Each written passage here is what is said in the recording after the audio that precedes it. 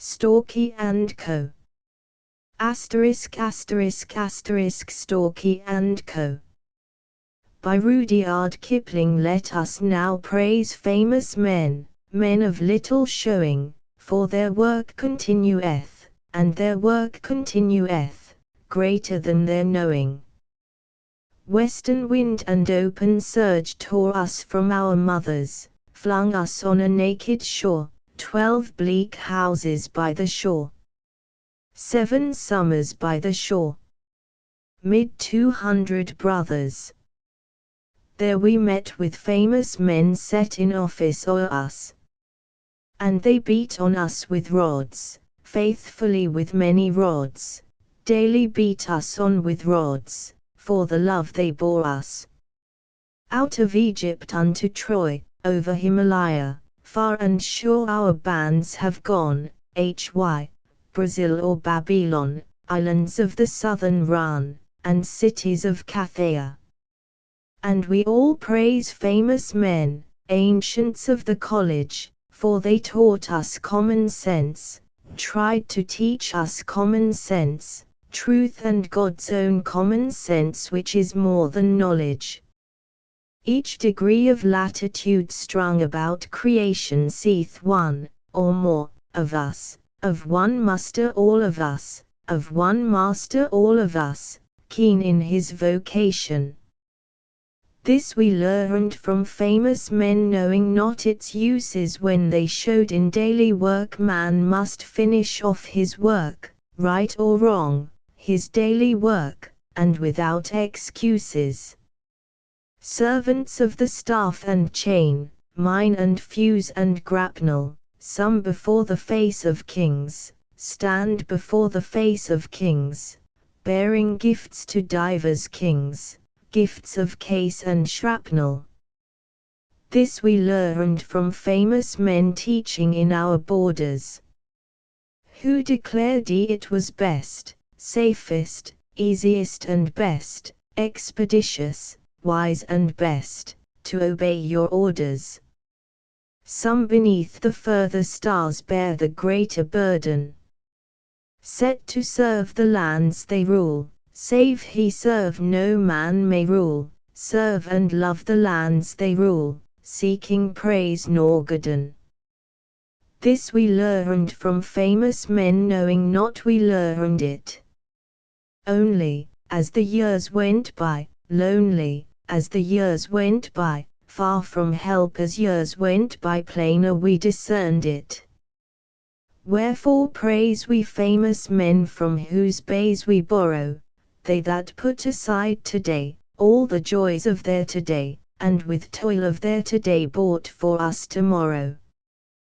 Bless and praise we famous men, men of little showing, for their work continueth, and their work continueth broad and deep, continueth great beyond their knowing. Copyright 1899. By Rudyard Kipling. Contents in ambush. Slaves of the Lamp, part I, an unsavory interlude. The Impressionists. The Moral Reformers. A Little Prep. The Flag of Their Country. The Last Term.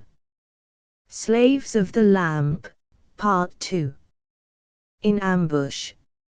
In summer all right-minded boys built huts in the furze hill behind the college, little lairs whittled out of the heart of the prickly bushes, full of stumps, odd root ends, and spikes, but, since they were strictly forbidden, palaces of delight.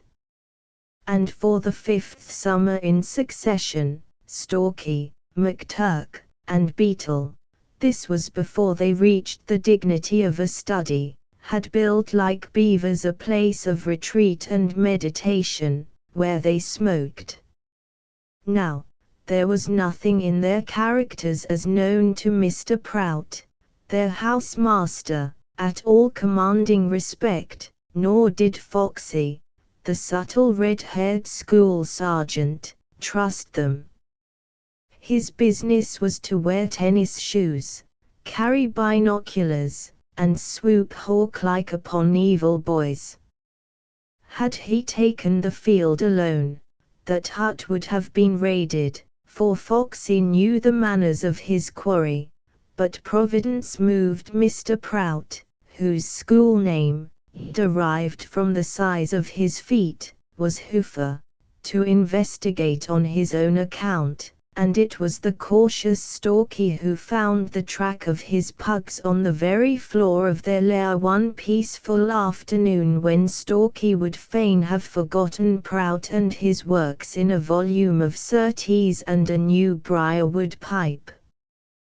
Crusoe, at sight of the footprint, did not act more swiftly than Stalky. He removed the pipes, swept up all loose match ends, and departed to warn Beetle and McTurk. But it was characteristic of the boy that he did not approach his allies till he had met and conferred with little Hartop, president of the Natural History Society, an institution which Stalky held in contempt.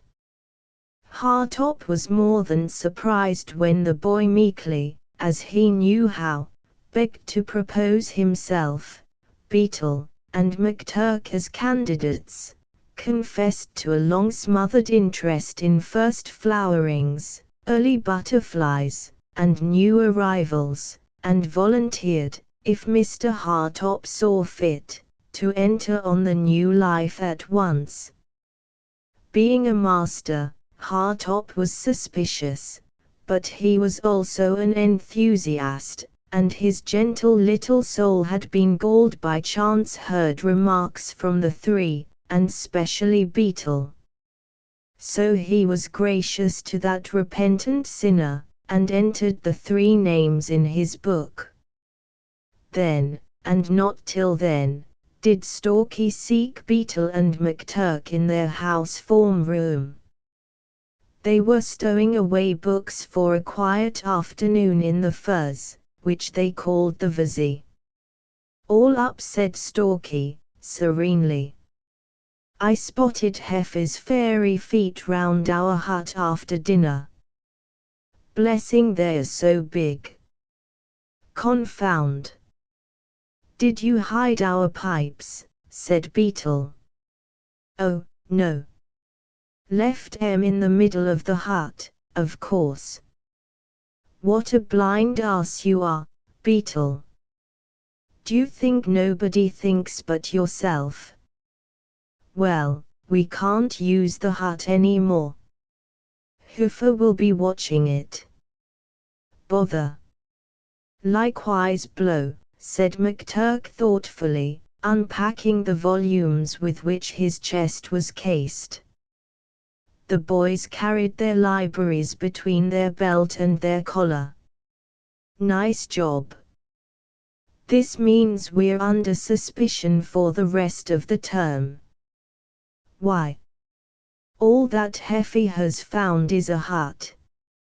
He and Foxy will watch it.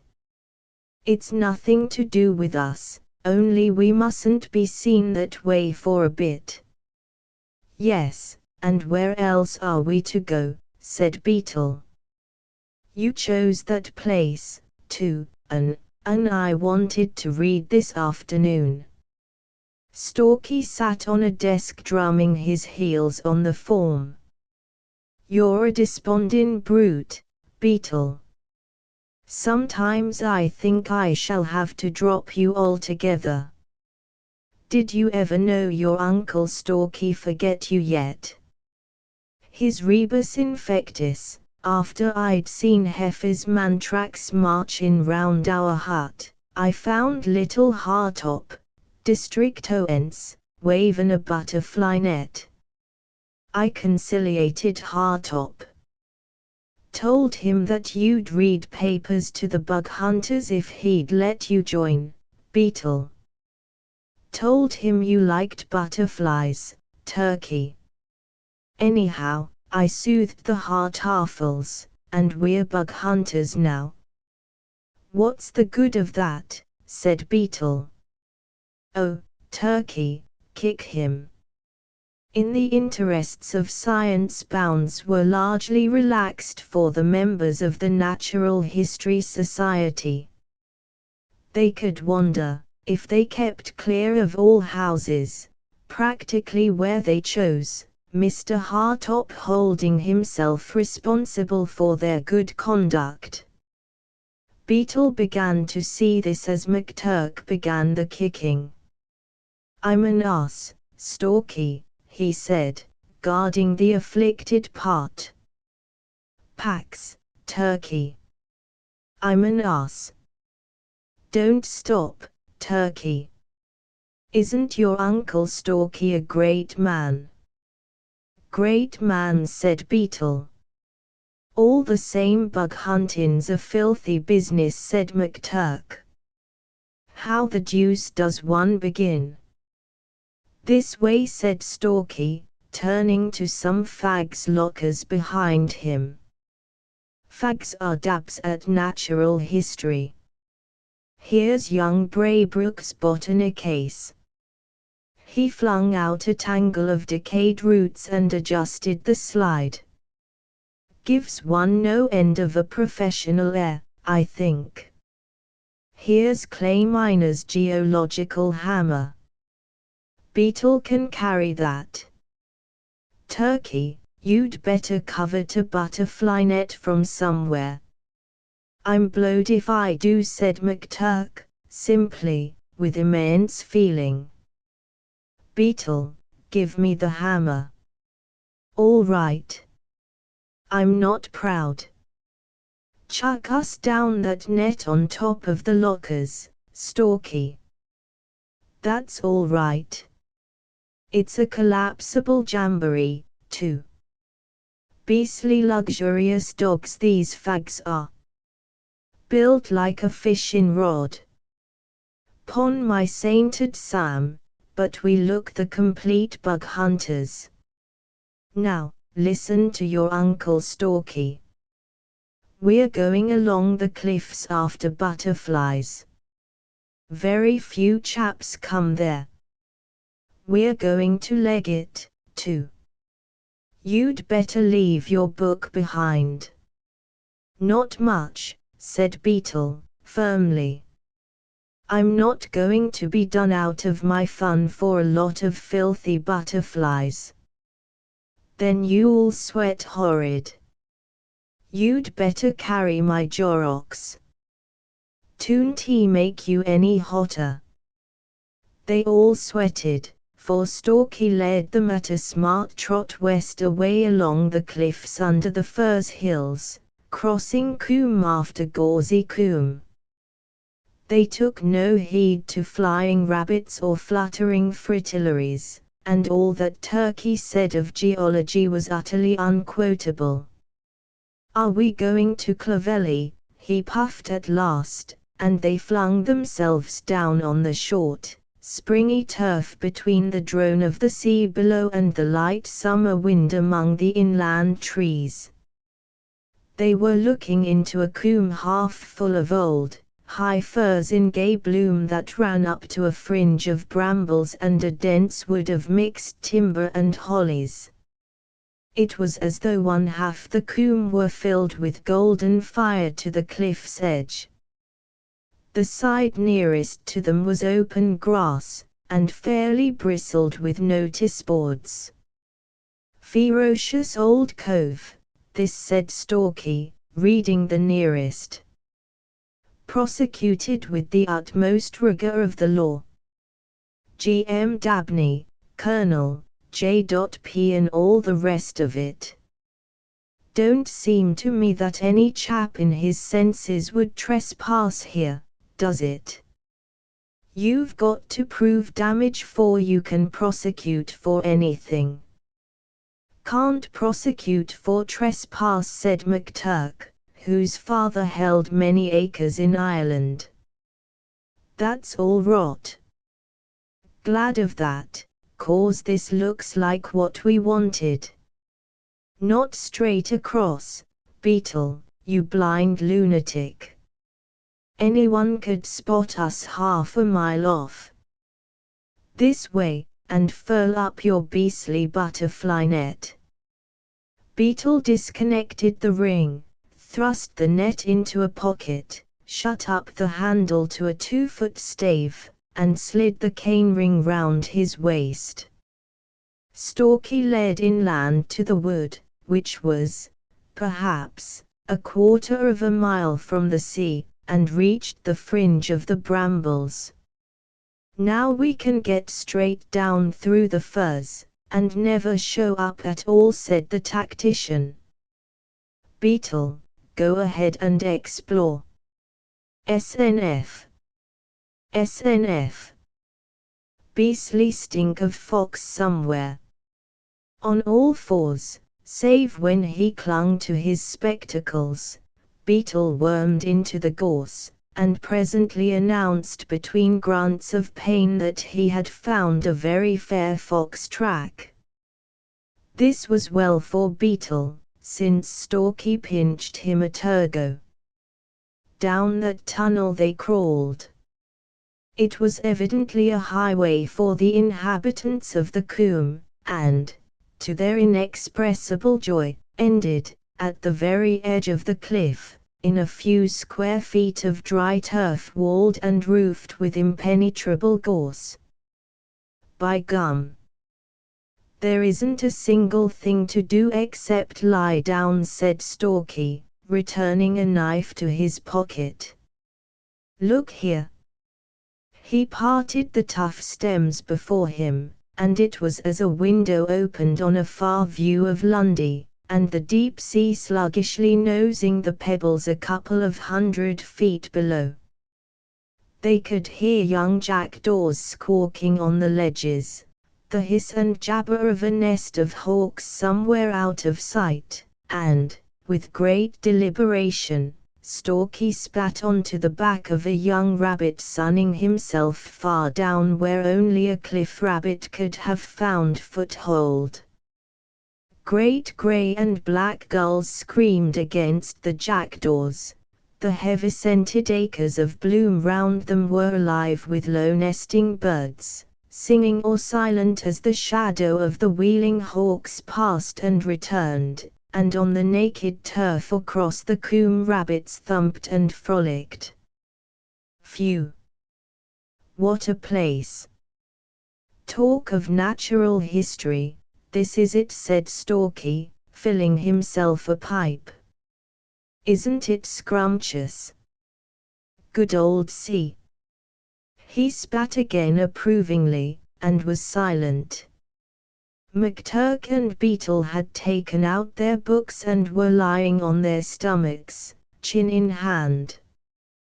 The sea snored and gurgled. The birds, scattered for the moment by these new animals, returned to their businesses, and the boys read on in the rich, warm, sleepy silence. "Hullo, here's a keeper," said Stalky, shutting handily cross cautiously, and peering through the jungle. A man with a gun appeared on the skyline to the east. "Confound him, he's going to sit down." "He'd swear we were poachin', too," said Beetle. "What's the good of pheasants' eggs? They're always addled, too." "Might as well get up to the wood, I think," said Stalky.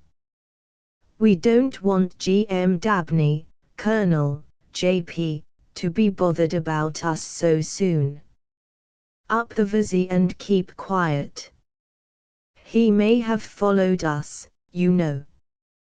Beetle was already far up the tunnel. They heard him gasp indescribably. There was the crash of a heavy body leaping through the furze. "Aye, yow little red rascal. I see yow." The keeper threw the gun to his shoulder, and fired both barrels in their direction. The pellets dusted the dry stems round them as a big fox plunged between Stalky's legs, and ran over the cliff edge. They said nothing till they reached the wood, torn, dishevelled, hot, but unseen. Narrow squeak, said Stalky. I'll swear some of the pellets went through my hair.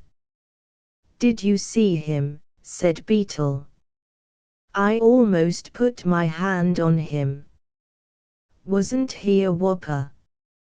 Didn't he stink?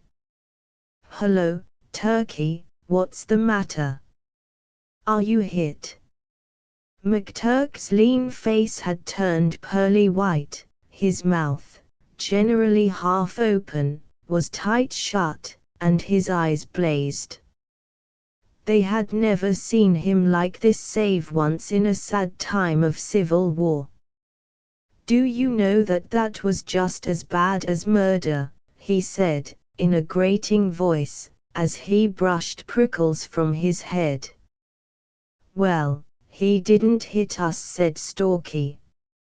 I think it was rather a lark. Here, where are you going? I'm going up to the house, if there is one, said McTurk, pushing through the hollies. I am going to tell this Colonel Dabney. Are you crazy? He'll swear it served us jolly well right. He'll report us. It'll be a public lick-in. Oh, Turkey, don't be an ass. Think of us.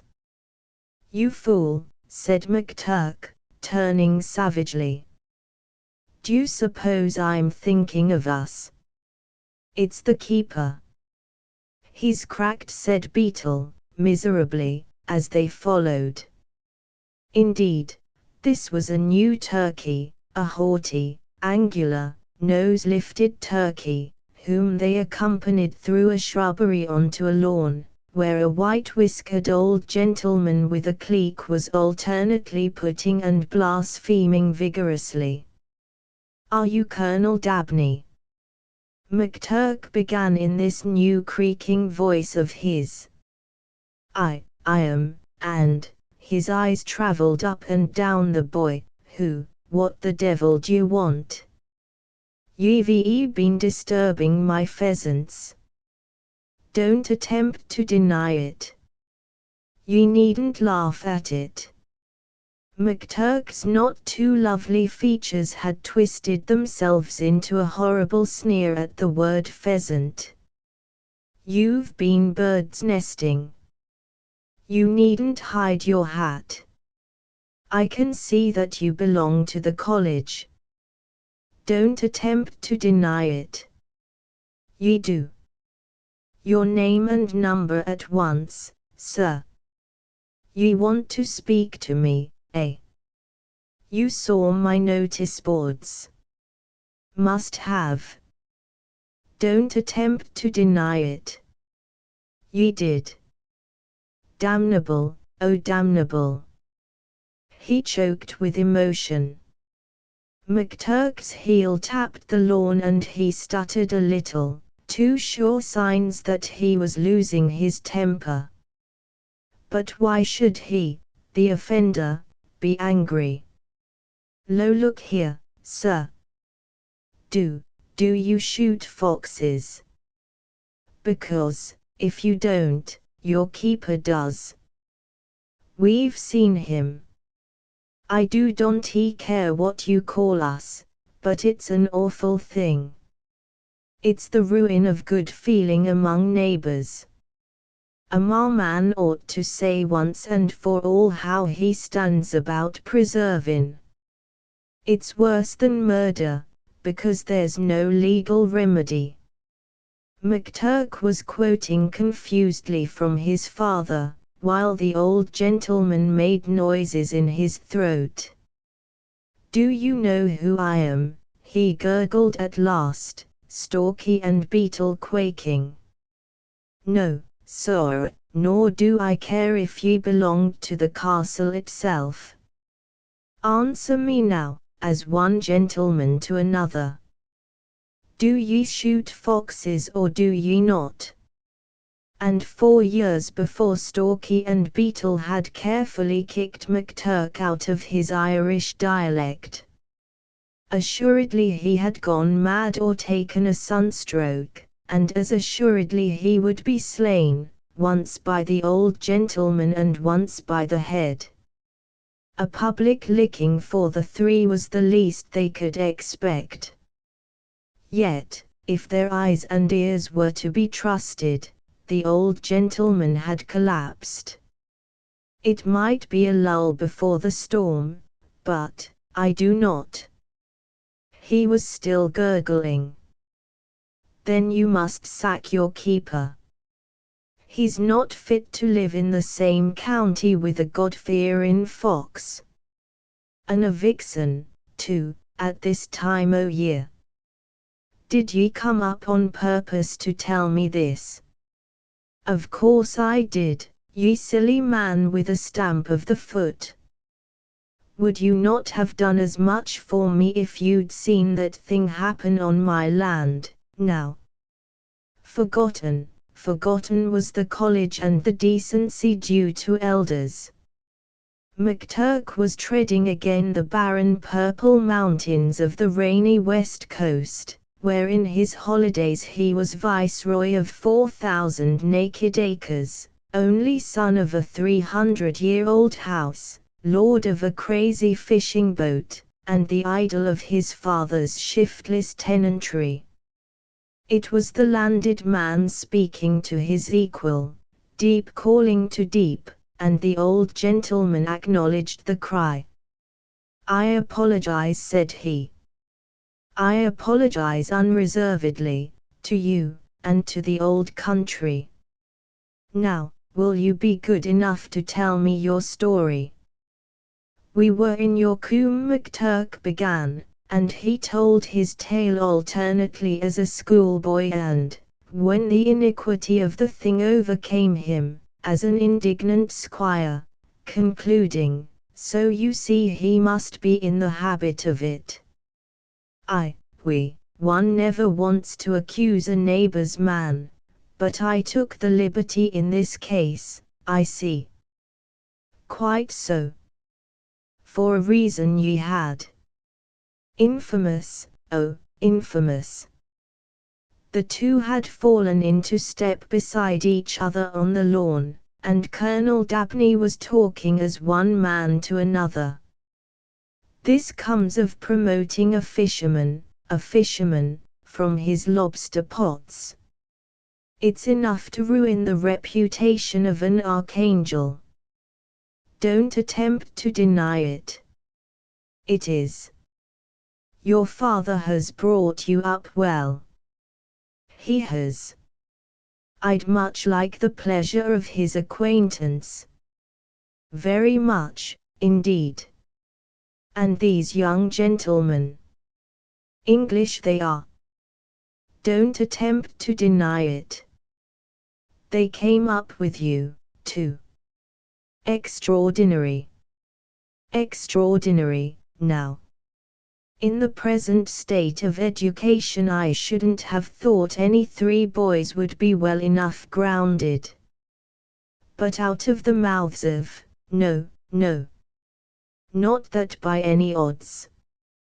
Don't attempt to deny it. Ye not. Sherry always catches me under the liver, but, beer, now. Eh? What d'you say to beer, and something to eat? It's long since I was a boy, abominable nuisances, but exceptions prove the rule. And a vixen, too. They were fed on the terrace by a grey-haired housekeeper. Stalky and Beetle merely ate, but McTurk with bright eyes continued a free and lofty discourse, and ever the old gentleman treated him as a brother. My dear man, of course ye can come again. Did I not say exceptions prove the rule? The lower coombe.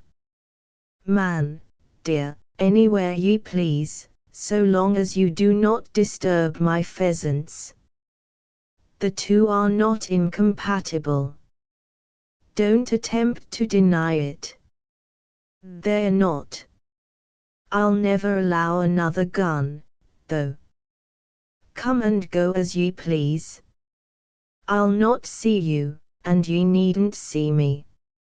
Ye've been well brought up. Another glass of beer, now. I tell you, a fisherman he was, and a fisherman he shall be tonight again. He shall. Wish I could drown him. I'll convoy you to the lodge. My people are not precisely, broke to boy, but they'll know you again. He dismissed them with many compliments by the high lodge gate in the split oak park palings, and they stood still, even Stalky, who had played second, not to say a dumb, fiddle, regarding McTurk as one from another world.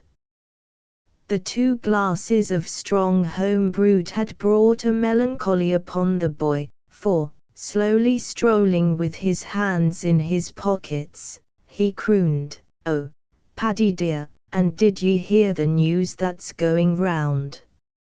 Under other circumstances Stalky and Beetle would have fallen upon him, for that song was barred utterly, anathema, the sin of witchcraft.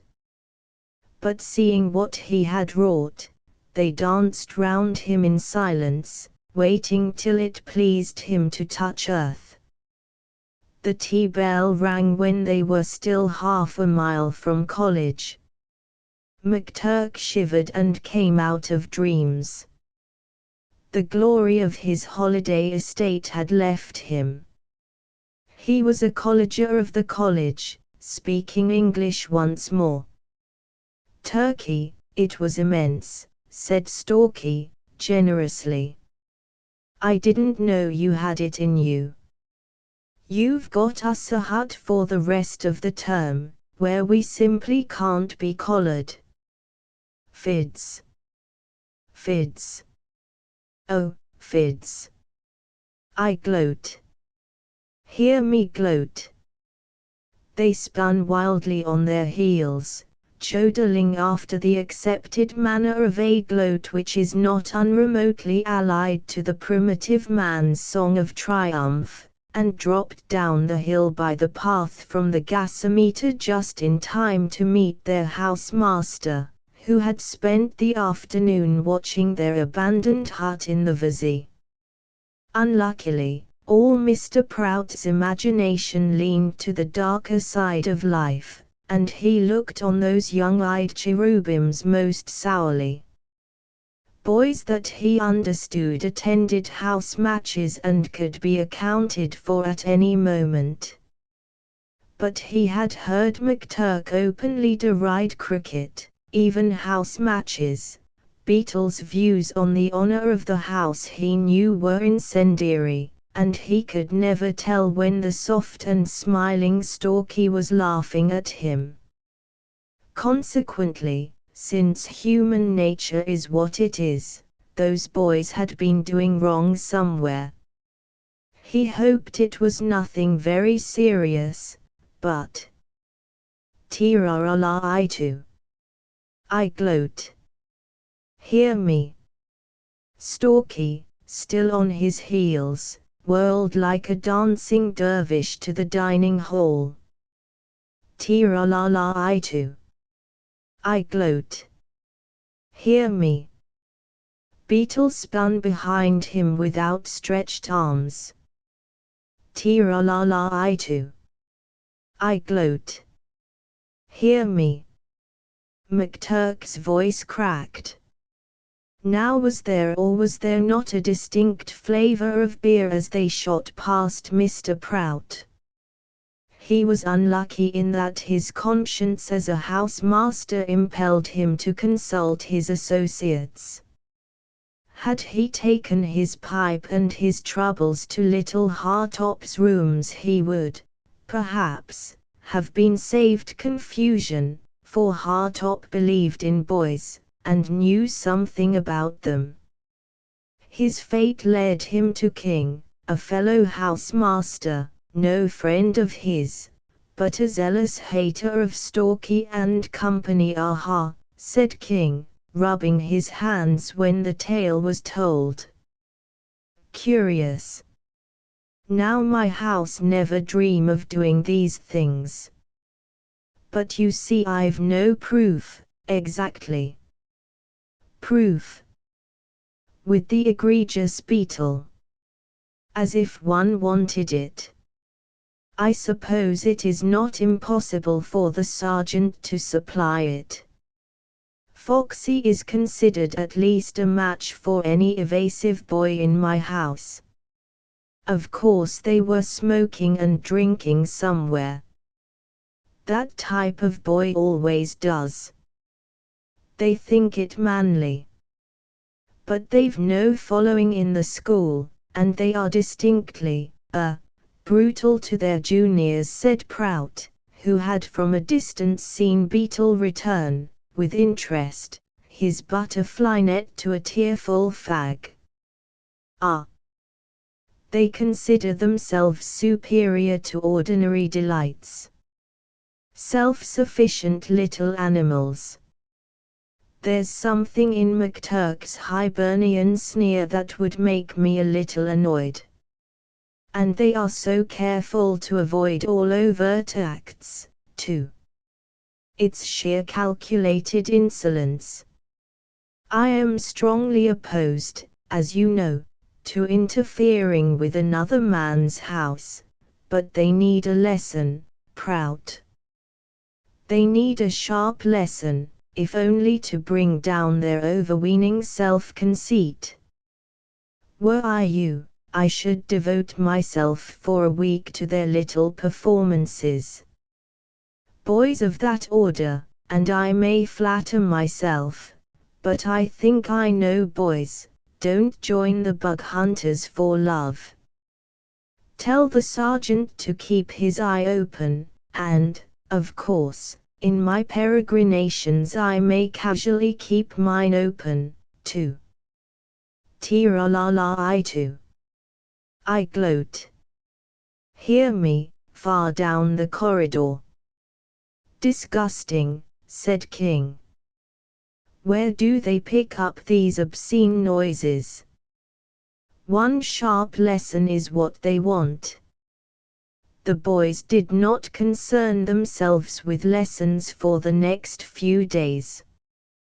They had all Colonel Dabney's estate to play with, and they explored it with the stealth of Red Indians and the accuracy of burglars. They could enter either by the lodge gates on the upper road. They were careful to ingratiate themselves with the lodgekeeper and his wife, drop down into the coombe, and return along the cliffs, or they could begin at the coombe and climb up into the road. They were careful not to cross the Colonel's path. He had served his turn, and they would not outwear their welcome, nor did they show up on the skyline when they could move in cover. The shelter of the gorse by the cliff edge was their chosen retreat. Beetle christened it the pleasant Isle of Aves, for the peace and the shelter of it, and here, the pipes and tobacco once cached in a convenient ledge an arm's length down the cliff, their position was legally unassailable. For, observe, Colonel Dabney had not invited them to enter his house. Therefore, they did not need to ask specific leave to go visiting, and school rules were strict on that point. He had merely thrown open his grounds to them, and, since they were lawful bug hunters, their extended bounds ran up to his notice boards in the coombe and his lodge gates on the hill. They were amazed at their own virtue. And even if it wasn't, said Stalky, flat on his back, staring into the blue. Even suppose we were miles out of bounds, no one could get at us through this vizzy, unless he knew the tunnel. Isn't this better than lying up just behind the coal dot, in a blue funk every time we had a smoke? Isn't your Uncle Stalky? No, said Beetle, He was stretched at the edge of the cliff spitting thoughtfully. "We've got to thank Turkey for this. Turkey is the great man. Turkey, dear, you're distressing Heffels." "Gloomy old ass," said McTurk, deep in a book. "They've got us under suspicion," said Stalky. "Who Fox is so suspicious somehow, and Foxy always makes every stalk he does a sort of scalp," said Beetle. "Foxy's a giddy chinganguk." "Poor Foxy," said Stalky. "He's going to catch us one of these days. Said to me in the gym last night, 'I've got my eye on you, Mr. Corcoran. I'm only warning you for your good.' Then I said, 'Well, you jolly well take it off again, or you'll get into trouble. I'm only warning you for your good.'" Foxy was wroth. "Yes, but it's only fair sport for Foxy," said Beetle. "It's Heffelilinger that has the evil mind. Shouldn't wonder if he thought we got tight. I never got squiffy but once, that was in the holidays," said Stalky, reflectively, "and it made me horrid sick. 'Pon my sacred Sam, though, it's enough to drive a man to drink, having an animal like Hoof for housemaster. If we attended the matches and yelled, 'Well hit, sir,' and stood on one leg and grinned every time Heffy said, 'So ho, my sons. Is it thus?' and said, 'Yes, sir,' and 'No, sir,' and 'No, sir,' and 'Please, sir,' like a lot o' filthy fags, Heffy, you'd think no end of us," said McTurk with a sneer. "Too late to begin that. It's all right. The Heffelilinger means well. But he is an ass. And we show him that we think he's an ass. And so Heffy don't love us. Told me last night after prayers that he was in loco parentis," Beetle grunted. "The deuce he did," cried Stalky. "That means he's mature in something unusual, damn mean. Last time he told me that he gave me 300 lines for dance in the kashuka in number 10 dormitory. Loco parentis, by gum. But what's the odds as long as you're happy? We're all right." They were, and their very rightness puzzled Prout, King, and the sergeant. Boys with bad consciences show it. They slink out past the fives caught in haste, and smile nervously when questioned. They return, disordered, in bare time to save a call over. They nod and wink and giggle one to the other, scattering at the approach of a master. But Stalky and his allies had long outlived these manifestations of youth.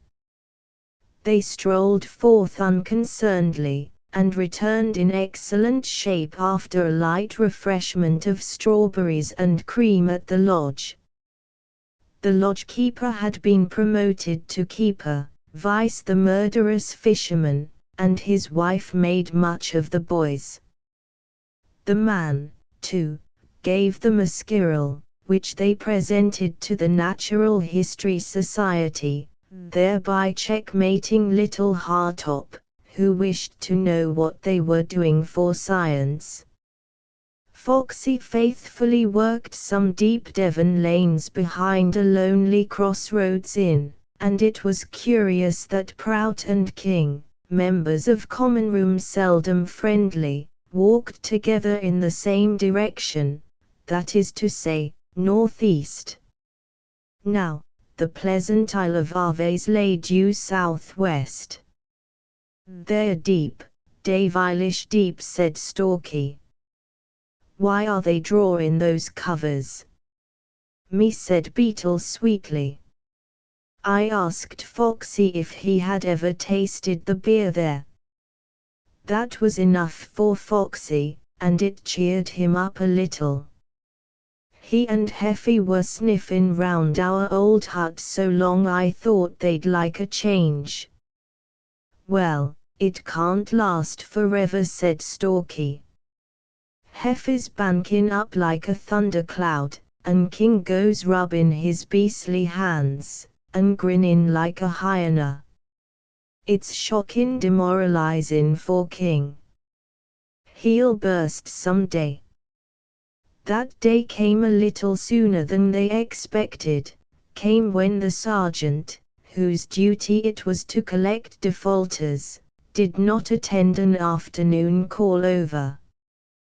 Tired of pubs, eh? He's gone up to the top of the bill with his binoculars to spot us, said Stalky. Wonder he didn't think of that before. Did you see old Heffy cock his eye at us when we answered our names? Heffy's in it, too. Tira-la-la, I too. I gloat. Hear me. Come on. Aves, said Beetle. Of course, but I'm not smoking aujourd'hui. Parce que j'ai jolly well pens that we'll be suivi.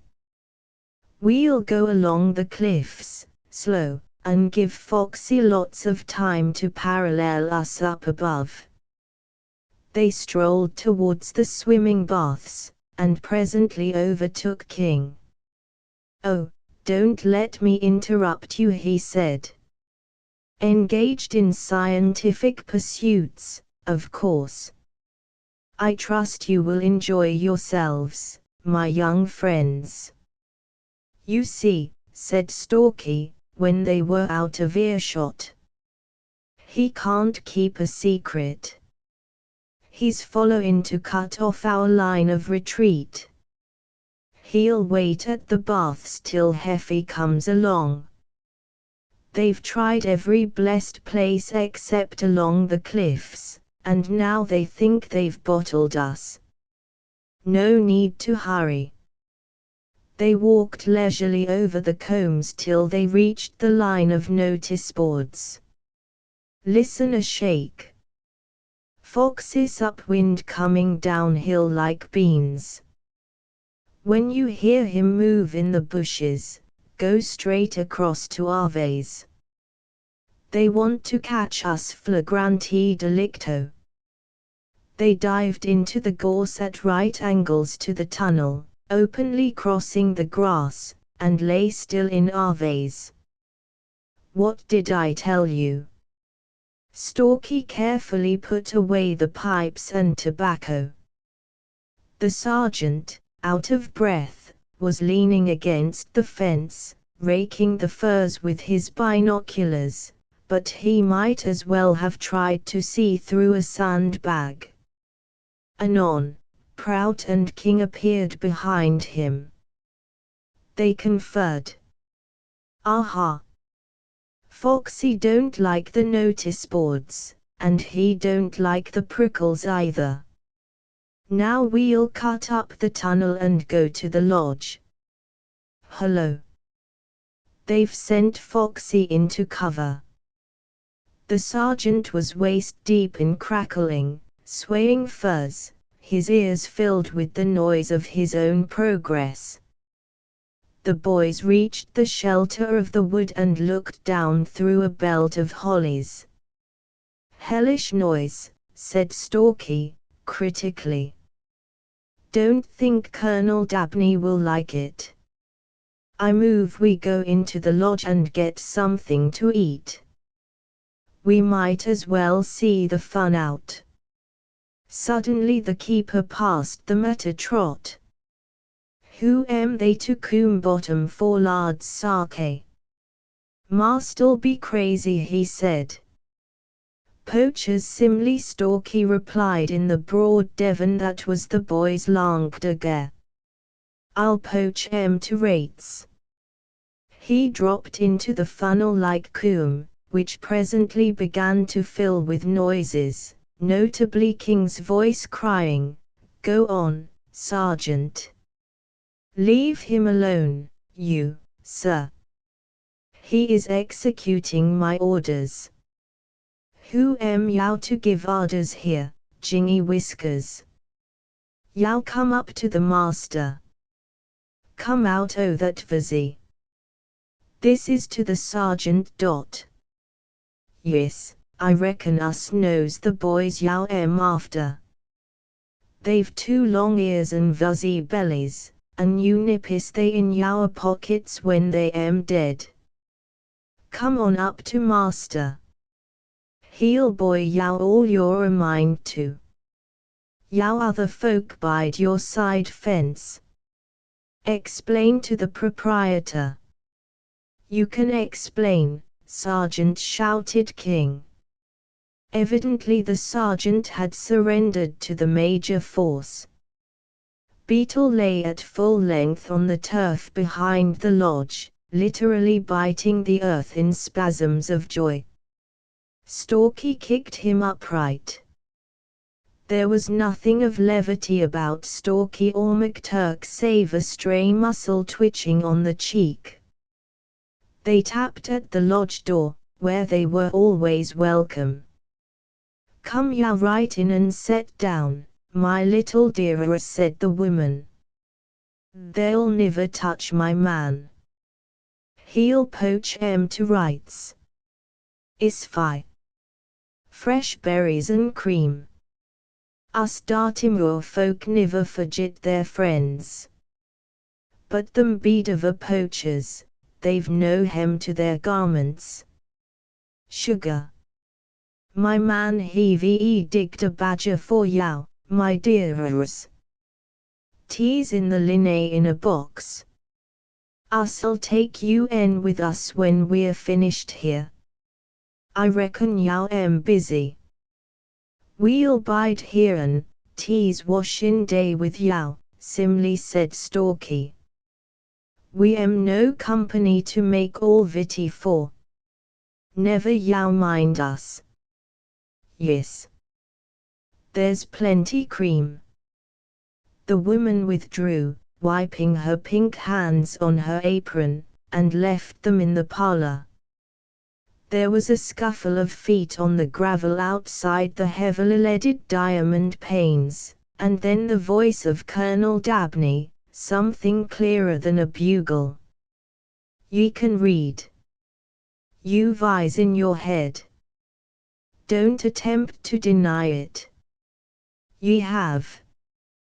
Beetle snatched a crochet-work antimacassar from the shiny horsehair sofa, stuffed it into his mouth, and rolled out of sight. "You saw my notice boards. Your duty. Curse your impudence, sir. Your duty was to keep off my grounds. Talk of duty to me. Why, ye misbegotten poacher, ye'll be teaching me my ABC next. Roaring like a bull in the bushes down there. Boys. Boys. Boys. Keep your boys at home, then. I'm not responsible for your boys. But I don't believe it, I don't believe a word of it. You've a furtive look in your eye, a furtive, sneaking, poaching look in your eye, that you'd ruin the reputation of an archangel. Don't attempt to deny it. Ye have. A sergeant. More shame to you, then, and the worst bargain Her Majesty ever made. A sergeant, to run about the country poaching, on your pension. Damnable. Oh, damnable. But I'll be considerate. I'll be merciful. By gad, I'll be the very essence o' humanity. Did ye, or did ye not, see my notice boards? Don't attempt to deny it. Ye did. Silence, Sergeant. 21 years in the army had left their mark on Foxy. He obeyed. Now. March. The high lodge gate shut with a clang. My duty. A sergeant to tell me my duty, puffed Colonel Dabney. Good Lord, more sergeants. It's King. It's King, gulped Stalky, his head on the horsehair pillow. McTurk was eating the rag carpet before the speckless hearth, and the sofa heaved to the emotions of Beetle. Through the thick glass the figures without showed blue, distorted, and menacing. I protest against this outrage. King had evidently been running uphill. The man was entirely within his duty. Let me give you my card. He's in flannels. Stalky buried his head again. Unfortunately, most unfortunately, I have not one with me, but my name is King, sir, a housemaster of the college, and you will find me prepared, fully prepared, to answer for this man's action. We've seen 3, did ye see my notice boards? I admit we did, but under the circumstances, I stand in loco parentis. Prout's deep voice was added to the discussion. They could hear him pant. F what? Colonel Dabney was growing more and more Irish. I'm responsible for the boys under my charge. Ye are ye? Then all I can say is that ye set them a very bad example, a damn bad example, if I may say so. I do not own your boys. I've not seen your boys, and I tell you that if there was a boy grinning in every bush on the place, still ye've no shadow of a right here, coming up from the coombe that way, and frightening everything in it. Don't attempt to deny it. Ye did. Ye should have come to the lodge and seen me like Christians, instead of chasin' your damn boys through the length and breadth of my covers. In loco parentis ye are. Well, I've not forgotten my Latin either, and I'll say to you, quis custodia tipsos custodes.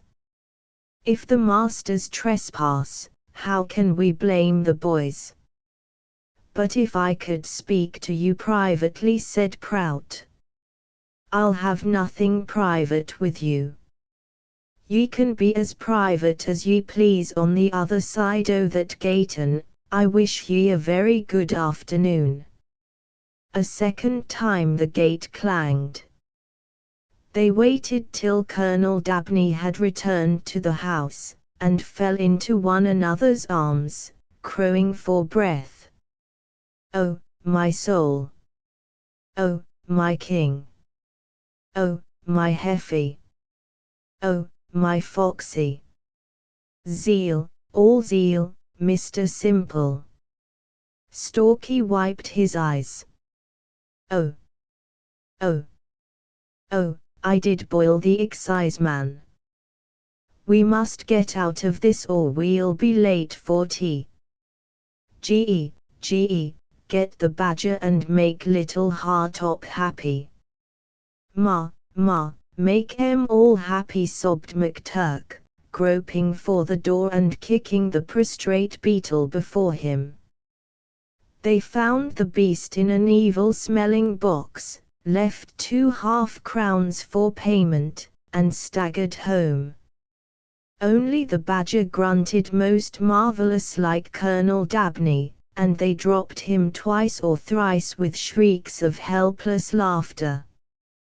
They were but imperfectly recovered when Foxy met them by the Fives Court with word that they were to go up to their dormitory and wait till sent for.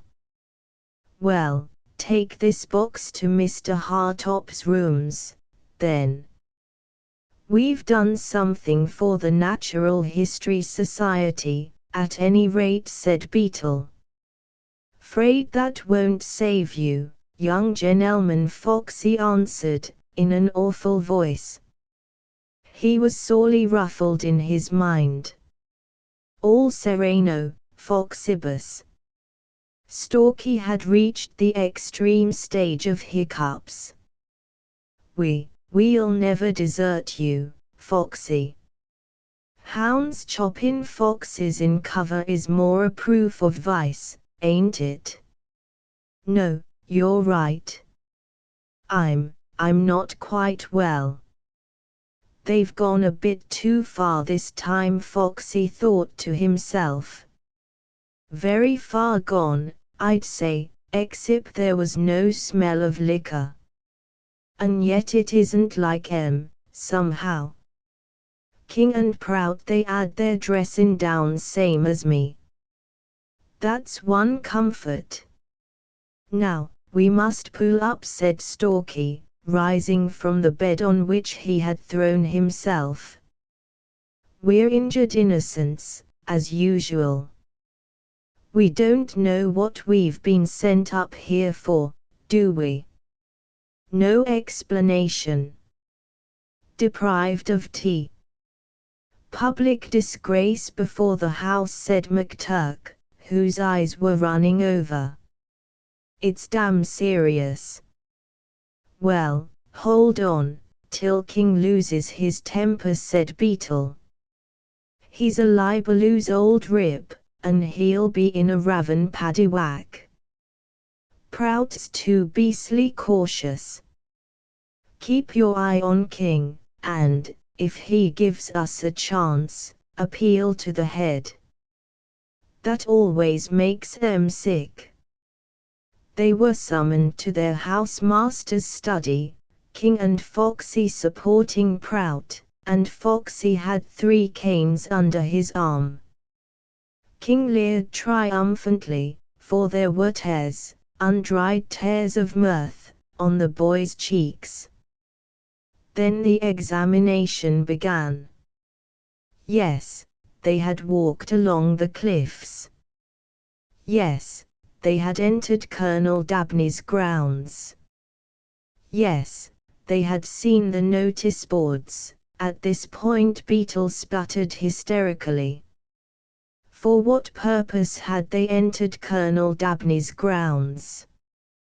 Well, sir, there was a badger. Here King, who loathed the Natural History Society because he did not like Hartop, could no longer be restrained. He begged them not to add mendacity to open insolence. But the badger was in Mr. Hartop's rooms, sir. The sergeant had kindly taken it up for them. That disposed of the badger, and the temporary check brought King's temper to boiling point. They could hear his foot on the floor while Prout prepared his lumbering inquiries. They had settled into their stride now. Their eyes ceased to sparkle, their faces were blank, their hands hung beside them without a twitch. They were learning, at the expense of a fellow countryman, the lesson of their race, which is to put away all emotion and entrap the alien at the proper time. So far good. King was importing himself more freely into the trial, being vengeful where Prout was grieved. They knew the penalties of trespassing. With a fine show of irresolution, Stalky admitted that he had gathered some information vaguely bearing on this head, but he thought, the sentence was dragged out to the uttermost. Stalky did not wish to play his trump with such an opponent. Mr. King desired no buts, nor was he interested in Stalky's evasions. They, on the other hand, might be interested in his poor views. Boys who crept, who sneaked, who lurked, out of bounds, even the generous bounds of the Natural History Society, which they had falsely joined as a cloak for their misdeeds, their vices, their villainies, their immoralities. "He'll break cover in a minute," said Stalky to himself. "Then we'll run into him before he gets away." Such boys, scabrous boys, moral lepers. The current of his words was carrying King off his feet. Evil speakers, liars, slow bellies, incipient drunkards. He was merely working up to a peroration, and the boys knew it, but McTurk cut through the frothing sentence, the others echoing, "I appeal to the head, sir. I appeal to the head, sir. I appeal to the head, sir." It was their unquestioned right. Drunkenness meant expulsion after a public flogging. They had been accused of it. The case was the head's, and the head's alone. "Thou hast appealed unto Caesar shalt thou go." They had heard that sentence once or twice before in their careers. "None the less," said King, uneasily, "you would be better advised to abide by our decision, my young friends." "Are we allowed to associate with the rest of the school till we see the head, sir?" said McTurk to his housemaster, disregarding King.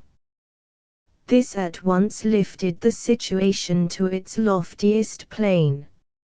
Moreover, it meant no work, for moral leprosy was strictly quarantined, and the head never executed judgment till 24 cold hours later.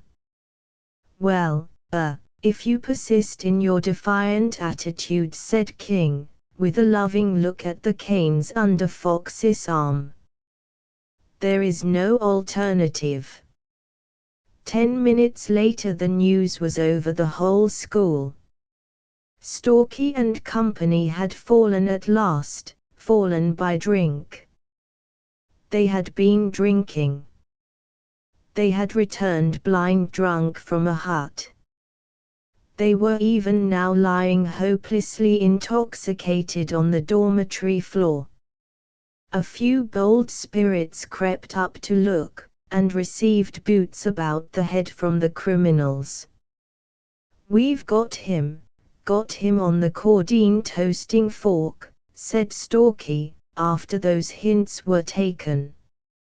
"King'll have to prove his charges up to the giddy hilt." "Too much tickly," him Bust Beetle quoted from a book of his reading. "Didn't I say he'd go pop if we lat you bide? No prep, either, oh ye incipient drunkards," said McTurk, "and it's trig night, too. Hullo!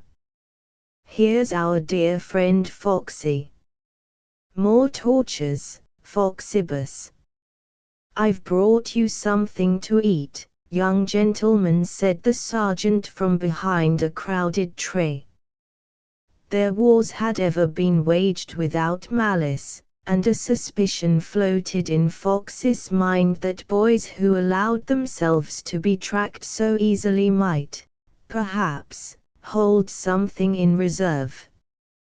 Foxy had served through the mutiny, when early and accurate information was worth much. I noticed you adn't add anything to eat, and I spoke to Gumbly, and he said you wasn't exactly cut off from supplies. So I brought up this. It's your pottydam tin, ain't it, Mr. Corcran?" "Why, Foxibus, you're a brick," said Stalky. "I didn't think you had this much, What's the word, Beetle? Bowles Beetle replied, promptly.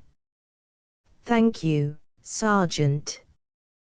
That's young Carter's potted ham, though. There was a C on it. I thought it was Mr. Corcoran's. This is a very serious business, young gentleman. That's what it is. I didn't know, perhaps, but there might be something on your side which you hadn't said to Mr. King or Mr. Prout, maybe. There is. Heaps, Foxibus. This from Stalky through a full mouth. Then you see, if that was the case, it seemed to me I might represent it, quiet so to say, to the Eid when he asks me about it. I've got to take him the charges tonight, and it looks bad on the face of it.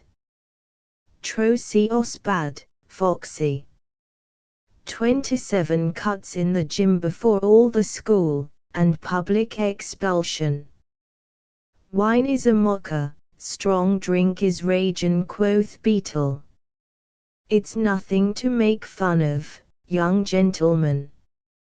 I are to go to the Eid with the charges. And you mayn't be aware, perhaps, that I was following you this afternoon, having my suspicions. Did ye see the notice boards, croaked McTurk, in the very brogue of Colonel Dabney? Ye've eyes in your head. Don't attempt to deny it. Ye did, said Beetle. A sergeant. To run about poaching on your pension. Damnable, oh damnable, said Stalky, without pity. Good Lord, said the sergeant, sitting heavily upon a bed. Where the devil was you?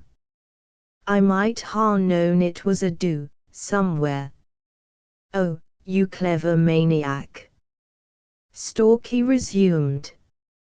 We mayn't be aware you were following us this afternoon, mayn't we?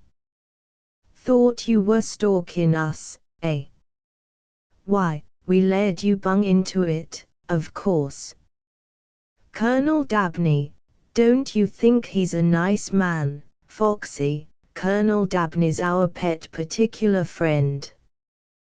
We've been going there for weeks and weeks, he invited us.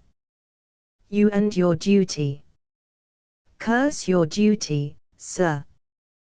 Your duty was to keep off his covers. You'll never be able to hold up your head again, Foxy. The fags hoot at you, said Beetle. Think of your giddy prestige. The sergeant was thinking hard. Look young gentleman, he said, earnestly. You aren't surely ever going to tell, are you? Wasn't Mr. Prout and Mr. King in it too? Foxibusculus, they was, singular horrid. Caught it worse than you. We heard every word of it. You got off easy, considerin'. If I'd been Dabney I swear I'd ha' quadded you. I think I'll suggest it to him tomorrow. And it's all going up to the Eid. Oh, good Lord. Every giddy word of it, my Chingaingook, said Beetle, dancing. Why shouldn't it? We've done nothing wrong. We ain't poachers. We didn't cut about blasting the characters of poor, innocent boys, saying they were drunk. That I didn't, said Foxy. I only said that you be arvade uncommon odd when you come back with that badger. Mr. King may have taken the wrong hint from that. Course he did, and he'll jolly well shove all the blame on you when he finds out he's wrong. We know, King, if you don't. I'm ashamed of you. You ain't fit to be a sergeant, said McTurk. Not with 3 thoroughgoing young devils like you, I ain't. I've been had. I've been ambuscaded. Horse, foot, and guns, I've been had, and there'll be no holding the junior forms after this. Moreover, the Eid will send me with a note to Colonel Dabney to ask if what you say about being invited was true. Then you'd better go in by the lodge gates this time, instead of chasin' your damn boys. Oh, that was the epistle to King, so it was. Well, Foxy. Stalky put his chin on his hands and regarded the victim with deep delight. Tira-la-la, I too. I gloat. Hear me, said McTurk. Foxy brought us tea when we were moral lepers. Foxy has a heart. Foxy has been in the army, too. I wish I'd had you in my company, young gentleman, said the sergeant from the depths of his heart. I'd given you something. Silence at Drumhead Court. Marshal McTurk went on. I'm advocate for the prisoner, and, besides, this is much too good to tell all the other brutes in the col. They'd never understand. They play cricket, and say, yes sir and oh, sir and no, sir. Never mind that. Go ahead, said Stalky. Well, Fox is a good little chap when he does not esteem himself so as to be clever. Take not out your ounds on a weary windy day, Stalky struck in. I don't care if you let him off. Nor me, said Beetle. Heffy is my only joy, Heffy and King. I had to do it, said the sergeant, plaintively. Right, oh. Led away by bad companions in the execution of his duty, or words to that effect. You're dismissed with a reprimand, Foxy. We won't tell about you. I swear we won't, McTurk concluded. Bad for the discipline of the school. Horrid bad. Well, said the sergeant, gathering up the tea things, knowing what I know o' the young dev, gentlemen of the college, I'm very glad to hear it. But what am I to tell the Eid? Anything you jolly well please, Foxy. We aren't the criminals. To say that the head was annoyed when the sergeant appeared after dinner with the day's crime sheet would be putting it mildly. Corcoran, McTurk, and company, I see. Bounds as usual. Hello. What the deuce is this? Suspicion of drinking. Whose charge? Mr. King's, sir. I caught him out of bounds, sir, at least that was how it looked.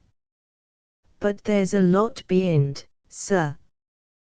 The sergeant was evidently troubled. Go on, said the head.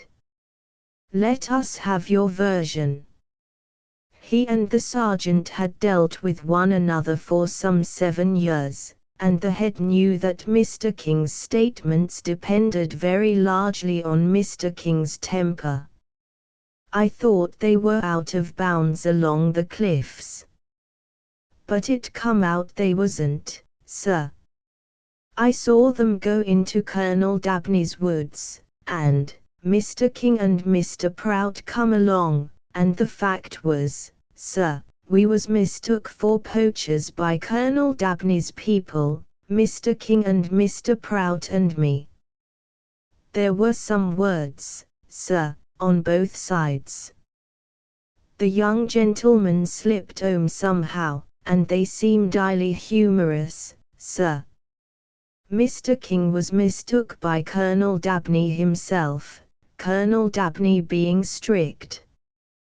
Then they preferred to come straight to you, sir, on account of what Mr. King may have said about their bits afterwards in Mr. Prout's study. I only said they was highly humorous, laughing and giggling, and a bit above themselves. They've since told me, sir, in a humorous way, that they was invited by Colonel Dabney to go into his woods. I see. They didn't tell their housemaster that, of course. They took up Mr. King on appeal just as soon as he spoke about their bits. Put in the appeal at once, sir, and asked to be sent to the dormitory waiting for you.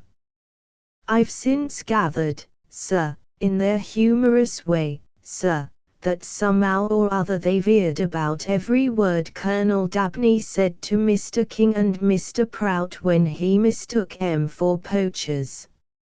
I might ha' known when they led me on so that they held the inner line of communications.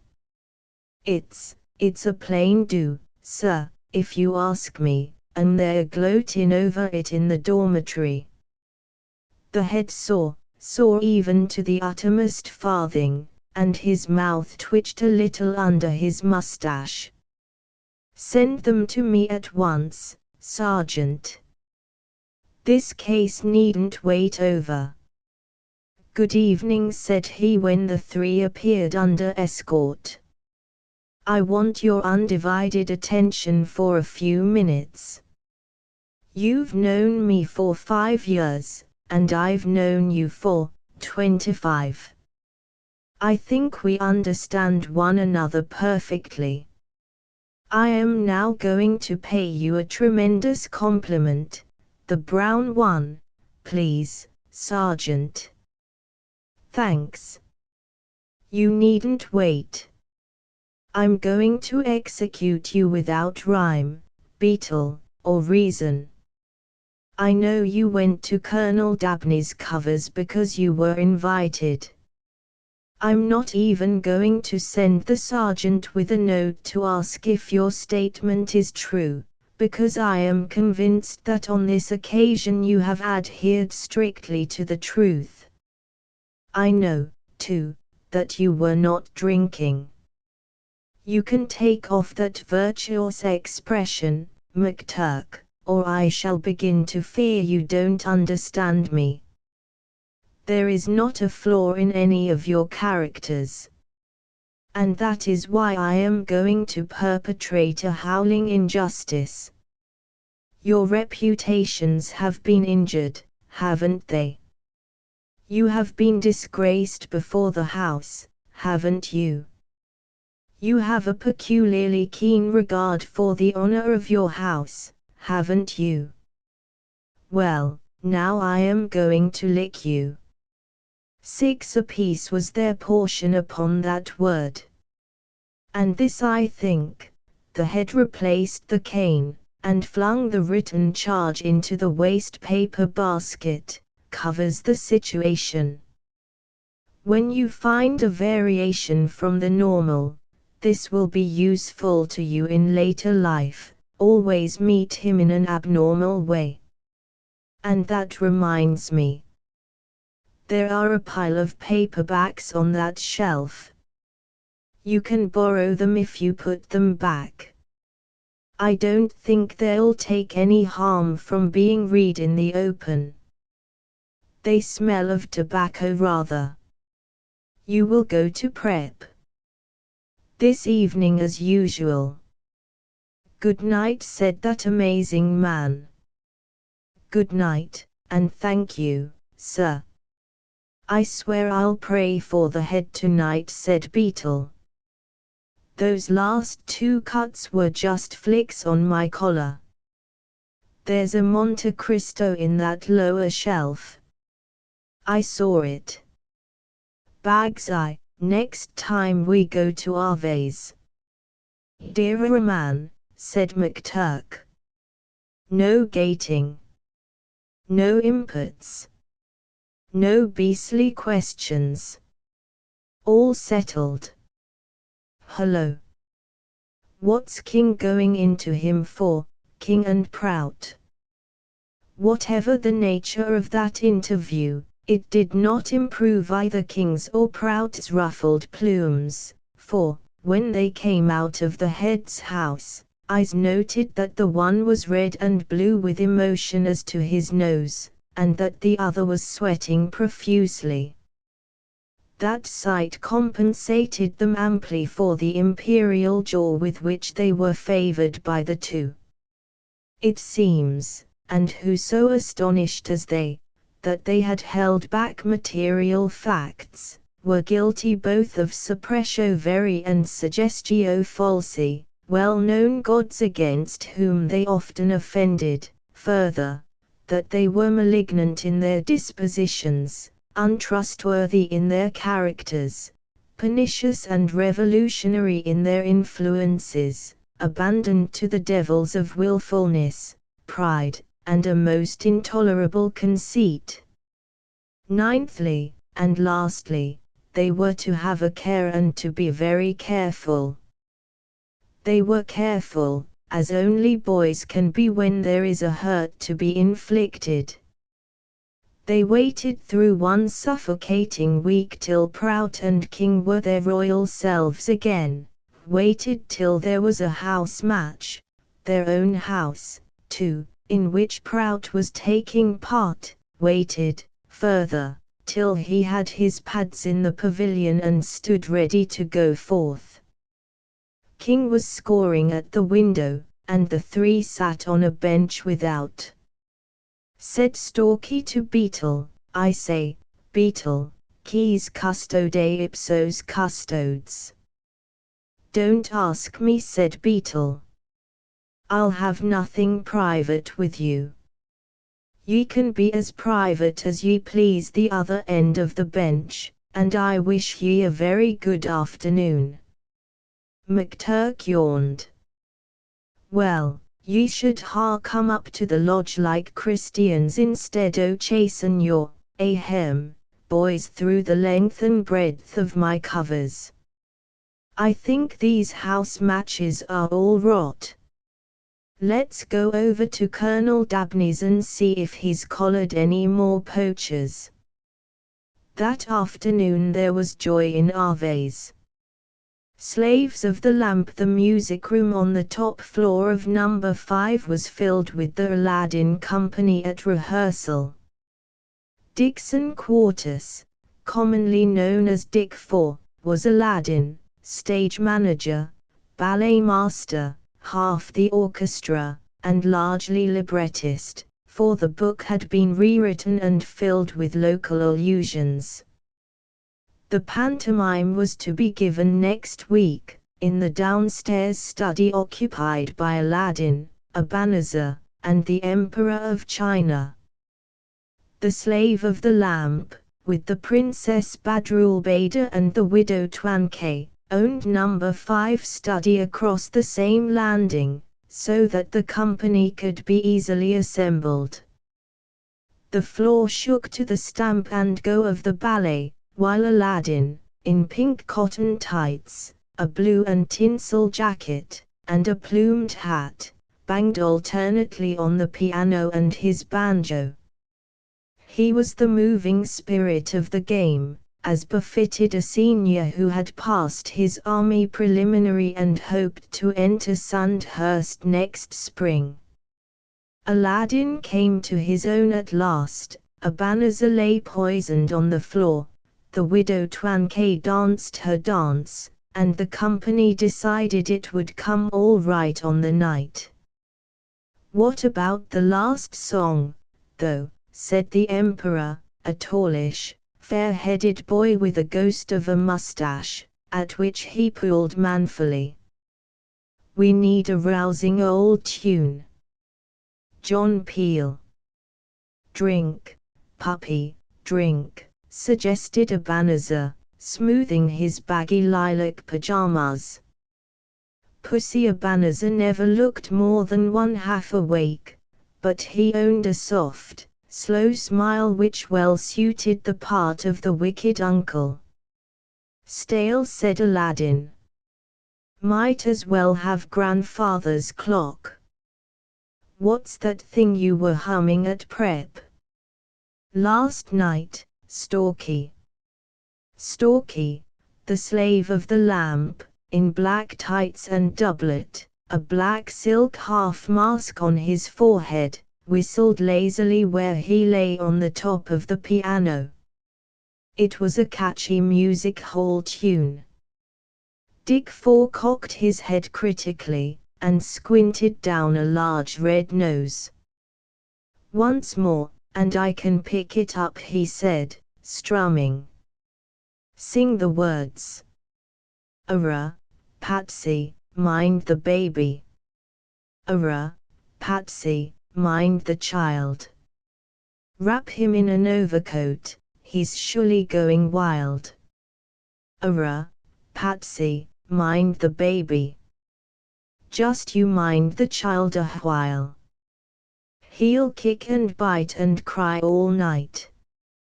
Arrah, Patsy, mind the child. Rupin. Oh, Rupin, said Dick. Only we shan't have any piano on the night. We must work it with the banjos, play and dance at the same time. You try, Tertius. The Emperor pushed aside his pea-green sleeves of state, and followed Dick on a heavy nickel-plated banjo. Yes, but I'm dead all this time. Bung in the middle of the stage, too, said Ebenezer. Oh, that's Beetle's biznai, said Dick. Vamp it up, Beetle. Don't keep us waiting all night. You've got to get Pussy out of the light somehow, and bring us all in dancing at the end. All right. You two play it again, said Beetle, who, in a grey skirt and a wig of chestnut sausage curls, set slantwise above a pair of spectacles mended with an old bootlace, represented the widow Twankay. He waved one leg in time to the hammered refrain, and the banjos grew louder. Aladdin now has won his wife, he sang, and Dick repeated it. Your emperor is appeased. Tertius flung out his chest as he delivered his line. Now jump up, Pussy. Say, I think I'd better come to life. Then we all take hands and come forward. We hope you've all been pleased. Twigs voos. Now's Twiggins. Good enough. What's the chorus for the final ballet? It's 4 kicks and a turn, said Dick. Oh. John Short will ring the curtain down. And ring the prompter's bell. We hope you know before you go that we all wish you well. Rupin. Rupin. Now for the widow's scene with the princess. Hurry up, Turkey. McTurk, in a violet silk skirt and a coquettish blue turban, slouched forward as one thoroughly ashamed of himself. The slave of the lamp climbed down from the piano, and dispassionately kicked him. Play up, Turkey, he said, this is serious. But there fell on the door the knock of authority. It happened to be King, in gown and mortarboard, enjoying a Saturday evening prowl before dinner. Locked doors. Locked doors, he snapped with a scowl. What's the meaning of this, and what, may I ask, is the intention of this, this epicene attire? Pantomime, sir. The head gave us leave, said Ebenezer, as the only member of the sixth concerned.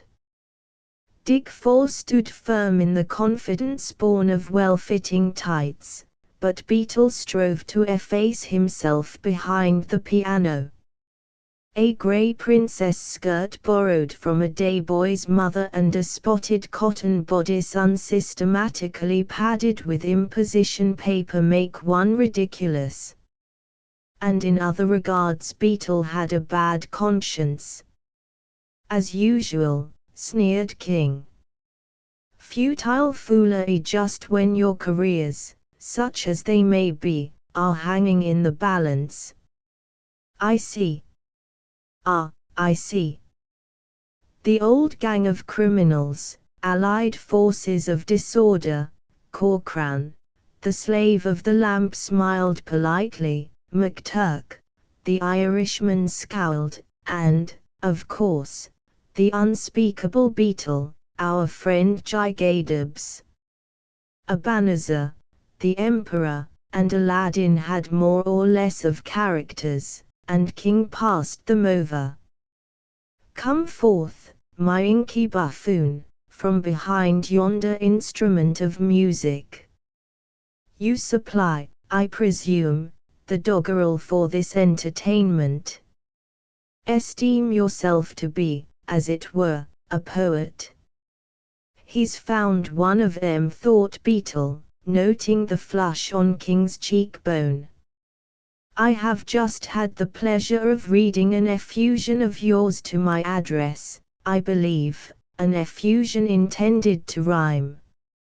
So you despise me, Master Gigadubs, do you? I am quite aware, you need not explain, that it was ostensibly not intended for my edification. I read it with laughter, yes, with laughter. These paper pellets of inky boys, still a boy we are, Master Gigadubs, do not disturb my equanimity. Wonder which it was, thought Beetle. He had launched many lampoons on an appreciative public ever since he discovered that it was possible to convey reproof in rhyme. In sign of his unruffled calm, King proceeded to tear Beetle, whom he called Gigadubs, slowly asunder. From his untied shoestrings to his mended spectacles, the life of a poet at a big school is hard. He held him up to the derision of his associates, with the usual result. His wild flowers of speech, King had an unpleasant tongue, restored him to good humor at the last. He drew a lurid picture of Beetle's latter end as a scurrilous pamphleteer dying in an attic, scattered a few compliments over McTurk and Corcoran, and, reminding Beetle that he must come up for judgment when called upon, went to common room, where he triumphed anew over his victims. And the worst of it, he explained in a loud voice over his soup, is that I waste such gems of sarcasm on their thick heads. It's miles above them, I'm certain. Well, said the school chaplain slowly, I don't know what Corcoran's appreciation of your style may be, but young McTurk reads Ruskin for his amusement. Nonsense. He does it to show off. I mistrust the dark Celt. He does nothing of the kind. I went into their study the other night, unofficially, and McTurk was gluing up the back of 4 odd numbers of Force Clavigera. I don't know anything about their private lives, said a mathematical master hotly, but I've learned by bitter experience that number 5 study are best left alone. They are utterly soulless young devils. He blushed as the others laughed. but in the music room there were wrath and bad language. Only Stalky, slave of the lamp, lay on the piano unmoved. That little swine Mondaeus Minor must have shown him your stuff. He's always sucking up to King. Go and kill him, he drawled. Which one was it, Beetle? Dunno, said Beetle, struggling out of the skirt. There was one about his hunting for popularity with the small boys, and the other one was one about him in hell, telling the devil he was a Belial man. I swear both of 'em rhymed all right. By gum. Perhaps Mondaeus Minor showed him both. I'll correct his caesuras for him. He disappeared down 2 flights of stairs, flushed a small pink and white boy in a form room next door to King's study, which, again, was immediately below his own, and chased him up the corridor into a form room sacred to the revels of the lower third.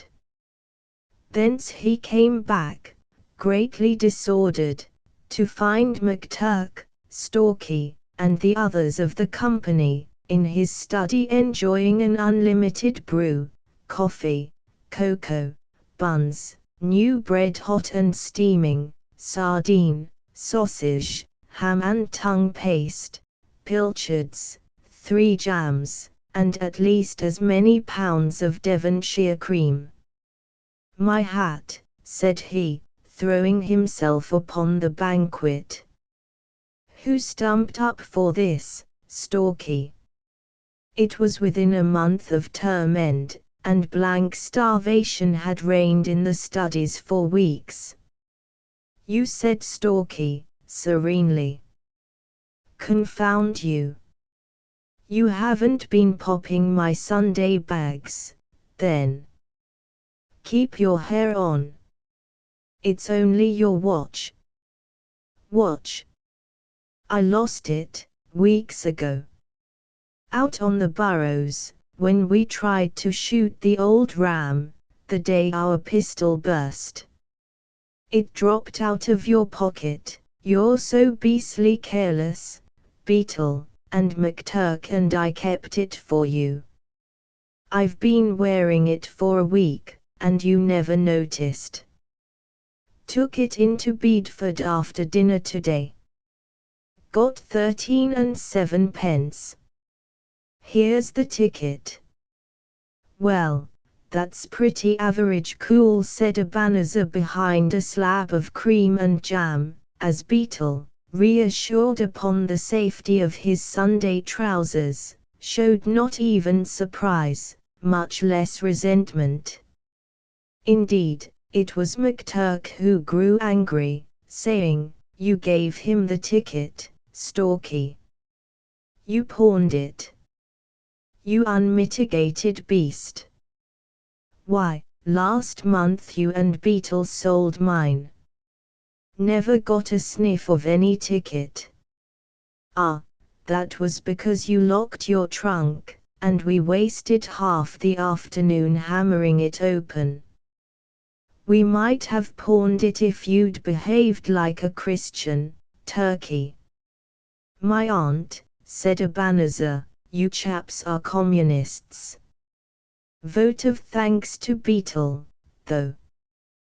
That's beastly unfair, said Stalky, when I took all the trouble to pawn it. Beetle never knew he had a watch.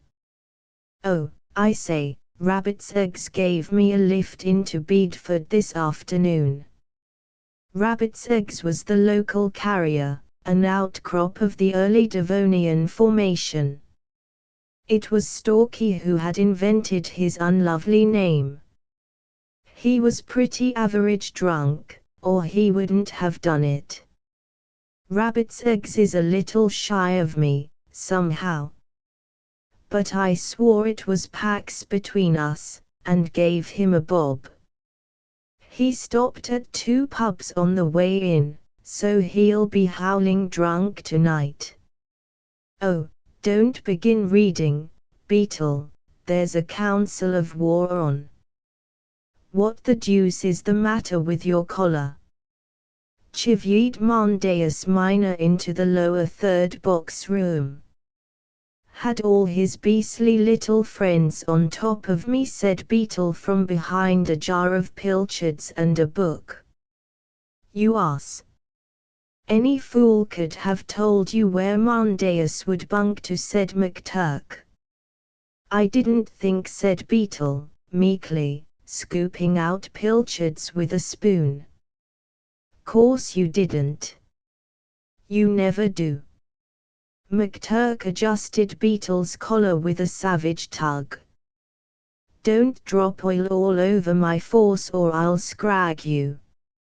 Shut up, you Irish biddy. 'Tisn't he your beastly force. It's one of mine.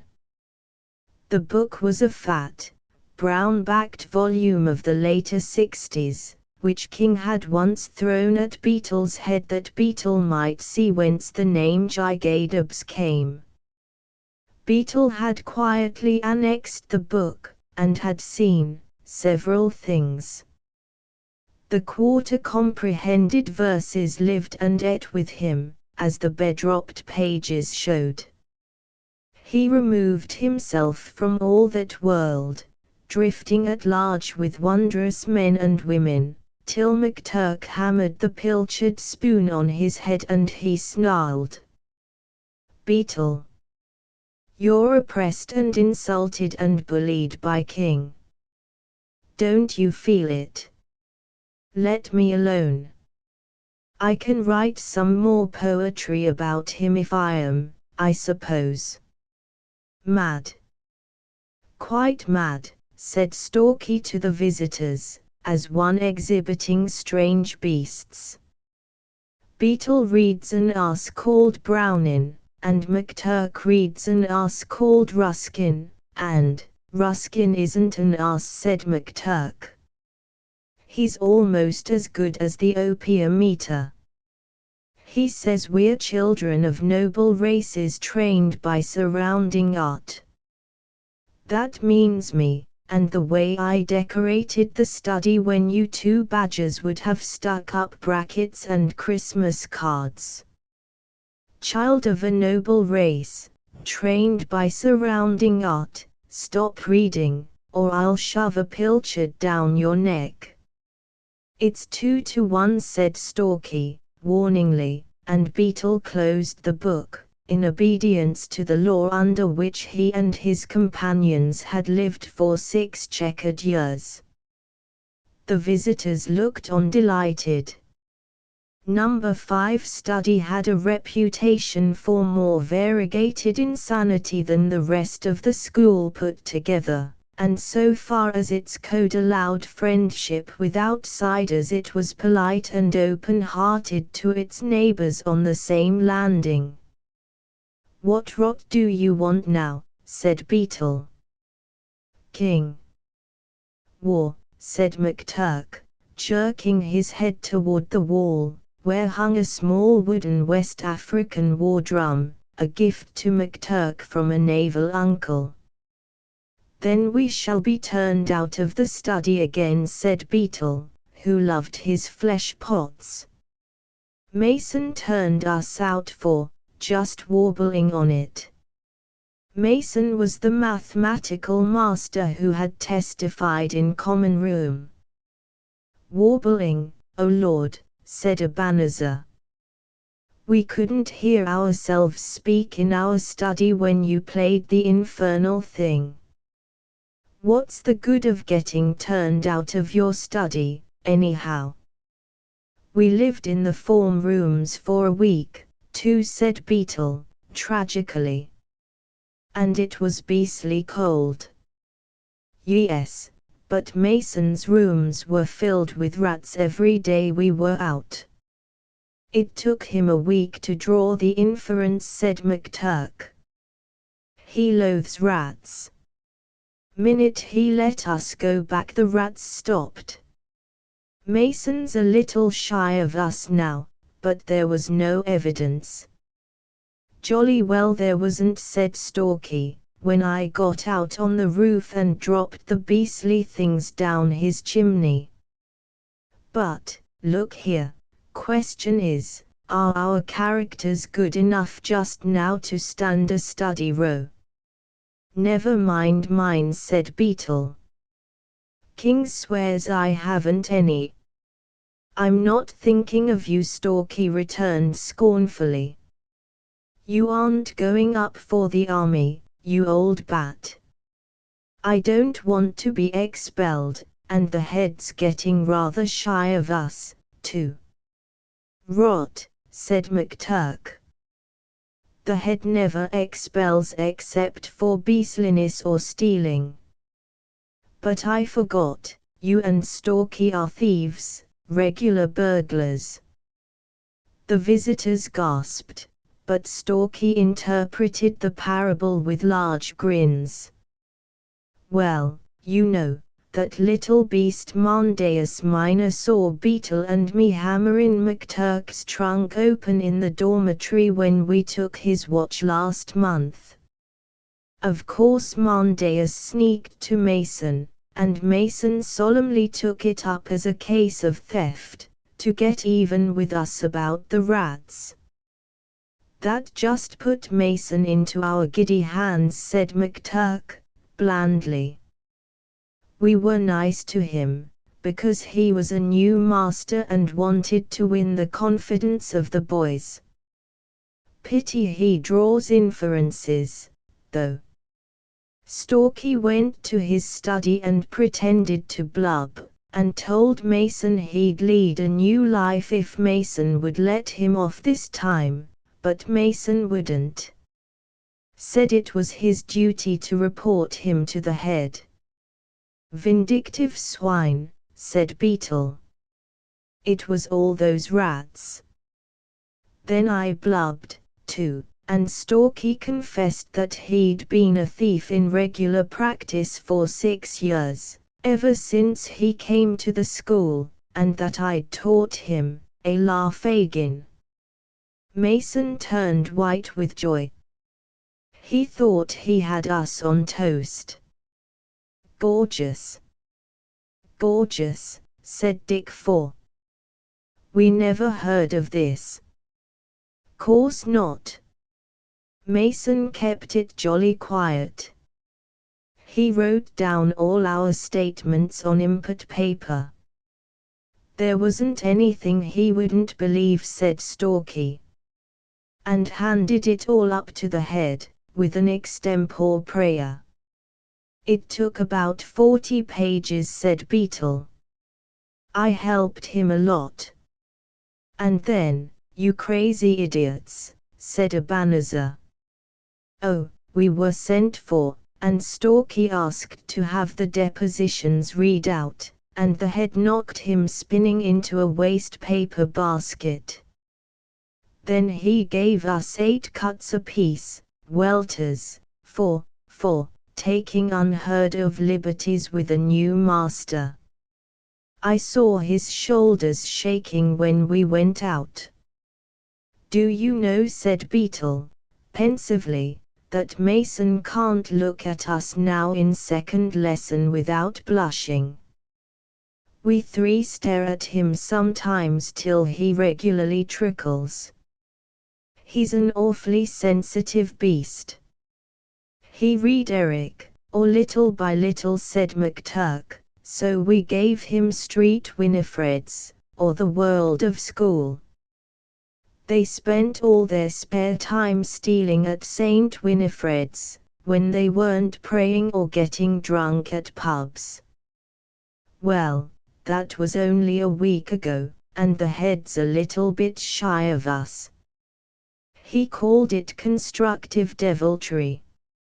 Stalky invented it all. Not the least good having a row with a master unless you can make an ass of him, said Stalky, extended at ease on the hearth rug. If Mason didn't know number 5, well, he's learnt, that's all.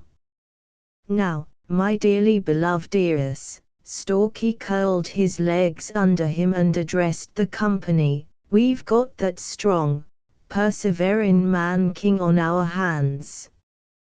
He went miles out of his way to provoke a conflict. Here Stalky snapped down the black silk domino and assumed the air of a judge. He has oppressed Beetle, McTurk, and me, privateem it seriateem, one by one, as he could catch us. But now, he has insulted number 5 up in the music room, and in the presence of these ossifers of the 93rd, what look like hairdressers. Benjamin, we must make him cry Capivi. Stalky's reading did not include Browning or Ruskin. And, besides, said McTurk, he's a Philistine, a basket hanger. He wears a tartan tie. Ruskin says that any man who wears a tartan tie will, without doubt, be damned everlastingly. Bravo, McTurk, said Tertius, I thought he was only a beast. He's that, too, of course, but he's worse. He has a china basket with blue ribbons and a pink kitten on it, hung up in his window to grow musk in. You know, when I got all that old oak carving out of Bedford Church, when they were restoring it, Ruskin says that any man who'll restore a church is an unmitigated sweep, and stuck it up here with glue. Well, King came in and wanted to know whether we'd done it with a fret saw. Yeah. He is the king of basket hangers. Down went McTurk's inky thumb over an imaginary arena full of bleeding kings. Playsetten, child of a generous race, he cried to Beetle. Well, began Beetle, doubtfully, he comes from Belial, but I'm going to give the beast a chance. You see, I can always make him hop with some more poetry. He can't report me to the head, because it makes him ridiculous. Stalky's quite right. But he shall have his chance. Beetle opened the book on the table, ran his finger down a page, and began at random, or who in Moscow toward the Cha with the demurest of footfalls, over the Kremlin's pavement white with serpentine and cyanate, steps with 5 other generals, that's no good. Try another, said Stalky. Hold on a shake, I know what's coming. McTurk was reading over Beetle's shoulder. That simultaneously take snuff, for each to have pretext enough and kerchief-wise unfold his sash, which, softness self, is yet the stuff, gummy. What a sentence! To hold fast where a steel chain snaps and leave the grand white neck no gash. Full stop. Don't understand a word of it, said Stalky. More fool you. Construe, said McTurk. Those 6 barges scragged the Cha, and left no evidence. Actor missed with King. He gave me that book, too, said Beetle, licking his lips. There's a great text in Galatians, once you trip on it entails 29 distinct damnations, one sure if another fails. Then irrelevantly, Setibot. Setibot. And Setibot. Thinketh he liveth in the cold of the moon. He's just come in from dinner, said Dick Four, looking through the window. Mondaeus Minor is with him. Safest place for Mondaeus Minor just now, said Beetle. Then you chaps had better clear out, said Stalky politely to the visitors. 'Tisn't he fair to mix you up in a study row. Besides, we can't afford to have evidence.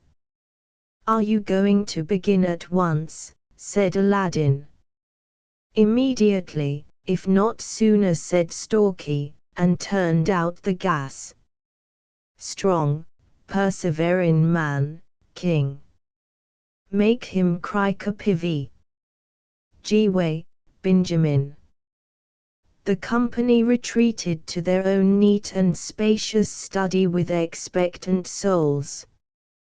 When Stalky blows out his nostrils like a horse, said Aladdin to the Emperor of China, he's on the war path. Wonder what king will get. Beans, said the Emperor. Number 5 generally pays in full. Wonder if I ought to take any notice of it officially, said Ebenezer, who had just remembered he was a prefect. It's none of your business, pussy. Besides, if you did, we'd have them hostile to us, and we shouldn't be able to do any work, said Aladdin. They've begun already.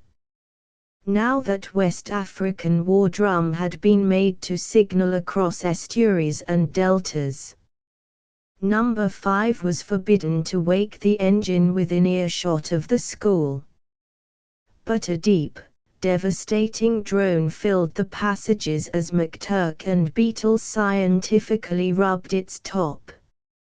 Anon it changed to the blare of trumpets, of savage pursuing trumpets.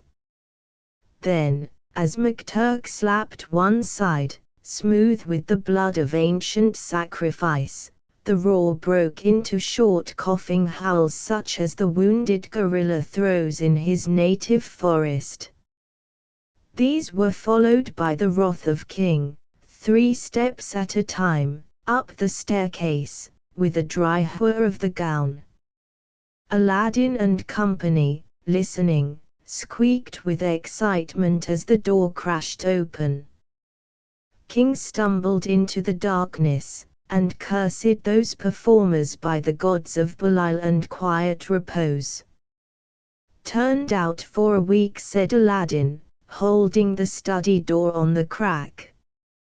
Key to be brought down to his study in 5 minutes. Brutes. Barbarians. Savages. Children. He's rather agitated. Patsy, mind the baby, he sang in a whisper as he clung to the doorknob, dancing a noiseless war dance. King went downstairs again, and Beetle and McTurk lit the gas to confer with Stalky. But Stalky had vanished. Looks like no end of a mess, said Beetle, collecting his books and mathematical instrument case. A week in the form rooms isn't any advantage to us. Yes, but don't you see that Stalky isn't here, you owl, said McTurk. Take down the key, and look sorrowful. King'll only jaw you for half an hour. I'm going to read in the lower form room. But it's always me, mourned Beetle. Wait till we see, said McTurk, hopefully. I don't know any more than you do what Stalky means, but it's something. Go down and draw King's fire. You're used to it. No sooner had the key turned in the door than the lid of the coal box, which was also the window seat, lifted cautiously. It had been a tight fit, even for the lithe Stalky, his head between his knees, and his stomach under his right ear. From a drawer in the table he took a well-worn catapult, a handful of buckshot, and a duplicate key of the study. Noiselessly he raised the window and kneeled by it, his face turned to the road, the wind-sloped trees, the dark levels of the burrows, and the white line of breakers falling 9 deep along the pebble ridge. Far down the steep-banked Devonshire lane he heard the husky hoot of the carrier's horn. There was a ghost of melody in it, as it might have been the wind in a gin bottle essaying to sing, "It's a way we have in the army." Stalky smiled a tight-lipped smile, and at extreme range opened fire. The old horse half-wheeled in the shafts.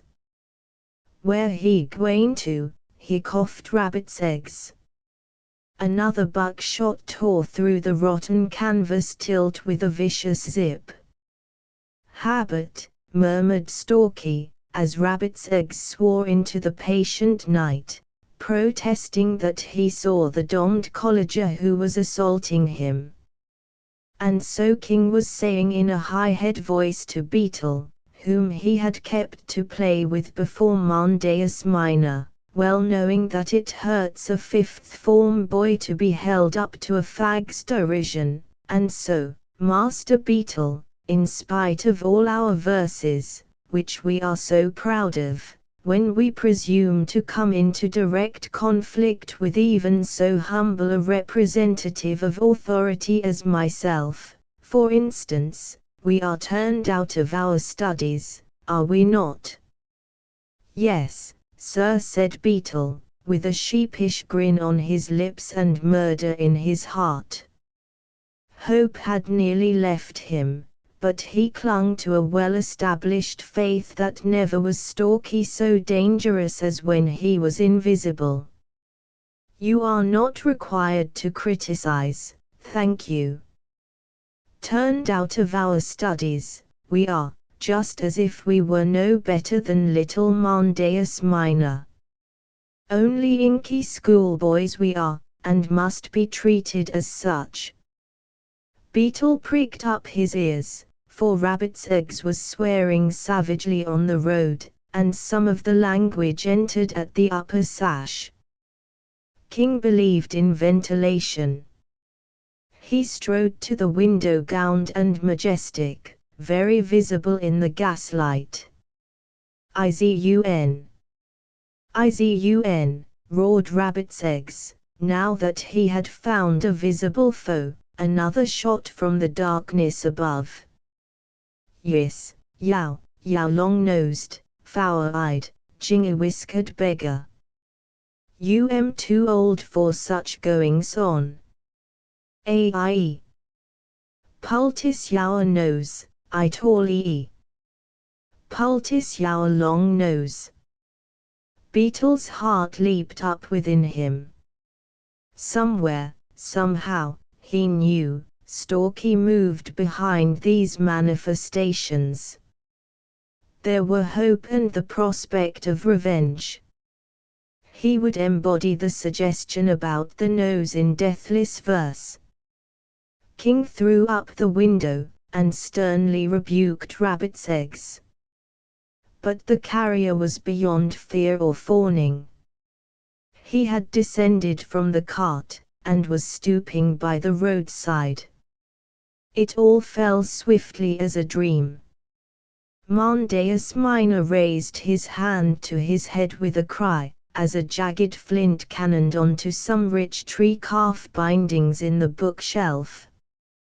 Another coited along the writing table. Beetle made zealous feint to stop it, and in that endeavor overturned a student's lamp, which dripped, via King's papers and some choice books, greasily onto a Persian rug. There was much broken glass on the window seat, the china basket, McTurk's aversion, cracked to flinders, had dropped her musk plant and its earth over the red rep cushions. Mondays Minor was bleeding profusely from a cut on the cheekbone, and King, using strange words, every one of which Beetle treasured, ran forth to find the school sergeant, that Rabbit's eggs might be instantly cast into jail. "Poor chap," said Beetle, with a false, feigned sympathy. Let it bleed a little. That'll prevent apoplexy. And he held the blind head skillfully over the table, and the papers on the table, as he guided the howling Mondaeus to the door. Then did Beetle, alone with the wreckage, return good for evil. How, in that office, a complete set of Gibbon was scarred all along the back as by a flint, how so much black and copying ink came to be mingled with Mondaeus's gore on the tablecloth, why the big gum bottle, unstoppered, had rolled semicircularly across the floor, and in what manner the white china doorknob grew to be painted with yet more of Mondaeus's young blood, were matters which Beetle did not explain when the Rabbit King returned to find him standing politely over the reeking hearth. Rug. You never told me to go, sir, he said, with the air of Casabianca, and King consigned him to the outer darkness. But it was to a boot cupboard under the staircase on the ground floor that he hastened, to lose the mirth that was destroying him. He had not drawn breath for a first whoop of triumph when 2 hands choked him dumb. Go to the dormitory and get me my things. Bring 'em to number 5 lavatory. I'm still in tights, hissed Stalky, sitting on his head. Don't run. Walk. But Beetle staggered into the form room next door, and delegated his duty to the yet unenlightened McTurk, with an hysterical precis of the campaign thus far. So it was McTurk, of the wooden visage, who brought the clothes from the dormitory while Beetle panted on a form. Then the 3 buried themselves in number 5 lavatory, turned on all the taps, filled the place with steam, and dropped weeping into the baths, where they pieced out the war. Moi. J. Ich. Ego, gasped Stalky. I waited till I couldn't hear myself think, while you played the drum. Hid in the coal locker, and tweaked rabbit's eggs, and rabbit's eggs rocked King. Wasn't it beautiful? Did you hear the glass? Why, he shrieked McTurk, one trembling finger pointed at Beetle. Why, I was through it all, Beetle howled, in his study, being jawed. Oh, my soul, said Stalky with a yell, disappearing under water. The glass was nothing. Mondaeus Minor's head's cut open. Lamp upset all over the rug. Blood on the books and papers. The gum. The gum. The gum. The ink. The ink. The ink. Oh, Lord. Then Stalky leaped out, all pink as he was, and shook Beetle into some sort of coherence, but his tail prostrated them afresh. I bunked for the boot cupboard the second I heard King go downstairs. Beetle tumbled in on top of me. The spare keys hid behind the loose board. There isn't a shadow of evidence, said Stalky. They were all chanting together. And he turned us out himself. This from McTurk. He can't begin to suspect us. Oh, Stalky, it's the loveliest thing we've ever done. Gum. Gum. Dollops of gum, shouted Beetle, his spectacles gleaming through a sea of lather. Ink and blood all mixed. I held the little beast's head all over the Latin proses for Monday. Golly, how the oil stunk. And Rabbit's eggs told King to poultice his nose. Did you hit Rabbit's eggs, Stalky? Did I? Jolly well not. Tweaked him all over. Did you hear him curse? Oh, I shall be sick in a minute if I don't stop. But dressing was a slow process, because McTurk was obliged to dance when he heard that the musk basket was broken, and, moreover, Beetle retailed all King's language with emendations and purple insets. "Shockin'," said Stalky, collapsing in a helpless welter of half-hitched trousers. "So damn bad, too, for innocent boys like us. Wonder what they'd say at Street Winifred's, or the world of school. By gum. That reminds me we owe the lower third one for assault on Beetle when he chivied Mondaeus Minor. Come on. It's an alibi, Samiville, and, besides, if we let 'em off they'll be worse next time." The lower third had set a guard upon their form room for the space of a full hour, which to a boy is a lifetime.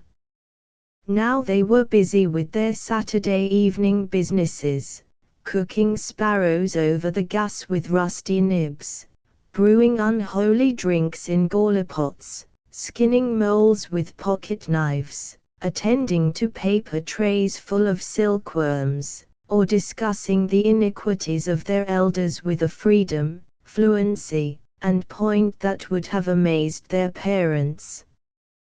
The blow fell without warning. Stalky upset a form crowded with small boys among their own cooking utensils. McTurk raided the untidy lockers as a terrier digs at a rabbit hole, while Beetle poured ink upon such heads as he could not appeal to with a Smith's Classical Dictionary. 3 brisk minutes accounted for many silkworms, pet larvae, French exercises, school caps, half-prepared bones and skulls, and a dozen pots of homemade sloe jam. It was a great wreckage, and the form room looked as though 3 conflicting tempests had smitten it. "Phew," said Stalky, drawing breath outside the door, amid groans of "Oh, you beastly CA-ads. You think yourselves awful funny and so forth. That's all right. Never let the sun go down upon your wrath. Rummy little devils, fags. Got no notion o' combinin'. 6 of 'em sat on my head when I went in after Mondaeus Minor," said Beetle. "I warned 'em what they'd get, though. Everybody paid in full. Beautiful feeling, said McTurk absently, as they strolled along the corridor.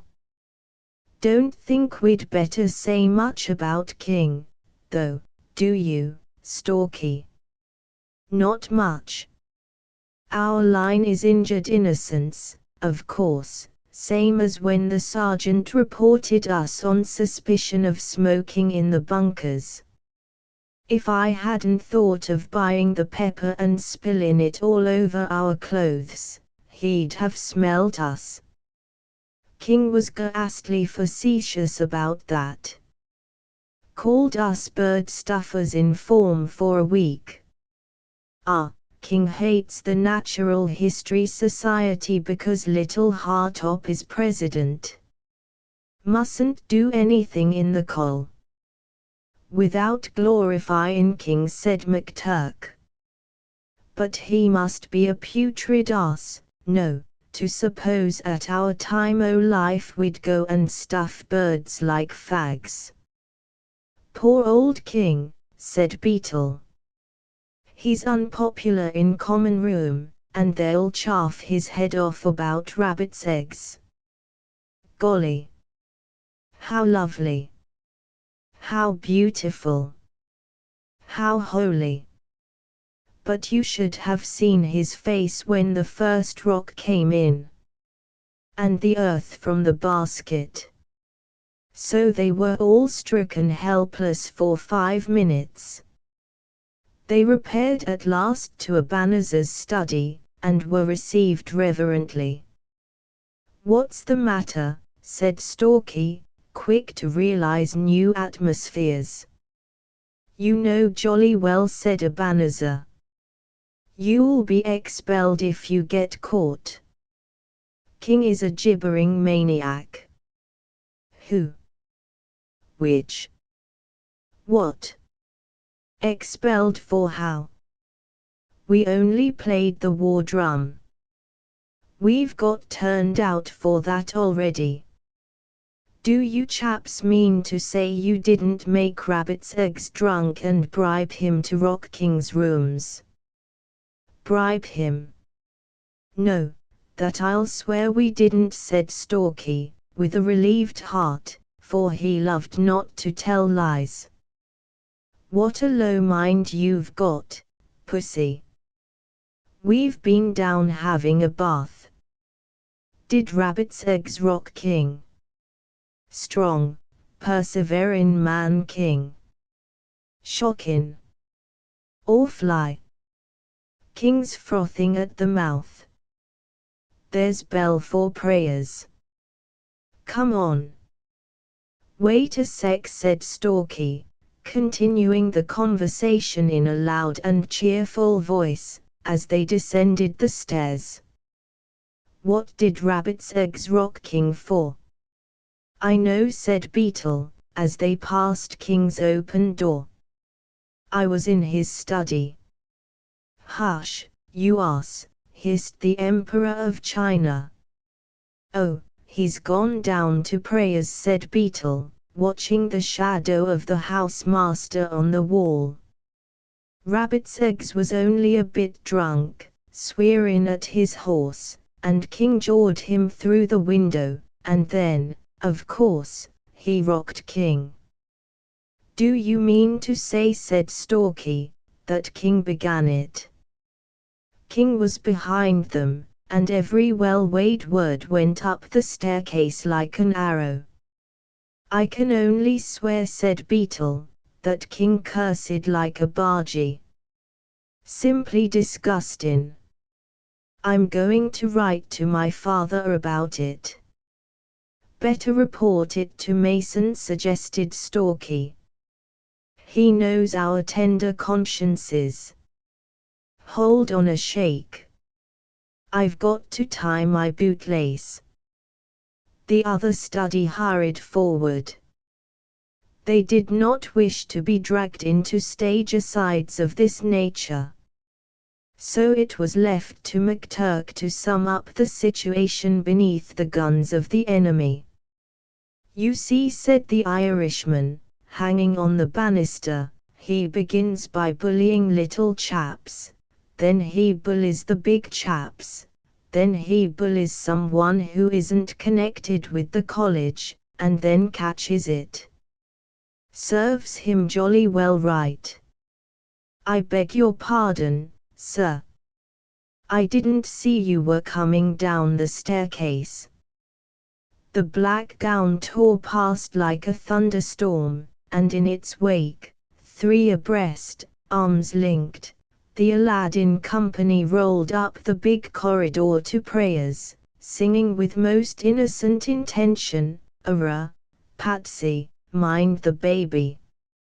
Arrah, Patsy, mind the child.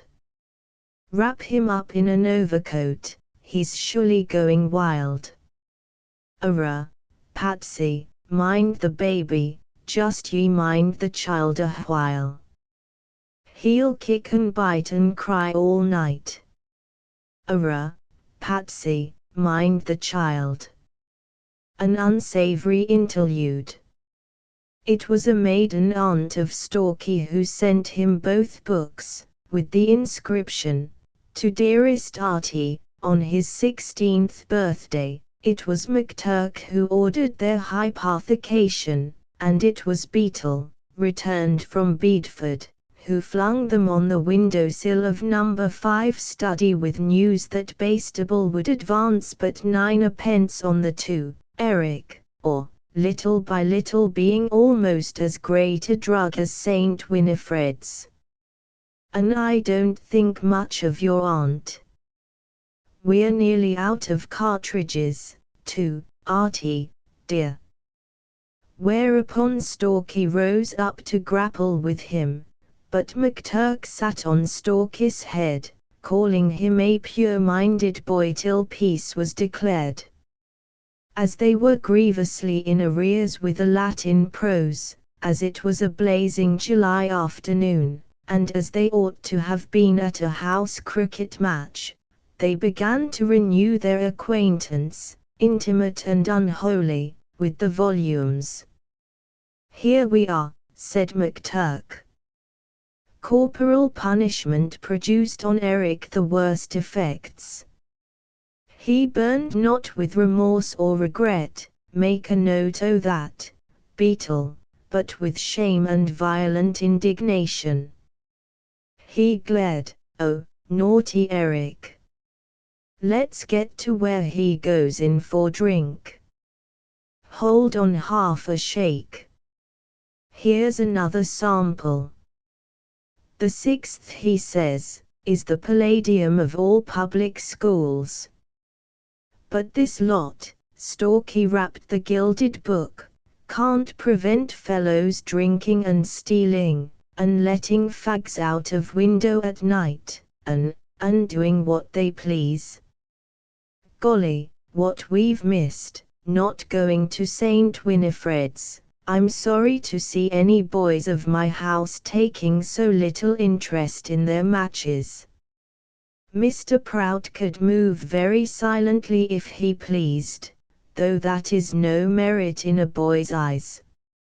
He had flung open the study door without knocking, another sin, and looked at them suspiciously. "Very sorry, indeed, I am to see you frowsting in your studies." "We've been out ever since dinner," Sir said McTurk wearily. "One house match is just like another, and their ploy of that week happened to be rabbit shooting with saloon pistols." "I can't see a ball when it's coming," Sir said Beetle. "I've had my gig lamps smashed at the nets till I got excused. I wasn't any good even as a fag, then, sir. Tuck is probably your form. Tuck and brewing.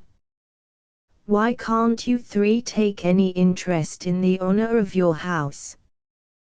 They had heard that phrase till they were wearied. The honor of the house was Prout's weak point, and they knew well how to flick him on the raw. "If you order us to go down, sir, of course we'll go," said Stalky, with maddening politeness. But Prout knew better than that. He had tried the experiment once at a big match, when the 3, self-isolated, stood to attention for half an hour in full view of all the visitors, to whom fags, subsidized for that end, pointed them out as victims of Prout's tyranny. And Prout was a sensitive man. In the infinitely petty confederacies of the common room, King and Macaea, fellow housemasters, had borne it in upon him that by games, and games alone, was salvation wrought. Boys neglected were boys lost. They must be disciplined.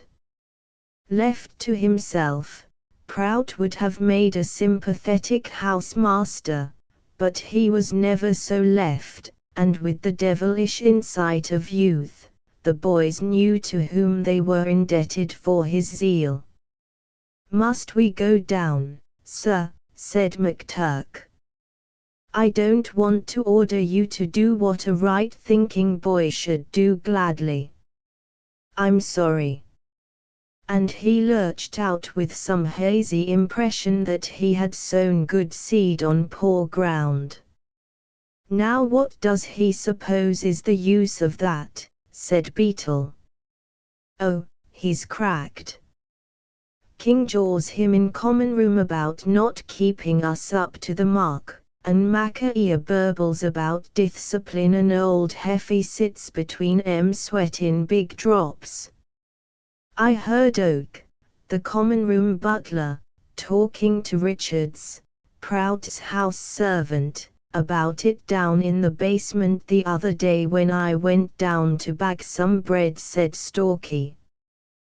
"What did Oak say?" demanded McTurk, throwing Eric into a corner. "Oh," he said, "they make more nice nor a nest full o' jackdaws, and half of it like we'd no ears to our heads that waited on 'em.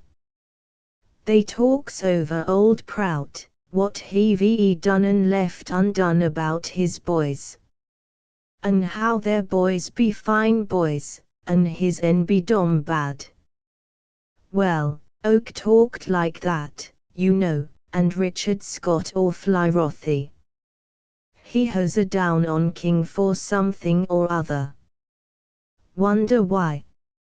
Why, King talks about Prout in form room, makes allusions, and all that, only half the chaps are such asses they can't see what he's driving at.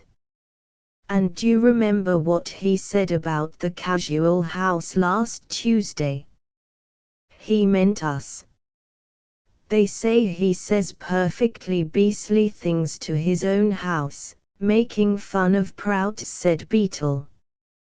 "Well, we didn't come here to mix up in their rows," McTurk said wrathfully. "Who'll bathe after call over? King's taking it in the cricket field. Come on." Turkey seized his straw and led the way. They reached the sun-blistered pavilion over against the grey pebble ridge just before roll call, and, asking no questions, gathered from King's voice and manner that his house was on the road to victory. "Ah, ha," said he, turning to show the light of his countenance. "Here we have the ornaments of the casual house at last. You consider cricket beneath you, I believe." The crowd, flannelled, sniggered, and from what I have seen this afternoon, I fancy many others of your house hold the same view. "And may I ask what you purpose to do with your noble selves till tea time?" "Going down to bathe, sir," said Stalky.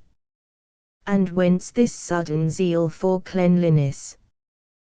"There is nothing about you that particularly suggests it." "Indeed, so far as I remember, I may be at fault, but a short time ago, 5 years, sir," said Beetle hotly. King scowled. "One of you was that thing called a water funk." "Yes, a water funk. So now you wish to wash. It is well. Cleanliness never injured a boy or a house. We will proceed to business," and he addressed himself to the call overboard. "What the deuce did you say anything to him for, Beetle?" said McTurk angrily, as they strolled towards the big, open sea baths. "'Twasn't he fair, remindin' one of being a water funk. My first term, too. Heaps of chaps are, when they can't swim." "Yes, you ass, but he saw he'd fetched you. You ought never to answer King." "But it wasn't fair, Stalky. My hat. You've been here 6 years, and you expect fairness. Well, you are a dithering idiot." A knot of King's boys, also bound for the baths, hailed them, beseeching them to wash, for the honor of their house. That's what comes of kings jawing and messing. Those young animals wouldn't have thought of it unless he'd put it into their heads. Now they'll be funny about it for weeks, said Stalky. Don't take any notice. The boys came nearer, shouting an opprobrious word. At last they moved to windward, ostentatiously holding their noses. That's pretty, said Beetle. They'll be saying our house stinks next. When they returned from the baths, damp-headed, languid, at peace with the world, Beetle's forecast came only too true. They were met in the corridor by a fag, a common, lower second fag, who at arm's length handed them a carefully wrapped piece of soap with the compliments of King's house. Hold on, said Stalky, checking immediate attack. Who put you up to this, Nixon? Rattray and White. Those were two leaders in King's house. Thank you. There's no answer. Oh, it's too sickening to have this kind o' rot shoved onto a chap. What's the sense of it? What's the fun of it, said McTurk. It will go on to the end of the term, though Beetle wagged his head sorrowfully. He had worn many jests threadbare on his own account. In a few days it became an established legend of the school that Prout's house did not wash and were therefore noisome. Mr. King was pleased to smile succulently in form when one of his boys drew aside from Beetle with certain gestures. There seems to be some disability attaching to you, my Beetle, or else why should Burton Major withdraw, so to speak, the hem of his garments? I confess I am still in the dark. Will someone be good enough to enlighten me? Naturally, he was enlightened by half the form. Extraordinary. Most extraordinary. However, each house has its traditions, with which I would not for the world interfere. We have a prejudice in favor of washing. Go on, Beetle, from Jugatate men, and, if you can, avoid the more flagrant forms of guessing. Prout's house was furious because Macaea's and Hartop's houses joined King's to insult them. They called a house meeting after dinner, an excited and angry meeting of all save the prefects, whose dignity, though they sympathized, did not allow them to attend. They read ungrammatical resolutions, and made speeches beginning, "Gentlemen, we have met on this occasion," and ending with, "It's a beastly shame," precisely as houses have done since time and schools began. Number 5 study attended, with its usual air of bland patronage.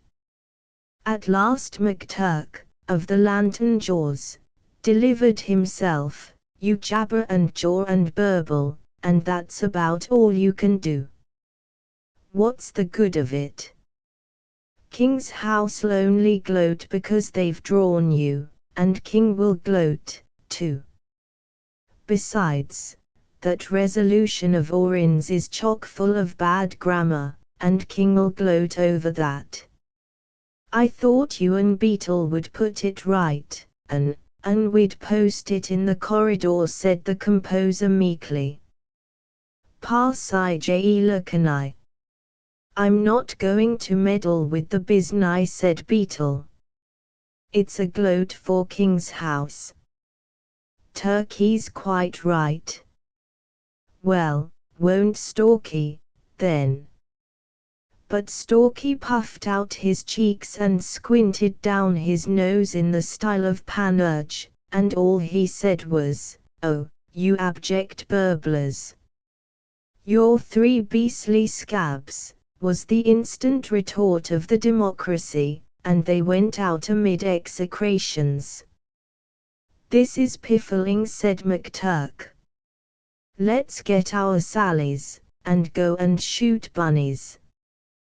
3 saloon pistols, with a supply of bulleted breech caps, were stored in Stalky's trunk, and this trunk was in their dormitory, and their dormitory was a 3-bed attic one, opening out of a 10-bed establishment, which, in turn, communicated with the great range of dormitories that ran practically from one end of the college to the other. Macaea's house lay next to Prout's, King's next to Macaea's, and Hartop's beyond that again.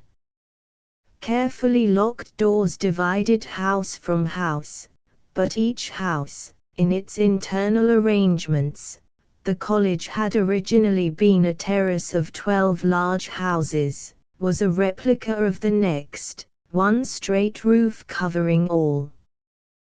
They found Stalky's bed drawn out from the wall to the left of the dormer window, and the latter end of Richard's protruding from a 2-foot square cupboard in the wall. "What's all this? I've never noticed it before." "What are you trying to do, fatty?" "Fill in basins, Muster Corkran." Richards's voice was hollow and muffled. "They've been savin' me trouble." "Yes. Looks like it," said McTurk. "Hi. You'll stick if you don't take care." Richards backed, puffing. "I can't ratch you in." "Yes, Tessa Turncock, Muster McTurk. They've took and runned all the water pipes a story higher in the houses, runned 'em all along under the end of the heaves, like. Runned 'em in last holidays. I can't ratch the turncock." "Let me try," said Stalky, diving into the aperture. "Slip ee to the left, then, Muster Corkran. Slip ee to the left, and feel in the dark." To the left Stalky wriggled, and saw a long line of lead pipe disappearing up a triangular tunnel, whose roof was the rafters and boarding of the college roof, whose floor was sharp-edged joists, and whose side was the rough studding of the lath and plaster wall under the dormer. "Rummy show. How far does it go?" "Right along, Muster Corkran, right along from end to end. Her runs under the end of the heaves."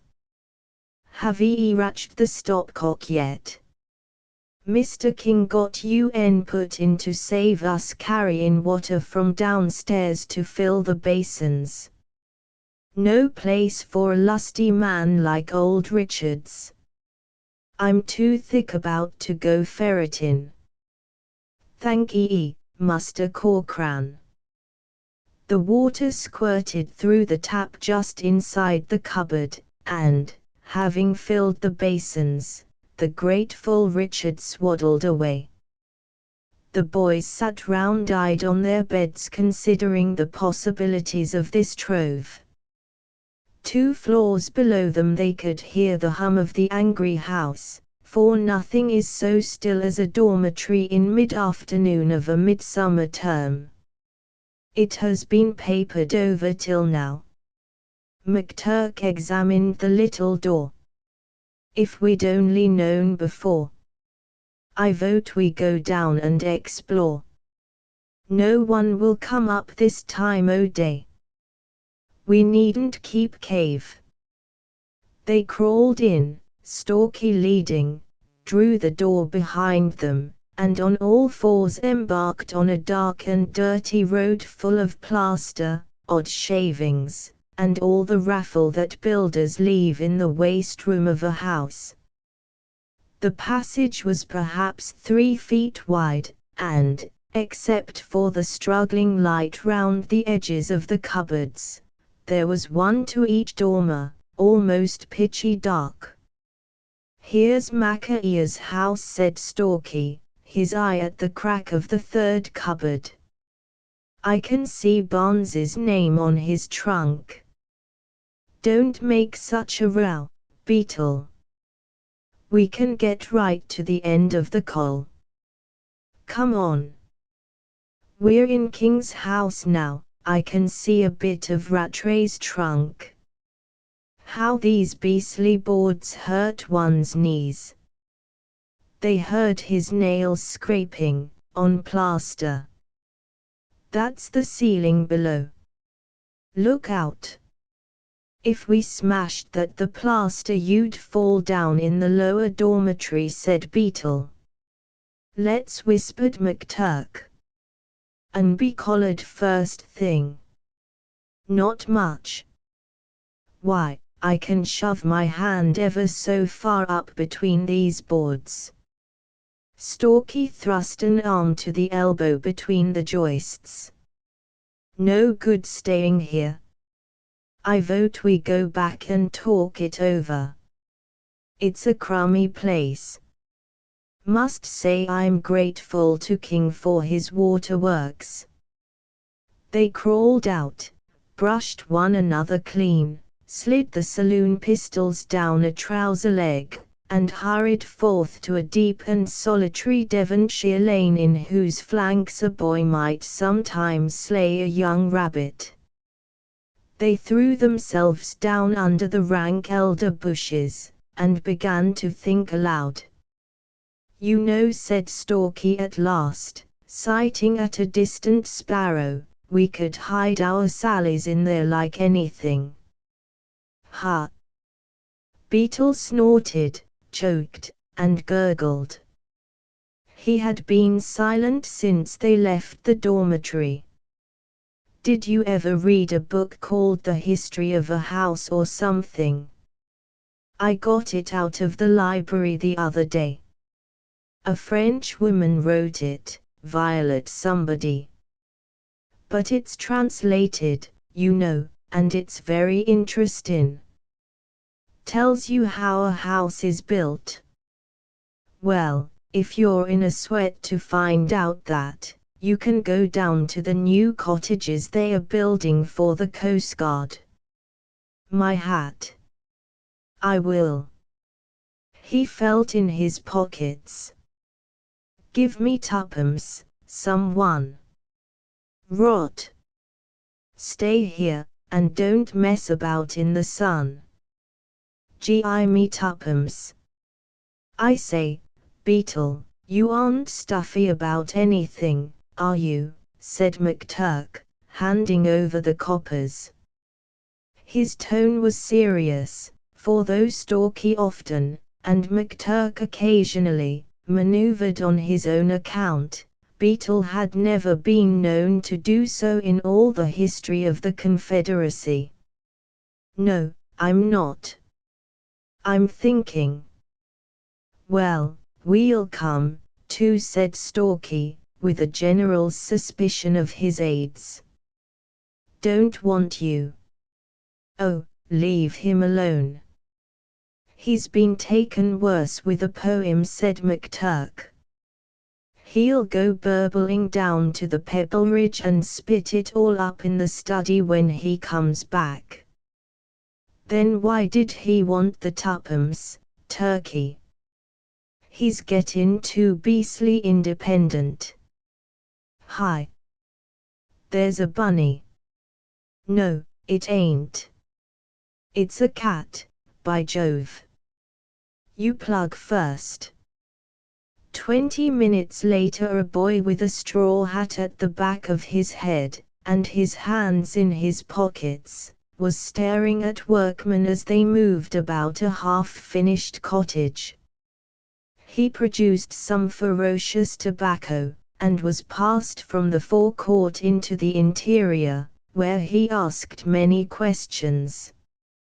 "Well, let's have your beastly epic," said Turkey, as they burst into the study, to find Beetle deep in Violet Leduc and some drawings. We've had no end of a lark. Epic. What epic? I've been down to the Coast Guard. No epic. Then we will slay you, oh Beetle, said Stalky, moving to the attack. You've got something up your sleeve. I know, when you talk in that tone. Your Uncle Beetle, with an attempt to imitate Stalky's war voice, is a great man. Oh, no, he jolly well isn't anything of the kind. You deceive yourself, Beetle. Scrag him, Turkey. A great man, Beetle gurgled from the floor. You are futile, look out for my tie, futile burblers. I am the great man. I gloat. Ouch. Hear me. Beetle, duh, Stalky dropped unreservedly on Beetle's chest, we love you, and you're a poet. If I ever said you were a doggeroo, I apologize, but you know as well as we do that you can't do anything by yourself without mucking it. I've got a notion. And you'll spoil the whole show if you don't tell your Uncle Stalky. Cough it up, Ducky, and we'll see what we can do. Notion, you fat imposter, I knew you had a notion when you went away. Turkey said it was a poem. I've found out how houses are built. Lemme get up. The floor joists of one room are the ceiling joists of the room below. Don't be so filthy technical. Well, the man told me. The floor is laid on top of those joists, those boards on edge that we crawled over, but the floor stops at a partition. Well, if you get behind a partition, same as you did in the attic, don't you see that you can shove anything you please under the floor between the floorboards and the lath and plaster of the ceiling below? Look here. I've drawn it. He produced a rude sketch, sufficient to enlighten the Allies. There is no part of the modern school curriculum that deals with architecture, and none of them had yet reflected whether floors and ceilings were hollow or solid. Outside his own immediate interests, the boy is as ignorant as the savage he so admires, but he has also the savage's resource. I see, said Stalky. I shoved my hand there. And then. They've been calling us stinkers, you know. We might shove something under, sulfur, or something that stunk pretty bad, and stink 'em out. I know it can be done somehow. Beetle's eyes turned to Stalky handling the diagrams.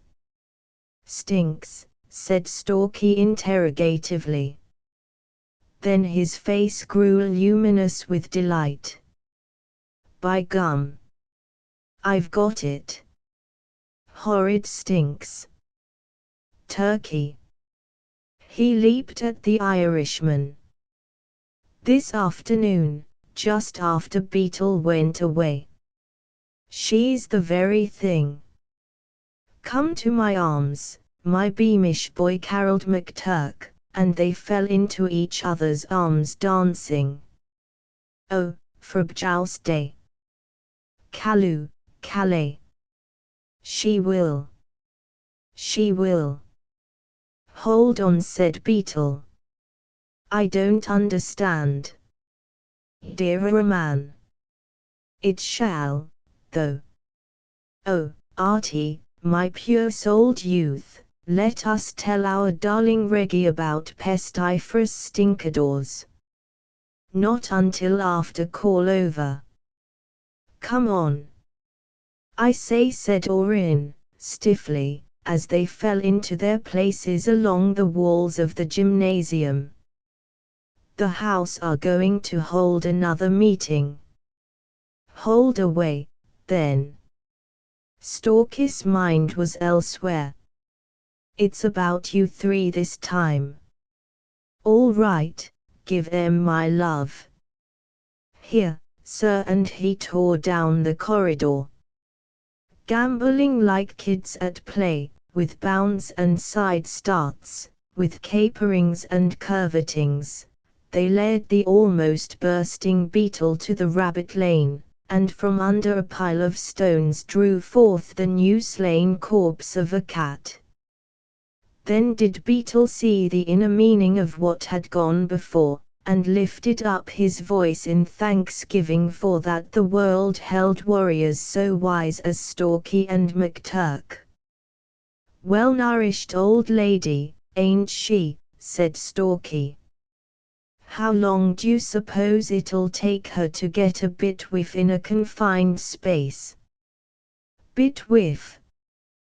What a coarse brute you are, said McTurk. Can't a poor pussycat get under King's dormitory floor to die without your pursuing her with your foul innuendos? What did she die under the floor for? Said Beetle, looking to the future. Oh, they won't worry about that when they find her, said Stalky. A cat may look at a king. McTurk rolled down the bank at his own jest. Pussy, you don't know how useful you're going to be to three pure-souled, high-minded boys. They'll have to take up the floor for her, same as they did in number 9 when the rat croaked. Big medicine, heap big medicine. Phew. Oh, Lord, I wish I could stop laughing, said Beetle. Stinks. Hi, stinks. Clammy ones. McTurk gasped as he regained his place. And the exquisite humor of it brought them sliding down together in a tangle. It's all for the honor of the house, too. And they are holding another meeting, on us, Stalky panted, his knees in the ditch and his face in the long grass. Well, let's get the bullet out of her and hurry up. The sooner she's bedded out the better. Between them they did some grisly work with a penknife. Between them, ask not who buttoned her to his bosom. They took up the corpse and hastened back, Stalky arranging their plan of action at the full trot. The afternoon sun, lying in broad patches on the bed rugs, saw 3 boys and an umbrella disappear into a dormitory wall. In 5 minutes they emerged, brushed themselves all over, washed their hands, combed their hair, and descended. Are you sure you shoved her far enough under? Said McTurk suddenly. Hang it, man, I shoved her the full length of my arm and Beetle's brolly. That must be about 6 feet. She's bung in the middle of King's big upper 10-bedder. Eligible central situation, I call it. She'll stink out his chaps, and hardtops and maca ears, when she really begins to fume. I swear your Uncle Stalky is a great man. Do you realize what a great man he is, Beetle? Well, I had the notion first, hadn't I? Only, you couldn't do it without your Uncle Stalky, could you? They've been calling us stinkers for a week now, said McTurk. Oh, won't they catch it? Stinker. Yeah. Stinker, rang down the corridor. And she's there, said Stalky, a hand on either boy's shoulder. She is there, gettin' ready to surprise 'em. Presently she'll begin to whisper to 'em in their dreams. Then she'll whiff. Golly, how she'll whiff! Oblige me by thinking of it for 2 minutes. They went to their study in more or less of silence. There they began to laugh as only boys can. They laughed with their foreheads on the tables, or on the floor, laughed at length, curled over the backs of chairs or clinging to a bookshelf, laughed themselves limp. And in the middle of it Orrin entered on behalf of the house. "Don't mind us, Orrin, sit down.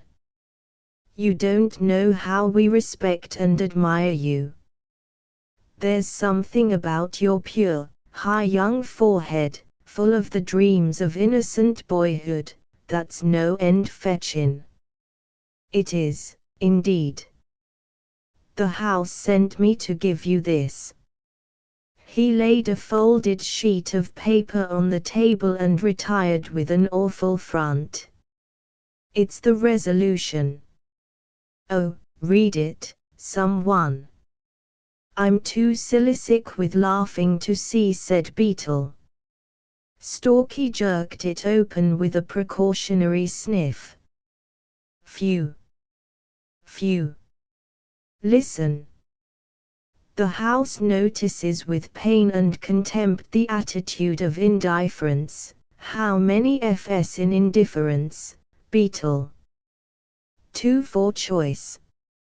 "Only 1 here, adopted by the occupants of number 5 study in relation to the insults offered to Mr. Prout's house at the recent meeting in number 12 form room, and the house hereby pass a vote of censure on the said study. That's all." "And she bled all down my shirt, too," said Beetle. "And I'm catty all over," said McTurk, "though I washed twice. And I nearly broke Beetle's brolly plant in her where she would blossom." The situation was beyond speech, but not laughter. There was some attempt that night to demonstrate against the 3 in their dormitory, so they came forth. "You see," Beetle began suavely as he loosened his braces, "the trouble with you is that you're a set of unthinkin' asses. You've no more brains than Spidgers. We've told you that heaps of times, haven't we? We'll give the 3 of you a dormitory lickin'. You always jaw at us as if you were prefects," cried one. "Oh, no, you won't," said Stalky, "because you know that if you did you'd get the worst of it sooner or later. We aren't in any hurry. We can afford to wait for our little revenges. You've made howlin' asses of yourselves, and just as soon as King gets hold of your precious resolutions tomorrow you'll find that out. If you aren't sick and sorry by tomorrow night, I'll eat my hat." But or ever the dinner bell rang the next day, Prouts were sadly aware of their error. King received stray members of that house with an exaggerated attitude of fear. Did they purpose to cause him to be dismissed from the college by unanimous resolution? What were their views concerning the government of the school, that he might hasten to give effect to them? He would not offend them for worlds, but he sadly feared, that his own house, who did not pass resolutions, but washed, might somewhat deride. King was a happy man, and his house, basking in the favor of his smile, made that afternoon a long penance to the misled Prouts.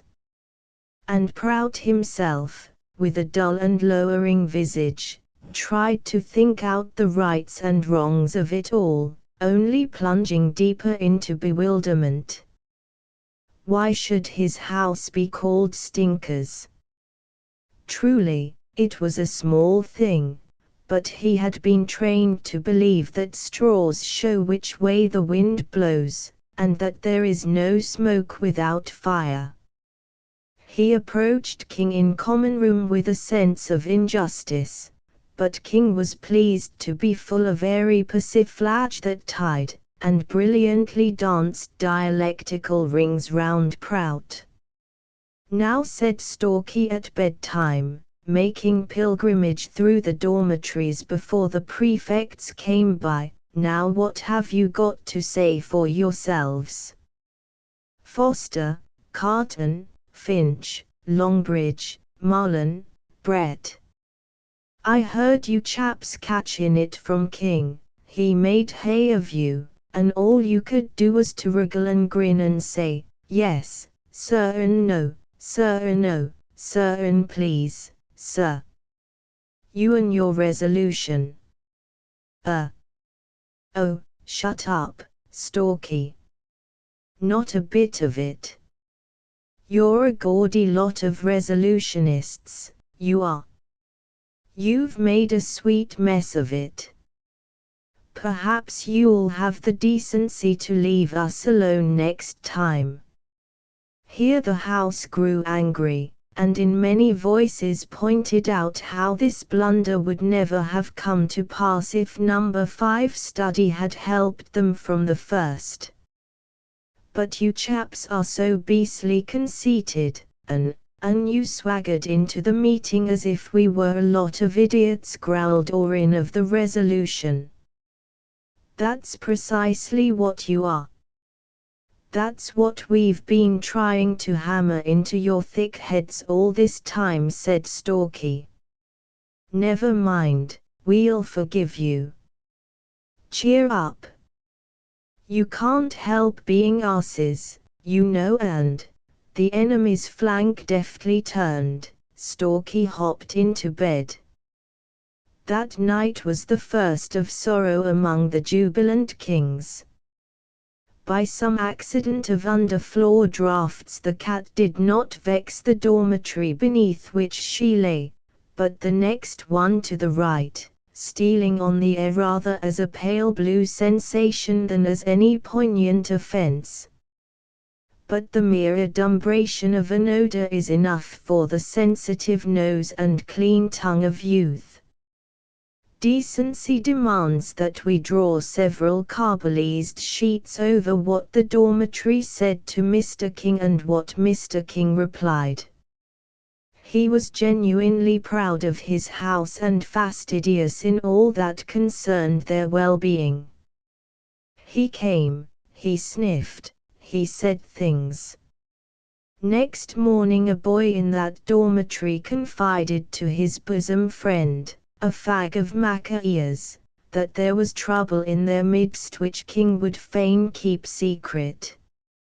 But maca ears' boy had also a bosom friend in Prouts, a shock-headed fag of malignant disposition, who, when he had wormed out the secret, told it in a high-pitched treble that rang along the corridor like a bat's squeak. And they've been calling us stinkers all this week. Why, Harland Minor says they simply can't sleep in his dormitory for the stink. Come on. With one shout and with one cry Prout's juniors hurled themselves into the war, and through the interval between first and second lessons some 50 12-year-olds were embroiled on the gravel outside King's windows to a tune whose leitmotif was the word stinker. Hark to the minute gun at sea, said Stalky. They were in their study collecting books for second lesson, Latin, with King.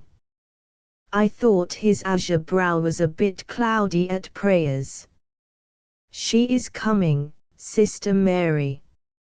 She is. If they make such a row now, what will they do when she really begins to look up and take notice?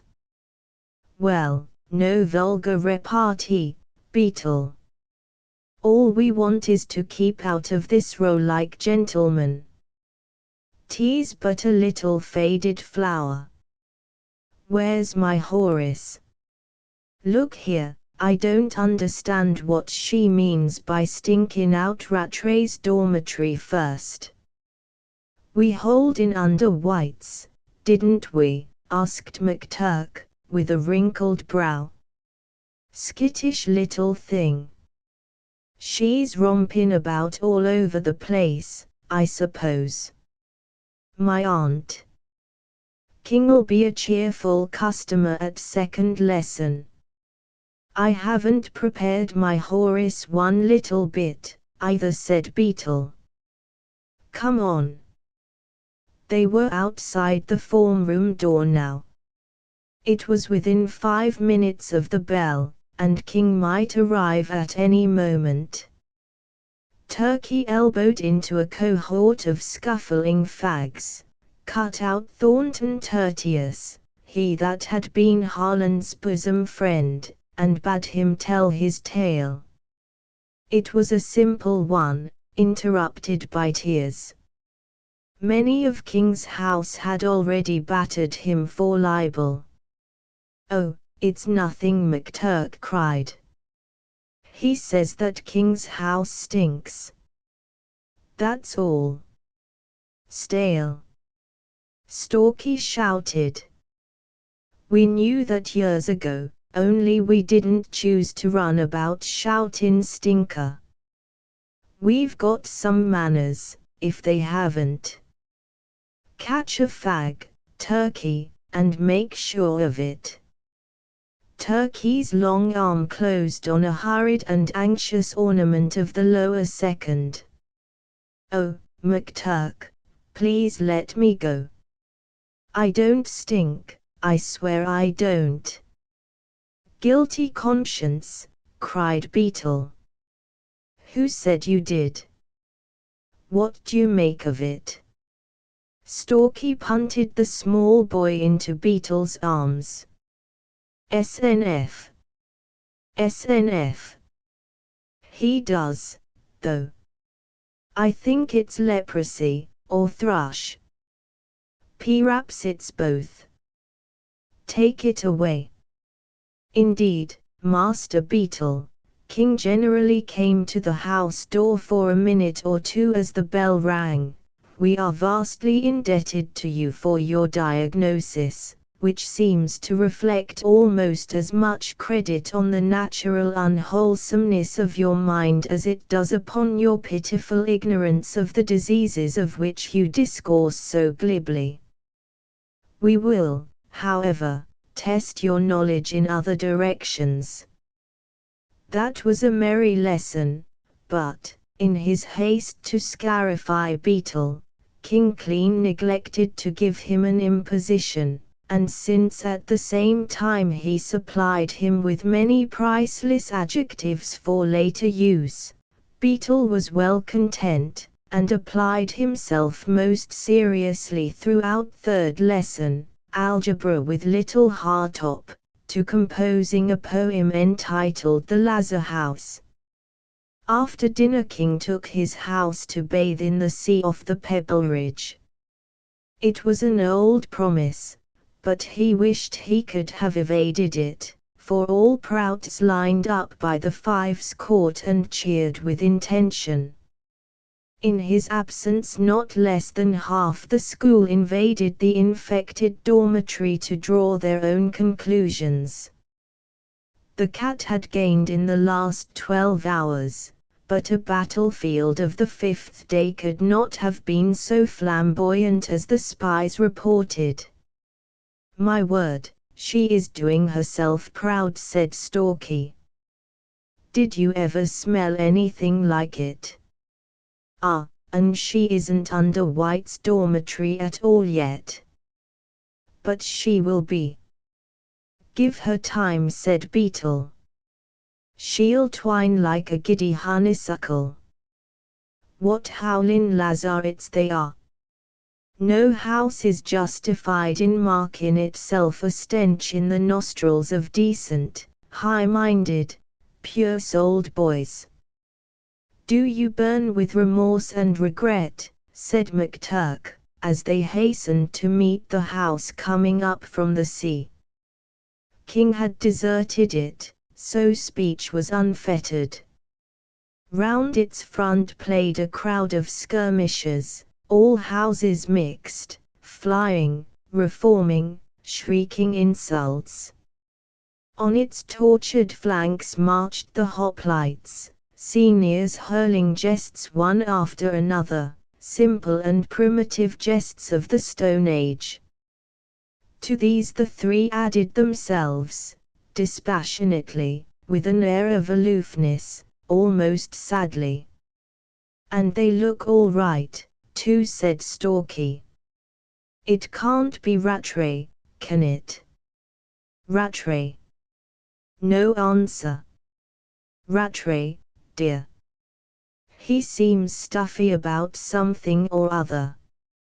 Look here, old man, we don't bear any malice about your sending that soap to us last week, do we? Be cheerful, Rat. You can live this down all right. I dare say it's only a few fags. Your house is so beastly slack, though. You aren't going back to the house, are you? Said McTurk. The victims desired nothing better. You've simply no conception of the reek up there.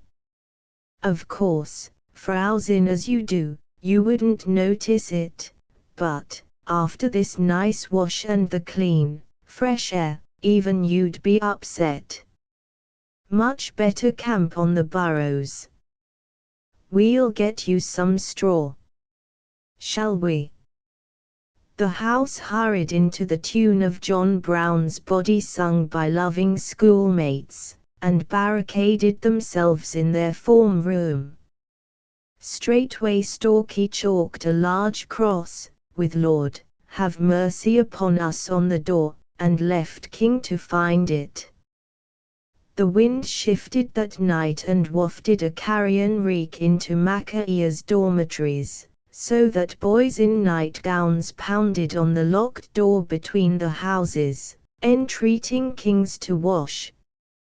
Number 5 study went to second lesson with not more than £half of camphor apiece in their clothing, and King, too wary to ask for explanations, gibbered a while and hurled them forth. So Beetle finished yet another poem at peace in the study. They're usin' carbolic now. Malpas told me, said Stalky. King thinks it's the drains. She'll need a lot o' carbolic, said McTurk. No harm trying, I suppose. It keeps King out of mischief. I swear I thought he was going to kill me when I sniffed just now. He didn't mind Burton Major sniffing at me the other day, though. He never stopped Alexander howlin' stinker into our form room before we doctored him. He just grinned, said Stalky. What was he frothing over you for, Beetle? Aha! That was my subtle jape. I had him on toast. You know he always jaws about the learned Lipsius. Who at the age of 4, that chap, said McTurk. Yes. Whenever he hears I've written a poem. Well, just as I was sitting down, I whispered, how is our learned Lepsius, to Burton Major. Old Butt grinned like an owl. He didn't know what I was driving at, but King jolly well did. That was really why he hove us out. Ain't you grateful? Now shut up. I'm going to write the ballad of the learned Lipsius. Keep clear of anything coarse, then said Stalky. I shouldn't like to be coarse on this happy occasion. Not for worlds. What rhymes to stench someone? In common room at lunch King discoursed acridly to prout of boys with prurient minds, who perverted their few and baleful talents to sap discipline and corrupt their equals, to deal in foul imagery and destroy reverence. But you didn't seem to consider this when your house called us, stinkers. If you hadn't assured me that you never interfere with another man's house, I should almost believe that it was a few casual remarks of yours that started all this nonsense. Prout had endured much, for King always took his temper to meals. You spoke to Beetle yourself, didn't you? Something about not bathing, and being a water funk, the school chaplain put in. I was scoring in the pavilion that day. I may have, jestingly. I really don't pretend to remember every remark I let fall among small boys, and full well I know the Beetle has no feelings to be hurt. Maybe, but he, or they, it comes to same thing, have the fiend's own knack of discovering a man's weak place. I confess I rather go out of my way to conciliate number 5 study.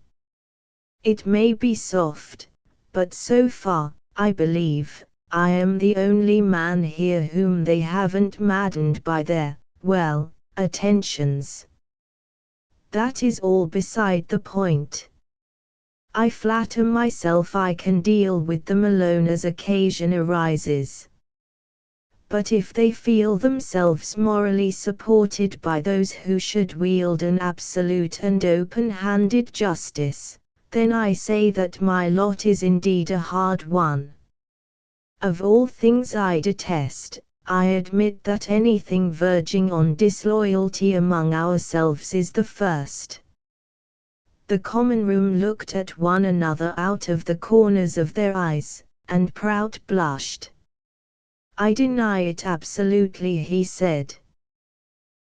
In fact, I own that I personally object to all 3 of them.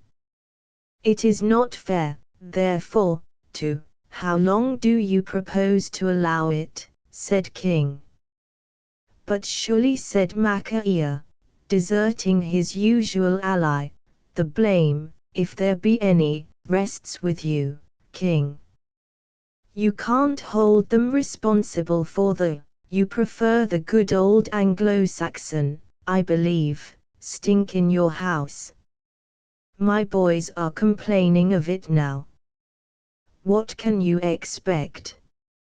You know what boys are. Naturally they take advantage of what to them is a heaven-sent opportunity, said Little Hartop. What is the trouble in your dormitories, King? Mr. King explained that as he had made it the one rule of his life never to interfere with another man's house, so he expected not to be too patently interfered with.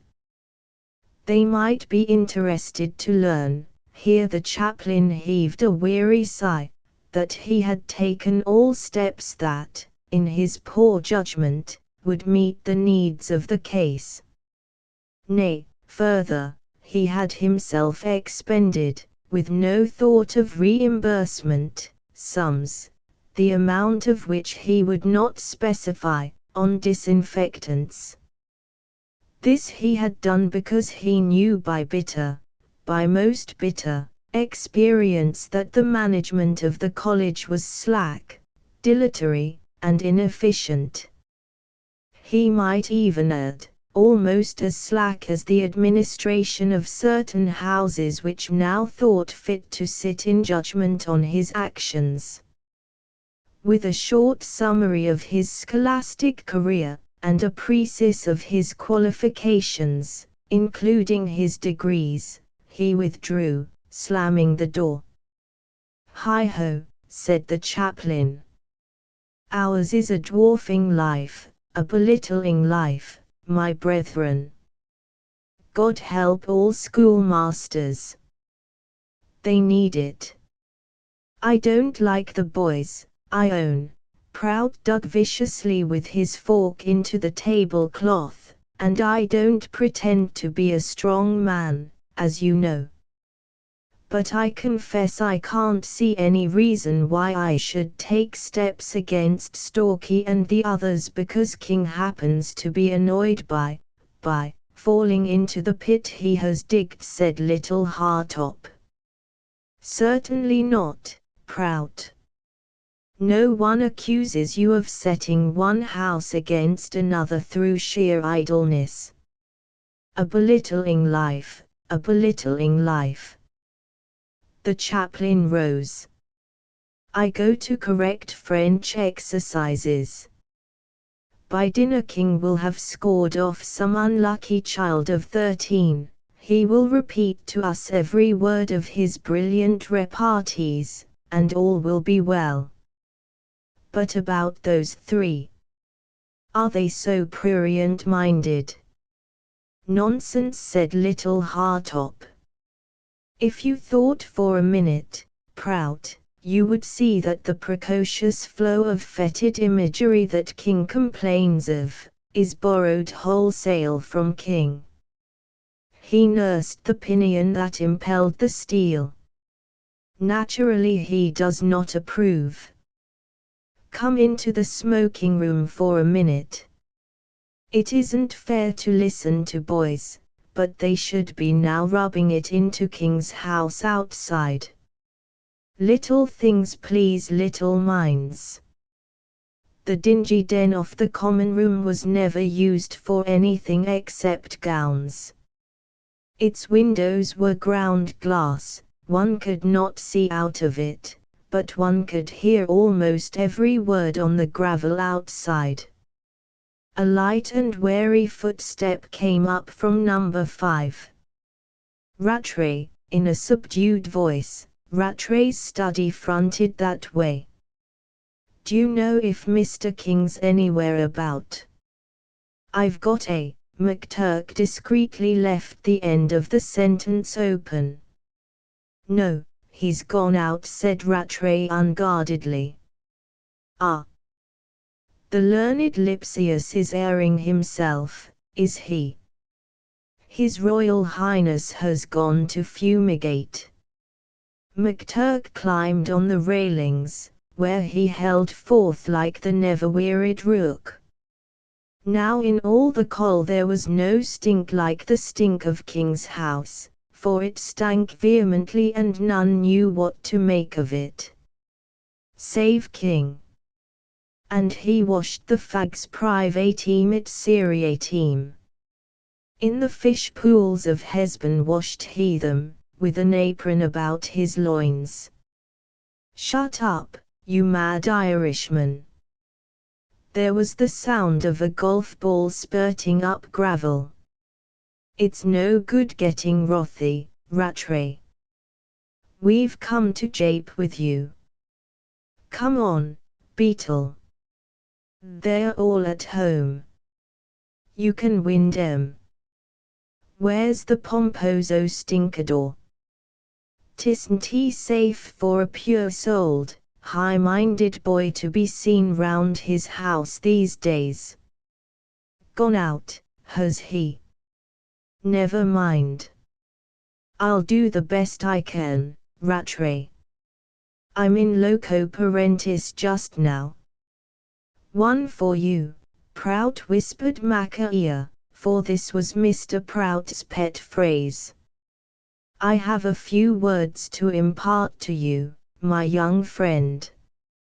We will discourse together a while." Here the listening Prout sputtered. Beetle, in a strained voice, had chosen a favourite gambit of King's. "I repeat, Master Rattray, we will confer, and the matter of our discourse shall not be stinks, for that is a loathsome and obscene word. We will, with your good leave. Granted, I trust, Master Rattray. Granted, I trust. Study this scabrous upheaval of latent demoralization. What impresses me most is not so much the blatant indecency with which you swagger abroad under your load of putrescence. You must imagine this discourse punctuated with golf balls. But old Rattray was ever a bad shot, as the cynical immorality with which you revel in your abhorrent aromas. Far be it from me to interfere with another's house, good Lord, said Prout, but this is king. Line for line, letter for letter, listen, said little Hartop. But to say that you stink, as certain lewd fellows of the baser sort aver, is to say nothing, less than nothing.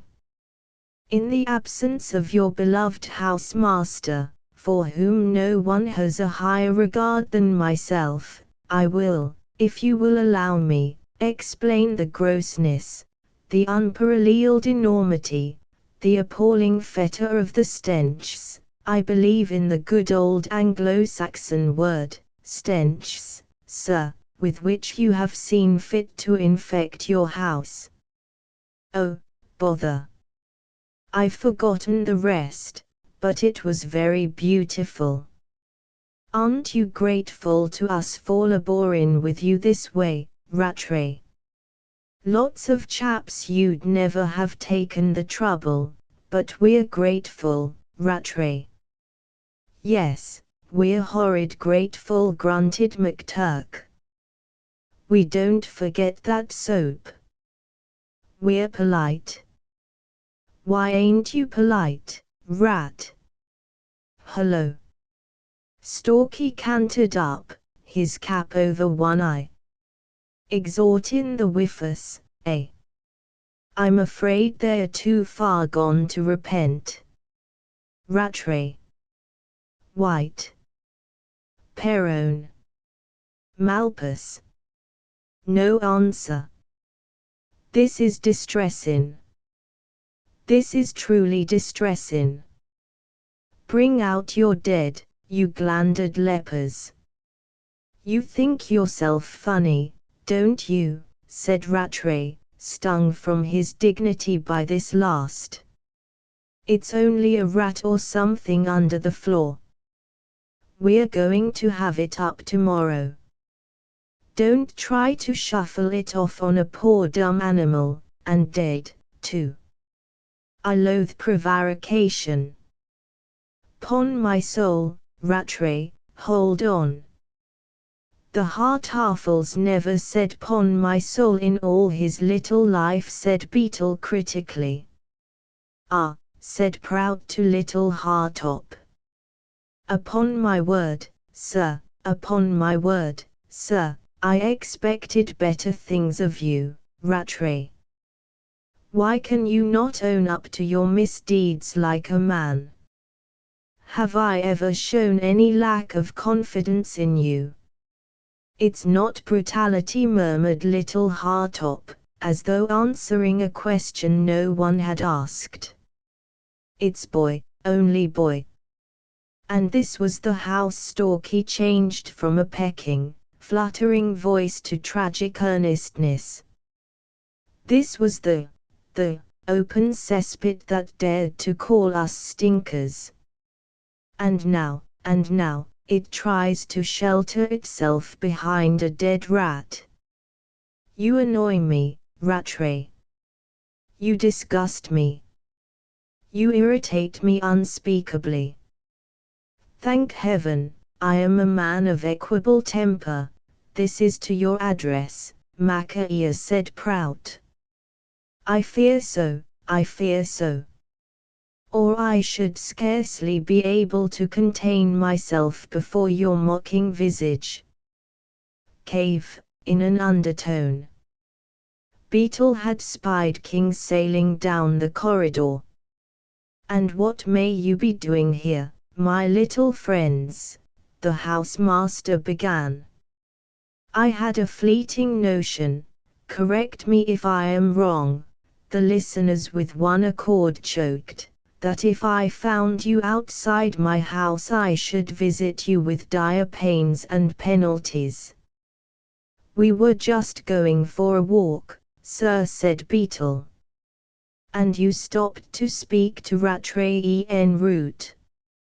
Yes, sir. We've been throwing golf balls, said Rattray, coming out of the study.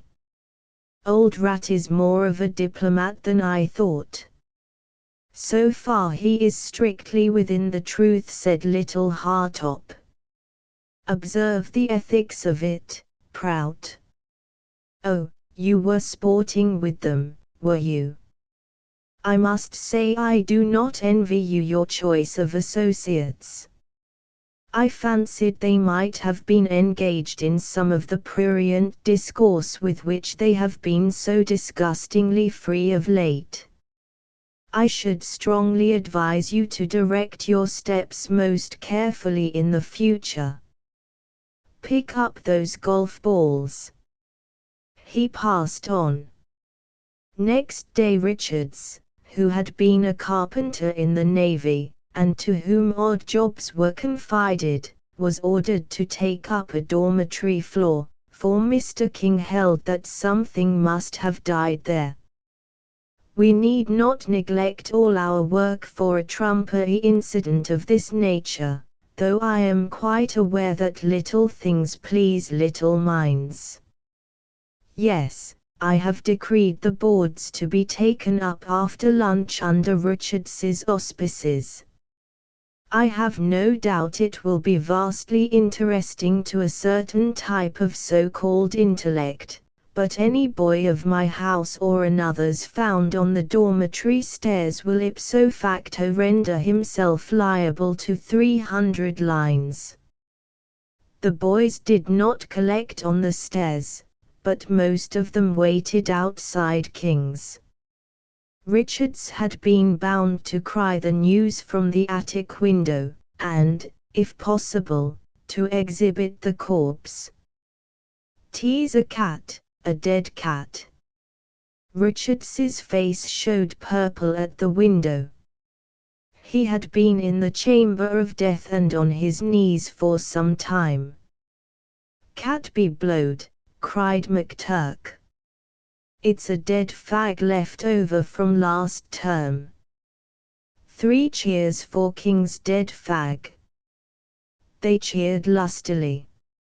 Show it, show it. Let's have a squint at it, yelled the juniors. Give her to the bug hunters. This was the Natural History Society. The cat looked at the king, and died of it. Hoosh. Yai. Yow. Meow. FTZZ, were some of the cries that followed. Again Richards appeared. She been, he checked himself suddenly, dead a long time. The school roared. Well, come on out for a walk, said Stalky in a well-chosen pause. It's all very disgusting, and I do hope the Lazar house won't do it again. Do what? A King's boy cried furiously. Kill a poor innocent cat every time you want to get off washing. It's awfully hard to distinguish between you as it is. I prefer the cat, I must say. She isn't quite so whiff. What are you going to do, Beetle? J.E. Vice Gloater. J.E. Vice Gloater tout le blessed afternoon. J. May J.R.E. gloat com J.E. Gloater ai aujourd'hui. Now spunkrons auxiliary bunkers. And it seemed good to them so to do. Down in the basement, where the gas flickers and the boots stand in racks, Richards, amid his blacking brushes, held forth to Oak of the common room, Gumbly of the dining halls, and fair Lena of the laundry. Yes. Her were in a shocking steerton condition. Her nigh made me sick, I tell 'ee. But I routed UN out, and I routed UN out, and I made all ship shape, though her smelled like to bilges. Her died mousin, I reckon, poor thing, said Lena. Then her mouse different to any made cat o' God's world, Lena. I up with the top board, and she were lying on her back, and I turned UN over with the broom handle, and 'twas her back was all covered with the plaster from twixt the lath in. Yes, I tell 'ee. And under her head there lay, like, so's to say, a little pillow o' plaster druv up in front of her by raison of her sliding along on her back. No cat niver went mousin' on her back, Lena. Someone had shoved her along right underneath, so far as they could shove UN. Cats don't make theirselves pillows for to die on. Shoved along, she were, when she was set in for to be cold, lake. Oh, yow am too clever to live, fatty. Yow go get wed and taught some sense, said Lena, the affianced of Gumbly. Larned a little for Ivy some maidens was born.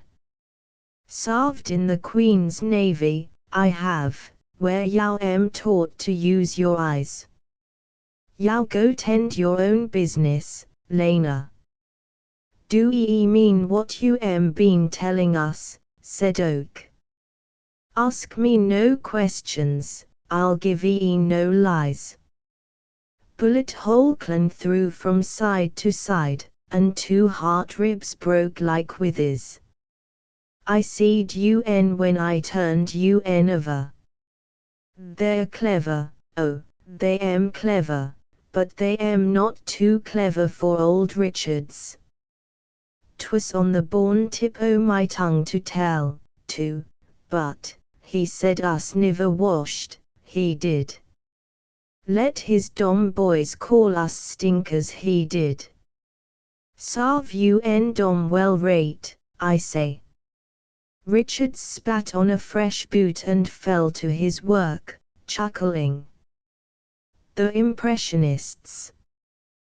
They had dropped into the chaplain's study for a Saturday night smoke, all 4 housemasters, and the 3 briars and the 1 cigar reeking in amity proved the Reverend John Gillette's good generalship.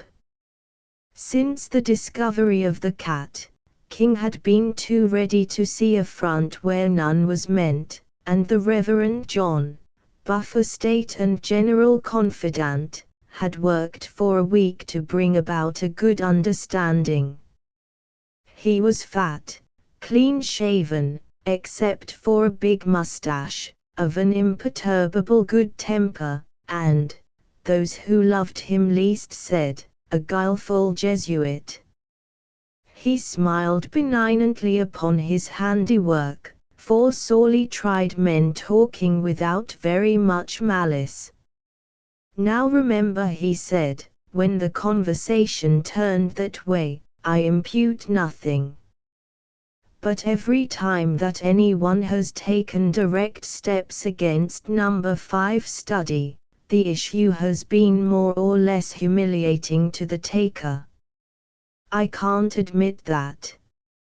I pulverize the egregious beetle daily for his soul's good, and the others with him, said King. Well, take your own case, King, and go back a couple of years.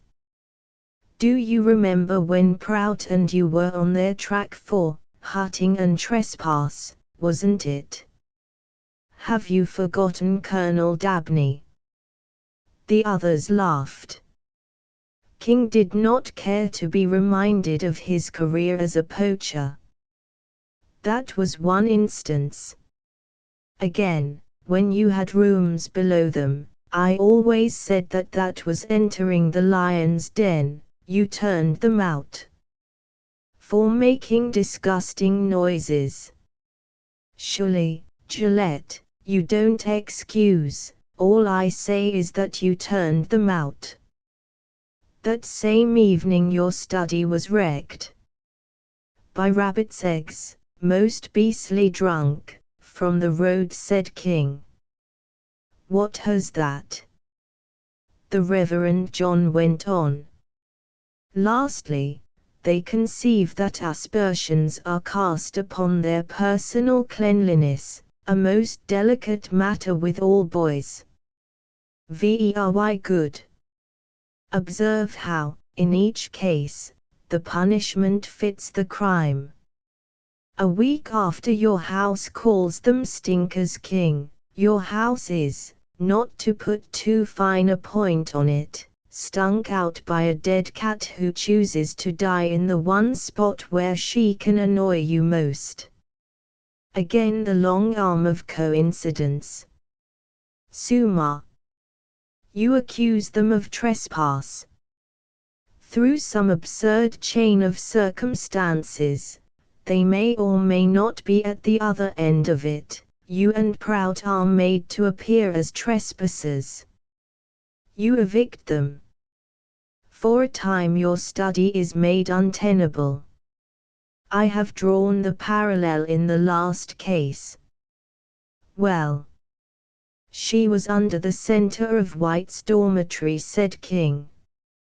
There are double floorboards there to deaden noise. No boy, even in my own house, could possibly have pried up the boards without leaving some trace, and Rabbit's Eggs was phenomenally drunk that other night. They are singularly favored by fortune. That is all I ever said. Personally, I like them immensely, and I believe I have a little of their confidence. I confess I like being called Padre. They are at peace with me, consequently I am not treated to bogus confessions of theft. You mean Mason's case, said Prout heavily. That always struck me as peculiarly scandalous. I thought the head should have taken up the matter more thoroughly. Mason may be misguided, but at least he is thoroughly sincere and means well.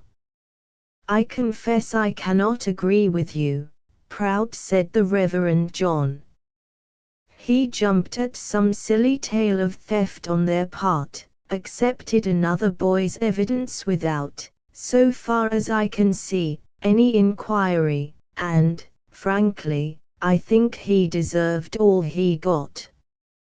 They deliberately outraged Mason's best feelings, said Prout. A word to me on their part would have saved the whole thing. But they preferred to lure him on, to play on his ignorance of their characters. That may be, said King, but I don't like Mason. I dislike him for the very reason that Prout advances to his credit. He means well. Our criminal tradition is not theft, among ourselves, at least, said Little Hartop. For the head of a house that raided 7 head of cattle from the innocent potwallopers of Northam, isn't that rather a sweeping statement, said Macaia. Precisely so, said Hartop, unabashed. That, with gate lifting, and a little poaching and hawk hunting on the cliffs, is our salvation. It does us far more harm as a school, Prout began, than any hushed-up scandal could. Quite so. Our reputation among the farmers is most unsavory. But I would much sooner deal with any amount of ingenious crime of that nature than some other offences. They may be all right, but they are unboylike, abnormal, and, in my opinion, unsound, Prout insisted. The moral effect of their performances must pave the way for greater harm. It makes me doubtful how to deal with them. I might separate them. You might, of course, but they have gone up the school together for 6 years. I shouldn't care to do it, said Makaia. They use the editorial we, said King, irrelevantly. It annoys me. Where's your prose, Corcoran? Well, sir, we haven't quite done it yet. We'll bring it in a minute, and so on. And the same with the others. There's great virtue in that, we, said little Hartop. You know I take them for trig. McTurk may have some conception of the meaning of it, but Beetle is as the brutes that perish about sines and cosines. He copies serenely from Stalky, who positively rejoices in mathematics. Why don't you stop it, said Prout. It writes itself at the exams. Then Beetle shows up blank sheets, and trusts to his English to save him from a fall. I fancy he spends most of his time with me in writing verse. I wish to heaven he would transfer a little of his energy in that direction to elegiacs. King jerked himself upright. He is, with the single exception of Stalky, the very vilest manufacturer of barbarous hexameters that I have ever dealt with. The work is combined in that study, said the chaplain. Stalky does the mathematics, McTurk the Latin, and Beetle attends to their English and French. At least, when he was in the sick house last month, malingering Prout interjected. Quite possibly. I found a very distinct falling off in their Roman dun jeune homme pauvre translations. I think it is profoundly immoral, said Prout. I've always been opposed to the study system. It would be hard to find any study where the boys don't help each other, but in number 5 the thing has probably been reduced to a system, said little Hartop. They have a system in most things. They confess as much, said the Reverend John. I've seen McTurk being hounded up the stairs to elegize the elegy in a churchyard while Beetle and Stalky went to puntabout. It amounts to systematic cribbing, said Prout, his voice growing deeper and deeper. No such thing, little Hartop returned. You can't teach a cow the violin. In intention it is cribbing. But we spoke under the seal of the confessional, didn't we, said the Reverend John. You say you've heard them arranging their work in this way, Gillette Prout persisted. Good heavens! Don't make me Queen's evidence, my dear fellow. Hartop is equally incriminated. If they ever found out that I had sneaked, our relations would suffer, and I value them. I think your attitude in this matter is weak, said Prout, looking round for support. It would be really better to break up the study, for a while, wouldn't it? Oh, break it up by all means, said Makaia. We shall see then if Gillette's theory holds water. Be wise, Prout. Leave them alone, or calamity will overtake you, and what is much more important, they will be annoyed with me. I am too fat, alas, to be worried by bad boys. Where are you going? Nonsense.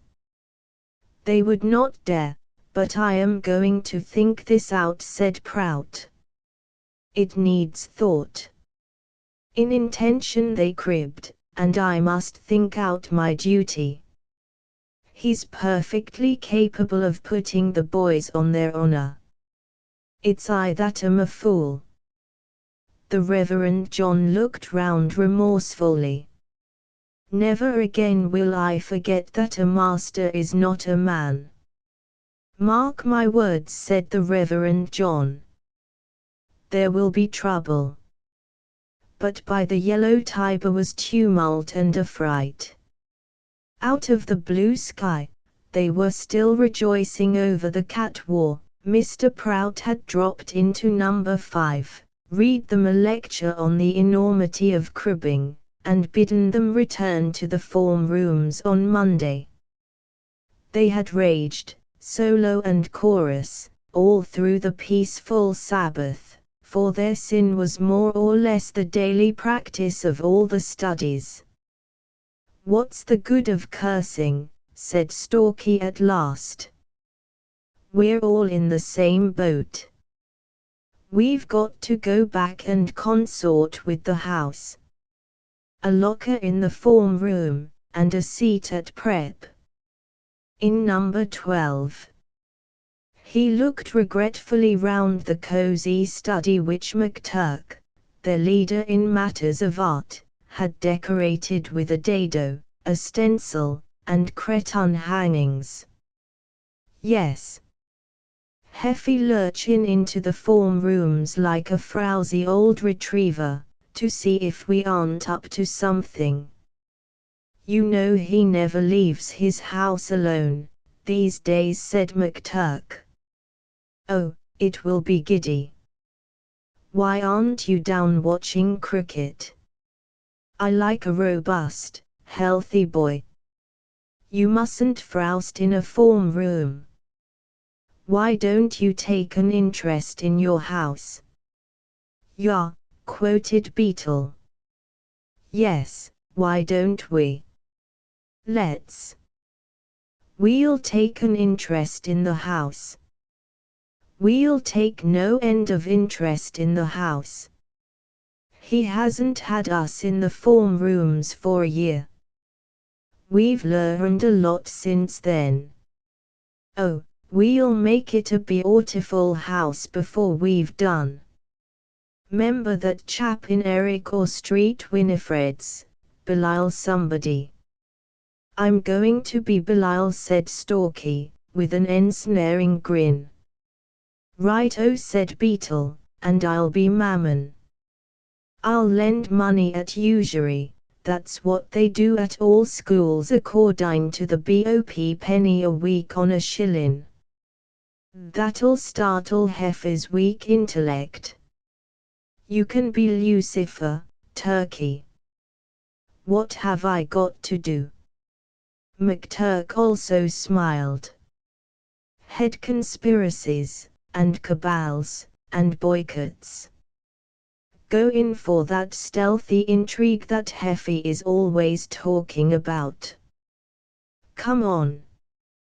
The house received them on their fall with the mixture of jest and sympathy always extended to boys turned out of their study.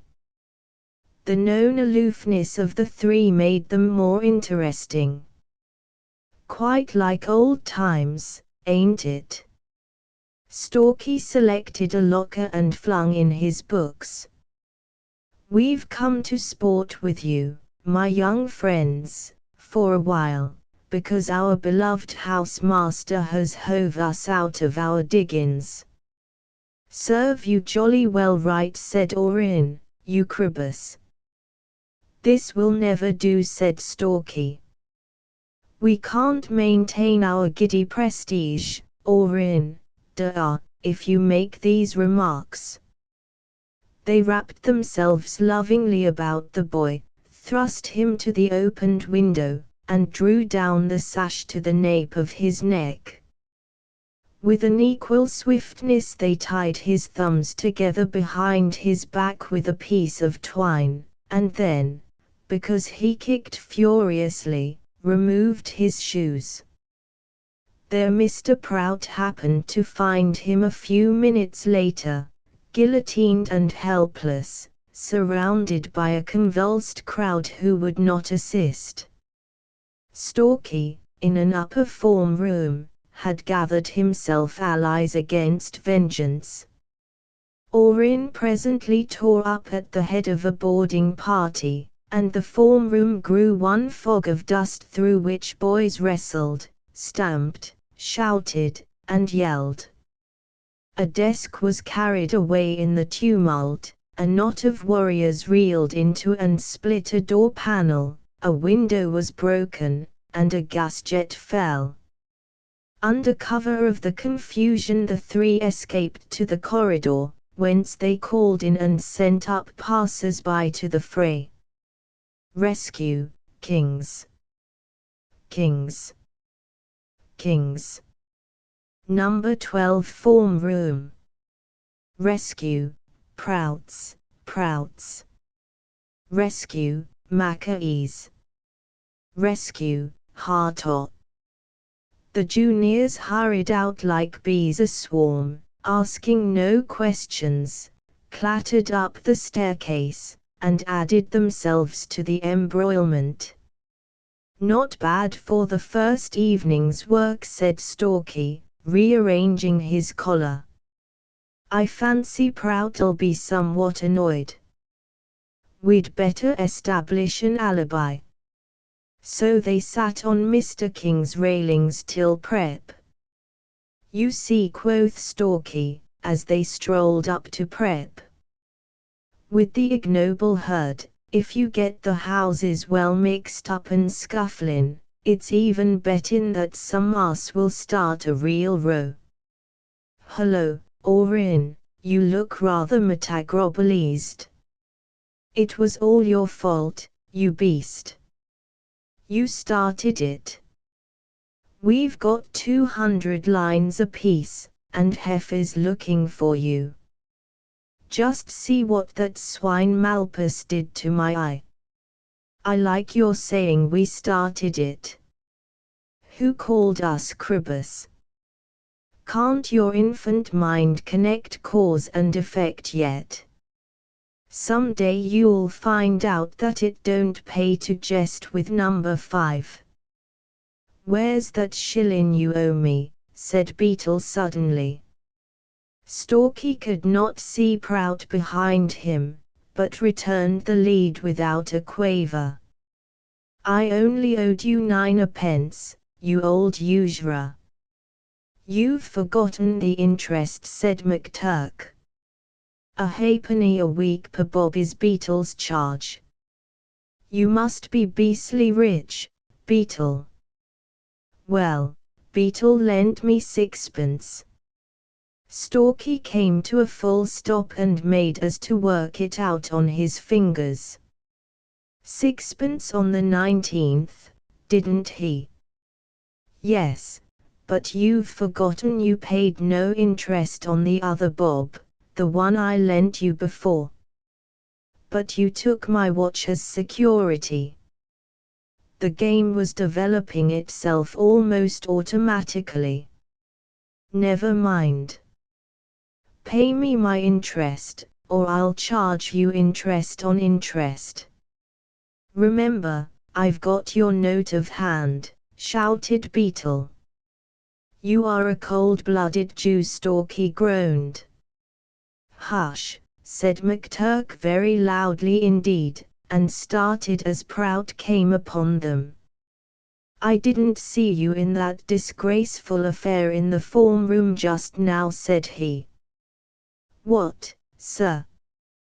We're just come up from Mr. King's, said Stalky. Please, sir, what am I to do about prep? They've broken the desk you told me to sit at, and the form's just swimming with ink. Find another seat, find another seat. Do you expect me to dry nurse you? I wish to know whether you are in the habit of advancing money to your associates, Beetle. No, sir, not as a general rule, sir.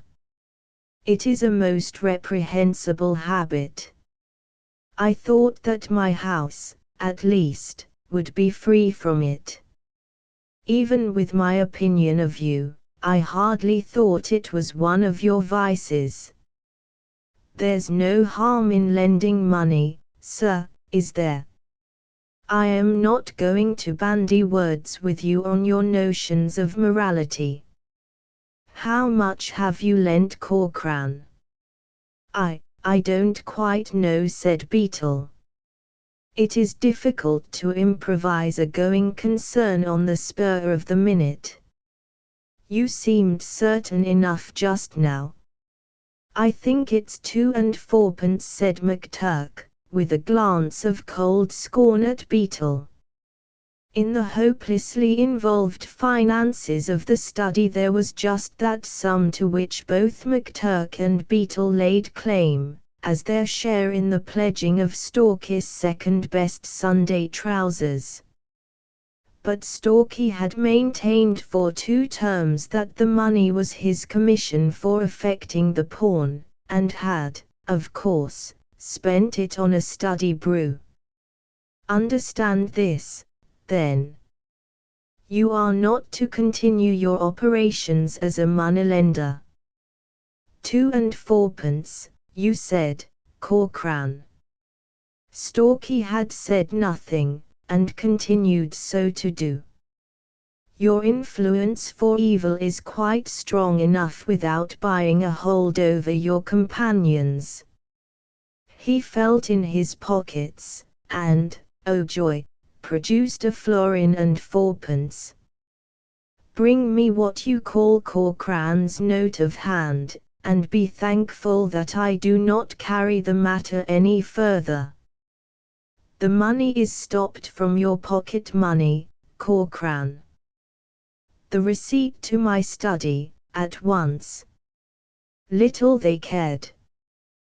2 and 4pence in a lump is worth 6 weekly sixpences any hungry day of the week. But what the deuce is a note of hand, said Beetle. I only read about it in a book. Now you've jolly well got to make one, said Stalky. Yes, but our ink don't turn black till next day. S'pose he'll spot that. Not him. He's too worried, said McTurk. Sign your name on a bit of import paper, Stalky, and write, I owe you 2 and 4pence.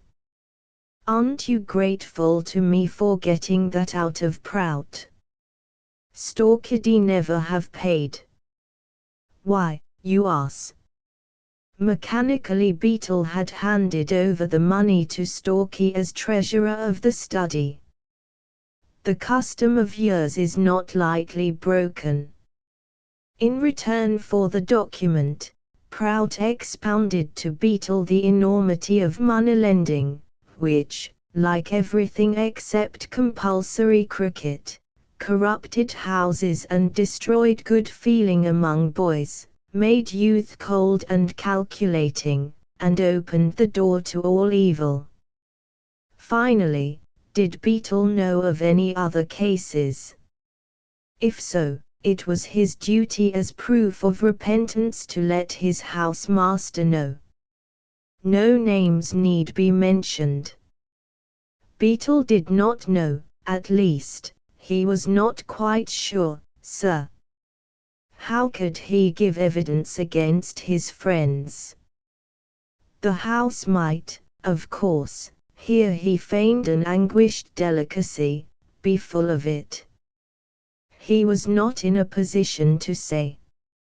He had not met with any open competition in his trade, but if Mr. Prout considered it was a matter that affected the honor of the house, Mr. Prout did consider it precisely that.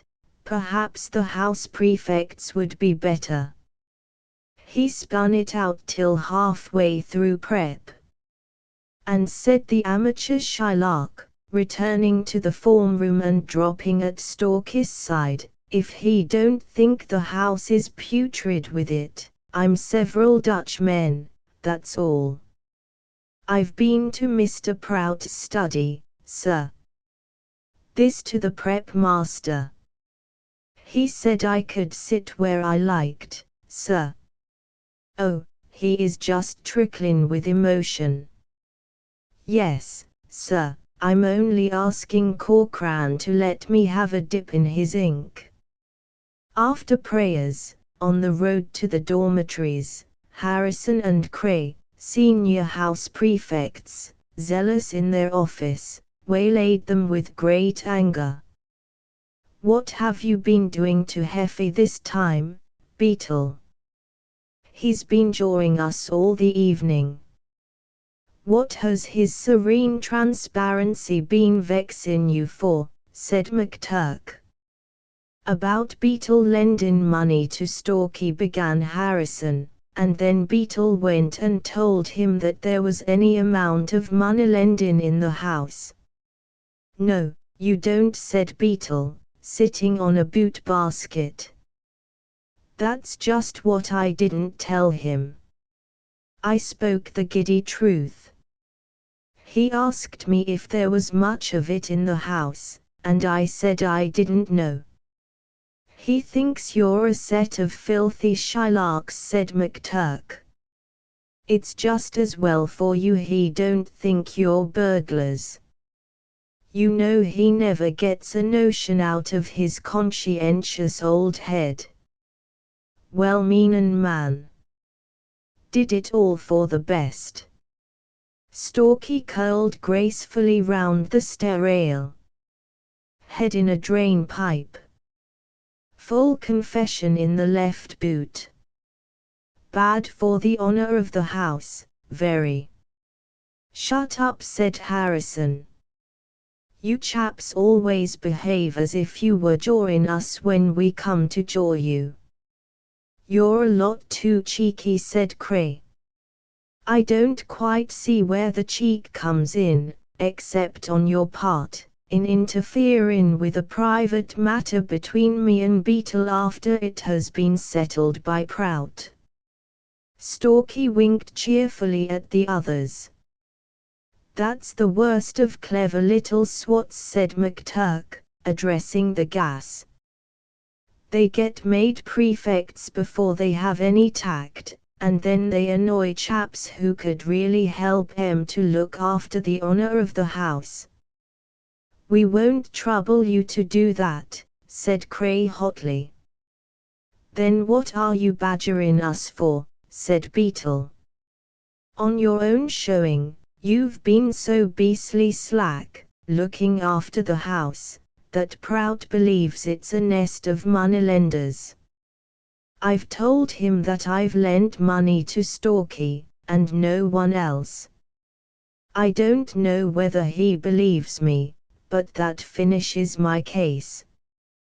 The rest is your business.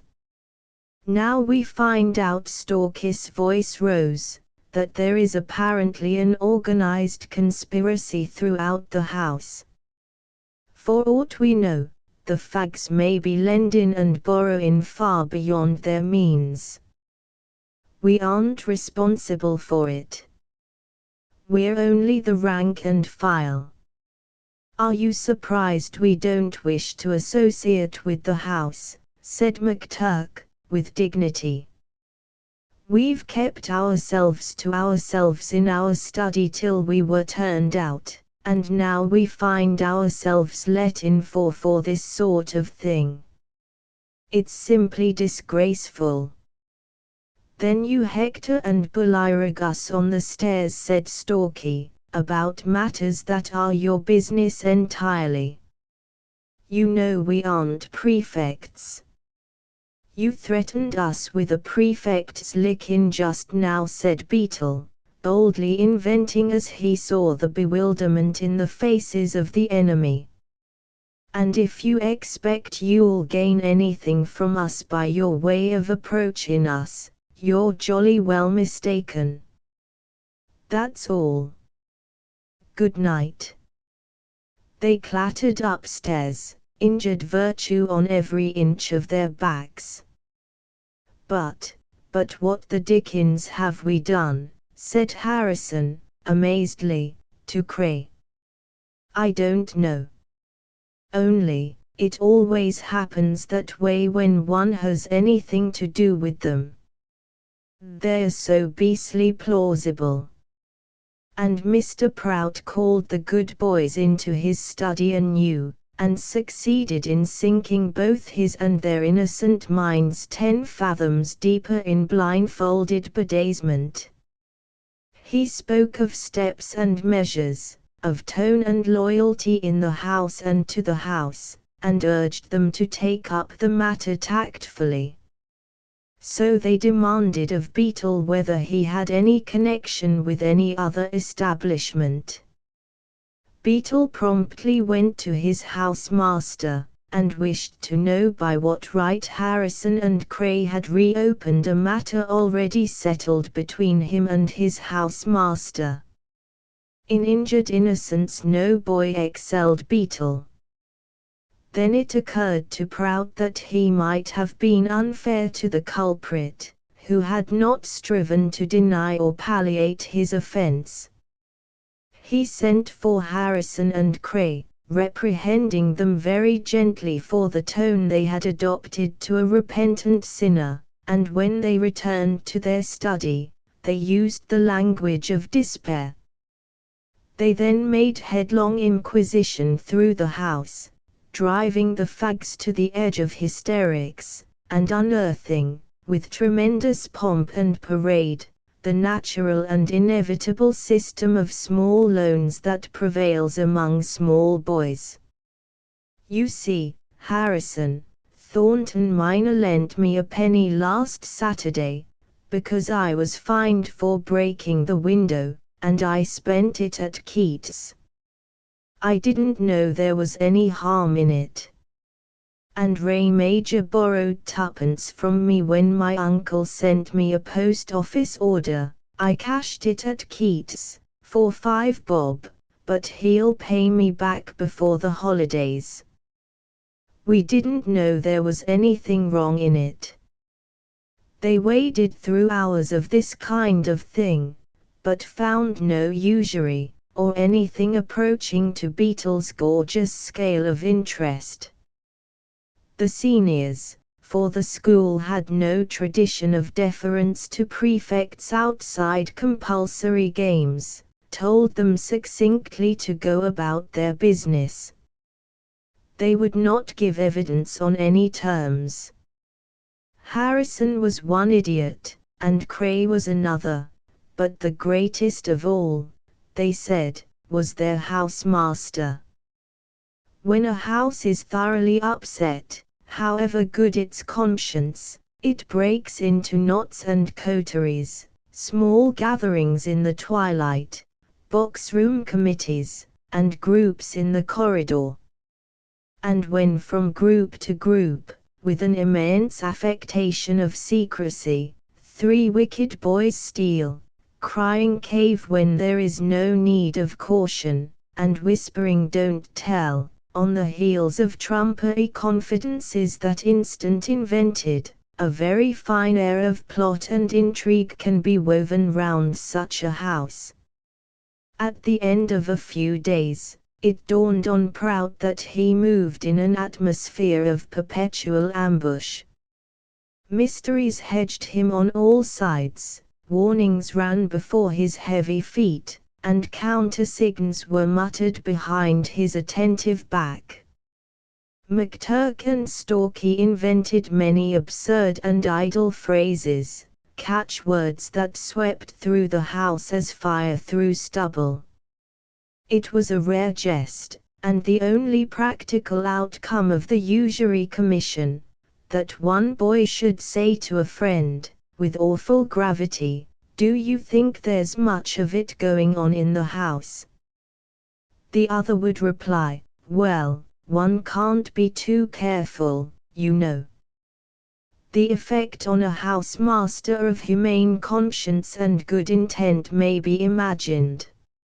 Again, a man who has sincerely devoted himself to gaining the esteem of his charges does not like to hear himself described, even at a distance, as popularity proud by a dark and scowling Celt with a fluent tongue.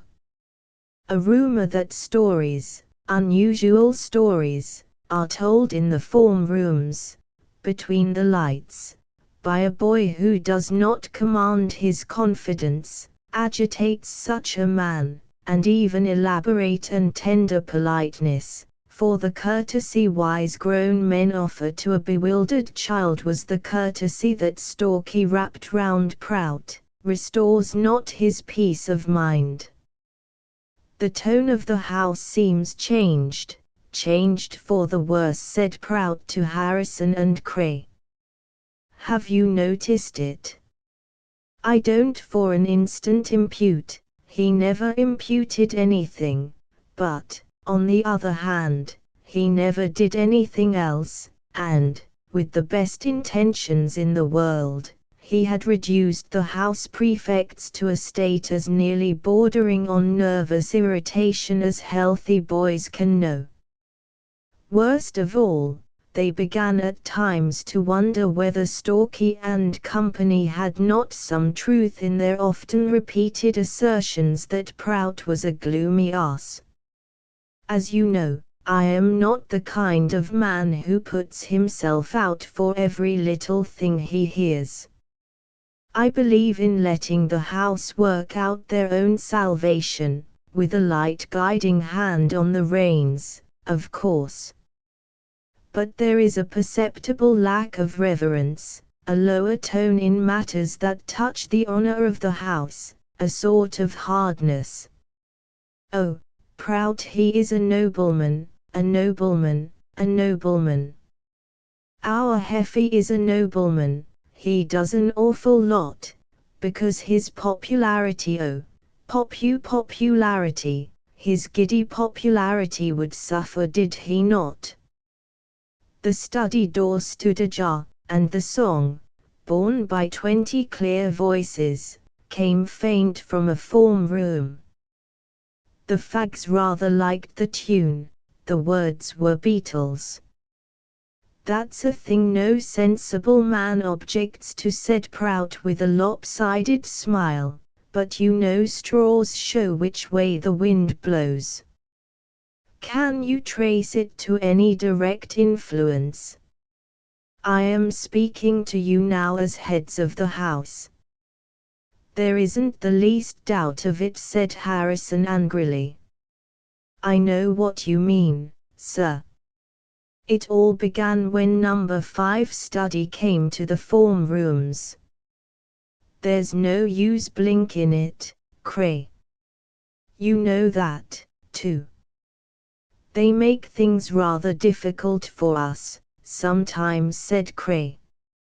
It's more their manner than anything else, that Harrison means. Do they hamper you in the discharge of your duties, then? Well, no, sir. They only look on and grin, and turn up their noses generally. Ah, said Prout sympathetically. I think, sir, said Cray, plunging into the business boldly, it would be a great deal better if they were sent back to their study, better for the house. They are rather old to be knocking about the form rooms. They are younger than Orrin, or Flint, and a dozen others that I can think of. Yes, sir, but that's different, somehow. They're rather influential. They have a knack of upsetting things in a quiet way that one can't take hold of. At least, if one does, and you think they would be better in their own study again. Emphatically Harrison and Cray were of that opinion. As Harrison said to Cray, afterwards, they've weakened our authority. They're too big to lick, they've made an exhibition of us over this usury business, and we're a laughing stock to the rest of the school. I'm going up, for Sandhurst, understood, next term. They've managed to knock me out of half my work already with their lunacy. If they go back to their study we may have a little peace. Hullo, Harrison. McTurk ambled round the corner, with a roving eye on all possible horizons. Bearing up, old man. That's right. Live it down. Live it down. What do you mean? You look a little pensive, said McTurk. Exhaustin' job superintending the honor of the house, ain't it? By the way, how are you off for mare's nests? Look here, said Harrison, hoping for instant reward. We've recommended Prout to let you go back to your study. The deuce you have. And who under the sun are you to interfere between us and our housemaster? Upon my Sam, you two try us very hard, you do, indeed. Of course we don't know how far you abuse your position to prejudice us with Mr. Prout, but when you deliberately stop me to tell me you've been marking arrangements behind our back, in secret, with Prout, I don't know really what we ought to do. That's beastly unfair, cried Cray. It is. McTurk had adopted a ghastly solemnity that sat well on his long, lean face. Hang it all. A prefect's one thing and an usher's another, but you seem to combine 'em. You recommend this, you recommend that. You say how and when we go back to our study. But, we thought you'd like it, Turkey. We did, indeed. You know you'll be ever so much more comfortable there. Harrison's voice was almost tearful. McTurk turned away as though to hide his emotions. They're broke. He hunted up Stalky and Beetle in a box room. They're sick. They've been begging Heffy to let us go back to number 5. Poor devils. Poor little devils. It's the olive branch, was Stalky's comment. It's the giddy white flag, by gum. Come to think of it, we have metagrobolized 'em. Just after tea that day, Mr. Prout sent for them to say that if they chose to ruin their future by neglecting their work, it was entirely their own affair. He wished them, however, to understand that their presence in the form rooms could not be tolerated 1 hour longer. He personally did not care to think of the time he must spend in eliminating the traces of their evil influences. How far Beetle had pandered to the baser side of youthful imagination he would ascertain later, and Beetle might be sure that if Mr. Prout came across any soul-corrupting consequences. Consequences of what, sir? Said Beetle, genuinely bewildered this time, and McTurk quietly kicked him on the ankle for being fetched by Prout. Beetle, the housemaster continued, knew very well what was intended. Evil and brief had been their careers under his eye, and as one standing in loco parentis to their yet uncontaminated associates, he was bound to take his precautions. The return of the study key closed the sermon. But what was the baser side of imagination business? Said Beetle on the stairs. I never knew such an ass as you are for justifying yourself, said McTurk. I hope I jolly well skinned your ankle. Why do you let yourself be drawn by everybody? Draws be blowed. I must have tickled him up in some way I didn't know about. If I'd had a notion of that before, of course I could have rubbed it in better. It's too late now. What a pity. Bass aside. What was he driving at? Never mind, said Stalky. I knew we could make it a happy little house. I said so, remember, but I swear I didn't think we'd do it so soon. No, said Prout most firmly in common room. I maintain that Gillette is wrong. True, I let them return to their study. With your known views on cribbing, too, purred little Hartop. What an immoral compromise. One moment, said the Reverend John. We, all of us have exercised an absolutely heartbreaking discretion for the last 10 days. Now we want to know. Confess, have you known a happy minute since, as regards my house? I have not, said Prout. But you are entirely wrong in your estimate of those boys. In justice to the others, in self-defense, I said it would come to that, murmured the Reverend John. I was forced to send them back. Their moral influence was unspeakable, simply unspeakable. And bit by bit he told his tale, beginning with Beetle's usury, and ending with the house prefect's appeal. Beetle in the role of Shylock is new to me, said King, with twitching lips. I heard rumors of it before, said Prout. No, after you had dealt with them, but I was careful not to inquire. I never interfere with, I myself, said Hartop, would cheerfully give him 5 shillings if he could work out one simple sum in compound interest without 3 gross errors. Why? Mason, the mathematical master, stuttered, a fierce joy on his face. You've been had, precisely the same as me. And so you held an inquiry. Little Hartop's voice drowned Mason's air. Prout caught the import of the sentence. The boy himself hinted at the existence of a deal of it in the house, said Prout. He is past master in that line, said the chaplain. But, as regards the honor of the house, they lowered it in a week.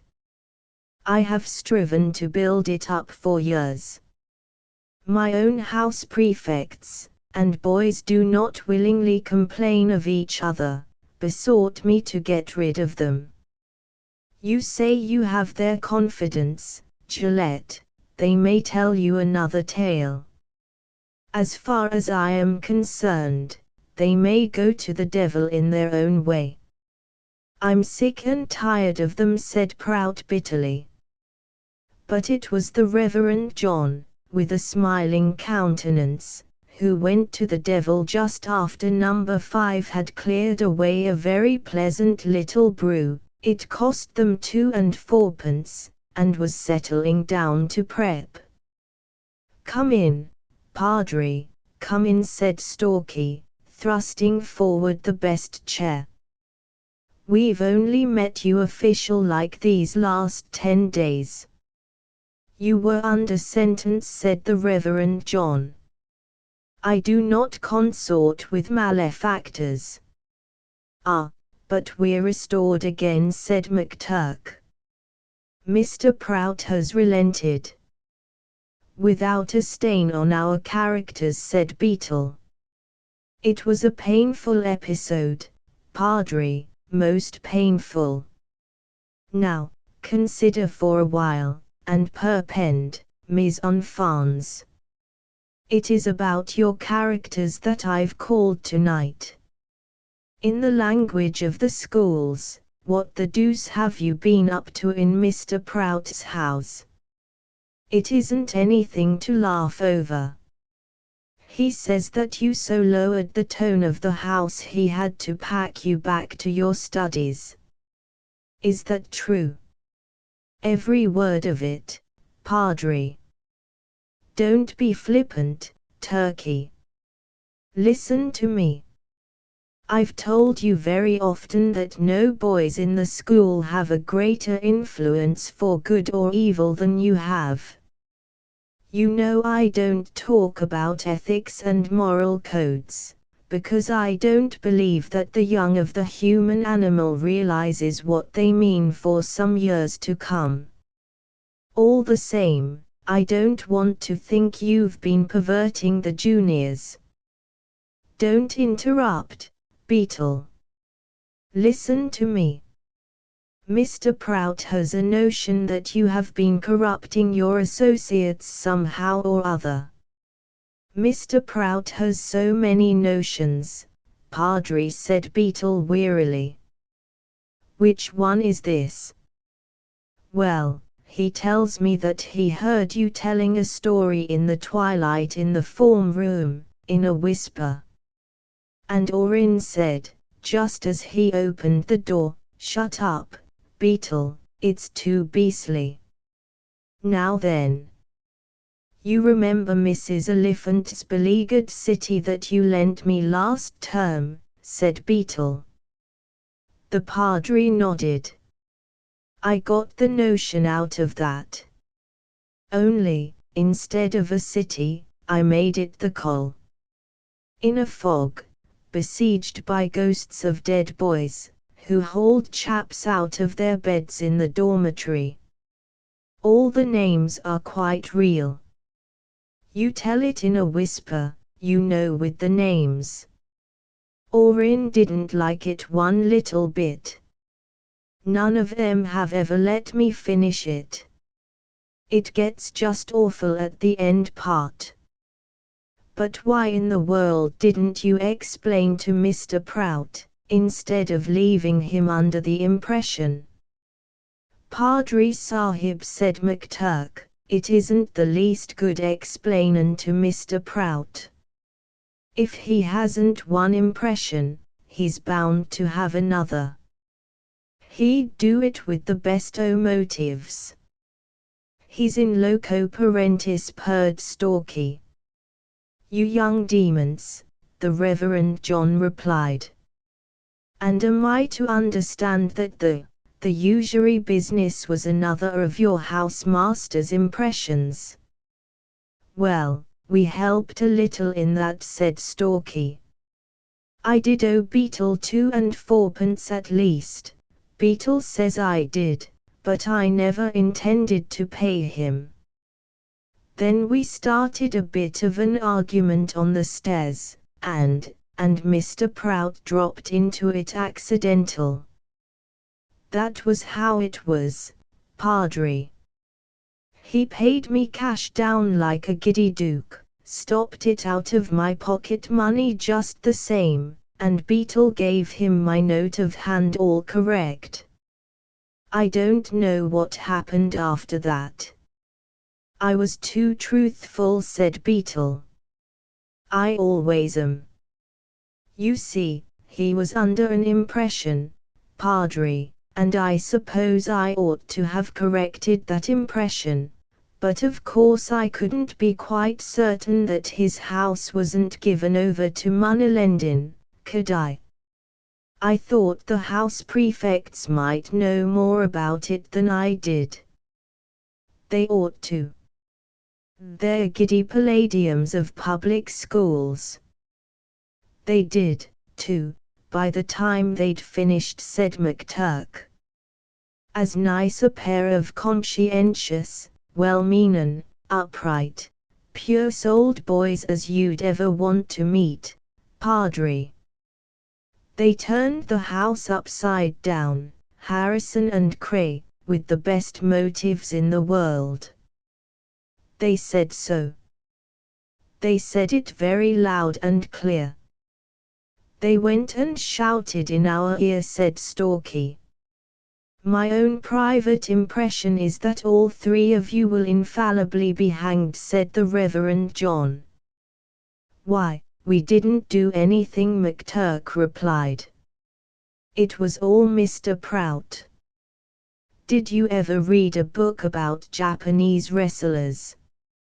My uncle, he's in the Navy, gave me a beauty once. Don't try to change the subject, Turkey. I'm not, sir. I'm giving an illustration, same as a sermon. These wrestler chaps have got sort of trick that lets the other chap do all the work. Then they give a little wriggle, and he upsets himself. It's called Shibawichi or Tokonoma, or something. Mr. Prout's a Shibawisher. It isn't our fault. Did you suppose we went round corrupting the minds of the fags, said Beetle. They haven't any, to begin with, and if they had, they're corrupted long ago. I've been a fag, Padre. Well, I fancied I knew the normal range of your iniquities, but if you take so much trouble to pile up circumstantial evidence against yourselves, you can't blame anyone if we don't blame anyone, Padre. We haven't said a word against Mr. Prout, have we? Stalky looked at the others. We love him. He hasn't a notion how we love him. HM. You dissemble your love very well. Have you ever thought who got you turned out of your study in the first place? It was Mr. Prout turned us out, said Stalky, with significance. Well, I was that man. I didn't mean it, but some words of mine, I'm afraid, gave Mr. Prout the impression. Number 5 laughed aloud. You see, it's just the same thing with you, Padre, said McTurk. He is quick to get an impression, ain't he? But you mustn't think we don't love him, 'cause we do. There isn't an ounce of vice about him. A double knock fell on the door. The head to see number 5 study in his study at once, said the voice of Foxy, the school sergeant. Phew, said the Reverend John. It seems to me that there is a great deal of trouble coming for some people. My word. Mr. Prout's gone and told the head, said Stalky. He's a moral double-ender.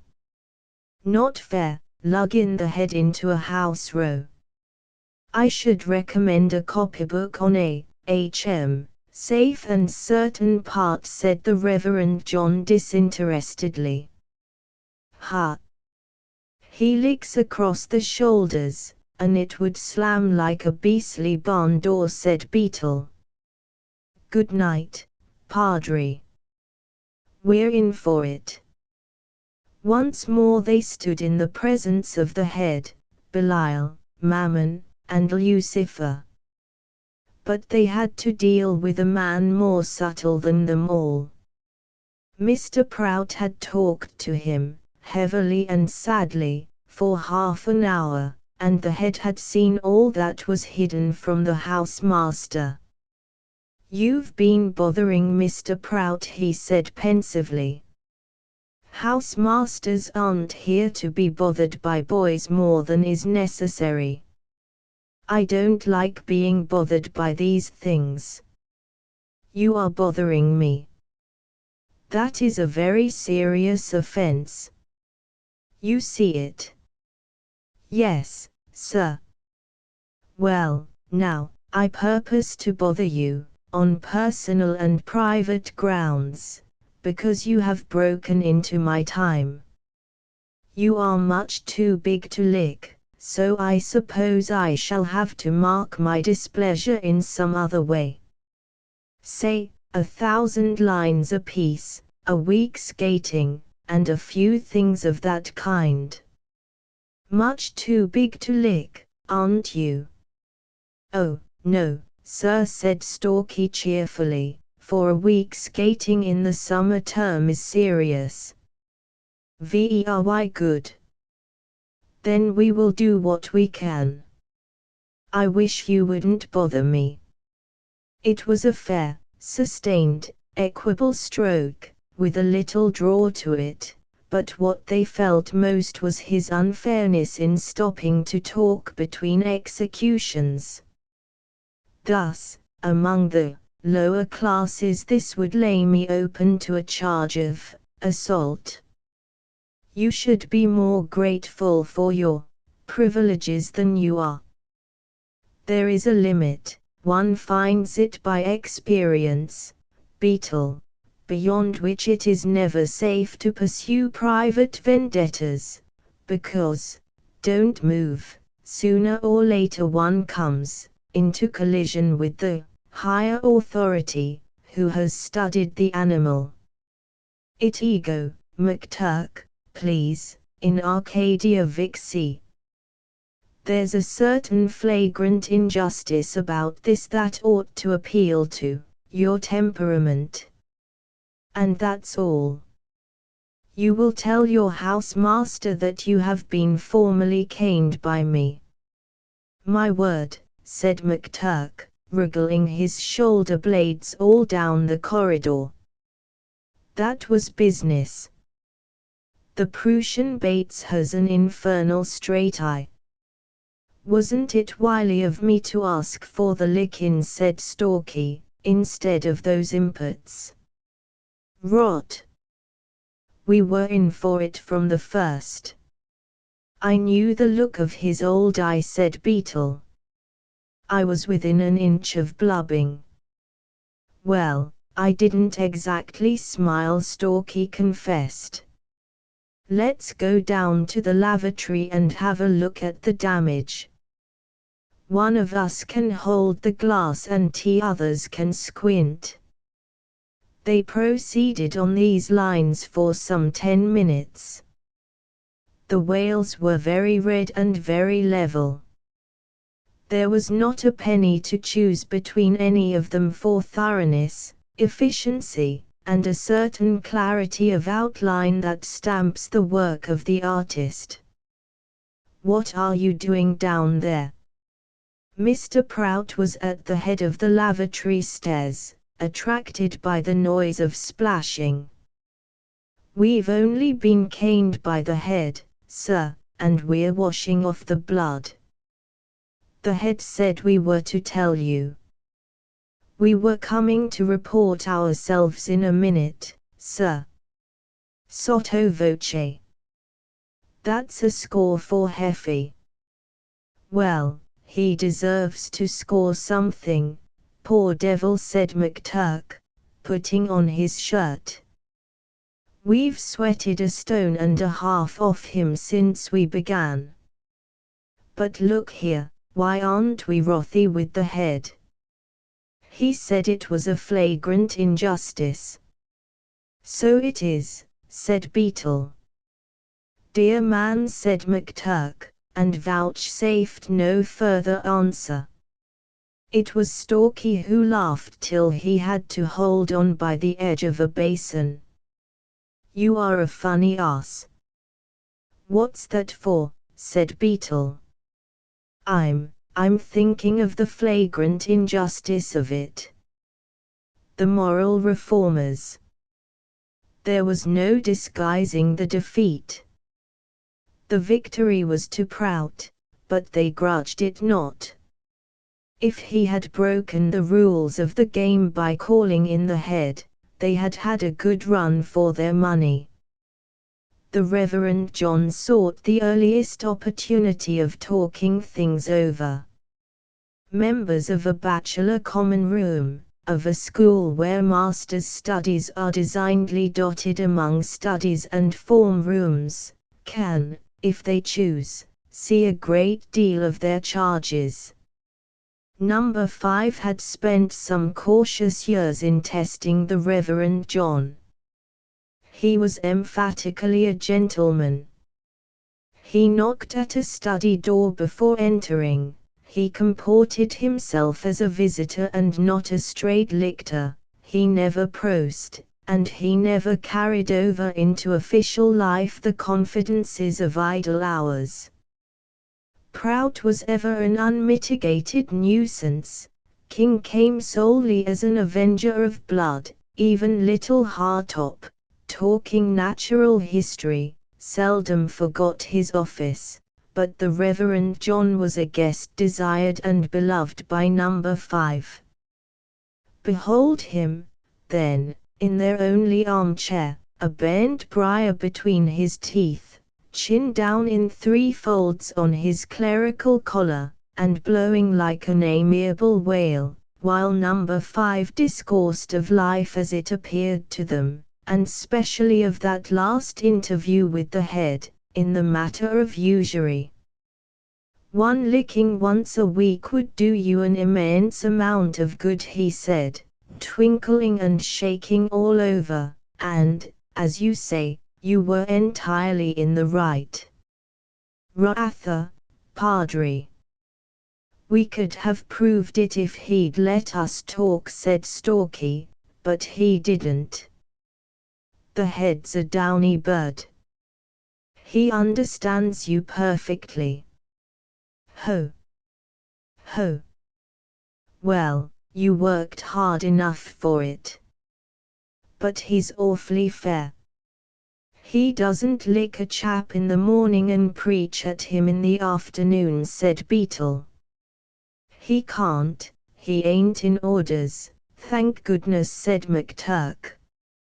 Number 5 held the very strongest views on clerical headmasters, and were ever ready to meet their pastor in argument.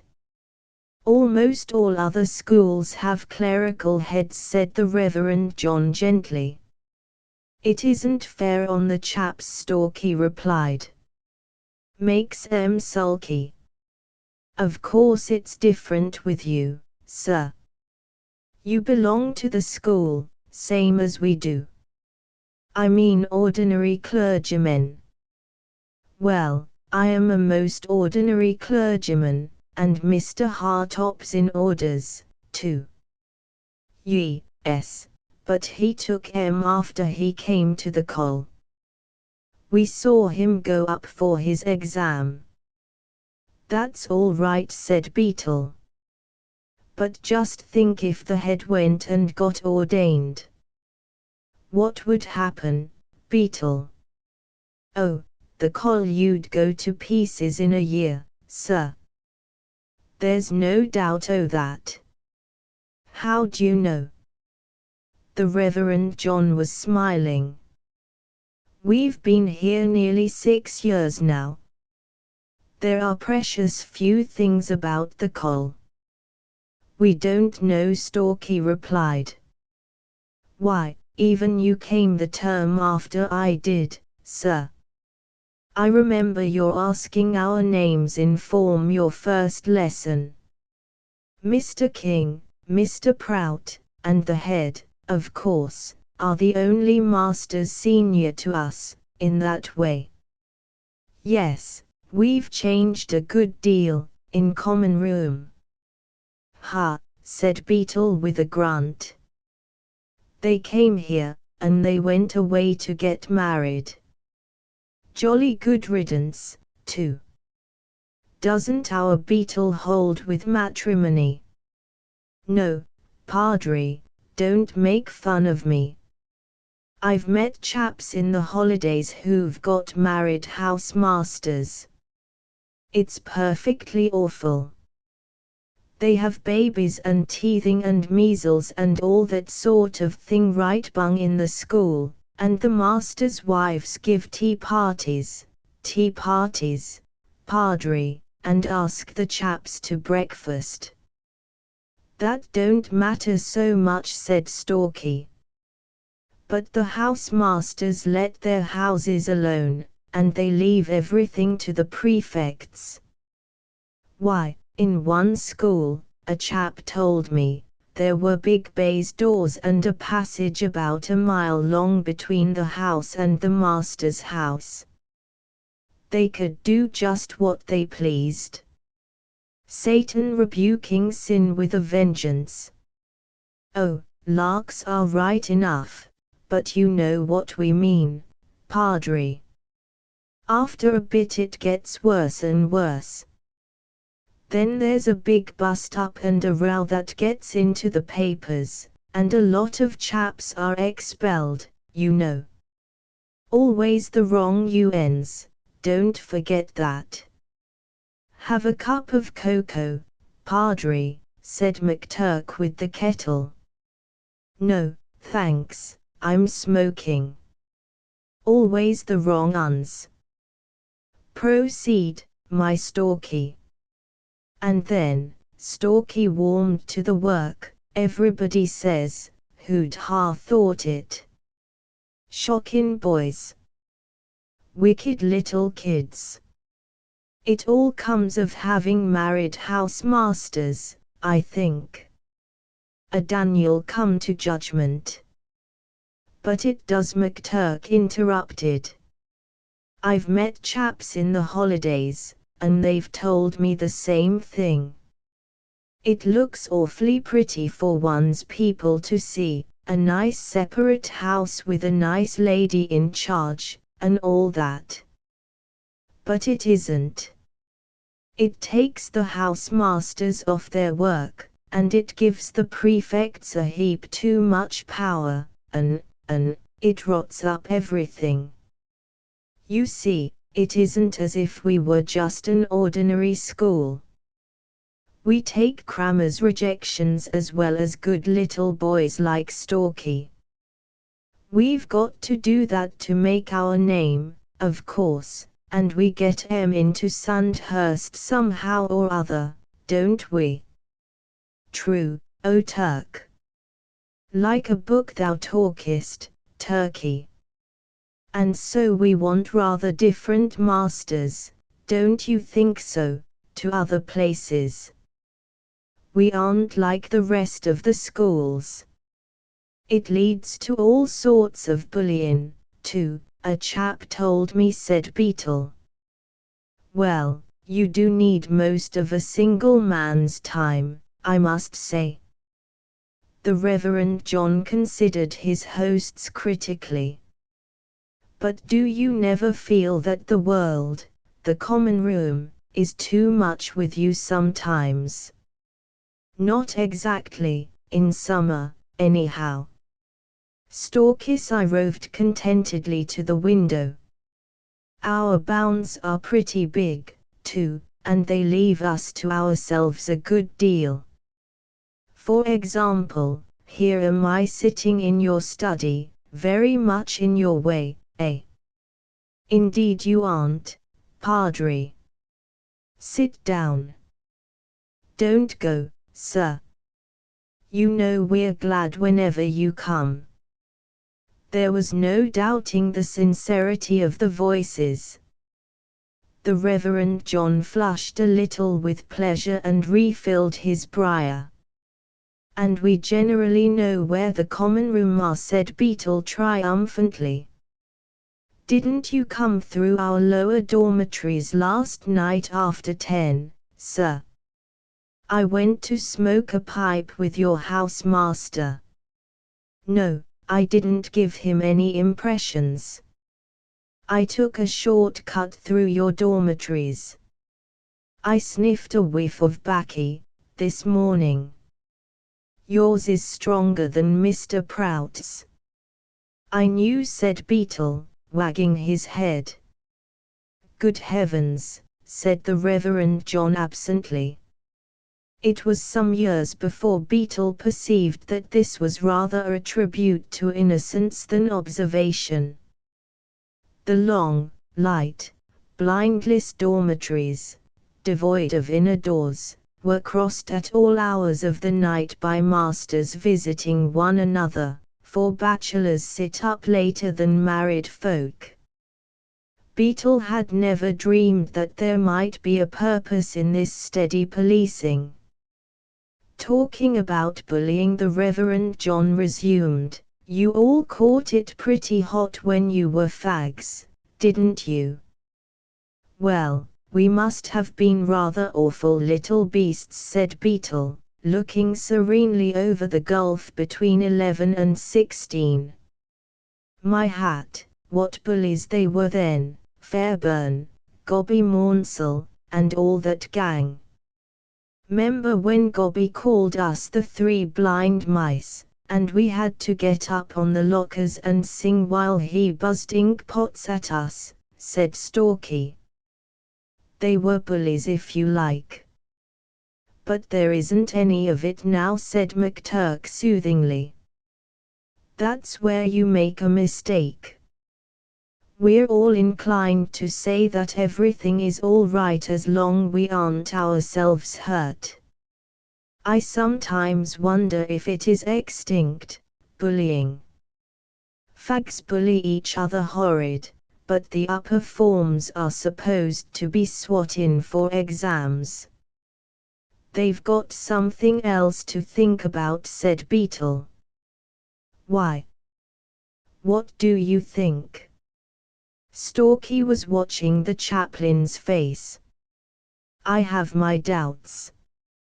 Then, explosively, "On my word, for three moderately intelligent boys you aren't very observant. I suppose you were too busy making things warm for your housemaster to see what lay under your noses when you were in the form rooms last week." "What, sir?" I swear we didn't see anything," said Beetle. "Then I'd advise you to look. When a little chap is whimpering in a corner and wears his clothes like rags, and never does any work, and is notoriously the dirtiest little corridor caution in the coll, something's wrong somewhere." "That's Clua," said McTurk under his breath. "Yes, Clua. He comes to me for his French.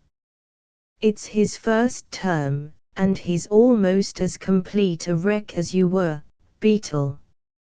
He's not naturally clever, but he has been hammered till he's nearly an idiot." "Oh, no. They sham silly to get off more tickings," said Beetle. "I know that. I've never actually seen him knocked about," said the Reverend John. "The genuine article don't do that in public," said Beetle. "Fairburn never touched me when anyone was looking on." "You needn't swagger about it," Beetle said McTurk. "We all caught it in our time." "But I got it worse than anyone," said Beetle. "If you want an authority on bullying, Padre, come to me. Corkscrews, brush drill keys, head knuckling, arm twisting, rocking, agags, and all the rest of it. Yes. I do want you as an authority, or rather I want your authority to stop it, all of you. What about a Banner and Farper, Padre, Harrison and Cray?" "They are Mr. Prout's pets," said McTurk a little bitterly. "We aren't even sub-prefects. I've considered that, but on the other hand, since most bullying is mere thoughtlessness, not one little bit of it," Padre said McTurk. "Bullies like bullying. They mean it. They think it up in lesson and practice it in the quarters. Never mind. If the thing goes up to the prefects it may make another house row. You've had one already. Don't laugh. Listen to me. I ask you, my own 10th Legion, to take the thing up quietly. I want little Clua made to look fairly clean and decent, "Blowed if I wash him," whispered Stalky. "Decent and self-respecting.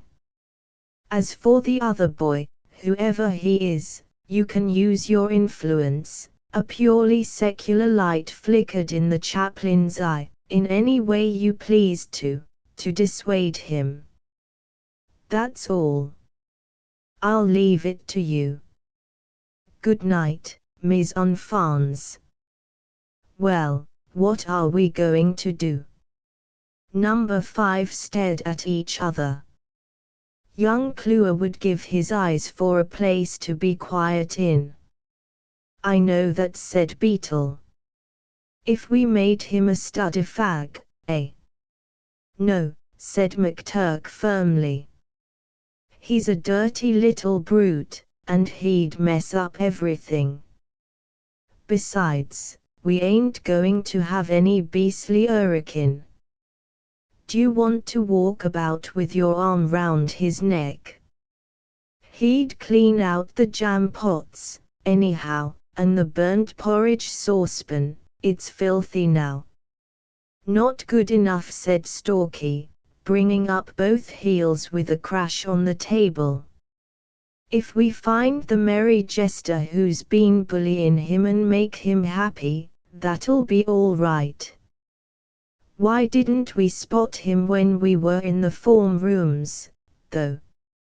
Maybe a lot of fags have made a dead set at Clua. They do that sometimes. Then we'll have to kick the whole of the lower school in our house, on spec." "Come on," said McTurk. "Keep your hair on. We mustn't make a fuss about the biznai. Whoever it is, he's kept quiet or we'd have seen him," said Stalky. "We'll walk round and sniff about till we're sure." They drew the house form rooms, accounting for every junior and senior against whom they had suspicions, investigated, at Beetle's suggestion, the lavatories and box rooms, but without result. Everybody seemed to be present save Clua. "Rum," said Stalky, pausing outside a study door. "Golly." A thin piping mixed with tears came muffled through the panels. As beautiful Kitty one morning was tripping, "Louder, you young devil, or I'll buzz a book at you. With a pitcher of milk, oh, Campbell, please don't." To the fair of, a book crashed on something soft, and squeals arose. "Well, I never thought it was a study chap, anyhow." "That accounts for our not spotting him," said Beetle. "Sefton and Campbell are rather hefty chaps to tackle. Besides, one can't go into their study like a form room." "What swine?" McTurk listened. "Where's the fun of it?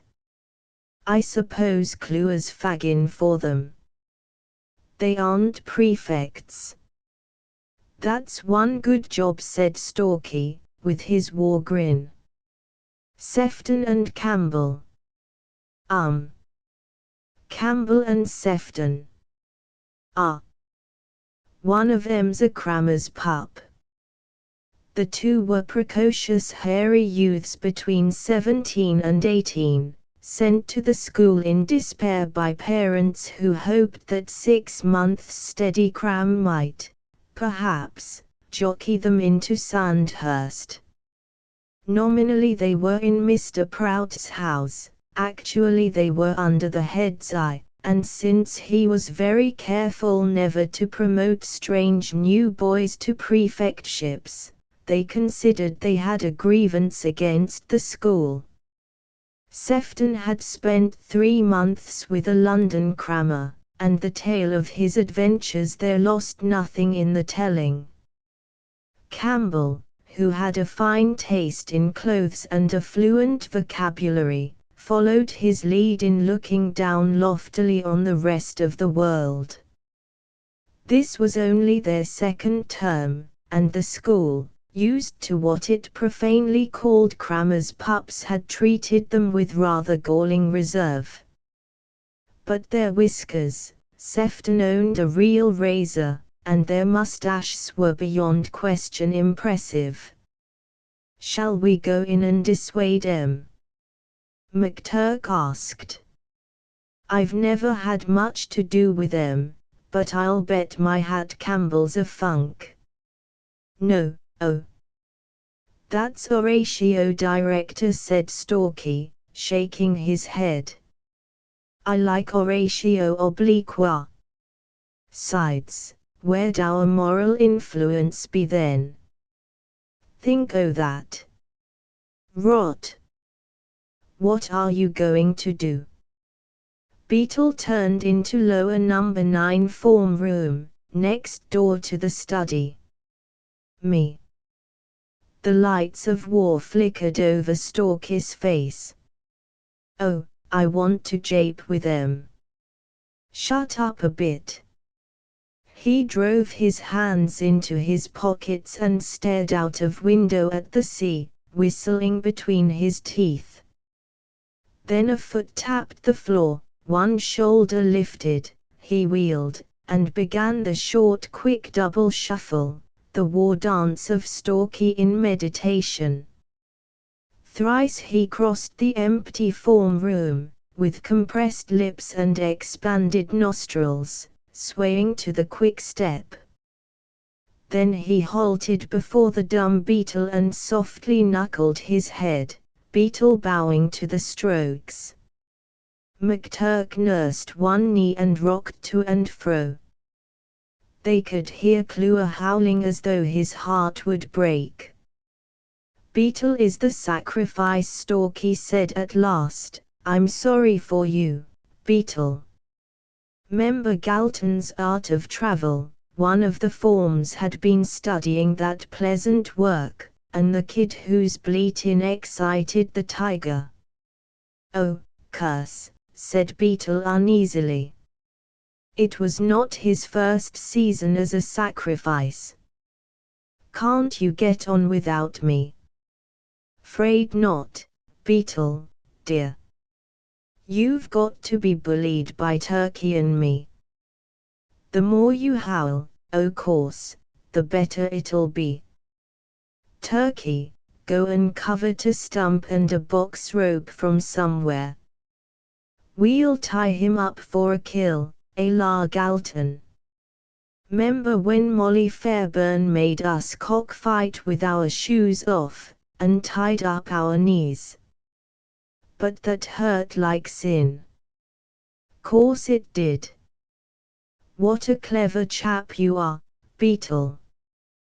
Turkey'll knock you all over the place. 'Member we've had a big row all round, and I've trapped you into doing this. Lend us your wipe." Beetle was trussed for cockfighting, but, in addition to the transverse stump between elbow and knee, his knees were bound with a box rope. In this posture, at a push from Stalky he rolled over sideways, covering himself with dust. "Ruffle his hair, Turkey. Now you get down, too." The bleatin' of the kid excites the tiger. "You two are in such a sweat in wax with me that you only curse. 'Member that. I'll tickle you up with a stump. You'll have to blub, Beetle." "Righto. I'll work up to it in half a shake," said Beetle. "Now begin, and remember the bleatin' o' the kid." "Shut up, you brutes. Let me up. You've nearly cut my knees off. Oh, you are beastly cads. Do shut up. 'Tisn't he a joke?" Beetle's protest was, in tone, a work of art. "Give it to him, Turkey. Kick him. Roll him over. Kill him." Don't funk, Beetle, you brute. Kick him again, Turkey. He's not blubbing really. Roll up, Beetle, or I'll kick you into the fender, roared McTurk. They made a hideous noise among them, and the bait allured their quarry. Hullo! What's the giddy jest? Sefton and Campbell entered to find Beetle on his side, his head against the fender, weeping copiously, while McTurk prodded him in the back with his toes. It's only Beetle, Stalky explained. He's shammin' hurt. I can't get Turkey to go for him properly. Sefton promptly kicked both boys, and his face lighted. All right, I'll attend to 'em. Get up and cockfight, you two. Give me the stump. I'll tickle 'em. Here's a giddy jest. Come on, Campbell. Let's cook 'em. Then McTurk turned on Stalky and called him very evil names. You said you were going to cockfight too, Stalky. Come on. More ass you for believe in me, then, shrieked Stalky. Have you chaps had a row? Said Campbell. Row, said Stalky. Ha! I'm only educating them. Do you know anything about cockfighting, Seffy? Do I know?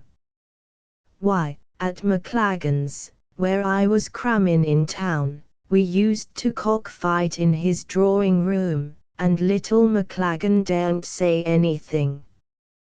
But we were just the same as men there, of course. Do I know?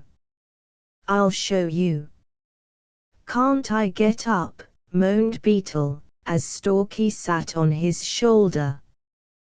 Don't jaw, you fat piffler. You're going to fight Seffy. He'll slay me. Oh, lug 'em into our study, said Campbell. It's nice and quiet in there. I'll cockfight Turkey. This is an improvement on young Cluer. Righto. I move its shoes off for them and shoes on for us, said Sefton joyously, and the two were flung down on the study floor. Stalky rolled them behind an armchair. Now I'll tie you two up and direct the bullfight. Golly, what wrists you have, Seffy. They're too thick for a wipe. Got a box rope, said he. Lots in the corner, Sefton replied. Hurry up. Stop blubbing, you brute, Beetle. We're going to have a giddy campaign. Losers have to sing for the winners, sing odes in honor of the conqueror. You call yourself a beastly poet, don't you, Beetle? I'll poet you. He wriggled into position by Campbell's side. Swiftly and scientifically the stumps were thrust through the natural crooks, and the wrists tied with well-stretched box ropes to an accompaniment of insults from McTurk, bound, betrayed, and voluble behind the chair. Stalky set away Campbell and Sefton, and strode over to his allies, locking the door on the way. And that's all right, said he in a changed voice. What the devil? Sefton began. Beetle's false tears had ceased. McTurk, smiling, was on his feet. Together they bound the knees and ankles of the enemy even more straitly. Stalky took the armchair and contemplated the scene with his blandest smile. A man trust for cockfighting is, perhaps, the most helpless thing in the world. The bleating of the kid excites the tiger. Oh, you frabjous asses. He lay back and laughed till he could no more. The victims took in the situation but slowly. We'll give you the finest licking you ever had in your young lives when we get up, thundered Sefton from the floor. You'll laugh the other side of your mouth before you've done. What the deuce do you mean by this? You'll see in 2 shakes, said McTurk. Don't swear like that.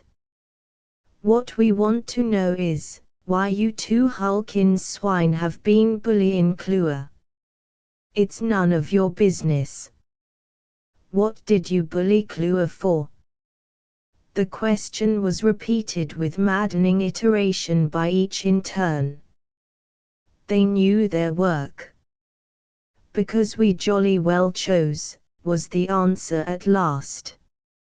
Let's get up. Even then they could not realize the game. Well, now we're going to bully you because we jolly well choose. We're going to be just as fair to you as you were to Clua. He couldn't do anything against you. You can't do anything to us. Odd, ain't it? Can't we? You wait and see. Said Beetle reflectively, that shows you've never been properly jested with. A public lickin' ain't in it with a gentle jape. Better Bob you'll weep and promise anything. Look here, young Beetle, we'll half kill you when we get up. I'll promise you that, at any rate. You're going to be half killed first, though. Did you give Clua head knuckles? Did you give Clua head knuckles? McTurk echoed. At the 20th repetition, no boy can stand the torture of one unvarying query, which is the essence of bullying, came confession. We did, confound you. Then you'll be knuckled, and knuckled they were, according to ancient experience. Head knuckling is no trifle, Molly Fairburn of the old days could not have done better. Did you give Clua a brush drill?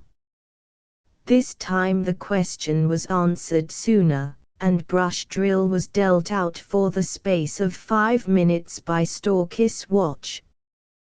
They could not even writhe in their bonds. No brush is employed in brush drill. Did you give Clua the key? No, we didn't. I swear we didn't, from Campbell, rolling in agony. Then we'll give it to you, so you can see what it would be like if you had. The torture of the key, which has no key at all, hurts excessively. They endured several minutes of it, and their language necessitated the gag. Did you give Clua corkscrews? Yes. Oh, curse your silly souls. Let us alone, you cads. They were corkscrewed, and the torture of the corkscrew, this has nothing to do with corkscrews, is keener than the torture of the key. The method and silence of the attacks was breaking their nerves. Between each new torture came the pitiless, dazing rain of questions, and when they did not answer to the point, Isabella-colored handkerchiefs were thrust into their mouths. Now are those all the things you did to Clua? Take out the gag, Turkey, and let em answer. Yes, I swear that was all.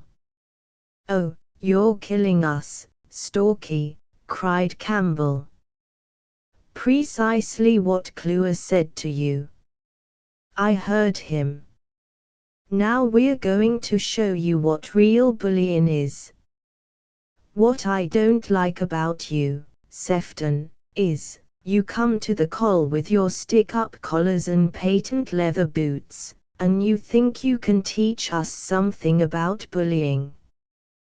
Do you think you can teach us anything about bullying? Take out the gag and let him answer. No. Ferociously. He says no. Rock him to sleep. Campbell can watch. It needs 3 boys and 2 boxing gloves to rock a boy to sleep. Again, the operation has nothing to do with its name. Sefton was rocked till his eyes set in his head and he gasped and crowed for breath, sick and dizzy. My aunt, said Campbell, appalled, from his corner, and turned white. Put him away, said Stalky. Bring on Campbell. Now this is bullying. Oh, I forgot. I say, Campbell, what did you bully Clua for? Take out his gag and let him answer. I don't know. Oh, let me off. I swear I'll make it Pax. Don't rock me. The bleating of the kid excites the tiger. He says he don't know. Set him up, Beetle. Give me the glove and put in the gag. In silence Campbell was rocked 64 times. I believe I'm going to die, he gasped. He says he is going to die. Put him away. Now, Sefton. Oh, I forgot. Sefton, what did you bully Clua for? The answer is unprintable, but it brought not the faintest flush to Stalky's downy cheek. Make him an egg, turkey. And an egg was he made, forthwith. The hard-bought experience of nearly 18 years was at his disposal, but he did not seem to appreciate it. He says we are sweeps. Put him away. Now, Campbell. Oh, I forgot. I say, Campbell, what did you bully Clua for? Then came the tears, scalding tears, appeals for mercy and abject promises of peace. Let them cease the tortures and Campbell would never lift hand against them. The questions began again, to an accompaniment of small persuasions. You seem hurt, Campbell. Are you hurt? Yes. Awfully. He says he is hurt.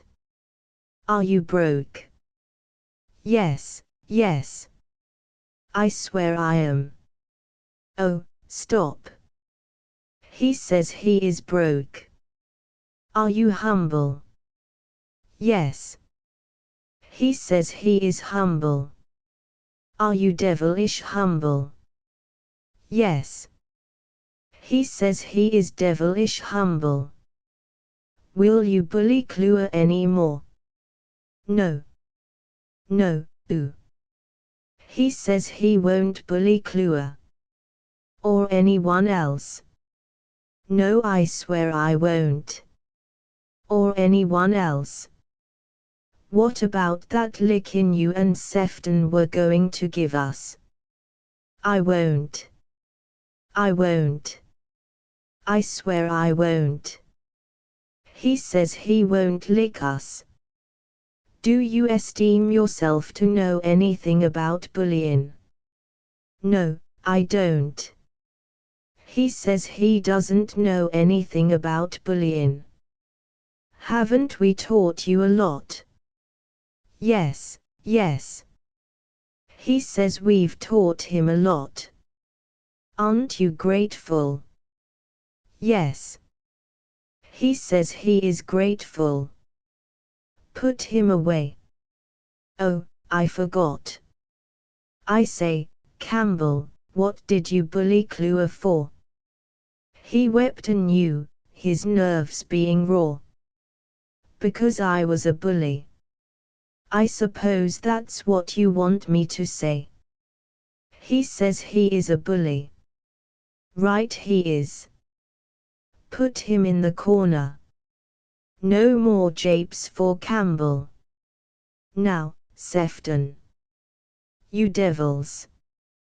You young devils. This and much more as Sefton was punted across the carpet by skillful knees. The bleating of the kid excites the tiger. We're going to make you beautiful. Where does he keep his shaving things? Campbell told Dot. Beetle, get some water. Turkey, make the lather. We're going to shave you, Seffy, so you'd better lie jolly still, or you'll get cut. I've never shaved anyone before. Don't. Oh, don't. Please don't.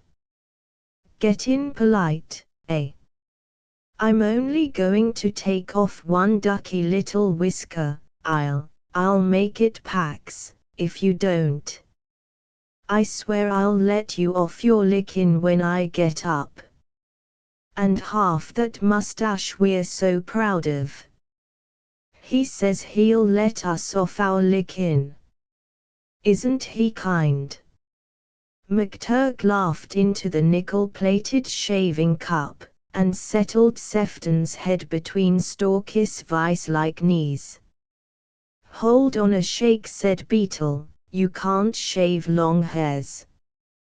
You've got to cut all that mustache short first, and then scrape him. Well, I'm not going to hunt about for scissors. Won't a match do? Chuck us the matchbox. He is a hog, you know, we might as well singe him. Lie still. He lit a Vesta, but checked his hand. I only want to take off half, though. That's all right. Beetle waved the brush. I'll lather up to the middle, see, and you can burn off the rest. The thin-haired first mustache of youth fluffed off in flame to the lather line in the center of the lip, and Stalky rubbed away the burnt stumpage with his thumb. It was not a very gentle shave, but it abundantly accomplished its purpose. Now the whisker on the other side. Turn him over. Between match and razor this, too, was removed. Give him his shaving glass. Take the gag out. I want to hear what he'll say.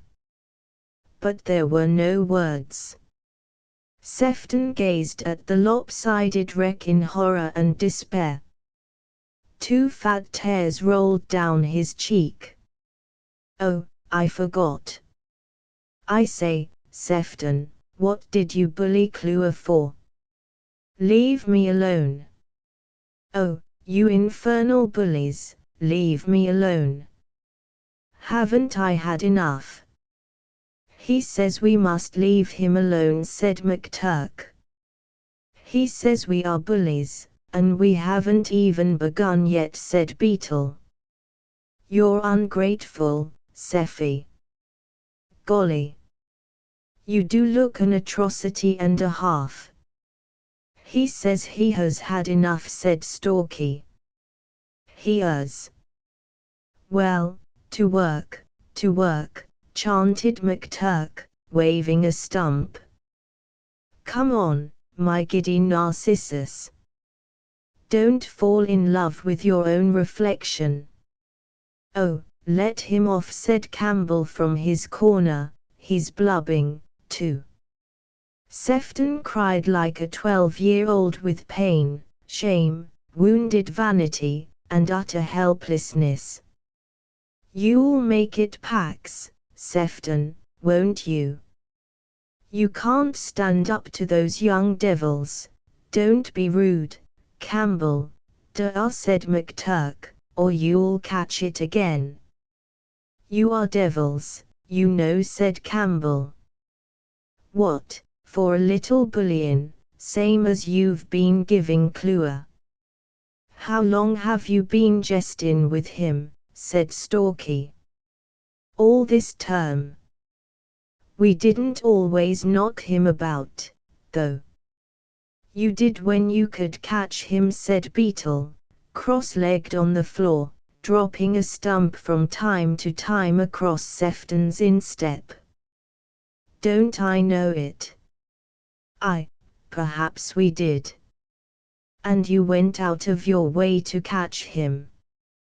Don't I know it? Because he was an awful little beast, eh? Don't I know it? Now, you see, you're awful beasts, and you're getting what he got, for being a beast. Just because we choose. We never really bullied him, like you've done us. Yeah, said Beetle. They never really bully, Molly Fairburn didn't. Only knock 'em about a little bit. That's what they say. Only kick their souls out of 'em, and they go and blub in the box rooms. Shove their heads into the ulsters and blub. Write home 3 times a day, yes, you brute, I've done that, asking to be taken away. You've never been bullied properly, Campbell. I'm sorry you made Pax. I'm not, said Campbell, who was a humorist in a way. Look out, you're slaying Sefton. In his excitement, Beetle had used the stump unreflectingly, and Sefton was now shouting for mercy. And you, he cried, wheeling where he sat. You've never been bullied, either. Where were you before you came here? I had a tutor. Yeah. You would. You never blubbed in your life. But you're blubbing now, by gum. Aren't you blubbing? Can't you see, you blind beast? Sefton fell over sideways, tear tracks furrowing the dried lather. Crack came the cricket stump on the curved latter end of him. Blind, am I, said Beetle, and a beast. Shut up, Stalky. I'm going to jape a bit with our friend, La Molly Fairburn. I think I can see.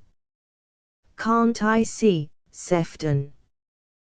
The point is well taken, said McTurk, watching the strap at work. You'd better say that he sees, Seffy. You do, you can. I swear you do, yelled Sefton, for strong arguments were coercing him. Aren't my eyes lovely? The stump rose and fell steadily throughout this catechism. Yes. A gentle hazel, aren't they? Yes, oh, yes. What a liar you are. They're sky blue. Ain't they sky blue? Yes, oh, yes. You don't know your mind from 1 minute to another. You must learn, you must learn. What a bait you're in, said Stalky. Keep your hair on, Beetle. I've had it done to me, said Beetle. Now, about my being a beast. Pax, oh, Pax, cried Sefton, make it Pax. I'll give up. Let me off. I'm broke. I can't stand it. Just when we were getting our hand in, grunted McTurk. They didn't let Clua off, I'll swear. Confess, apologize, quick, said Stalky. From the floor Sefton made unconditional surrender, more abjectly even than Campbell. He would never touch anyone again. He would go softly all the days of his life. "We've got to take it, I suppose," said Stalky. "All right, Sefton. You're broke. Very good. Shut up, Beetle. But before we let you up, you and Campbell will kindly oblige us with Kitty of Coleraine, a la Clua." "That's not fair," said Campbell. "We've surrendered." "Course you have. Now you're going to do what we tell you, same as Clua would. If you hadn't surrendered you'd ha' been really bullied. Having surrendered, do you follow, Seffy? You sing odes in honor of the conquerors. Hurry up." They dropped into chairs luxuriously. Campbell and Sefton looked at each other, and, neither taking comfort from that view, struck up Kitty of Coleraine. "Vile bad," said Stalky, as the miserable wailing ended. "If you hadn't surrendered it would have been our painful duty to buzz books at you for singing out o-tune. Now then." He freed them from their bonds, but for several minutes they could not rise. Campbell was first on his feet, smiling uneasily. Sefton staggered to the table, buried his head in his arms, and shook with sobs. There was no shadow of fight in either, only amazement, distress, and shame. "Ca, can't he shave clean before tea, please?" said Campbell. "It's 10 minutes to bell." Stalky shook his head. He meant to escort the half-shaved one to the meal. McTurk yawned in his chair and Beetle mopped his face. They were all dripping with excitement and exertion. "If I knew anything about it, I swear I'd give you a moral lecture," said Stalky severely. "Don't jaw, they've surrendered," said McTurk. "This moral suasion biznai takes it out of a chap. Don't you see how gentle we've been?" "We might have called Clua in to look at you," said Stalky. "The bleatin' of the tiger excites the kid. But we didn't. We've only got to tell a few chaps in Col about this and you'd be hooted all over the shop. Your life wouldn't be worth having. But we aren't going to do that, either. We're strictly moral suasers, Campbell, so, unless you or Seffy split about this, no one will." "I swear you're a brick," said Campbell. "I suppose I was rather a brute to Clua." "It looked like it," said Stalky. "But I don't think Seffy need come into hall with cock-eye whiskers. Horrid bad for the fags if they saw him. He can shave. Ain't you grateful, Sefton?" The head did not lift. Sefton was deeply asleep. "That's rummy," said McTurk, as a snore mixed with a sob. "Cheek, I think, or else he's shammin'." "No, 'tisn't he," said Beetle. "When Molly Fairburn had attended to me for an hour or so I used to go bung off to sleep on a form sometimes. Poor devil. But he called me a beastly poet, though. Well, come on." Stalky lowered his voice. "Goodbye, Campbell. 'Member, if you don't talk, nobody will. There should have been a war dance, but that all three were so utterly tired that they almost went to sleep above the teacups in their study, and slept till prep. A most extraordinary letter. Are all parents incurably mad? What do you make of it? Said the head, handing a closely written 8 pages to the Reverend John. The only son of his mother, and she a widow. That is the least reasonable sort. The chaplain read with pursed lips. If half those charges are true, he should be in the sick house, whereas he is disgustingly well. Certainly he has shaved. I noticed that. Under compulsion, as his mother points out. How delicious. How salutary. You haven't to answer her.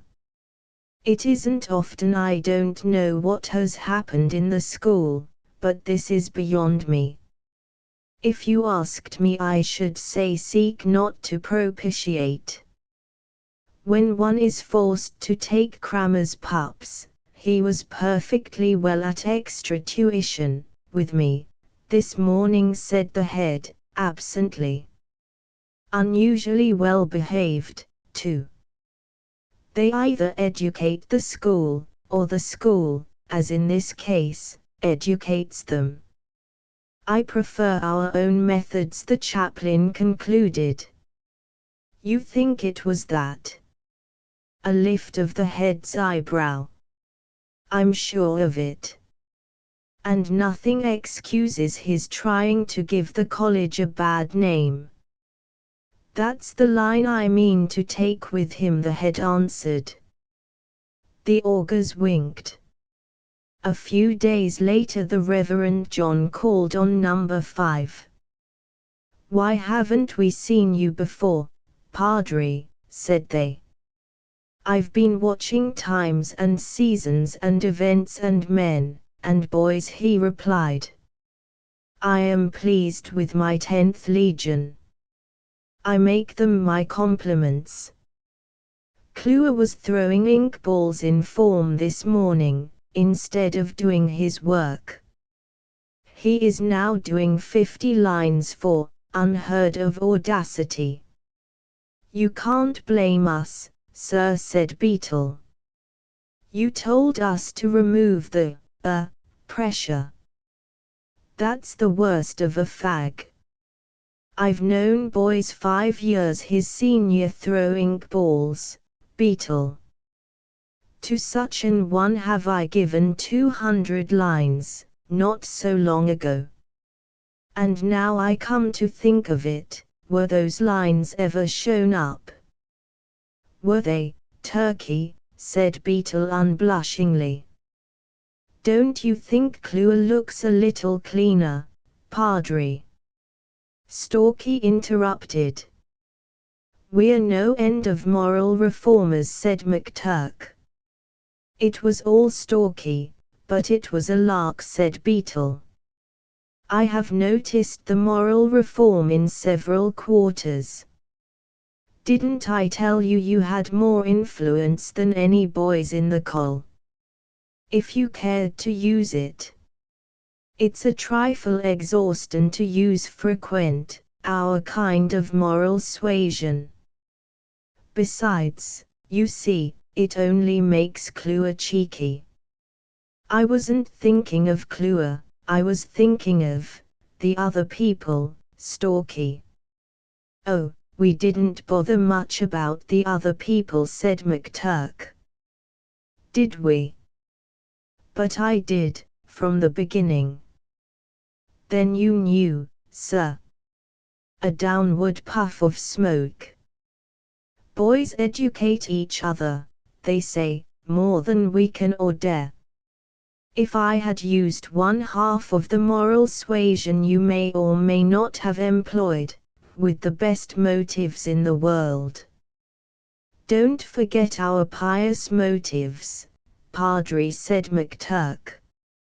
I suppose I should be now languishing in Bedford jail, shouldn't I? Well, to quote the head, in a little business which we have agreed to forget, that strikes me as flagrant injustice. What are you laughing at, you young sinners? Isn't it true? I will not stay to be shouted at.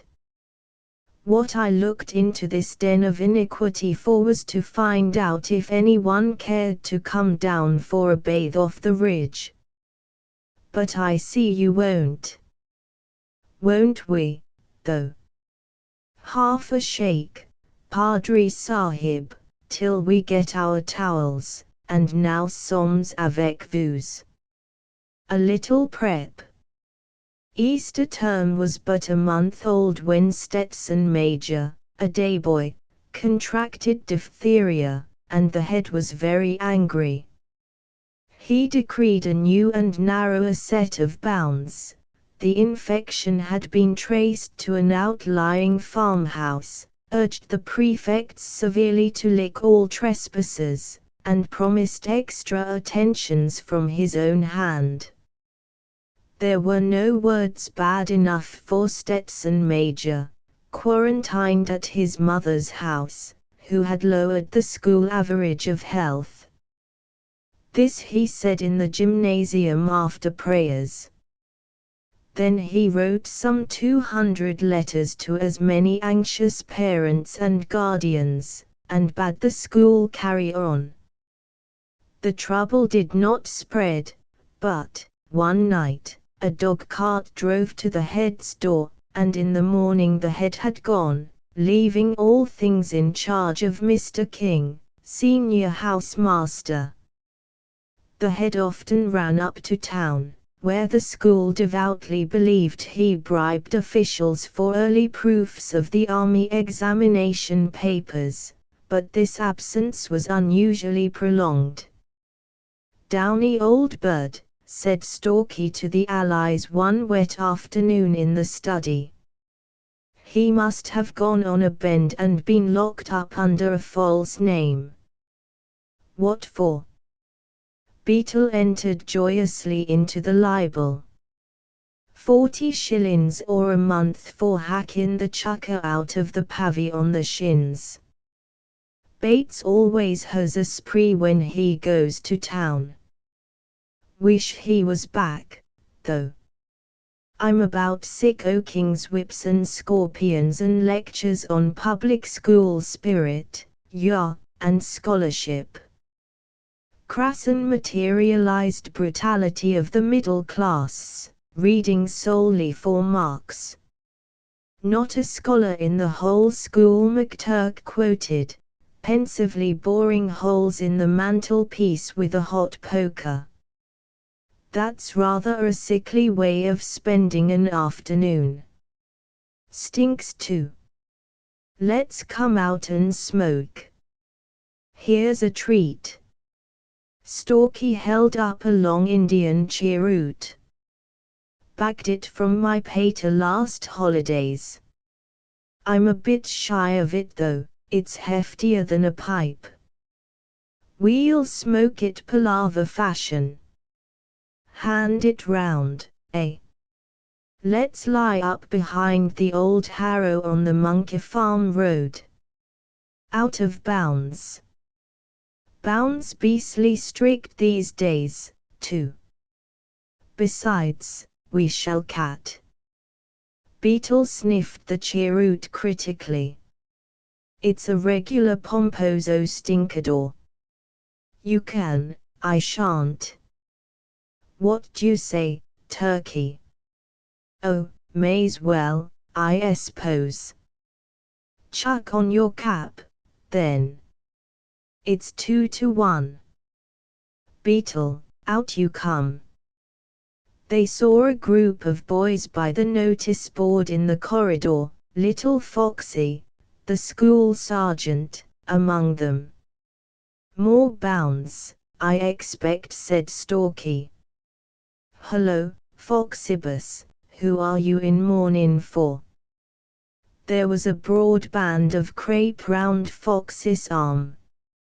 He was in my old regiment, said Foxy, jerking his head towards the notices, where a newspaper cutting was thumbtacked between call-over lists. "By gum," quoth Stalky, uncovering as he read. "It's old Duncan, Fat Sow Duncan, killed on duty at something or other Cotal. Rallying his men with conspicuous gallantry. He would, of course. The body was recovered. That's all right. They cut 'em up sometimes, don't they, Foxy?" "Horrid," said the sergeant briefly. "Poor old Fat Sow. I was a fag when he left." "How many does that make to us, Foxy?" "Mr. Duncan, he is the 9th. He come here when he was no bigger than little grey Tertius. My old regiment, too." "Yes, 9 to us, Mr. Corcoran, up to date." The boys went out into the wet, walking swiftly. "Wonder how it feels, to be shot and all that," said Stalky, as they splashed down a lane.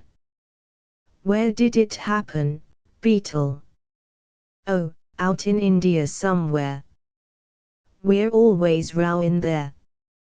But look here, Stalky, what is the good o' sitting under a hedge and cattin'? It's beastly cold. It's beastly wet, and we'll be collared as sure as a gun." "Shut up. Did you ever know your Uncle Stalky get you into a mess yet?" Like many other leaders, Stalky did not dwell on past defeats. They pushed through a dripping hedge, landed among waterlogged clods, and sat down on a rust-coated harrow.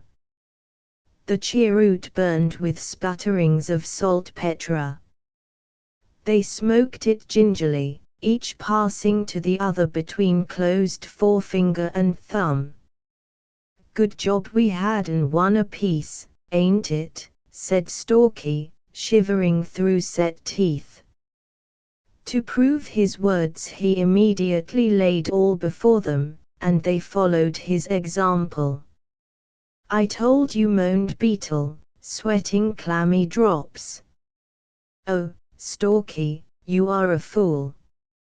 J-cat, 2-cat, ill-cat. Now scatons." McTurk handed up his contribution and lay hopelessly on the cold iron. "Something's wrong with the beastly thing. I say, Beetle, have you been dropping ink on it?" But Beetle was in no case to answer. Limp and empty, they sprawled across the harrow, the rust marking their ulsters in red squares and the abandoned cheroot end reeking under their very cold noses. Then, they had heard nothing.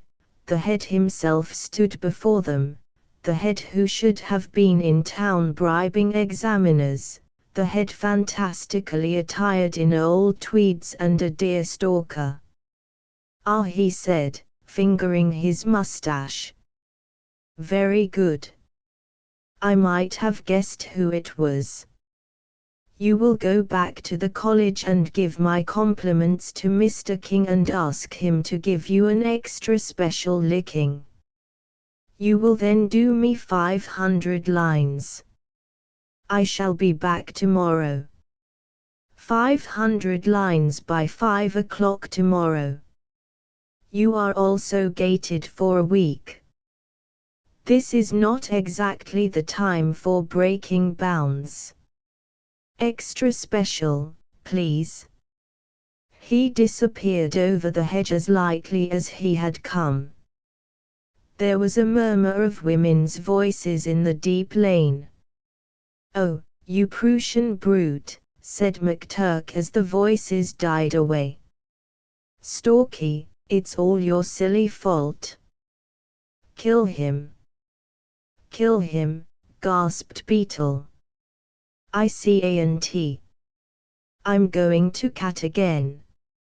I don't mind that, but King'll gloat over us horrid.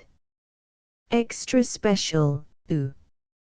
Stalky made no answer, not even a soft one.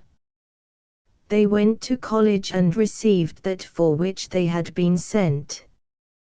King enjoyed himself most thoroughly, for by virtue of their seniority the boys were exempt from his hand, save under special order.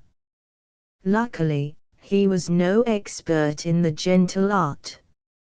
Strange, how desire doth outrun performance, said Beetle irreverently, quoting from some Shakespeare play that they were cramming that term. They regained their study and settled down to the imposition. You're quite right, Beetle. Stalky spoke in silky and propitiating tones. Now, if the head had sent us up to a prefect, we'd have got something to remember.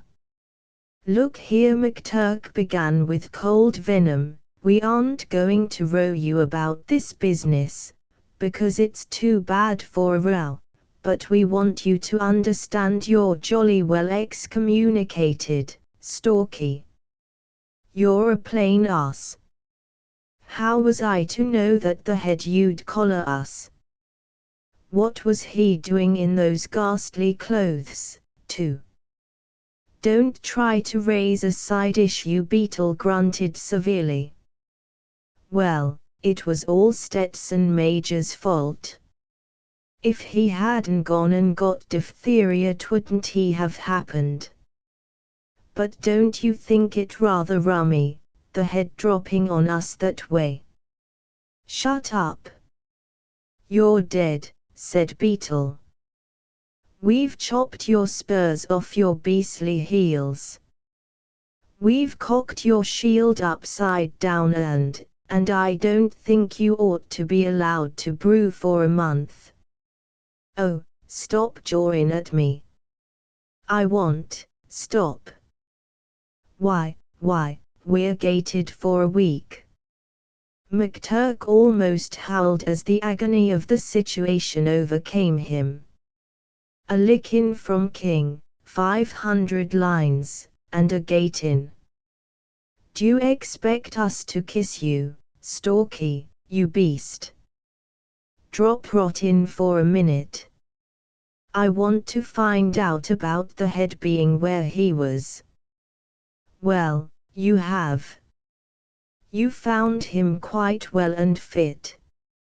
Found him making love to Stetson Major's mother. That was her in the lane, I heard her. And so we were ordered a lickin' before a day boy's mother. Bony old widow, too, said McTurk. Anything else you'd like to find out? I don't care. I swear I'll get even with him someday, Stalky growled. Looks like it, said McTurk.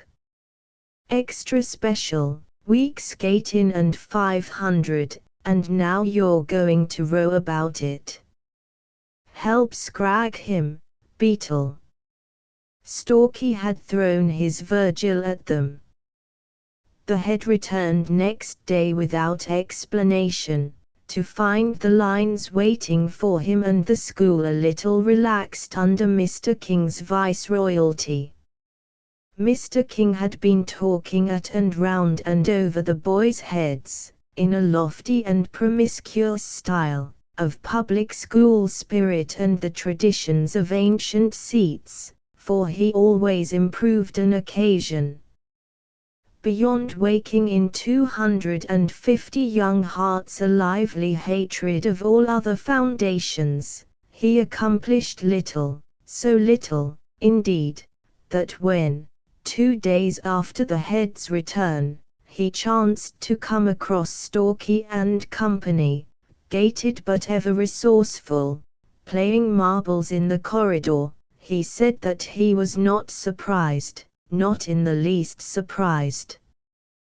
This was what he had expected from persons of their morale. But there isn't any rule against marbles, sir. Very interesting game, said Beetle, his knees white with chalk and dust. Then he received 200 lines for insolence, besides an order to go to the nearest prefect for judgment and slaughter. This is what happened behind the closed doors of Flint's study, and Flint was then head of the games. Oh, I say, Flint.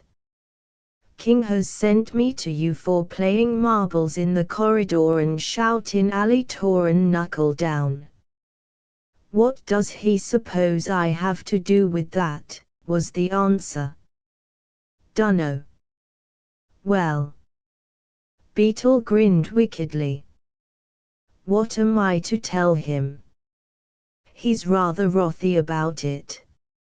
If the head chooses to put a notice in the corridor forbidding marbles, I can do something, but I can't move on a housemaster's report. He knows that as well as I do. The sense of this oracle Beetle conveyed, all unsweetened, to King, who hastened to interview Flint. Now Flint had been 7.5 years at the college, counting 6 months with a London crammer, from whose roof he had returned, homesick, to the head for the final army polish. There were 4 or 5 other seniors who had gone through much the same mill, not to mention boys, rejected by other establishments on account of a certain overwhelmingness, whom the head had wrought into very fair shape. It was not a sixth to be handled without gloves, as King found. Am I to understand it is your intention to allow board school games under your study windows, Flint? If so, I can only say, he said much, and Flint listened politely. Well, sir, if the head sees fit to call a prefects' meeting, we are bound to take the matter up. But the tradition of the school is that the prefects can't move in any matter affecting the whole school without the head's direct order. Much more was then delivered, both sides a little losing their temper. After tea, at an informal gathering of prefects in his study, Flint related the adventure. He's been playing for this for a week, and now he's got it. You know as well as I do that if he hadn't been gassing at us the way he has, that young devil Beetle wouldn't have dreamed of marbles. We know that, said Perrone, but that isn't the question. On Flint's showing, King has called the prefects names enough to justify a first-class row. Crammers' rejections, ill-regulated hobbledehoys, wasn't it? Now it's impossible for prefects, rot, said Flint. King's the best classical cram we've got, and 'tisn't he fair to bother the head with a row. He's up to his eyes with extra 2 and army work as it is. Besides, as I told King, we aren't a public school. We're a limited liability company paying 4%. My father's a shareholder, too. What's that got to do with it? Said Venner, a red-headed boy of 19. Well, seems to me that we should be interfering with ourselves. We've got to get into the army or get out, haven't we? King's hired by the council to teach us. All the rest's gumdiddle. Can't you see? It might have been because he felt the air was a little thunderous that the head took his after-dinner cheroot to Flint's study, but he so often began an evening in a prefect's room that nobody suspected when he drifted in pensively, after the knocks that etiquette demanded. Prefects meeting. A cock of one wise eyebrow. Not exactly, sir, we're just talking things over. Won't you take the easy chair? Thanks. Luxurious infants, you are. He dropped into Flint's big half-couch and puffed for a while in silence. Well, since you're all here, I may confess that I'm the mute with the bowstring. The young faces grew serious. The phrase meant that certain of their number would be withdrawn from all further games for extra tuition. It might also mean future success at Sandhurst, but it was present ruin for the first 15. Yes, I've come for my pound of flesh. I ought to have had you out before the Exeter match, but it's our sacred duty to beat Exeter. Isn't the old boys' match sacred, too, sir? Said Perrone. The old boys' match was the event of the Easter term. We'll hope they aren't in training. Now for the list. First I want Flint. It's the Euclid that does it. You must work deductions with me. Perrone, extra mechanical drawing. Dawson goes to Mr. King for extra Latin, and Venner to me for German. Have I damaged the first 15 much? He smiled sweetly. Ruined it, I'm afraid, sir, said Flint. Can't you let us off till the end of the term? Impossible. It will be a tight squeeze for Sandhurst this year. And all to be cut up by those vile Afghans, too, said Dawson. Wouldn't think there'd be so much competition, would you? Oh, that reminds me. Crandall is coming down with the old boys. I've asked 20 of them, but we shan't get more than a weak team. I don't know whether he'll be much use, though. He was rather knocked about, recovering poor old Duncan's body. Crandall Major, the gunner? Perrone asked. No, the minor, Toffee Crandall, in a native infantry regiment. He was almost before your time, Perrone. The papers didn't say anything about him. We read about Fat Sow, of course. What's Crandall done, sir? I've brought over an Indian paper that his mother sent me. It was rather a hefty, I think you say, piece of work. Shall I read it? The head knew how to read. When he had finished the quarter column of close type, everybody thanked him politely. Good for the old Coldot, said Perrone. Pity he wasn't in time to save Fat Sow, though. That's 9 to us, isn't it, in the last 3 years? Yes. And I took old Duncan off all games for extra 5 years ago this term, said the head. By the way, who do you hand over the games to, Flint? Haven't thought yet. Who'd you recommend, sir? No, thank you. I've heard it casually hinted behind my back that the Prussian Bates is a downy bird, but he isn't going to make himself responsible for a new head of the games. Settle it among yourselves. Good night. And that's the man, said Flint, when the door shut, that you want to bother with a dame's school row. I was only pulling your fat leg, Perrone returned, hastily. You're so easy to draw, Flint. Well, never mind that. The head's knocked the first 15 to bits, and we've got to pick up the pieces, or the old boys will have a walkover. Let's promote all the second 15 and make big side play up. There's heaps of talent somewhere that we can polish up between now and the match. The case was represented so urgently to the school that even Stalky and McTurk, who affected to despise football, played one big side game seriously.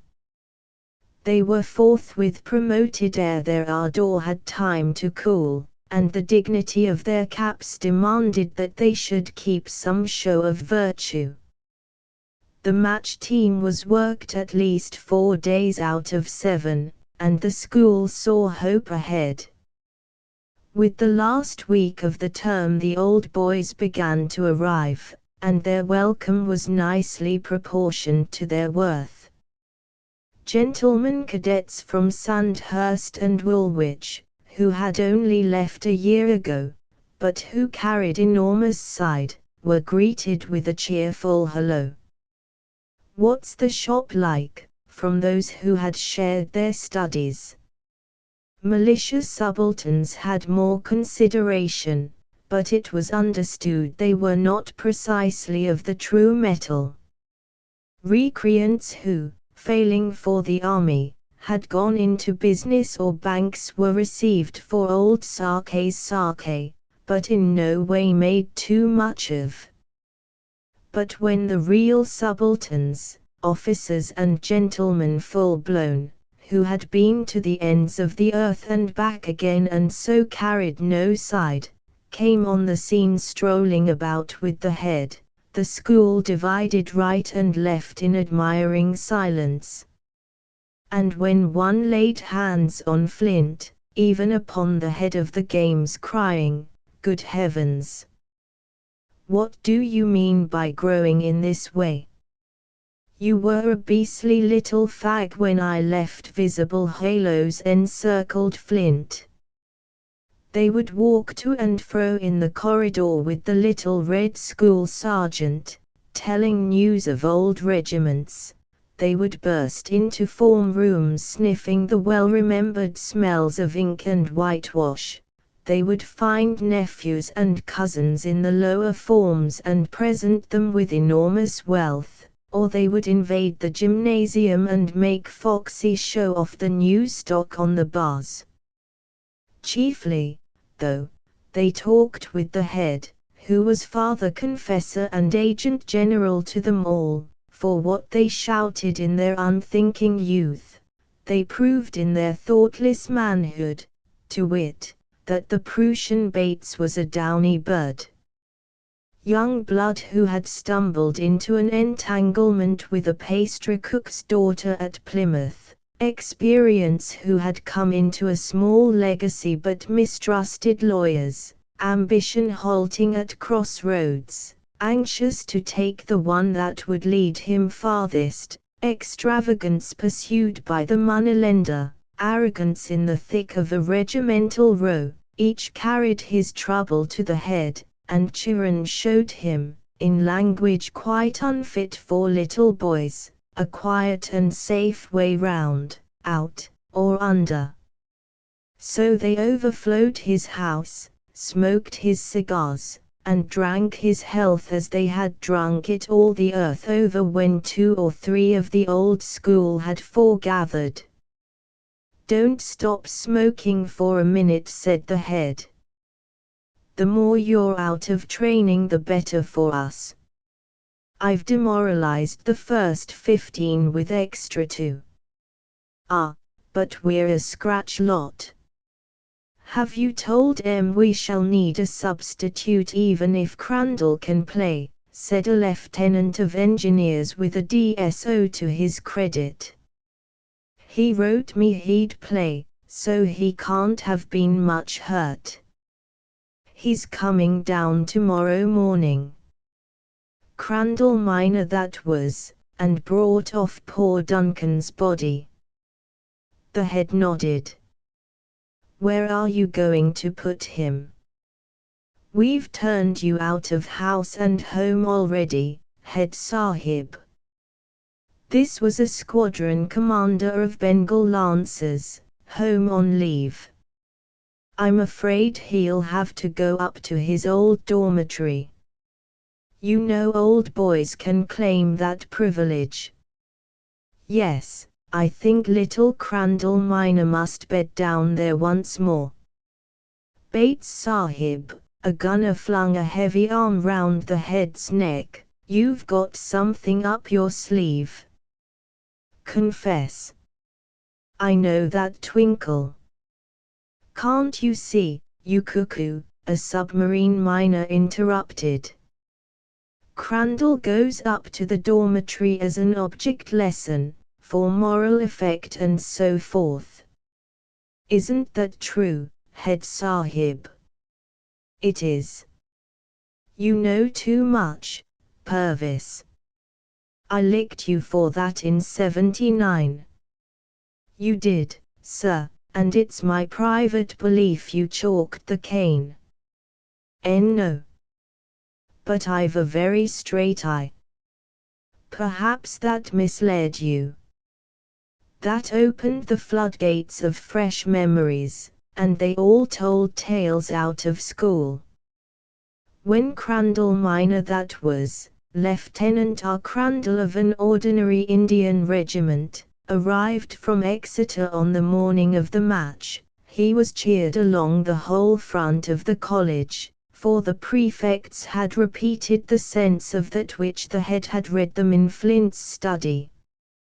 When Prout's house understood that he would claim his old boy's right to a bed for one night, Beetle ran into King's house next door and executed a public gloat up and down the enemy's big form room, departing in a haze of ink pots. "What d'you take any notice of those rotters for?" said Stalky, playing substitute for the old boys, magnificent in black jersey, white knickers, and black stockings. "I talked to him up in the dormitory when he was changin'. Pulled his sweater down for him. He's cut about all over the arms, horrid purpley ones. He's going to tell us about it tonight. I asked him to when I was lacin' his boots." "Well, you have got cheek," said Beetle, enviously. "Slipped out before I thought." But he wasn't a bit angry. He's no end of a chap. "I swear, I'm going to play up like beans. Tell Turkey. The technique of that match belongs to a bygone age. Scrimmages were tight and enduring, hacking was direct and to the purpose, and around the scrimmage stood the school, crying, 'Put down your heads and shove.' Toward the end everybody lost all sense of decency, and mothers of day boys too close to the touchline heard language not included in the bills.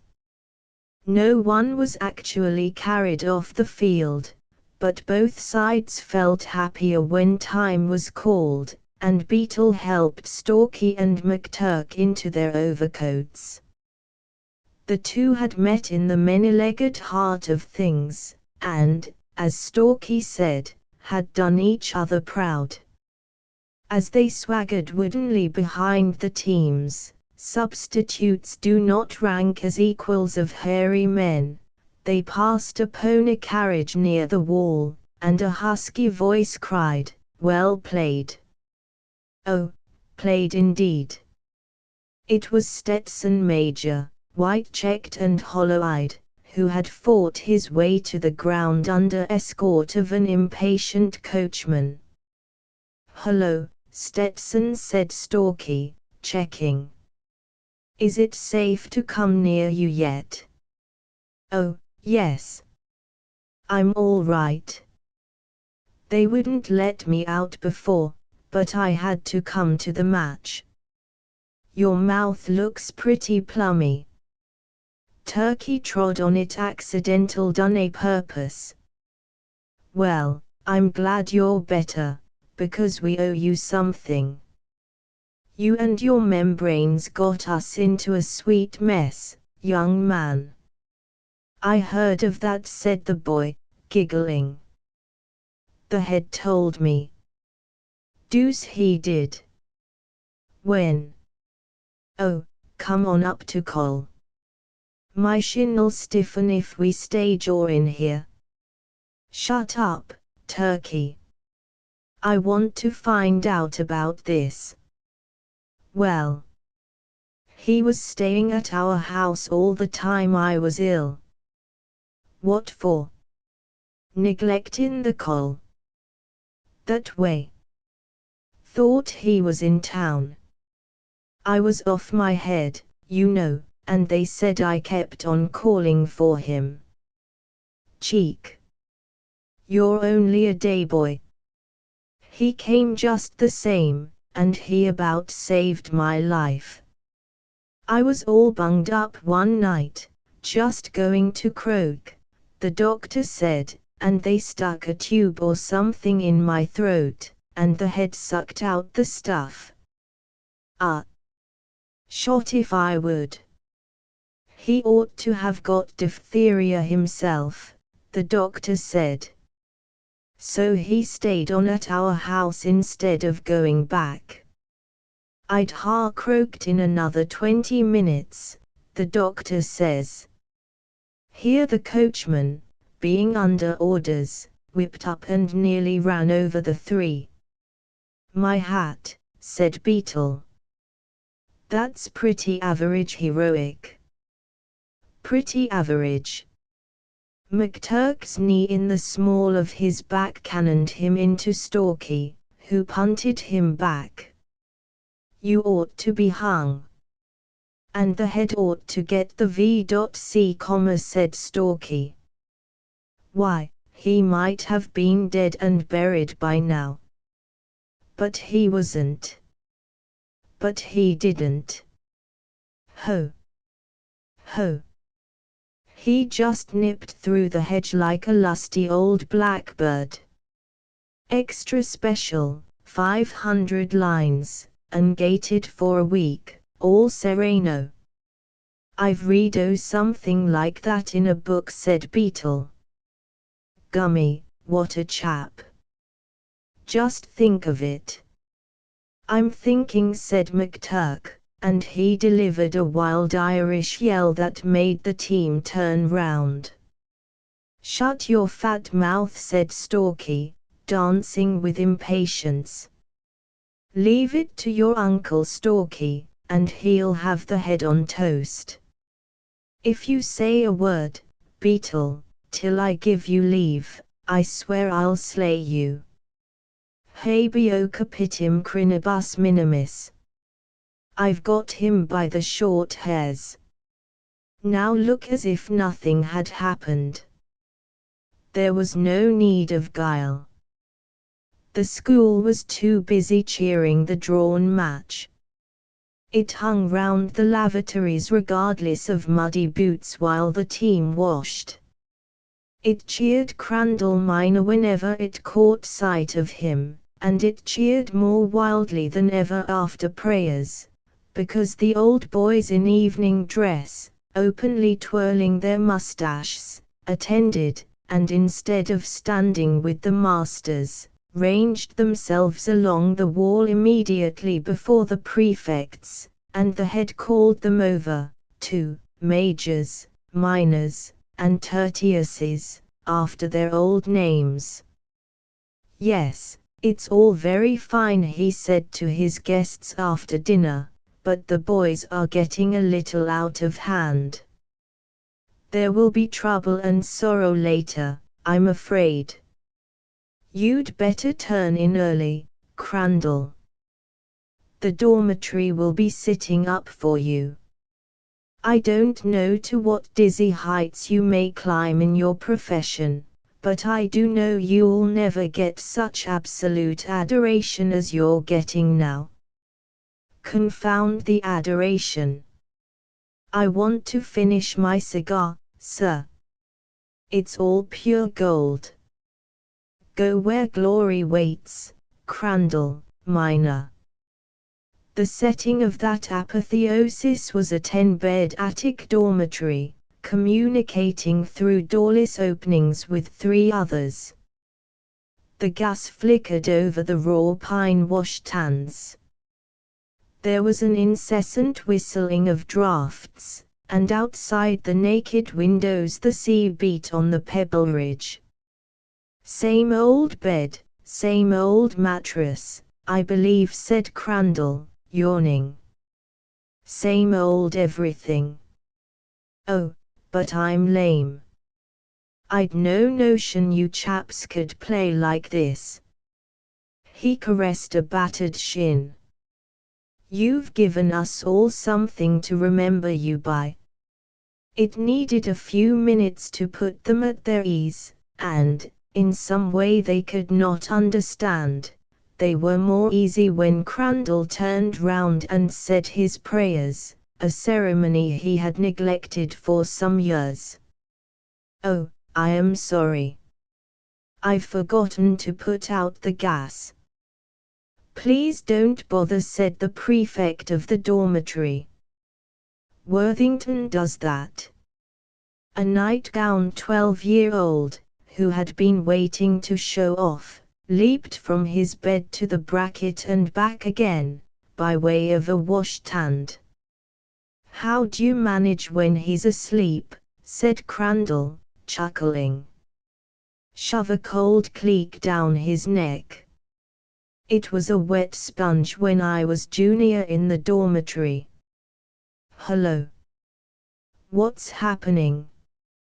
The darkness had filled with whispers, the sound of trailing rugs, bare feet on bare boards, protests, giggles, and threats such as, "Be quiet, you ass." Squat zwoos on the floor, then. I swear you aren't going to sit on my bed. Mind the tooth glass, etc.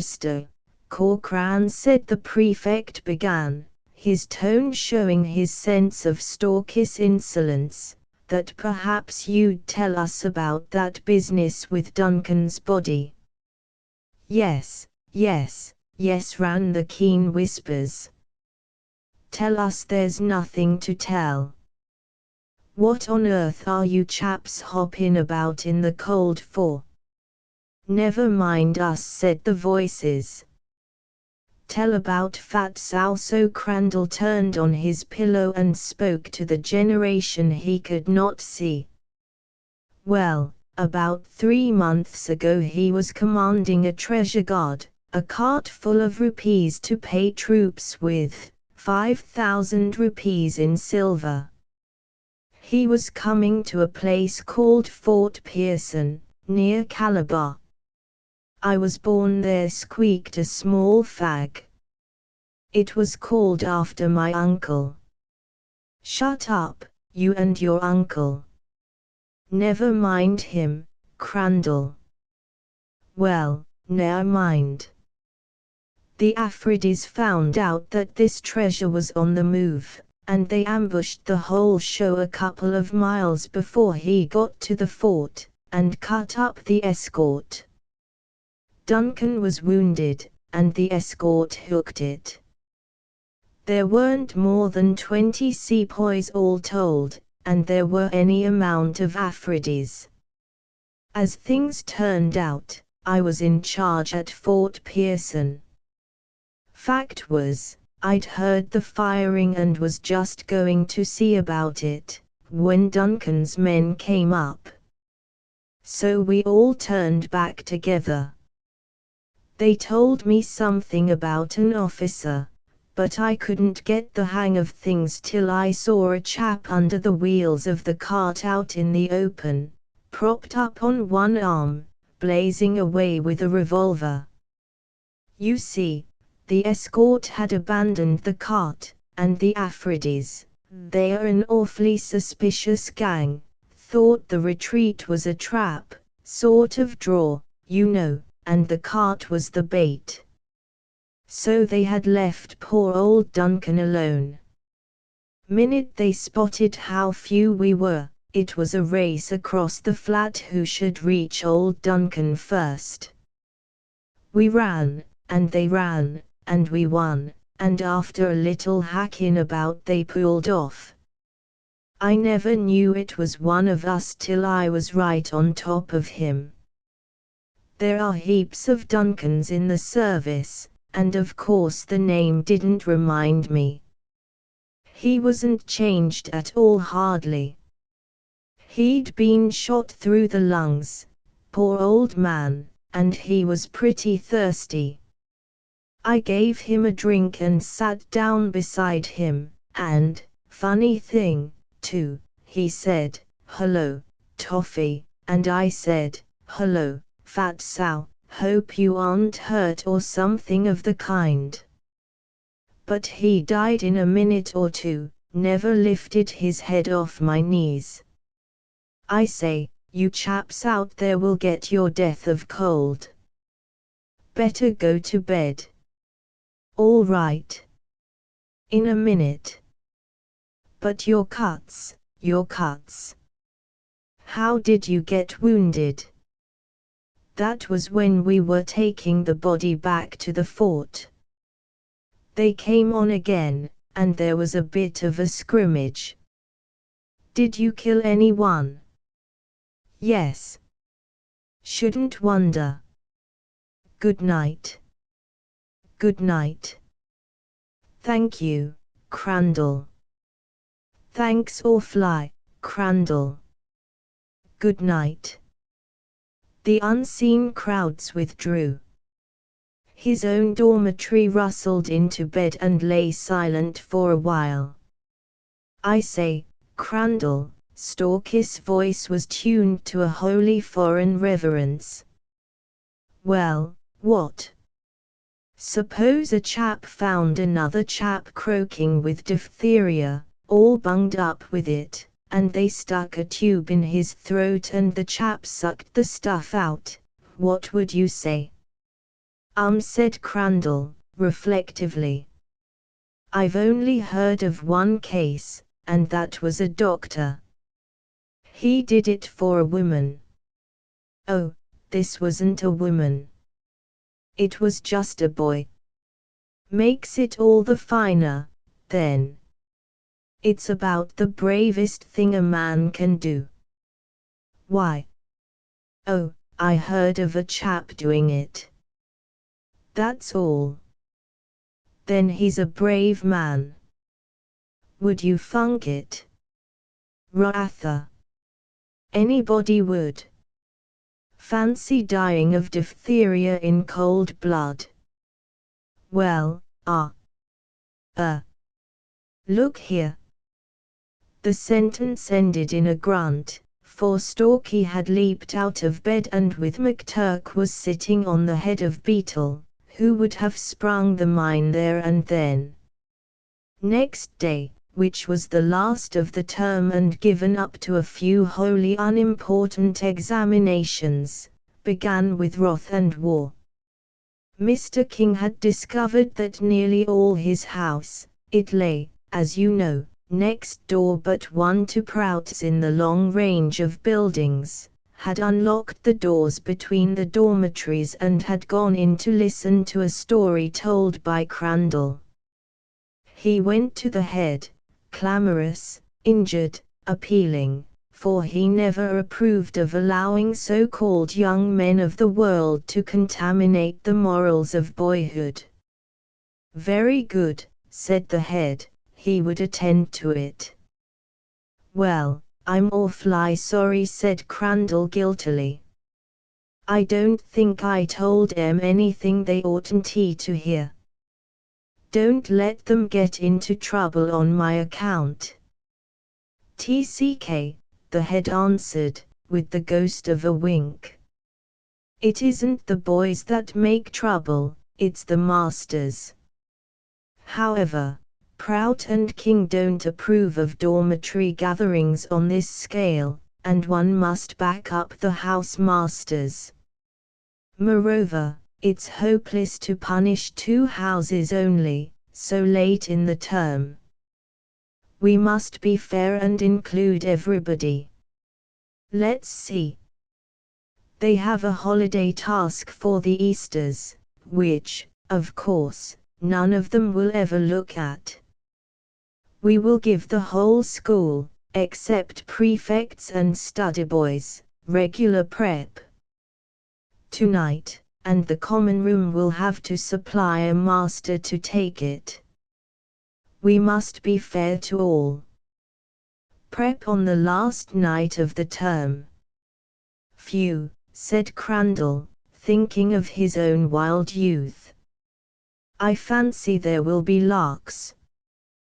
The school, frolicking among packed trunks, whooping down the corridor, and gloating in form rooms, received the news with amazement and rage. No school in the world did prep on the last night of the term. This thing was monstrous, tyrannical, subversive of law, religion, and morality. They would go into the form rooms, and they would take their degraded holiday task with them, but here they smiled and speculated what manner of man the common room would send up against them. The lot fell on Mason, credulous and enthusiastic, who loved youth. No other master was anxious to take that prep, for the school lacked the steadying influence of tradition, and men accustomed to the ordered routine of ancient foundations found it occasionally insubordinate. The 4 long form rooms, in which all below the rank of study boys worked, received him with thunders of applause. Ere he had coughed twice they favoured him with a metrical summary of the marriage laws of Great Britain, as recorded by the high priest of the Israelites and commented on by the leader of the host. The lower forms reminded him that it was the last day, and that therefore he must take it all in play. When he dashed off to rebuke them, the lower 4th and upper 3rd began with one accord to be sick, loudly and realistically. Mr. Mason tried, of all vain things under heaven, to argue with them, and a bold soul at a back desk bade him take 50 lines for not holding up his and before speaking. As one who prided himself upon the perfection of his English, this cut Mason to the quick. And while he was trying to discover the offender, the upper and lower 2nd, 3 form rooms away, turned out the gas and threw ink pots. It was a pleasant and stimulating prep. The study boys and prefects heard the echoes of it far off, and the common room at dessert smiled. Stalky waited, watch in hand, till 8:30. If it goes on much longer the head will come up, said he.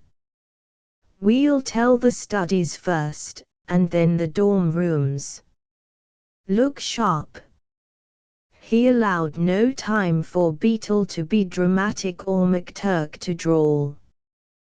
They poured into study after study, told their tale, and went again so soon as they saw they were understood, waiting for no comment, while the noise of that unholy prep grew and deepened. By the door of Flint's study they met Mason flying towards the corridor. He's gone to fetch the head. Hurry up. Come on. They broke into number 12 form room abreast and panting. The head. The head. The head. That call stilled the tumult for a minute, and Stalky, leaping to a desk, shouted. He went and sucked the diphtheria stuff out of Stetson Major's throat when we thought he was in town. Stop rotting, you asses. Stetson Major would have croaked if the head hadn't done it. The head might have died himself. Crandall says it's the bravest thing any living man can do, and his voice cracked, the head don't know we know. McTurk and Beetle, jumping from desk to desk, drove the news home among the junior forms.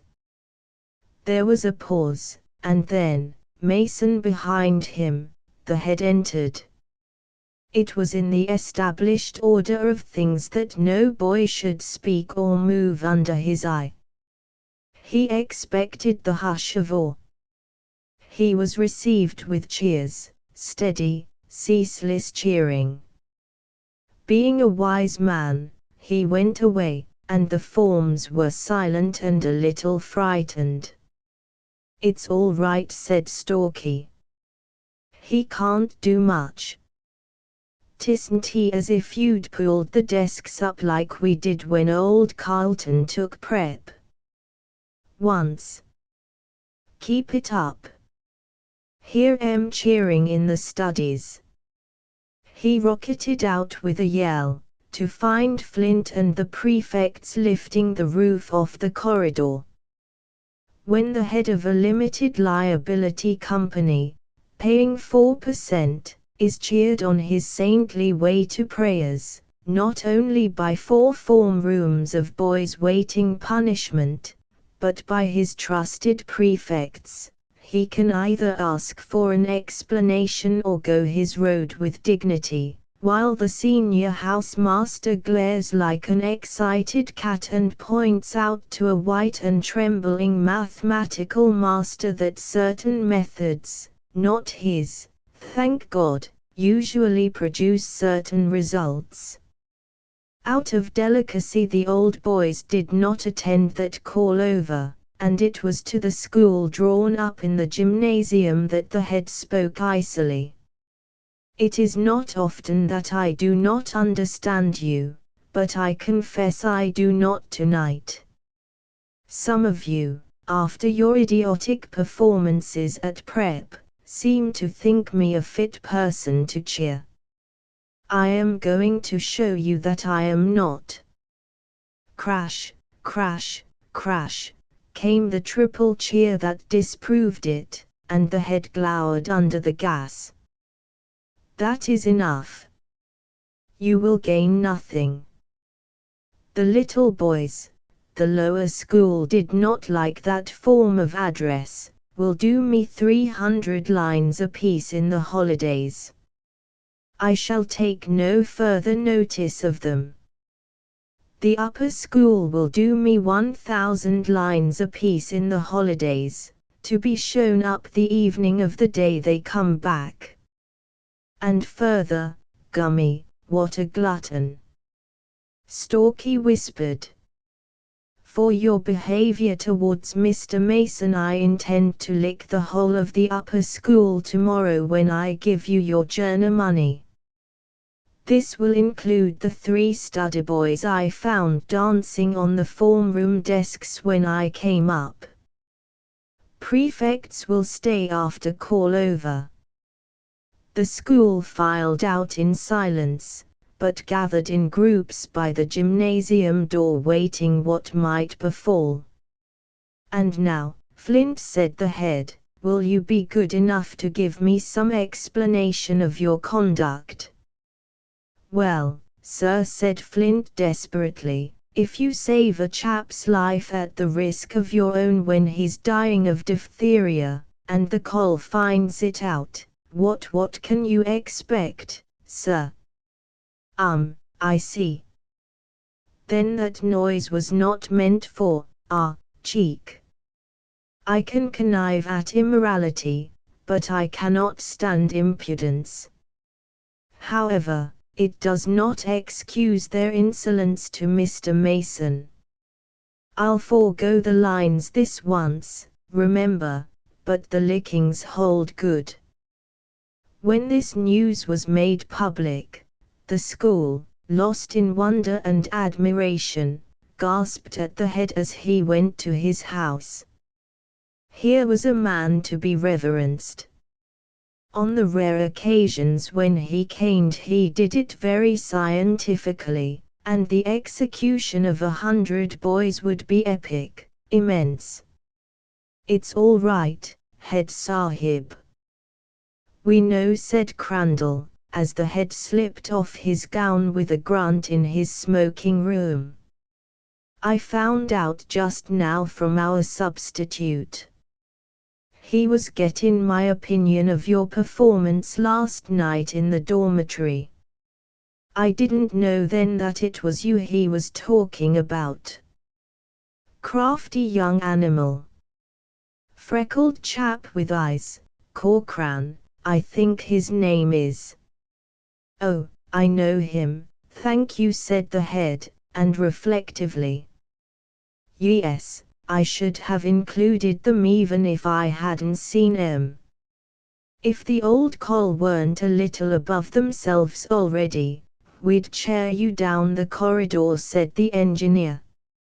"Oh, Bates, how could you? You might have caught it yourself, and where would we have been, then? I always knew you were worth 20 of us any day." "Now I'm sure of it," said the squadron commander, looking round for contradictions. "He isn't fit to manage a school, though.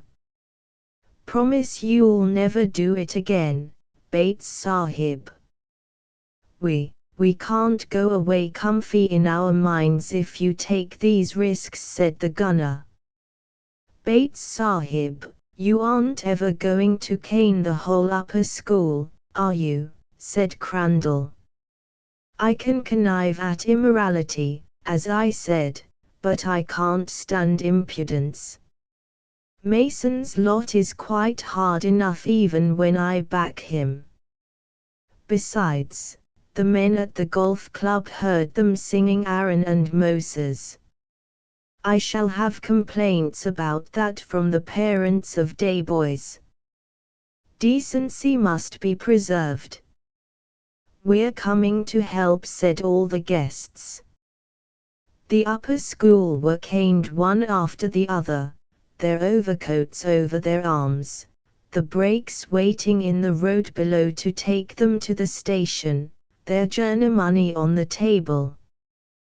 The head began with Stalky, McTurk, and Beetle. He dealt faithfully by them. "And here's your journey money. Goodbye, and pleasant holidays." "Goodbye." "Thank you, sir." "Goodbye." They shook hands. Desire don't outrun performance, much, this morning. "We got the cream of it," said Stalky. "Now wait till a few chaps come out, and we'll really cheer him." "Don't wait on our account, please," said Crandall, speaking for the old boys. "We're going to begin now."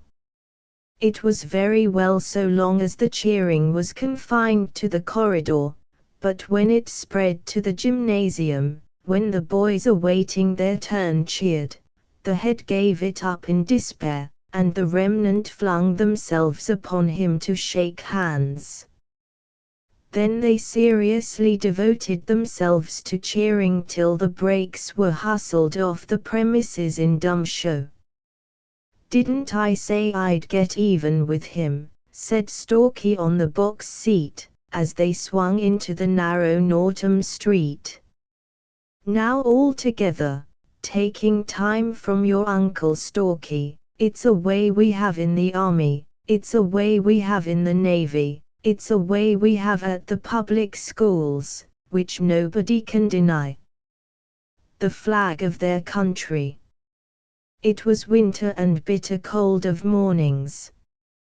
Consequently Stalky and Beetle, McTurk being of the offensive type that makes ornate toilet under all circumstances, drowsed till the last moment before turning out to call over in the gaslit gymnasium.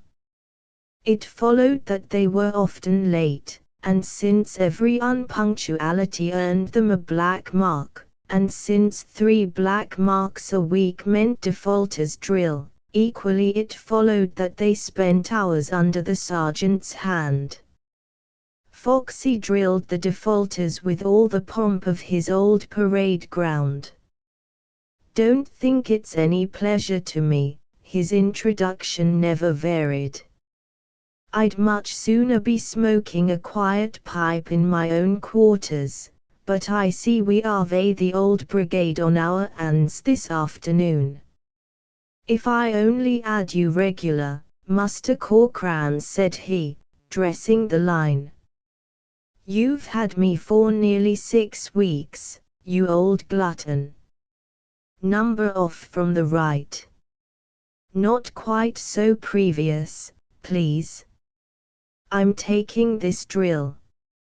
Left, half, turn.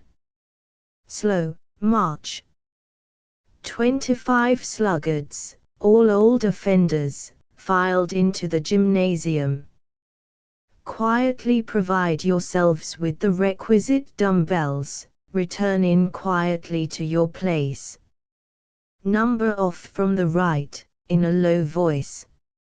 "Odd numbers 1 pace to the front. Even numbers stand fast. Now, leanin' forward from the hips, taking your time from me." The dumbbells rose and fell, clashed and were returned as one. The boys were experts at the weary game. Very good. I shall be sorry when any of you resume your bits of punctuality. Quietly return dumbbells. We will now try some simple drill. I know that simple drill. It would be highly to your discredit if you did not, Muster Corcoran. At the same time, it is not so easy as it looks. Bet you a bob, I can drill as well as you, Foxy. We'll see later. Now try to imagine you ain't defaulters at all, but an half company on parade, me being your commanding officer. There's no call to laugh. If you're lucky, most of you will have to take drills off your life. Do me a little credit. You've been at it long enough, goodness knows. They were formed into 4s, marched, wheeled, and countermarched, the spell of ordered motion strong on them. As Foxy said, they had been at it a long time.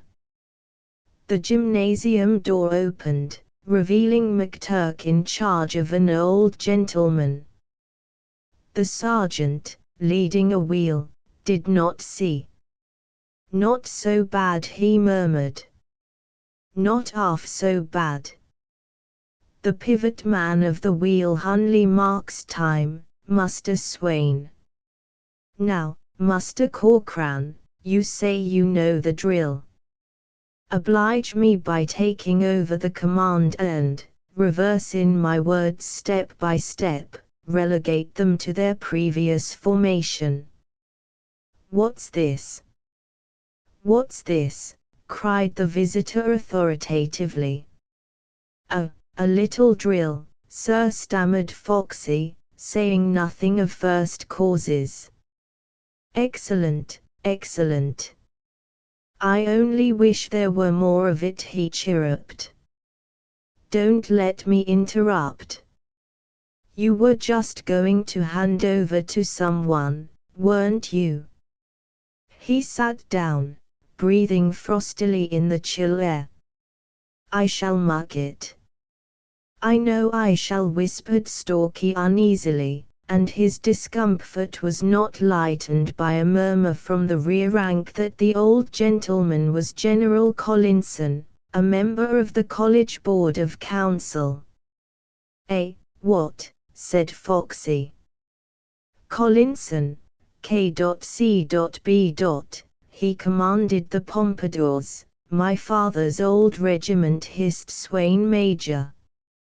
Take your time, said the visitor. I know how it feels. Your first drill, eh? Yes, sir. He drew an unhappy breath. Tension. Dress. The echo of his own voice restored his confidence. The wheel was faced about, flung back, broken into fours, and restored to line without a falter. The official hour of punishment was long past, but no one thought of that. They were backing up Stalky in deadly fear lest his voice should crack. He does you credit, Sergeant, was the visitor's comment. A good drill, and good material to drill. Now, it's an extraordinary thing. I've been lunching with your headmaster and he never told me you had a cadet corps in the college. We haven't, sir. This is only a little drill, said the sergeant. But aren't they keen on it, said McTurk, speaking for the first time, with a twinkle in his deep-set eyes. Why aren't you in it, though, Willie? Oh, I'm not punctual enough, said McTurk. The sergeant only takes the pick of us. Dismiss. Break off, cried Foxy, fearing an explosion in the ranks. I ought to have told you, sir, that, but you should have a cadet corps. The general pursued his own line of thought. You shall have a cadet corps, too, if my recommendation in council is any use. I don't know when I've been so pleased. Boys animated by a spirit like yours should set an example to the whole school. They do, said McTurk. Bless my soul. Can it be so late? I've kept my fly waiting half an hour. Well, I must run away. Nothing like seeing things for oneself. Which end of the buildings does one get out at? Will you show me, Willie? Who was that boy who took the drill? Corcoran, I think his name is. You ought to know him. That's the kind of boy you should cultivate. Evidently an unusual sort. A wonderful sight. 25 boys, who, I dare say, would much sooner be playing cricket. It was the depth of winter, but grown people, especially those who have lived long in foreign parts, make these little errors, and McTurk did not correct him, drilling for the sheer love of it. A shame to waste so much good stuff, but I think I can carry my point. And who's your friend with the white whiskers? Demanded Stalky, on McTurk's return to the study. General Collinson. He comes over to shoot with my father sometimes. Rather a decent old bargee, too. He said I ought to cultivate your acquaintance, Stalky. Did he tip you? McTurk exhibited a blessed whole sovereign. Ah, said Stalky, annexing it, for he was treasurer. We'll have a hefty brew. You'd pretty average cool cheek, Turkey, to jaw about our keenness and punctuality. Didn't the old boy know we were defaulters, said Beetle. Not him. He came down to lunch with the head. I found him poking about the place on his own hook afterwards, and I thought I'd show him the giddy drill. When I found he was so pleased, I wasn't going to damp his giddy ardor. He mightn't ha' given me the quid if I had. Wasn't old Foxy pleased? Did you see him get pink behind the ears? Said Beetle. It was an awful score for him.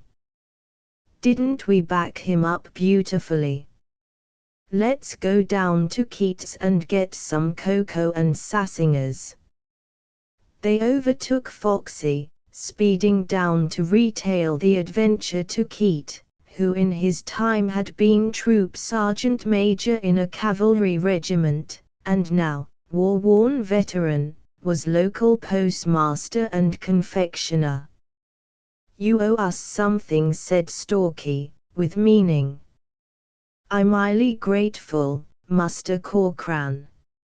I've had to run against you pretty hard in the way o' business, now and then, but I will say that outside o' business, bounds and smoking, and such like, I don't wish to have a more trustworthy young gentleman to help me out of a hole.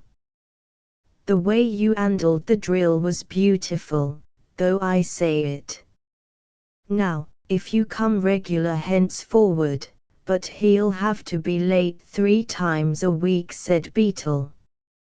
You can't expect a chap to do that, just to please you, Foxy.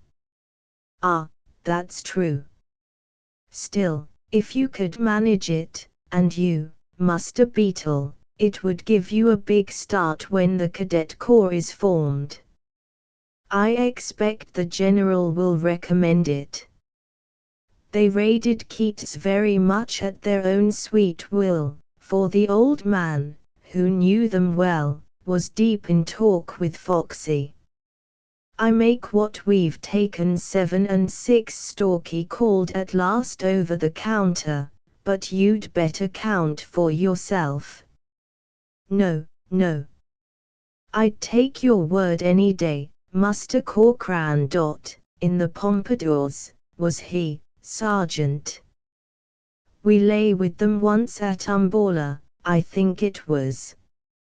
I don't know whether this ham and tongue tin is 18 pence or 1 and 4. Say 1 and 4 pence, Muster Corcoran. Of course, Sergeant, if it was any use to give my time, I'd be pleased to do it, but I'm too old. I'd like to see a drill again. Oh, come on, Stalky, cried McTurk. He isn't listening to you. Chuck over the money. I want the quid changed, you ass. Keat. Private Keat. Corporal Keat. Terrup Sergeant Major Keat, will you give me change for a quid? Yes, yes, of course. 7 and 6. He stared abstractedly, pushed the silver over, and melted away into the darkness of the back room. Now those two'll jaw about the mutiny till tea time, said Beetle. Old Keat was at Sobron, said Stalky. Hear him talk about that sometimes. Beats Foxy hollow. The head's face, inscrutable as ever, was bent over a pile of letters. What do you think? He said at last to the Reverend John Gillette. It's a good idea.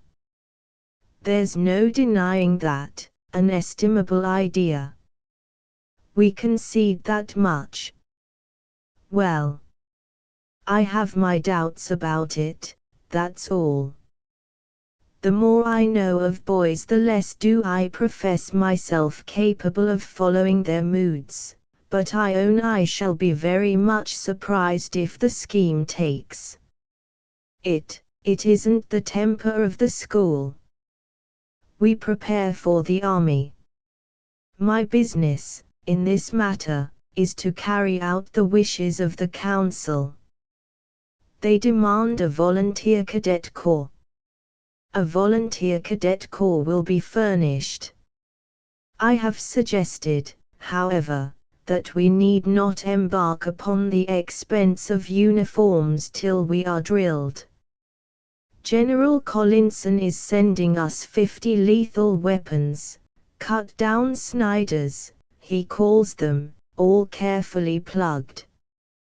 Yes, that is necessary in a school that uses loaded saloon pistols to the extent we do. The Reverend John smiled. Therefore there will be no outlay except the sergeant's time. But if he fails you will be blamed. Oh, assuredly. I shall post a notice in the corridor this afternoon, and I shall watch the result. Kindly keep your hands off the new arm rack. Foxy wrestled with a turbulent crowd in the gymnasium. Nor it won't do even a condemned Snyder any good to be continual snap in the lock, Mr. Swain. Yes, the uniforms will come later, when we're more proficient. At present we will confine ourselves to drill. I am here for the purpose o' taking the names o' those willing to join. Put down that Snyder, Muster Hogan. What are you going to do, Beetle? Said a voice. I've had all the drill I want, thank you. What? After all you've learned? Come on. Don't be a scab. They'll make you corporal in a week, cried Stalky. I'm not going up for the army. Beetle touched his spectacles. Hold on a shake, Foxy, said Hogan. Where are you going to drill us? Here, in the gym, till you are fit and capable to be taken out on the road. The sergeant threw a chest. For all the Northam cads to look at. Not good enough, Foxibus. Well, we won't make a point of it. You learn your drill first, and later we'll see. Hello, said Ansel of Macca Ears, shouldering through the mob. What's all this about a giddy cadet corps? It will save you a lot o' time at Sandhurst, the sergeant replied promptly. You'll be dismissed your drills early if you go up with a good ground and beforehand. Don't mind learnin' my drill, but I'm not going to ask about the country with a toy Snyder. Perone, what are you going to do? Hogan's joinin'. Don't know whether I've the time, said Perone. I've got no end of extra two as it is. Well, call this extra two, said Ansel. Toon't he take us long to mug up the drill? Oh, that's right enough, but what about marchin' in public, said Hogan, not foreseeing that 3 years later he should die in the Burmese sunlight outside Minla Fort. Afraid the uniform won't suit your creamy complexion? McTurk asked with a villainous sneer. Shut up, Turkey. You aren't going up for the army. No, but I'm going to send a substitute. Hi. Moral and Wake. You two fags by the arm rack, you've got to volunteer. Blushing deeply, they had been too shy to apply before, the youngsters sidled towards the sergeant. But I don't want the little chaps, not at first, said the sergeant disgustedly. I'd like some of the old brigade, the defaulters, to stiffen 'em a bit. Don't be ungrateful, Sergeant. They're nearly as big as you get 'em in the army now.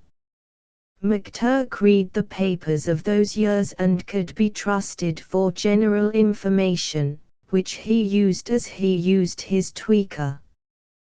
Yet he did not know that Wake Minor would be a bimbashi of the Egyptian army ere his 30th year. Hogan, Swain, Stalky, Perrone, and Ansel were deep in consultation by the vaulting horse, Stalky as usual laying down the law. The sergeant watched them uneasily, knowing that many waited on their lead. "Foxy don't like my recruits," said McTurk, in a pained tone, to Beetle. "You get him some." Nothing loath, Beetle pinioned 2 more fags, each no taller than a carbine. "Here you are, Foxy. Here's food for powder. Strike for your hearths and homes, you young brutes, and be jolly quick about it." "Still he isn't happy," said McTurk. "For the way we have with our army is the way we have with our navy." Here Beetle joined in. They had found the poem in an old volume of Punch and it seemed to cover the situation, and both of them led to adversity, which nobody can deny. "You be quiet, young gentleman. If you can't help, don't endure." Fox's eye was still on the council by the horse. Carter, White, and Tyrrell, all boys of influence, had joined it. The rest fingered the rifles irresolutely. "Wait a shake," cried Stalky. "Can't we turn out those rotters before we get to work?" "Certainly," said Foxy. "Anyone wishful to join will stay here. Those who do not so intend will go out, quietly closen the door behind them." Half a dozen of the earnest-minded rushed at them, and they had just time to escape into the corridor. "Well, why don't you join?" Beetle asked, resettling his collar. "Why didn't you?" "What's the good? We aren't going up for the army. Besides, I know the drill, all except the manual, of course. Wonder what they're doing inside. Mark in a treaty with Foxy. Didn't you hear Stalky say, 'That's what we'll do, and if he don't like it he can lump it'? They'll use Foxy for a cram. Can't you see, you idiot? They're going up for Sandhurst or the shop in less than a year. They'll learn their drill and then they'll drop it like a shot. D'you suppose chaps with their amount of extra too are taking up volunteering for fun?" "Well, I don't know. I thought of doing a poem about it, rottin' 'em, you know, the Ballad of the Dog's Hooters, eh? I don't think you can, because King'll be down on the core like a cartload o' bricks. He hasn't been consulted, he's sniffing round the notice board now. Let's lure him." They strolled up carelessly towards the housemaster, a most meek couple. "How's this?" said King with a start of feigned surprise. "Methought you would be learning to fight for your country." "I think the company's full, sir," said McTurk. "It's a great pity," sighed Beetle. 40 valiant defenders, have we, then? How noble! What devotion! I presume that it is possible that a desire to evade their normal responsibilities may be at the bottom of this zeal. Doubtless they will be accorded special privileges, like the choir and the Natural History Society, one must not say bug hunters.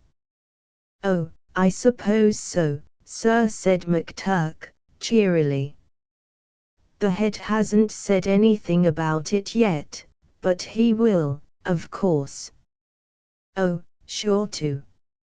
It is just possible, my Beetle King wheeled on the last speaker, that the housemasters, a necessary but somewhat neglected factor in our humble scheme of existence, may have a word to say on the matter. Life, for the young at least, is not all weapons and munitions of war. Education is incidentally one of our aims. What a consistent pig he is, cooed McTurk, when they were out of earshot. One always knows where to have him. Did you see how he rose to that draw about the head and special privileges? Confound him, he might have had the decency to have backed the scheme.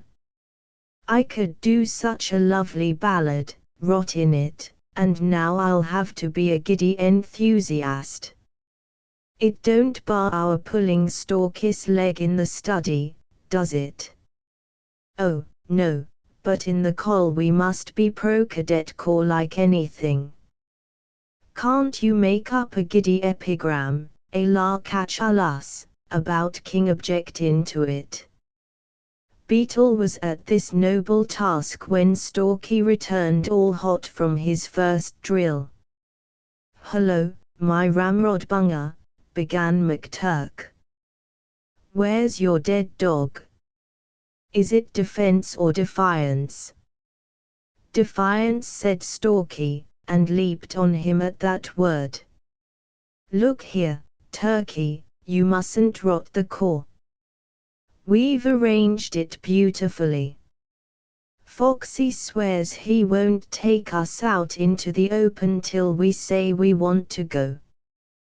Disgusting exhibition of immature infants aping the idiosyncrasies of their elders. SNFF. Have you drawn King, Beetle?" Stalky asked in a pause of the scuffle. "Not exactly, but that's his genial style." "Well, listen to your Uncle Stalky, who is a great man. Moreover and subsequently, Fox is going to let us drill the corps in turn, privateam et seriateam, so that we'll all know how to handle a half company anyhow. Ergo, and propter hoc, when we go to the shop we shall be dismissed drill early, thus, my beloved dearest, combining education with wholesome amusement." "I knew you'd make a sort of extra two of it, you cold-blooded brute," said McTurk. "Don't you want to die for your giddy country?" "Not if I can jolly well avoid it." "So you mustn't rot the corps." "We'd decided on that, years ago," said Beetle, scornfully. "King'll do the rotting. Then you've got to rot King, my giddy poet.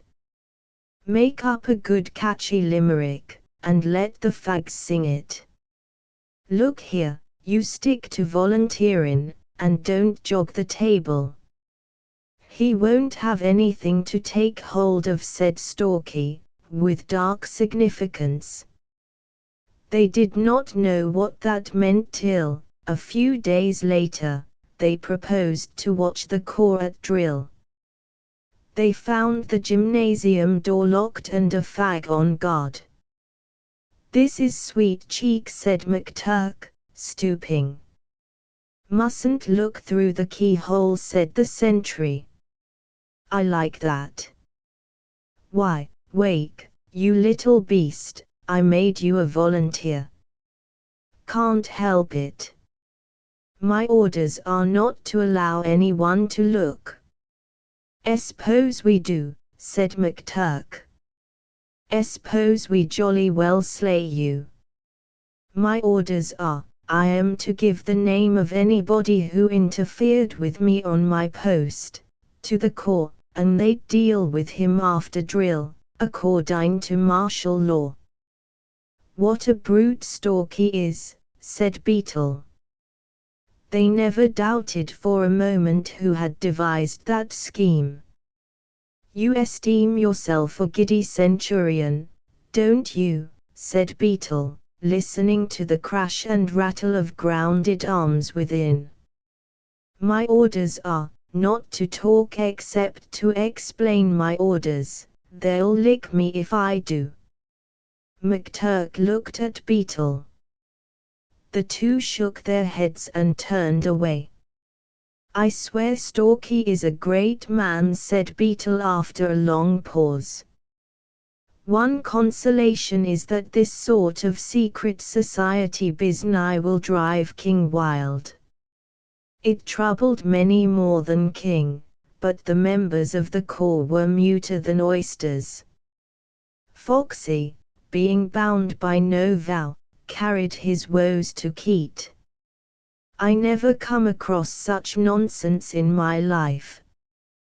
They've tiled the lodge, inner and outer guard, all complete, and then they get to work, keen as mustard." "But what's it all for?" asked the ex-troop sergeant major. "To learn their drill. You never saw anything like it. They begin after I've dismissed 'em, practicin' tricks, but out into the open they will not come, not for ever so. The Olay thing is preposterous. If you're a cadet corps, I say, be a cadet corps, instead o' hidin' be'ind locked doors. And what do the authorities say about it?" "That beats me again." The sergeant spoke fretfully.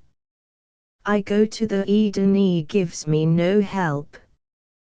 There's times when I think he's markin' fun o' me.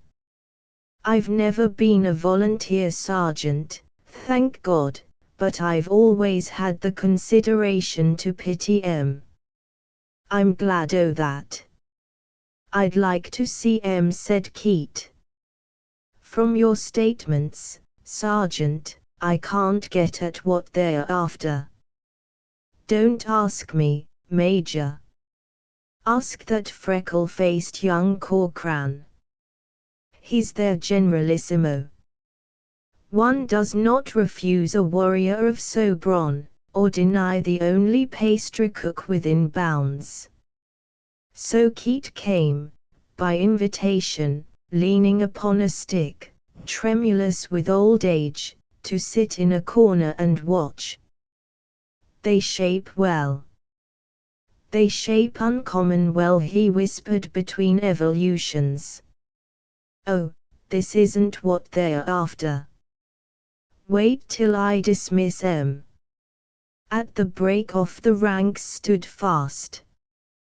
Perron fell out, faced them, and, refreshing his memory by glimpses at a red-bound, metal-clasped book, drilled them for 10 minutes. This is that Perron who was shot in Equatorial Africa by his own men. Ansel followed him, and Hogan followed Ansel. All three were implicitly obeyed. Then Stalky laid aside his Snyder, and, drawing a long breath, favored the company with a blast of withering invective. "Oldard, Muster Corkran." "That ain't in any drill," cried Foxy. "All right, Sergeant. You never know what you may have to say to your men. For pity's sake, try to stand up without leanin' against each other, you blear-eyed, heron-gutted gutter snipes. It's no pleasure to me to comb you out. That ought to have been done before you came here, you militia broom stealers. The old touch, the old touch." "We know it," said Keat, wiping his rheumy eyes. "But where did he pick it up? From his father, or his uncle?" "Don't ask me. Half of them must have been born within earshot o' the barracks. Foxy was not far wrong in his guess. I've heard more back talk since this volunteering nonsense began than I've heard in a year in the service. There's a rear-rank man looking as though his belly were in the pawn shop. Yes, you, Private Ansel, and Stalky tongue lashed the victim for 3 minutes, in gross and in detail. Hello. He returned to his normal tone. First blood to me. You flushed, Ansel. You wriggled. Couldn't help flushing was the answer. Don't think I wriggled, though. Well, it's your turn now. Stalky resumed his place in the ranks. Lord, Lord. It's as good as a play, chuckled the attentive Keat. Ansel, too, had been blessed with relatives in the service, and slowly, in a lazy drawl, his style was more reflective than Stalky's, descended the abysmal depths of personality. Blood to me, he shouted triumphantly. You couldn't stand it, either. Stalky was a rich red, and his Snyder shook visibly. I didn't think I would, he said, struggling for composure, but after a bit I got in no end of a bait. Curious, ain't it? Good for the temper, said the slow-moving Hogan, as they returned arms to the rack. Did you ever, said Foxy, hopelessly, to Keat. I don't know much about volunteers, but it's the rummiest show I ever saw. I can see what they're getting at, though. Lord! How often I've been told off and dressed down in my day. They shape well, extremely well they shape. If I could get 'em out into the open, there's nothing I couldn't do with 'em, Major. Perhaps when the uniforms come down, they'll change their mind. Indeed, it was time that the Corps made some concession to the curiosity of the school. Thrice had the Guard been maltreated, and thrice had the Corps dealt out martial law to the offender. The school raged. What was the use, they asked, of a cadet corps which none might see? Mr. King congratulated them on their invisible defenders, and they could not parry his thrusts. Foxy was growing sullen and restive. A few of the Corps expressed openly doubts as to the wisdom of their course, and the question of uniforms loomed on the near horizon.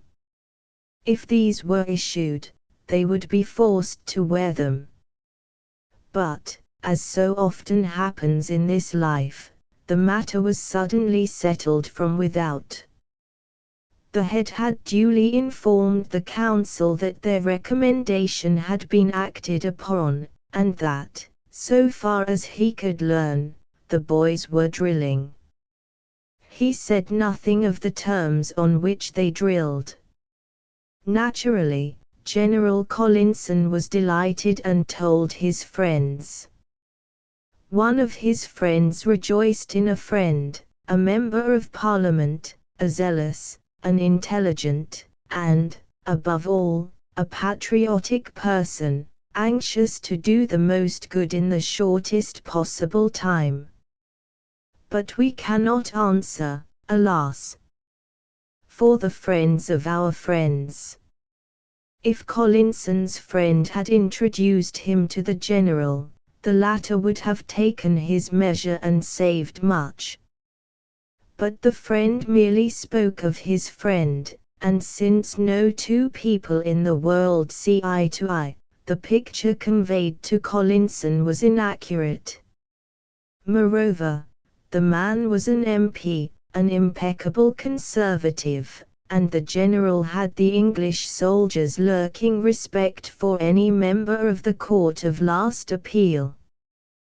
He was going down into the West Country, to spread light in somebody's benighted constituency. Wouldn't it be a good idea if, armed with the General's recommendation, he, taking the admirable and newly established Cadet Corps for his text, spoke a few words, just talked to the boys a little, eh?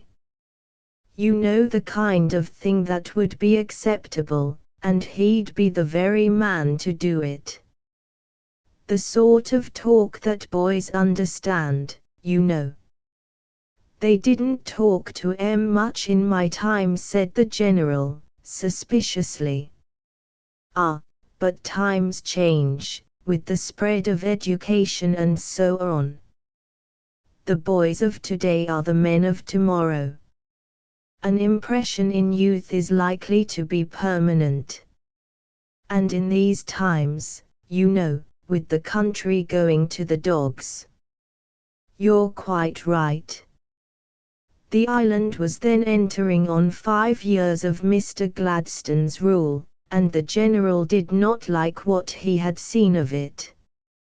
He would certainly write to the head, for it was beyond question that the boys of today made the men of tomorrow.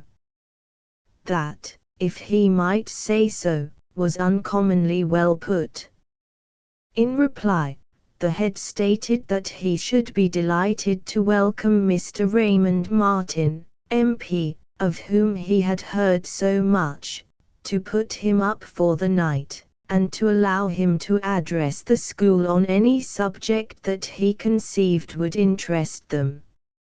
If Mr. Martin had not yet faced an audience of this particular class of British youth, the head had no doubt that he would find it an interesting experience. And I don't think I am very far wrong in that last, he confided to the Reverend John. Do you happen to know anything of one Raymond Martin? I was at college with a man of that name, the chaplain replied. He was without form and void, so far as I remember, but desperately earnest. He will address the call on patriotism next Saturday. If there is one thing our boys detest more than another, it is having their Saturday evenings broken into. Patriotism has no chance beside brewing. Nor art either. Do you remember our evening with Shakespeare? The head's eyes twinkled. Or the humorous gentleman with the magic lantern? And who the deuce is this Raymond Martin, M.P.? demanded Beetle, when he read the notice of the lecture in the corridor. Why do the brutes always turn up on a Saturday? Ooh. Riomio, Riomio. Wherefore art thou Riomio? Said McTurk over his shoulder, quoting the Shakespeare artiste of last term. Well, he won't be as bad as her, I hope. Stalky, are you properly patriotic? Because if you ain't, this chap's going to make you. Hope he won't take up the whole of the evening. I suppose we've got to listen to him. Wouldn't miss him for the world, said McTurk. A lot of chaps thought that Romeo woman was a bore. I didn't. I liked her. 'Member when she began to hiccough in the middle of it? Perhaps he'll hiccough. Whoever gets into the gym first, bags seats for the other two. There was no nervousness, but a brisk and cheery affability about Mr. Raymond Martin, MP, as he drove up, watched by many eyes, to the head's house. Looks a bit of a bargee, was McTurk's comment. Shouldn't be surprised if he was a radical. He rode the driver about the fare. I heard him. That was his giddy patriotism, Beetle explained. After tea they joined the rush for seats, secured a private and invisible corner, and began to criticize. Every gas jet was lit. On the little dais at the far end stood the head's official desk, whence Mr. Martin would discourse, and a ring of chairs for the masters. Entered then Foxy, with official port, and leaned something like a cloth rolled round a stick against the desk. No one in authority was yet present, so the school applauded, crying, "What's that, Foxy? What are you stealing the gentleman's brolly for? We don't birch here. We cane. Take away that bauble, number off from the right," and so forth, till the entry of the head and the masters ended all demonstrations. One good job, the common room hate this as much as we do. Watch King Ruglin to get out of the draft. Where's the Raymondiferous Martin? Punctuality, my beloved Eris, is the image o' war. Shut up. Here's the giddy Duke. Golly, what a dewlap. Mr. Martin, in evening dress, was undeniably throaty, a tall, generously designed, pink and white man. Still, Beetle need not have been coarse. Look at his back while he's talking to the head. Vile bad form to turn your back on the audience. He's a Philistine, a Bopper, a Jebusite, and a Hivite. McTurk leaned back and sniffed contemptuously. In a few colorless words, the head introduced the speaker and sat down amid applause. When Mr. Martin took the applause to himself, they naturally applauded more than ever. It was some time before he could begin. He had no knowledge of the school, its tradition or heritage. He did not know that the last census showed that 80% of the boys had been born abroad, in camp, cantonment, or upon the high seas, or that 75% were sons of officers in one or other of the services, Willoughbys, Paulets, De Castros, Maines, Randalls, after their kind, looking to follow their father's profession. The head might have told him this, and much more, but, after an hour-long dinner in his company, the head decided to say nothing whatever. Mr. Raymond Martin seemed to know so much already. He plunged into his speech with a long-drawn, rasping well, boys that, though they were not conscious of it, set every young nerve ajar. He supposed they knew, what he had come down for. It was not often that he had an opportunity to talk to boys. He supposed that boys were very much the same kind of persons. Some people thought them rather funny persons, as they had been in his youth. This man, said McTurk, with conviction, is the gay Darine swine. But they must remember that they would not always be boys. They would grow up into men, because the boys of today made the men of tomorrow, and upon the men of tomorrow the fair fame of their glorious native land depended. If this goes on, my beloved Eris, it will be my painful duty to rot this bargee. Stalky drew a long breath through his nose. Can't do that, said McTurk. He ain't chargin' anything for his Romeo. And so they ought to think of the duties and responsibilities of the life that was opening before them. Life was not all, he enumerated a few games, and, that nothing might be lacking to the sweep and impact of his fall, added marbles. Yes, life was not, he said, all marbles. There was one tense gasp, among the juniors, almost a shriek, of quivering horror. He was a heathen, an outcast, beyond the extremest pale of toleration, self-damned before all men. Stalky bowed his head in his hands. McTurk, with a bright and cheerful eye, drank in every word, and Beetle nodded solemn approval. Some of them, doubtless, expected in a few years to have the honor of a commission from the Queen, and to wear a sword. Now, he himself had had some experience of these duties, as a major in a volunteer regiment, and he was glad to learn that they had established a volunteer corps in their midst. The establishment of such an establishment conduced to a proper and healthy spirit, which, if fostered, would be of great benefit to the land they loved and were so proud to belong to. Some of those now present expected, he had no doubt, some of them anxiously looked forward to leading their men against the bullets of England's foes, to confronting the stricken field in all the pride of their youthful manhood.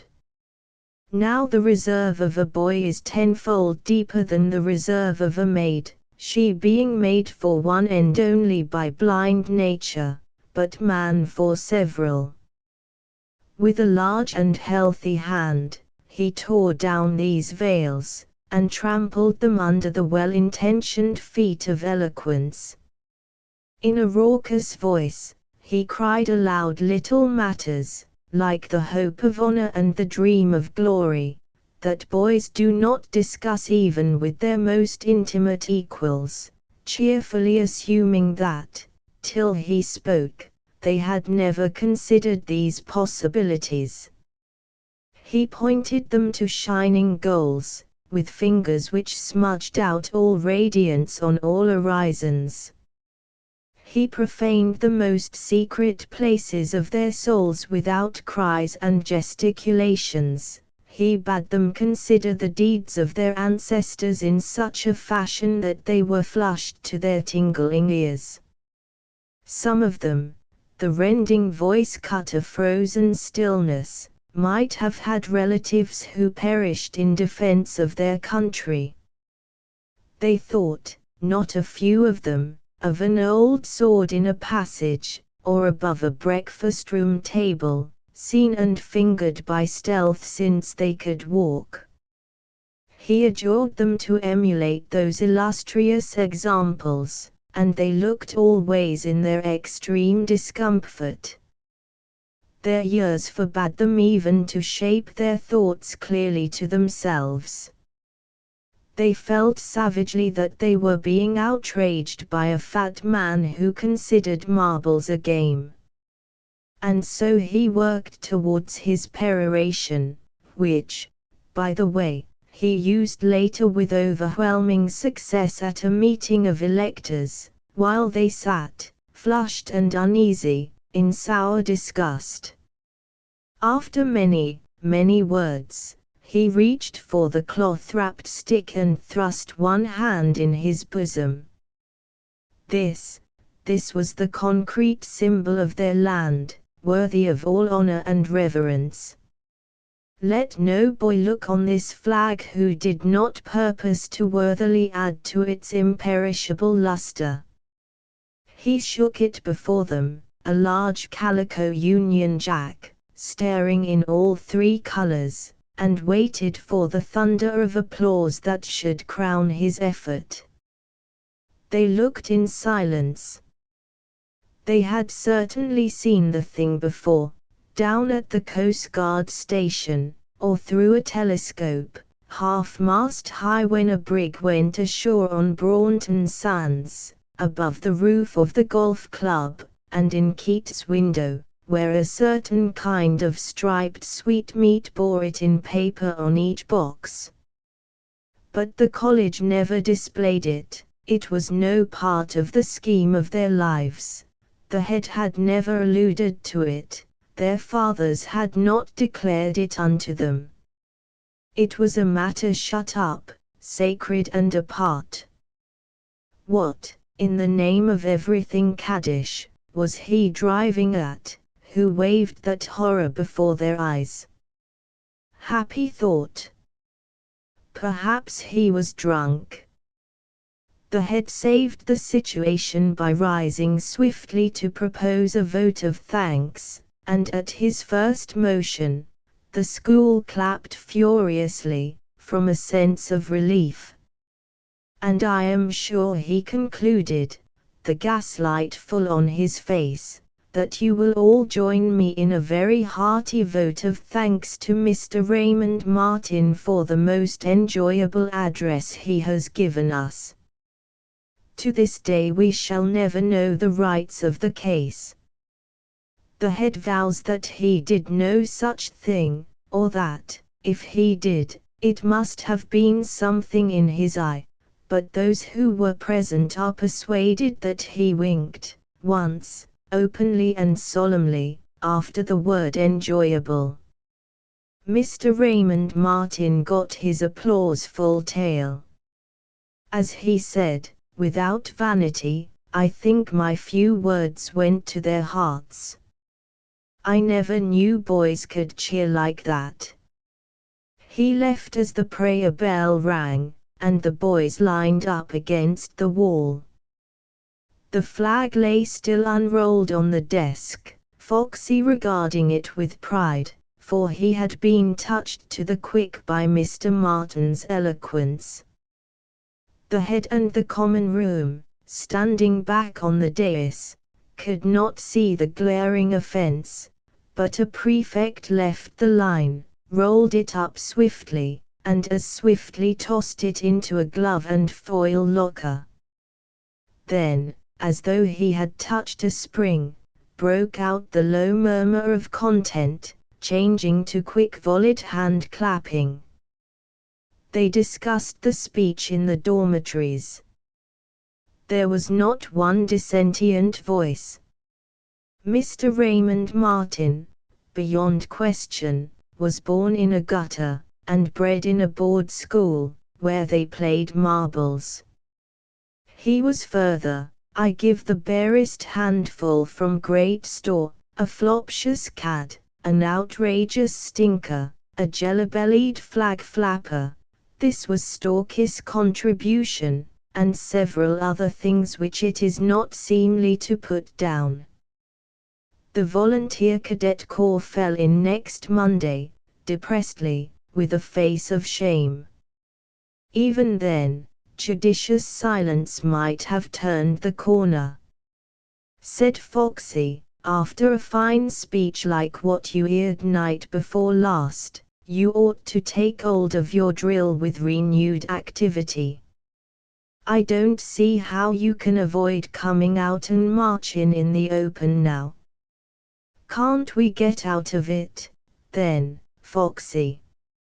Stalky's fine old silky tone should have warned him.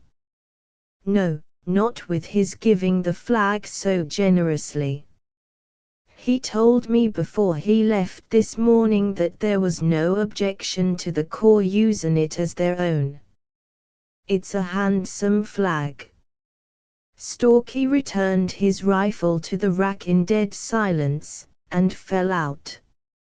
His example was followed by Hogan and Ansel.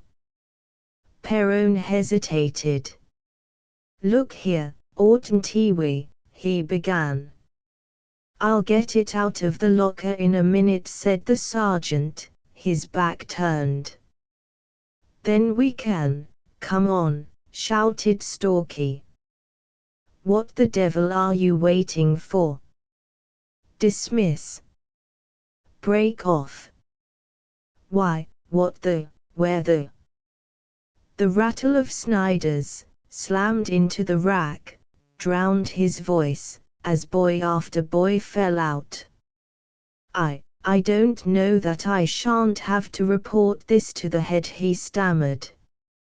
Report, then, and be damned to you, cried Stalky, white to the lips, and ran out.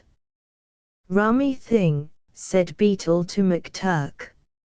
I was in the study, doing a simply lovely poem about the jelly-bellied flag flapper, and Stalky came in, and I said hello, and he cursed me like a bargee, and then he began to blub like anything. Shoved his head on the table and howled. Hadn't we better do something? McTurk was troubled. Perhaps he's smashed himself up somehow. They found him, with very bright eyes, whistling between his teeth. Did I take you in, Beetle? I thought I would. Wasn't it a good draw? Didn't you think I was blubbin'? Didn't I do it well? Oh, you fat old ass. And he began to pull Beetle's ears and checks, in the fashion that was called milking. I knew you were blubbin', Beetle replied, composedly. Why aren't you at drill? Drill? What drill? Don't try to be a clever fool. Drill in the gym. 'Cause there isn't any. The volunteer cadet corps is broke up, disbanded, dead, putrid, corrupt, stinkin'. And if you look at me like that, Beetle, I'll slay you too. Oh, yes, and I'm going to be reported to the head for swearin'. The last term. It was within a few days of the holidays, the term-end examinations, and, more important still, the issue of the college paper which Beetle edited. He had been cajoled into that office by the blandishments of Stalky and McTurk and the extreme rigor of study law. Once installed, he discovered, as others have done before him, that his duty was to do the work while his friends criticized. Stalky christened it the Swillingford Patriot in pious memory of Sponge, and McTurk compared the output unfavorably with Ruskin and De Quincey. Only the head took an interest in the publication, and his methods were peculiar.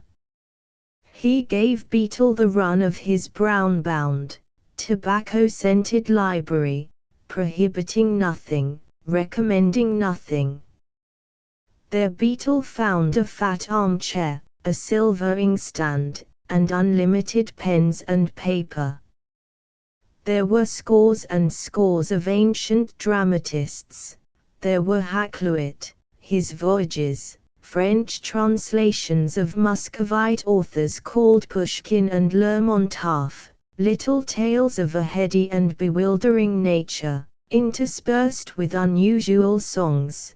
Peacock was that writer's name. There was Borrow's Lavengro, an odd theme, purporting to be a translation of something, called a rubaiyat, which the head said was a poem not yet come to its own. There were hundreds of volumes of verse, Crashaw, Dryden, Alexander Smith, Lel. Lydia Sigourney, Fletcher and a Purple Island, Donne, Marlowe's Faust, and, this made McTurk, to whom Beetle conveyed it, sheer drunk for 3 days, Ossian, The Earthly Paradise, Atalanta in Caledon, and Rossetti, to name only a few. Then the head, drifting in under pretense of playing censor to the paper, would read here a verse and here another of these poets, opening up avenues.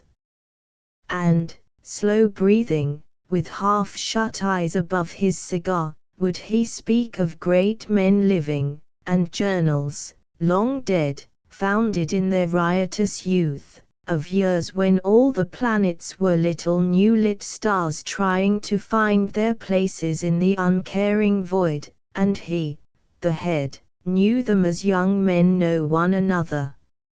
So the regular work went to the dogs, Beetle being full of other matters and meters, hoarded in secret and only told to McTurk of an afternoon, on the sands, walking high and disposedly round the wreck of the Armada galleon, shouting and declaiming against the long-ridged seas.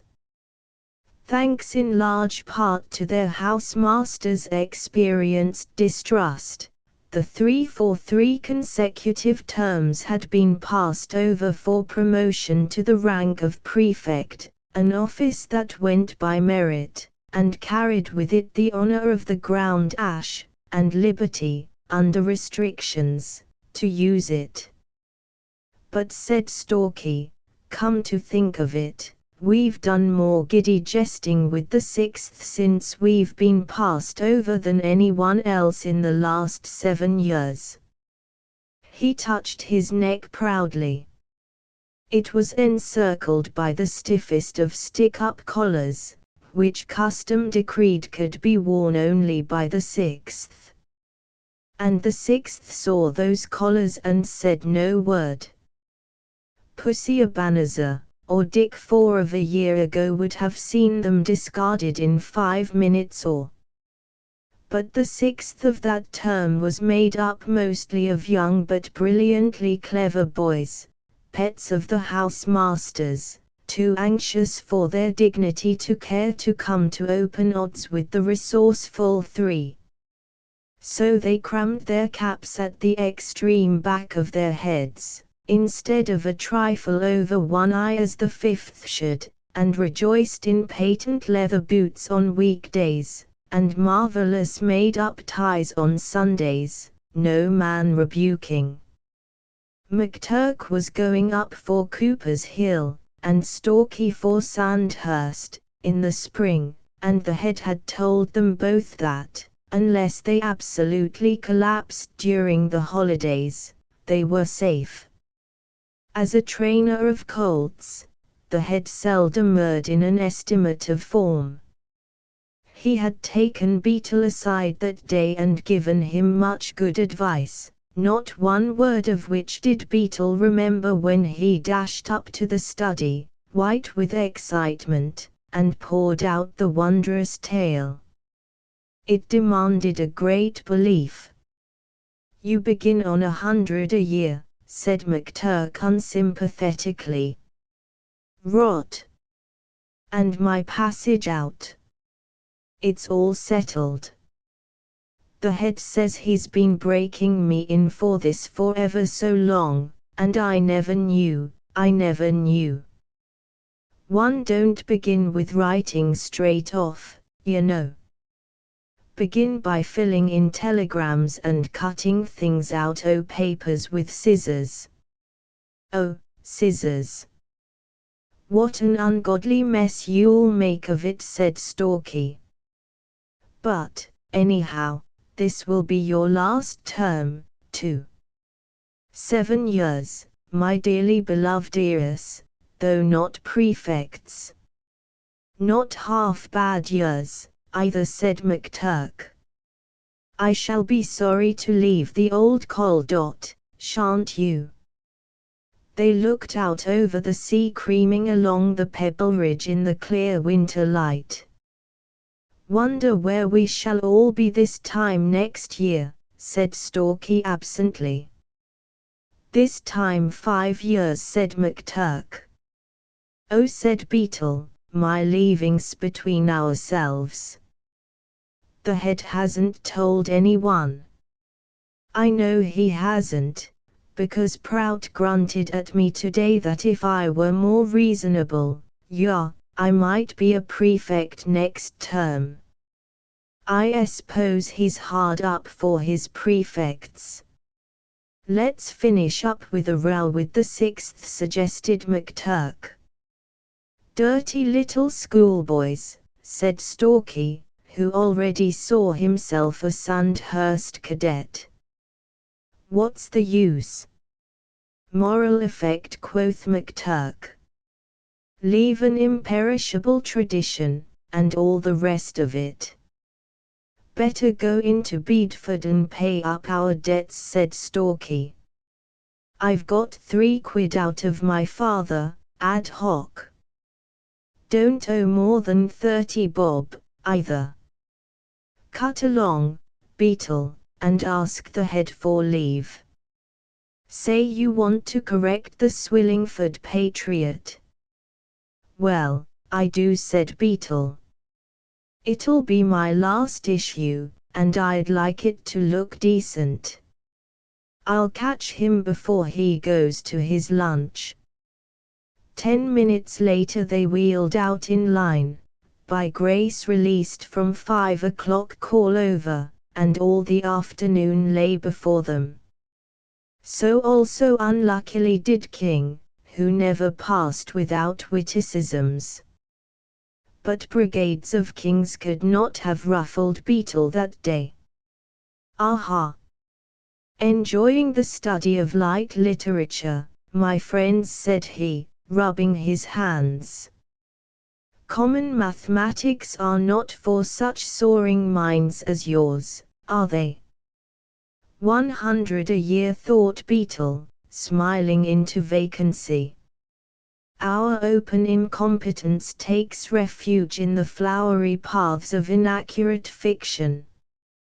But a day of reckoning approaches, Beetle mine. I myself have prepared a few trifling foolish questions in Latin prose which can hardly be evaded even by your practiced acts of deception. Yes, Latin prose. I think, if I may say so, but we shall see when the papers are set. Alpian serves your need. Aha! Elucis bat, quoth our friend. We shall see. We shall see.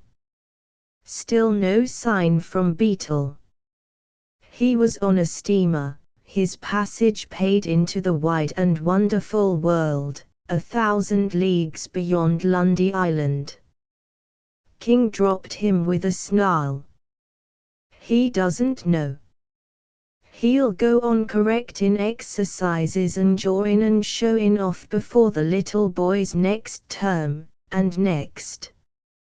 Beetle hurried after his companions up the steep path of the furze-clad hill behind the college. They were throwing pebbles on the top of the gasometer, and the grimy gas man in charge bade them desist. They watched him oil a turncock sunk in the ground between 2 furze bushes. "Cokie, what's that for?" said Stalky. "To turn the gas onto the kitchens," said Cokie. "If so be I didn't turn her on, young gen'leman, you'd be larnin' your book by candlelight." Said Stalky, and was silent for at least a minute. "Hullo! Where are you chaps going?"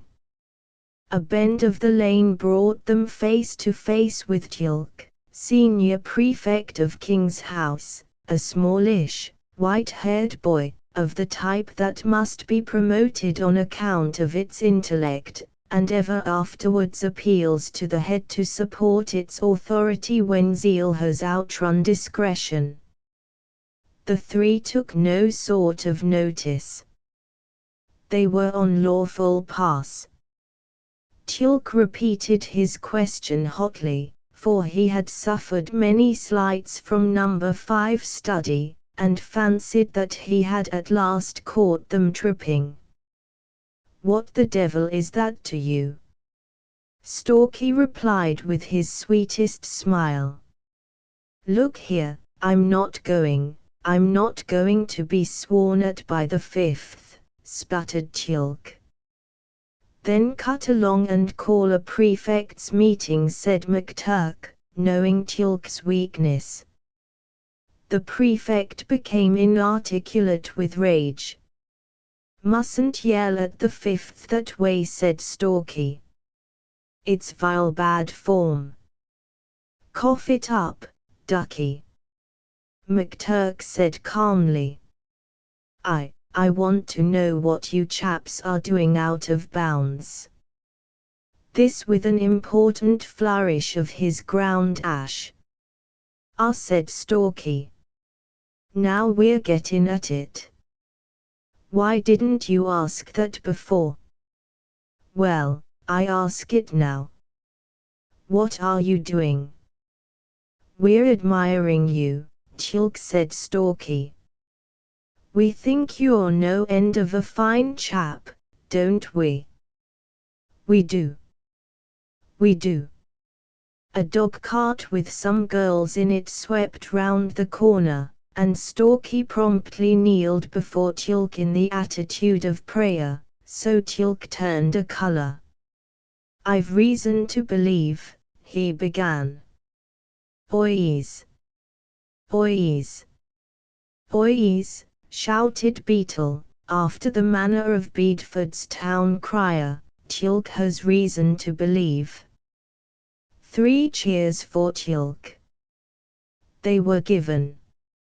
It's all our giddy admiration, said Stalky. You know how we love you, Chilk. We love you so much we think you ought to go home and die.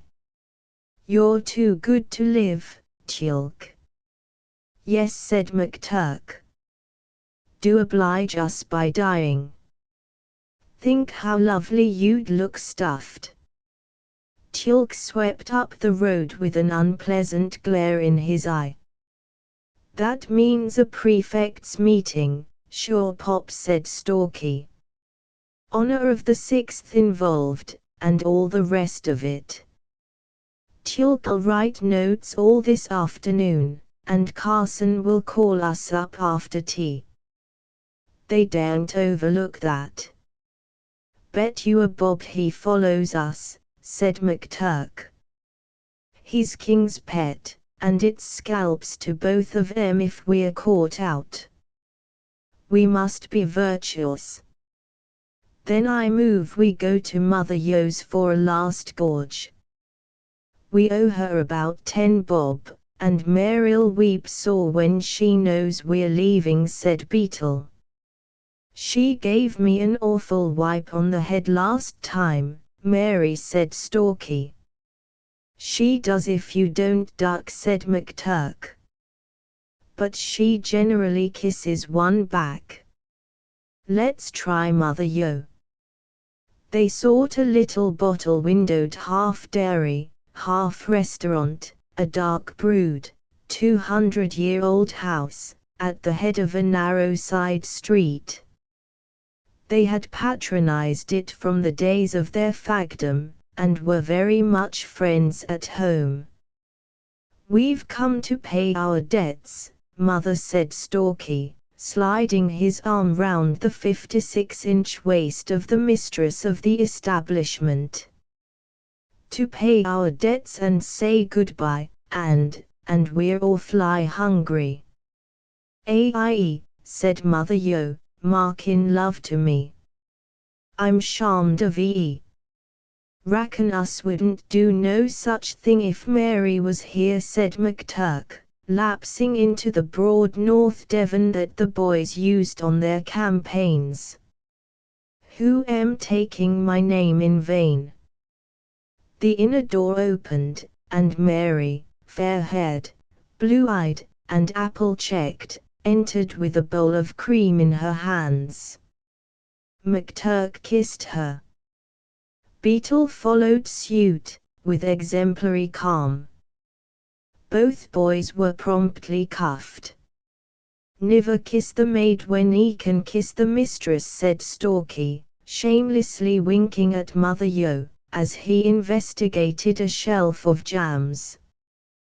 Glad to see one of ye don't want his head slapped no more, said Mary invitingly, in that direction. New. Reckon I can get 'em give me, said Stalky, his back turned. Not by me, ya little masterpiece. Niver asked ye. there's maids to Northam. Yes, an Appledore. An unreproducible sniff, half contempt, half reminiscence, rounded the retort. Aye. Yow won't niver come to no good end. Hut be bout, smellin' the cream. Tea's bad, said Stalky. Smell un. Incautiously Mary did as she was bid. Bead of your kiss. Niver amiss, said Stalky, taking it without injury. Yow, Mary began, bubbling with mirth. They am better to Northam, more rich, lakin us gets them give back again, he said, while McTurk solemnly waltzed Mother Yo out of breath, and Beetle told Mary the sad news, as they sat down to clotted cream, jam, and hot bread. Yes. You'll niver see us no more, Mary. We're going to be parsons and missioners. Steady the buffs, said McTurk, looking through the blind. Tilk has followed us. He's coming up the street now. They've niver put us out o' bounds, said Mother Yo. Bide yow still, my little dearers. She rolled into the inner room to make the score. Mary, said Stalky, suddenly, with tragic intensity. Do ye love me, Mary? Is, fi. Told ye so since yow was so high, the damsel replied. Zun coming up street, then. Stalky pointed to the unconscious Tilk. He've niver been kissed by no sort or manner o' maiden he spawned Leif, Mary. Oh, 'tis shameful. Hut's to do with me. 'Twill come to un in the way o' nature, I reckon. She nodded her head sagaciously. You niver want me to kiss un, shall I? Give ye half a crown if ye will, said Stalky, exhibiting the coin. Half a crown was much to Mary Yo, and a jest was more, but, you am afraid, said McTurk, at the psychological moment. Aye. Beetle echoed, knowing her weak point. There's not a maid to Northam you'd think twice. And yow such a fine maid, too. McTurk planted one foot firmly against the inner door lest Mother Yo should return inopportunely, for Mary's face was set. It was then that Tilk found his way blocked by a tall daughter of Devon, that county of easy kisses, the pleasantest under the sun. He dodged aside politely. She reflected a moment, and laid a vast hand upon his shoulder. Where be ye going to, my dear? Said she. Over the handkerchief he had crammed into his mouth Stalky could see the boy turn scarlet. Guy I a kiss. Don't they larn ye manners to college? Tilk gasped and wheeled. Solemnly and conscientiously Mary kissed him twice, and the luckless prefect fled. She stepped into the shop, her eyes full of simple wonder. Kissed un, said Stalky, handing over the money. Is, fi. But, oh, my little body, he am no colleger. Seemed too minded to cry, like. Well, we won't. Yell couldn't make us cry that way, said McTurk. Try. Whereupon Mary cuffed them all round. As they went out with tingling ears, said Stalky generally, don't think there'll be much of a prefects' meeting. Won't there, just, said Beetle. Look here. If he kissed her, which is our tack, he is a cynically immoral hog, and his conduct is blatant indecency. Conferations regis furiosissimi, when he collared me reading Don Juan. Course he kissed her, said McTurk. In the middle of the street. With his house cap on. Time, 3:57 p.m. Make a note o' that. What d'you mean, Beetle, said Stalky. Well, he's a truthful little beast. He may say he was kissed. And then? Why, then? Beetle capered at the mere thought of it.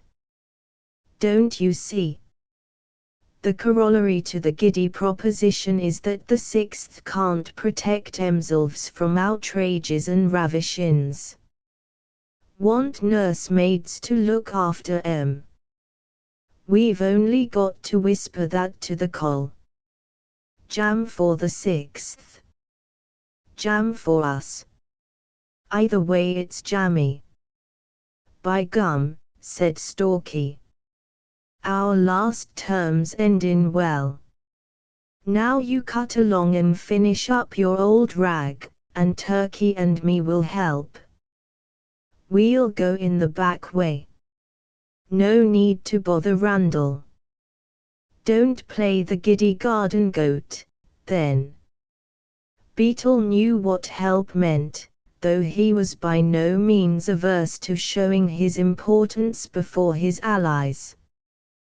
The little loft behind Randall's printing office was his own territory, where he saw himself already controlling the times. Here, under the guidance of the inky apprentice, he had learned to find his way more or less circuitously about the case, and considered himself an expert compositor. The school paper in its locked forms lay on a stone-topped table, a proof by the side, but not for worlds would Beetle have corrected from the mere proof. With a mallet and a pair of tweezers, he knocked out mysterious wedges of wood that released the form, picked a letter here and inserted a letter there, reading as he went along and stopping much to chuckle over his own contributions. You won't show off like that, said McTurk, when you've got to do it for your living. Upside down and backwards, isn't it? Let's see if I can read it. Get out, said Beetle. Go and read those forms in the rack there, if you think you know so much. Forms in a rack. What's that? Don't be so beastly professional. McTurk drew off with Stalky to prowl about the office. They left little unturned. Come here a shake, Beetle. What's this thing, said Stalky, in a few minutes. Looks familiar, said Beetle, after a glance. It's King's Latin prose exam paper. In Inverim, Actio Prima. What a lark. Think o' the pure-souled, high-minded boys who'd give their eyes for a squint at it, said McTurk. No, Willie dear, said Stalky, that would be wrong and painful to our kind teachers. You wouldn't crib, Willie, would you? Can't read the beastly stuff, anyhow, was the reply. Besides, we're leaving at the end o' the term, so it makes no difference to us. 'Member what the considerate Bloomer did to Spraggon's account of the Puffington hounds. We must sugar Mr. King's milk for him, said Stalky, all lighted from within by a devilish joy. Let's see what Beetle can do with those forceps he's so proud of. Don't see now you can make Latin prose much more cocky than it is, but we'll try, said Beetle, transposing an aliud and a she from 2 sentences. Let's see. We'll put that full stop a little further on, and begin the sentence with the next capital. Hurrah! Here's 3 lines that can move up all in a lump. One of those scientific rests for which this eminent huntsman is so justly celebrated. Stalky knew the Puffington run by heart. Hold on.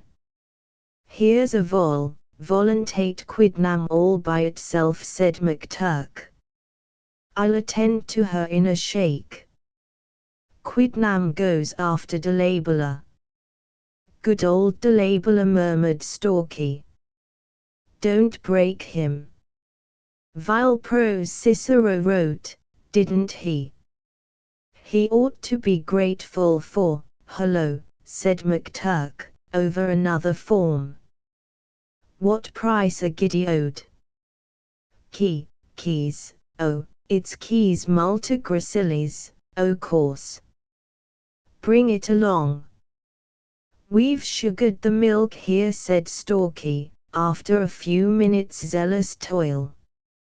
Never thrash your hounds unnecessarily.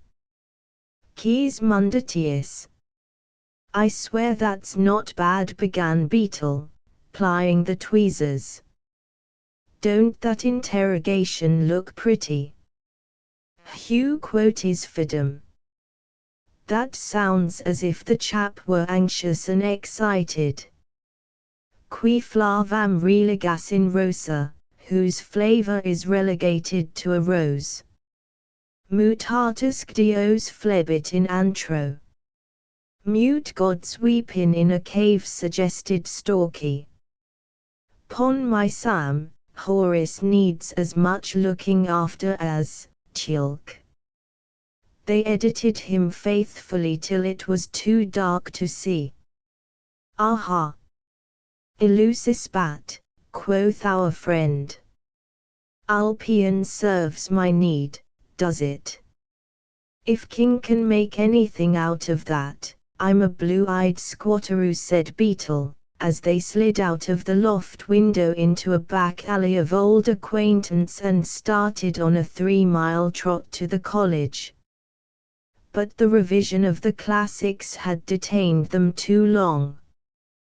They halted, blown and breathless, in the furs at the back of the gasometer, the college lights twinkling below, 10 minutes at least late for tea and lock-up. It's no good, puffed McTurk. Better Bob Foxy is waiting for defaulters under the lamp by the Fives Court. It's a nuisance, too, because the head gave us long leave, and one doesn't like to break it. Let me now from the bonded warehouse of my knowledge, began Stalky. Oh, rot. Don't jorrock. Can we make a run for it? Snapped McTurk. Bishop's boots. Mr. Radcliffe also condemned, and spoke highly in favour of tops cleaned with champagne and apricot jam. Where's that thing Cokie was twiddlin' this afternoon? They heard him groping in the wet, and presently beheld a great miracle. The lights of the Coast Guard cottages near the sea went out, the brilliantly illuminated windows of the golf club disappeared, and were followed by the frontages of the 2 hotels. Scattered villas dulled, twinkled, and vanished. Last of all, the college lights died also. They were left in the pitchy darkness of a windy winter's night. Blister my kidneys. It is a frost. The dahlias are dead, said Stalky. Bunk. They squatted through the dripping gorse as the college hummed like an angry hive and the dining rooms chorused, gas, gas, gas, till they came to the edge of the sunk path that divided them from their study. Dropping that ha-ha like bullets, and rebounding like boys, they dashed to their study, in less than 2 minutes had changed into dry trousers and coat, and, ostentatiously slippered, joined the mob in the dining hall, which resembled the storm center of a South American revolution. Hellish darkened smells of cheese. Stalky elbowed his way into the press, howling lustily for gas. Cokie must have gone for a walk. Fox'll have to find him. Prout, as the nearest housemaster, was trying to restore order, for rude boys were flicking butter pats across chaos, and McTurk had turned on the fags' tea urn, so that many were parboiled and wept with an unfeigned dolor. The fourth and upper third broke into the school song, the Vive la Company to the accompaniment of drumming knife handles, and the junior forms shrilled bat-like shrieks and raided one another's victuals. 250 boys in high condition, seeking for more light, are truly earnest inquirers. When a most vile smell of gas told them that supplies had been renewed, Stalky, waistcoat unbuttoned, sat gorgedly over what might have been his fourth cup of tea. "And that's all right," he said. "Hello. Es Pomponius ego." It was Carson, the head of the school, a simple, straight-minded soul, and a pillar of the first 15, who crossed over from the prefect's table and in a husky, official voice invited the three to attend in his study in half an hour. "Prefect's meeting. Prefect's meeting," hissed the tables, and they imitated barbarically the actions and effects of the ground ash. "How are we going to jest with them?" said Stalky, turning half-face to Beetle. "It's your play this time." "Look here," was the answer, "all I want you to do is not to laugh. I'm going to take charge o' young Tulk's immorality, a larking, and it's going to be serious. If you can't help laughing, don't look at me, or I'll go pop." "I see. All right," said Stalky. McTurk's lank frame stiffened in every muscle and his eyelids dropped half over his eyes. That last was a war signal. The 8 or 9 seniors, their faces very set and sober, were ranged in chairs round Carson's severely Philistine study. Tulk was not popular among them, and a few who had had experience of Stalky and company doubted that he might, perhaps, have made an ass of himself. But the dignity of the sixth was to be upheld. So Carson began hurriedly, "Look here, you chaps, we've sent for you to tell you you're a good deal too cheeky to the sixth, have been for some time, and we've stood about as much as we're going to, and it seems you've been cursin' and swearin' at Tulk on the Bedford Road this afternoon, and we're going to show you you can't do it. That's all." "Well, that's awfully good of you," said Stalky, "but we happen to have a few rights of our own, too. You can't, just because you happen to be made prefects, haul up seniors and jaw 'em on spec, like a housemaster. We aren't fags, Carson. This kind of thing may do for Davies Tertius, but it won't do for us. It's only old Prout's lunacy that we weren't prefects long ago." "You know that," said McTurk. You haven't any tact. Hold on, said Beetle. A prefect's meeting has to be reported to the head. I want to know if the head backs Tulk in this business. Well, it isn't exactly a prefect's meeting, said Carson. We only called you in to warn you. But all the prefects are here, Beetle insisted. Where's the difference?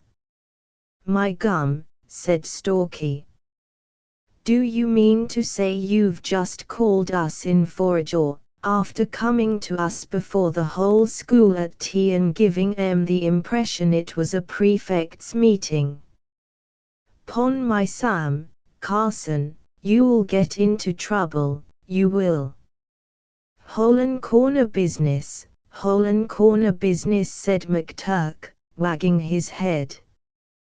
Beastly suspicious. The sixth looked at each other uneasily. Tulk had called 3 prefects' meetings in 2 terms, till the head had informed the sixth that they were expected to maintain discipline without the recurrent menace of his authority. Now, it seemed that they had made a blunder at the outset, but any right-minded boy would have sunk the legality and been properly impressed by the court. Beetle's protest was distinct cheek. Well, you chaps deserve a lickin', cried one Norton incautiously. Then was Beetle filled with a noble inspiration. For interfering with Tulk's amours, eh? Tulk turned a rich slow color. Oh, no, you don't. Beetle went on. You've had your innings. We've been sent up for cursing and swearing at you, and we're going to be let off with a warning. Are we? Now then, you're going to catch it. Tulk began. Don't let that young devil start jawing. If you've anything to say you must say it decently, said Carson. Decently? I will. Now look here. When we went into Bedford we met this ornament of the sixth, is that decent enough, hanging about on the road with a nasty look in his eye.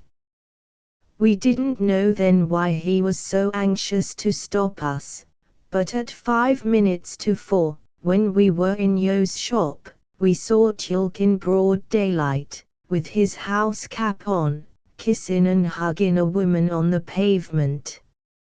Is that decent enough for you? I wasn't. We saw you, said Beetle. And now, I'll be decent, Carson, you sneak back with her kisses. Not for nothing had Beetle perused the later poets, hot on your lips and call prefects' meetings, which aren't prefects' meetings, to uphold the honor of the sixth. A new and heaven-cleft path opened before him that instant. And how do we know, he shouted, how do we know how many of the sixth are mixed up in this abominable affair? Yes, that's what we want to know, said McTurk, with simple dignity. We meant to come to you about it quietly, Carson, but you would have the meeting, said Stalky sympathetically. The sixth were too taken aback to reply. So, carefully modeling his rhetoric on King, Beetle followed up the attack, surpassing and surprising himself. It isn't so much the cynical immorality of the biznai, as the blatant indecency of it, that's so awful. As far as we can see, it's impossible for us to go into Bedford without running up against some prefect's unwholesome amours. There's nothing to snigger over, Norton. I don't pretend to know much about these things, but it seems to me a chap must be pretty far dead in sin. That was a quotation from the school chaplain, when he takes to embracing his paramours. That was Hakluyt, before all the city, a reminiscence of Milton. He might at least have the decency, your authorities on decency, I believe, to wait till dark. But he didn't. You didn't. Oh, Teal'c. You incontinent little animal. Here, shut up a minute. What's all this about, Teal'c? Said Carson. Look here. I'm awfully sorry.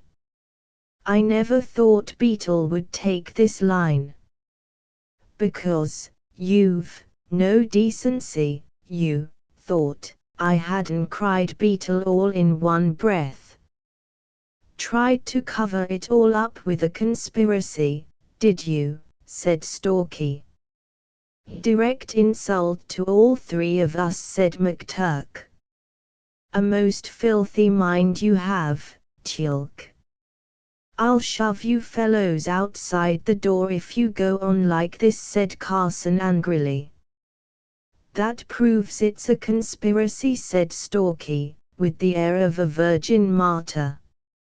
I was going along the street, I swear I was, cried Teal'c, and I'm awfully sorry about it. A woman came up and kissed me.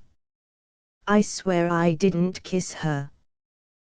There was a pause, filled by Stalky's long, liquid whistle of contempt, amazement, and derision. On my honor, gulped the persecuted one. Oh, do stop him jawing. Very good, McTurk interjected. We are compelled, of course, to accept your statement. Confound it, roared Norton. You aren't head prefect here, McTurk. Oh, well, returned the Irishman, you know Teal'c better than we do. I am only speaking for ourselves. We accept Teal'c's word. But all I can say is that if I'd been collared in a similarly disgusting situation, and had offered the same explanation Teal'c has, I wonder what you'd have said. However, it seems on Teal'c's word of honor, and Teal'c's, beg pardon, kiss, of course, Teal'c is an honorable man, put in Stalky. That the Sixth can't protect themselves from being kissed when they go for a walk, cried Beetle, taking up the running with a rush. Sweet business, isn't it? Cheerful thing to tell the fags, ain't it? We aren't prefects, of course, but we aren't kissed very much. Don't think that sort of thing ever enters our heads, does it, Stalky? Oh, no, said Stalky, turning aside to hide his emotions. McTurk's face merely expressed lofty contempt and a little weariness. Well, you seem to know a lot about it, interposed a prefect. Can't help it, when you chaps shove it under our noses. Beetle dropped into a drawling parody of King's most biting colloquial style, the gentle rain after the thunderstorm. Well, it's all very sufficiently vile and disgraceful, isn't it? I don't know who comes out of it worst, Teal'c, who happens to have been caught, or the other fellows who haven't. And we, here he wheeled fiercely on the other two, we've got to stand up and be jawed by them because we've disturbed their intrigues. Hang it. I only wanted to give you a word of warning, said Carson, thereby handing himself bound to the enemy. Warn you. This with the air of one who finds loathsome gifts in his locker. Carson, would you be good enough to tell us what conceivable thing there is that you are entitled to warn us about after this exposure? Warn? Oh, it's a little too much. Let's go somewhere where it's clean. The door banged behind their outraged innocence. Oh, Beetle! Beetle! Beetle! Golden Beetle, sobbed Stalky, hurling himself on Beetle's panting bosom as soon as they reached the study. However did you do it?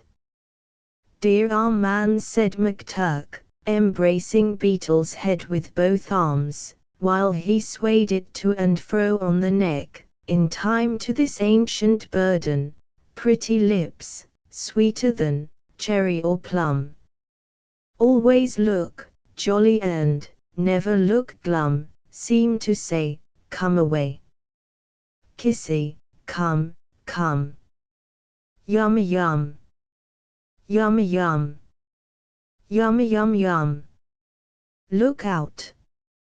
You'll smash my gig lamps, puffed Beetle, emerging. Wasn't it glorious?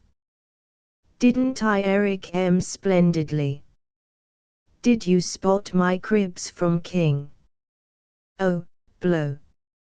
His countenance clouded. There's one adjective I didn't use, obscene. Don't know how I forgot that. It's one of King's pet ones, too. Never mind. They'll be sending ambassadors round in half a shake to beg us not to tell the school. It's a deuced serious business for them, said McTurk. Poor Sixth, poor old Sixth. Immoral young rips, Stalky snorted.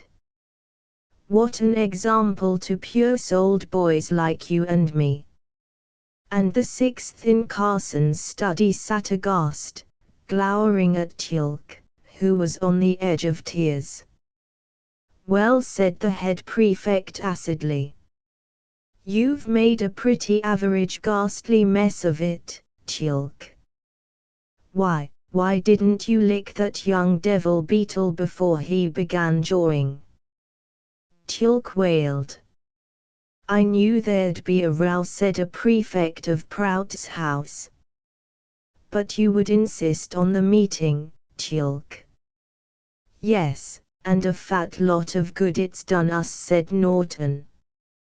They come in here and jaw our heads off when we ought to be jawing them. Beetle talks to us as if we were a lot of blackguards and all that. And when they've hung us up to dry, they go out and slam the door like a housemaster. All your fault, Teal'c. But I didn't kiss her. You ass. If you'd said you had and stuck to it, it would have been 10 times better than what you did, Norton retorted. Now they'll tell the whole school, and Beetle'll make up a lot of beastly rhymes and nicknames. But, hang it, she kissed me. Outside of his work, Teal'c's mind moved slowly. I'm not thinking of you. I'm thinking of us. I'll go up to their study and see if I can make em keep quiet. Teal'c's awfully cut up about this business, Norton began, ingratiatingly, when he found Beetle. Who's kissed him this time? And I've come to ask you chaps, and especially you, Beetle, not to let the thing be known all over the school. Of course, fellows as senior as you are can easily see why. Said Beetle, with the cold reluctance of one who foresees an unpleasant public duty. I suppose I must go and talk to the Sixth again. Not the least need, my dear chap, I assure you, said Norton hastily. I'll take any message you care to send. But the chance of supplying the missing adjective was too tempting. So Norton returned to that still undissolved meeting, Beetle, white, icy, and aloof, at his heels. There seems, he began, with laboriously crisp articulation, there seems to be a certain amount of uneasiness among you as to the steps we may think fit to take in regard to this last revelation of the obscene. If it is any consolation to you to know that we have decided, for the honor of the school, you understand, to keep our mouths shut as to these obscenities, you have it. He wheeled his head among the stars, and strode statelily back to his study, where Stalky and McTurk lay side by side upon the table wiping their tearful eyes, too weak to move. The Latin prose paper was a success beyond their wildest dreams. Stalky and McTurk were, of course, out of all examinations. They did extra tuition with the head, but Beetle attended with zeal. This, I presume, is a bargain on your part, said King, as he dealt out the papers.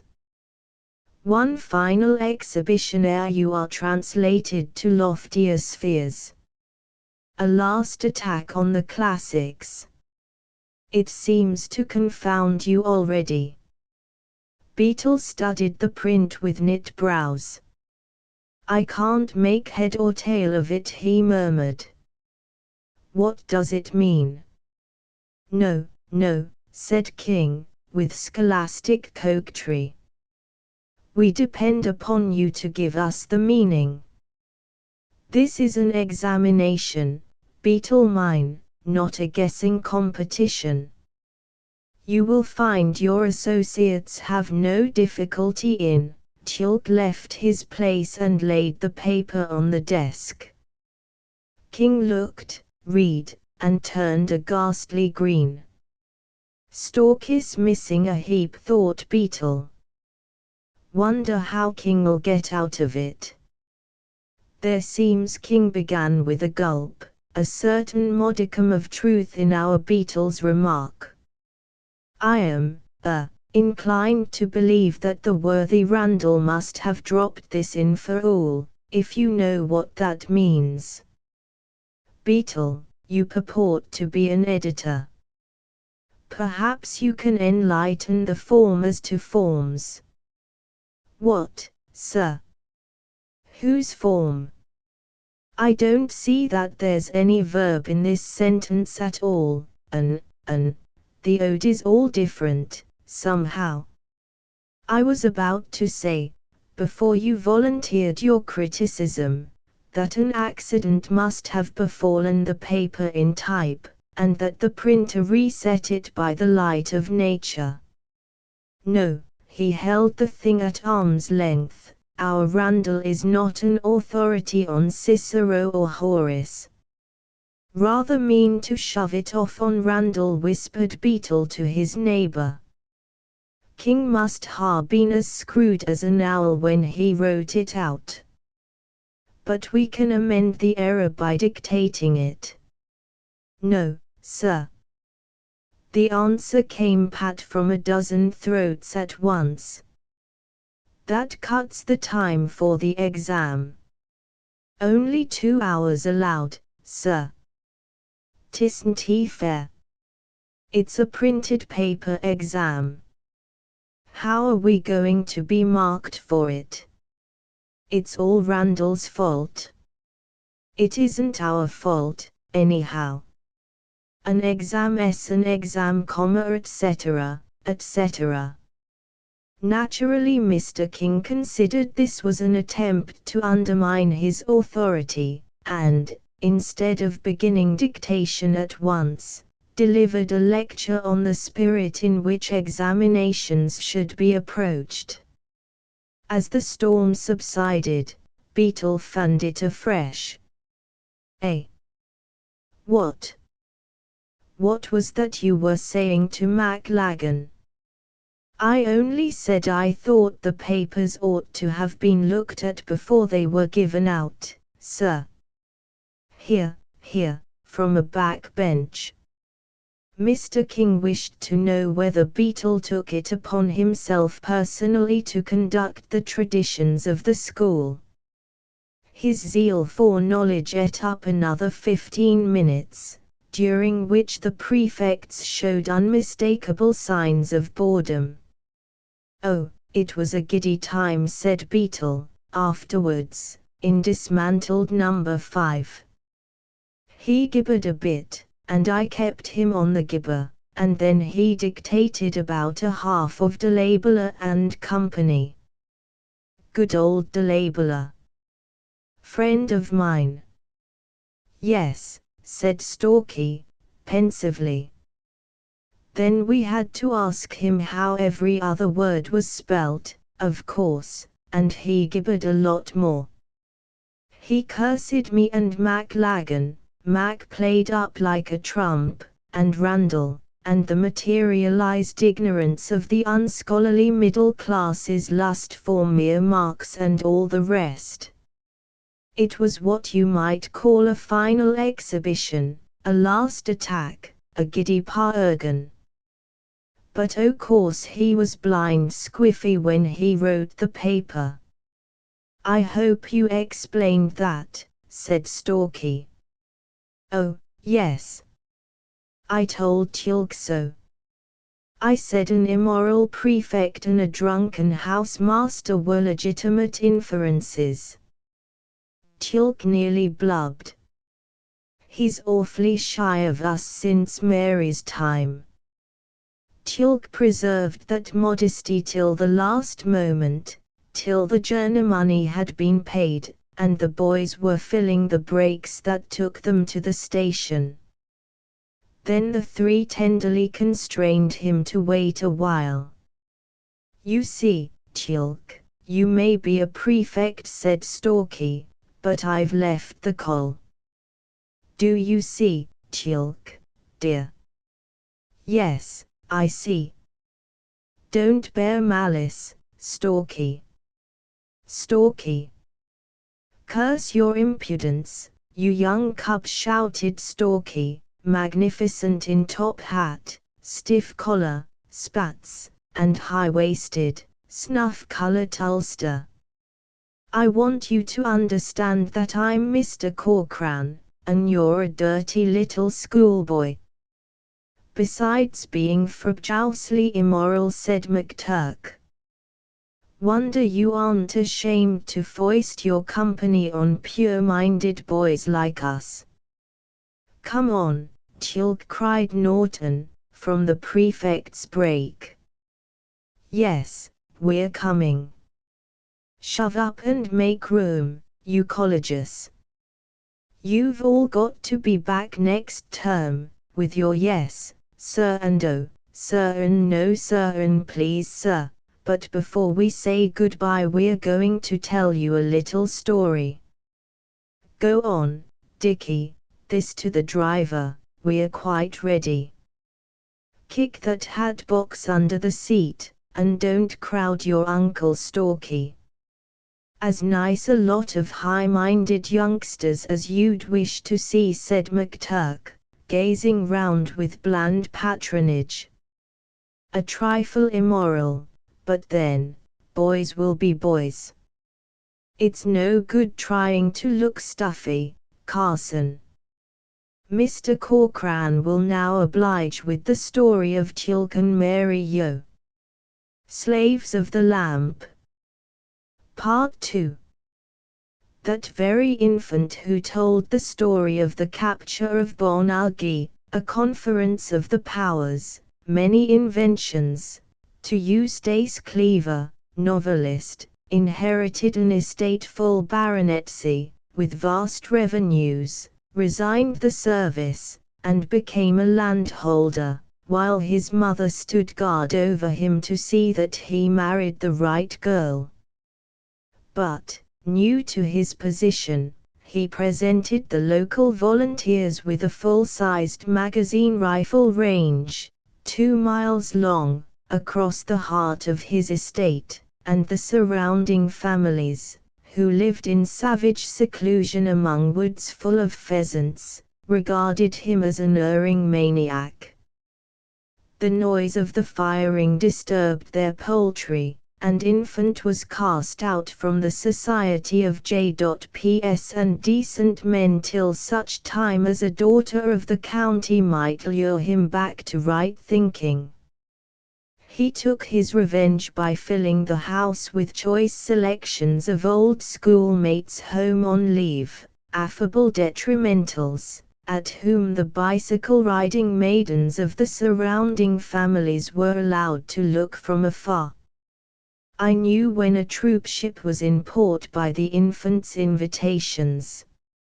Sometimes he would produce old friends of equal seniority, at others, young and blushing giants whom I had left small fags far down in the lower second, and to these Infant and the elders expounded the whole duty of man in the army. "I've had to cut the service," said the Infant, "but that's no reason why my vast stores of experience should be lost to posterity." He was just 30, and in that same summer an imperious wire drew me to his baronial castle, Got Good Hall, ex-Tamer. "Come along." It was an unusually good hall, arranged with a single eye to my benefit. There was a baldish, broken-down captain of native infantry, shivering with a g behind an indomitable red nose, and they called him Captain Dixon.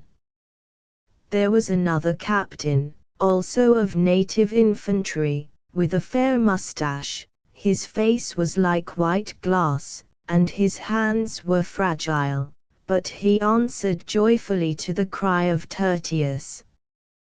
There was an enormously big and well-kept man, who had evidently not campaigned for years, clean-shaved, soft-voiced, and cat-like, but still a banazzer for all that he adorned the Indian political service, and there was a lean Irishman, his face tanned blue-black with the suns of the telegraph department.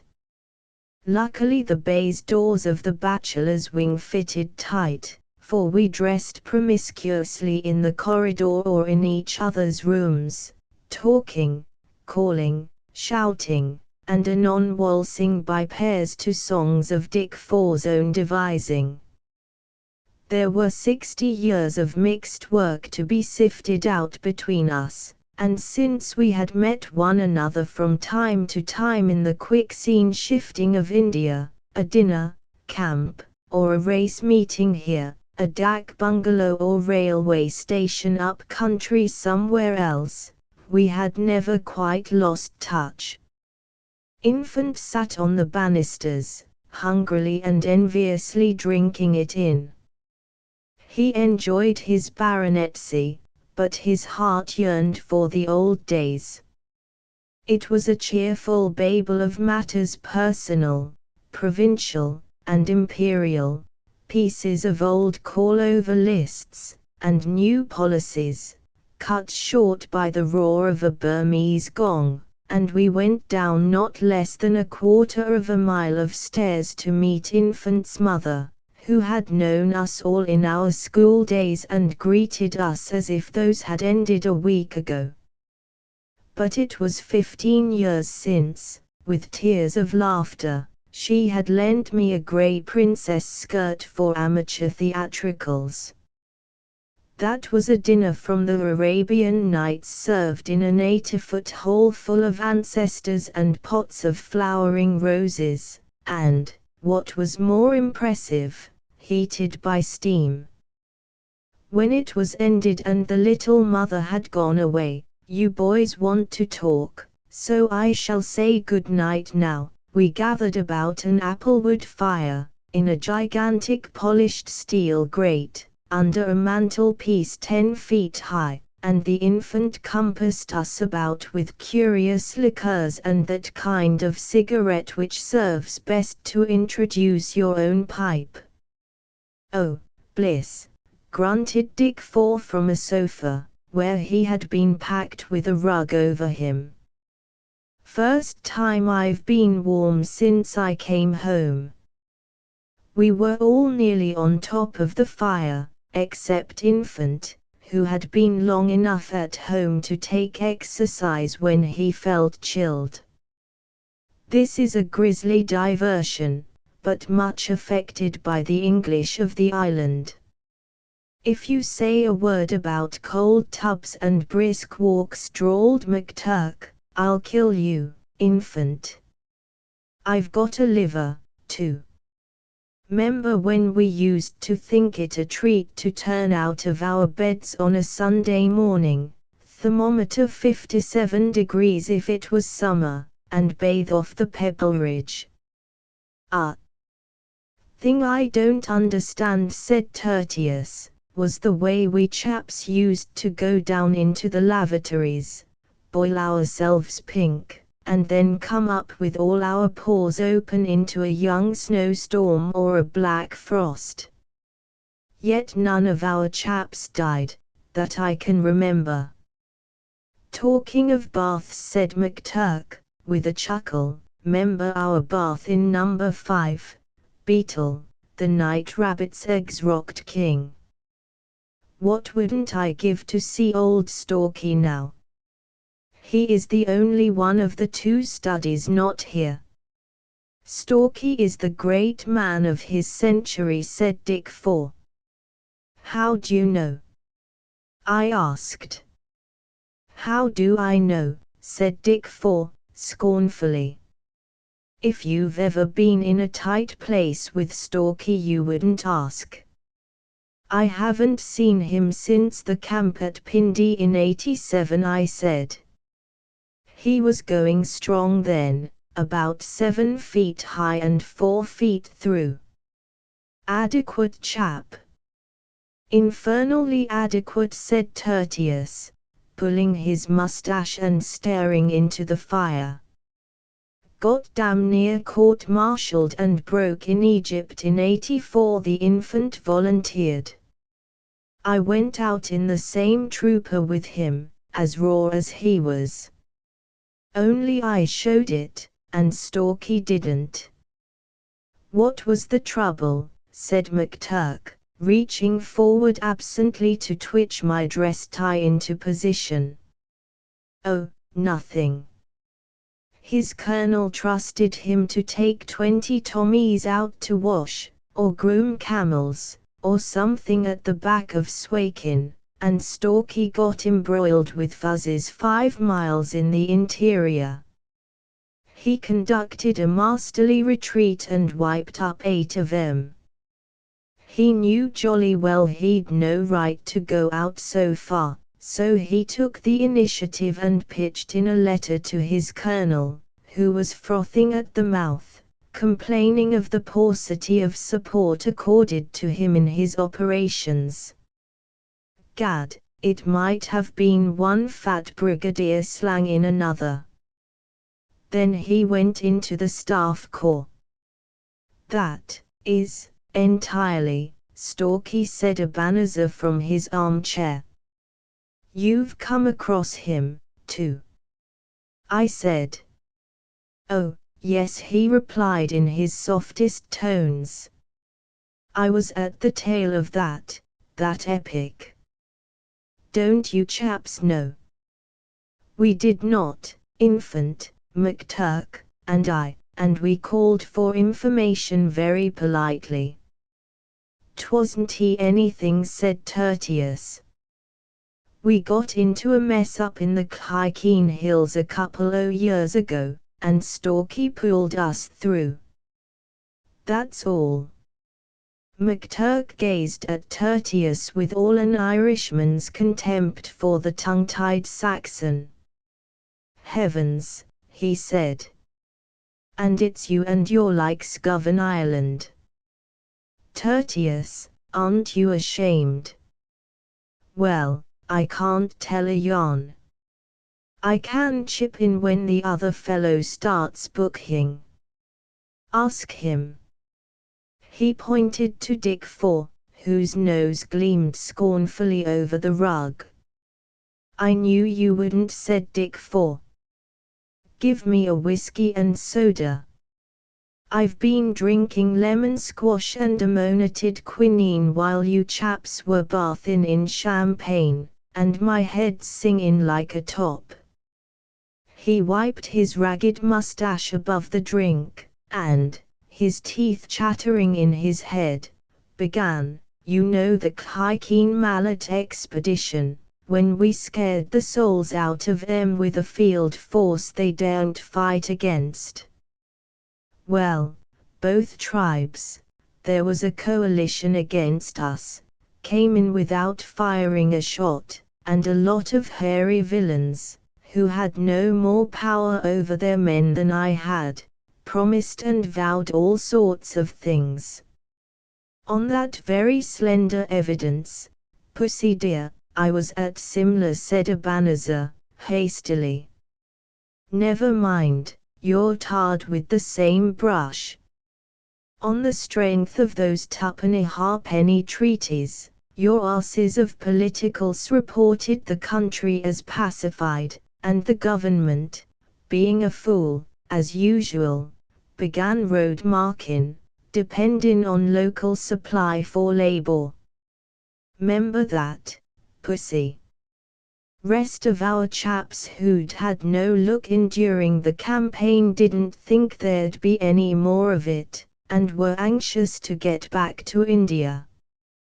But I'd been in 2 of these little rows before, and I had my suspicions.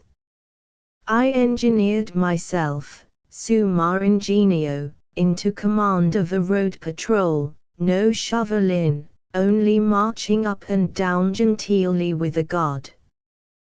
They'd withdrawn all the troops they could, but I used about 40 Pathans, recruits chiefly, of my regiment, and sat tight at the base camp while the road parties went to work, as per political survey. Had some ripping sing-songs in camp, too," said Tertius. "My pup," thus did Dick 4 refer to his subaltern, "was a pious little beast. He didn't like the sing-songs, and so he went down with pneumonia. I rootled round the camp, and found Tertius gassing about as a DAQMG, which, God knows, he isn't cut out for. There were 6 or 8 of the old coal. At base camp, we're always in force for a frontiero, but I'd heard of Tertius as a steady old hack, and I told him he had to shake off his DAQMG breeches and help me. Tertius volunteered like a shot, and we settled it with the authorities, and out we went, 40 Pathans, Tertius, and me, looking up the road parties. McNamara's, member old Mac, the sapper, who played the fiddle so damnably at Umballa, Mac's party was the last but one. The last was Stalkis. He was at the head of the road with some of his pet Sikhs. Mac said he believed he was all right. Stalky is a Sikh," said Tertius. "He takes his men to pray at the Durbar Sahib at Amritsar, regularly as clockwork, when he can." "Don't interrupt, Tertius. It was about 40 miles beyond Max before I found him, and my men pointed out gently, but firmly, that the country was ricin." "What kind o' country, Beetle?" "Well, I'm no word painter, thank goodness, but you might call it a hellish country. When we weren't up to our necks in snow, we were rolling down the Khud. The well-disposed inhabitants, who were to supply labor for the road making. Don't forget that, Pussy dear, sat behind rocks and took pot shots at us. Old story. We all legged it in search of Stalky. I had a feeling that he'd be in good cover, and about dusk we found him and his road party, as snug as a bug in a rug, in an old mallet stone fort, with a watchtower at one corner.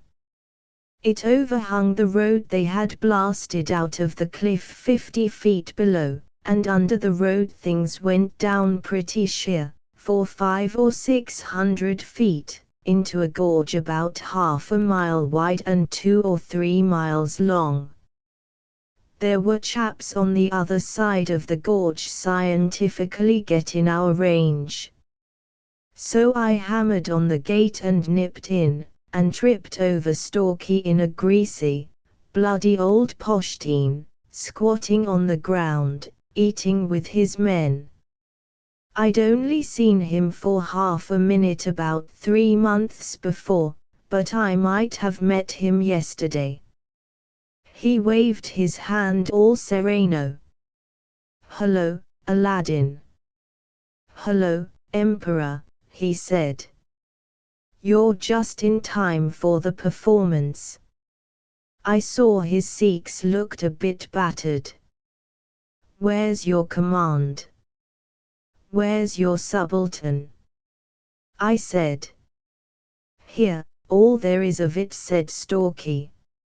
"If you want young Everett, he's dead, and his body's in the watchtower. They rushed our road party last week, and got him and 7 men. We've been besieged for 5 days. I suppose they let you through to make sure of you. The whole country's up. Strikes me you've walked into a first-class trap." He grinned, but neither Tertius nor I could see where the deuce the fun was. We hadn't any grub for our men, and Stalky had only 4 days' whack for his.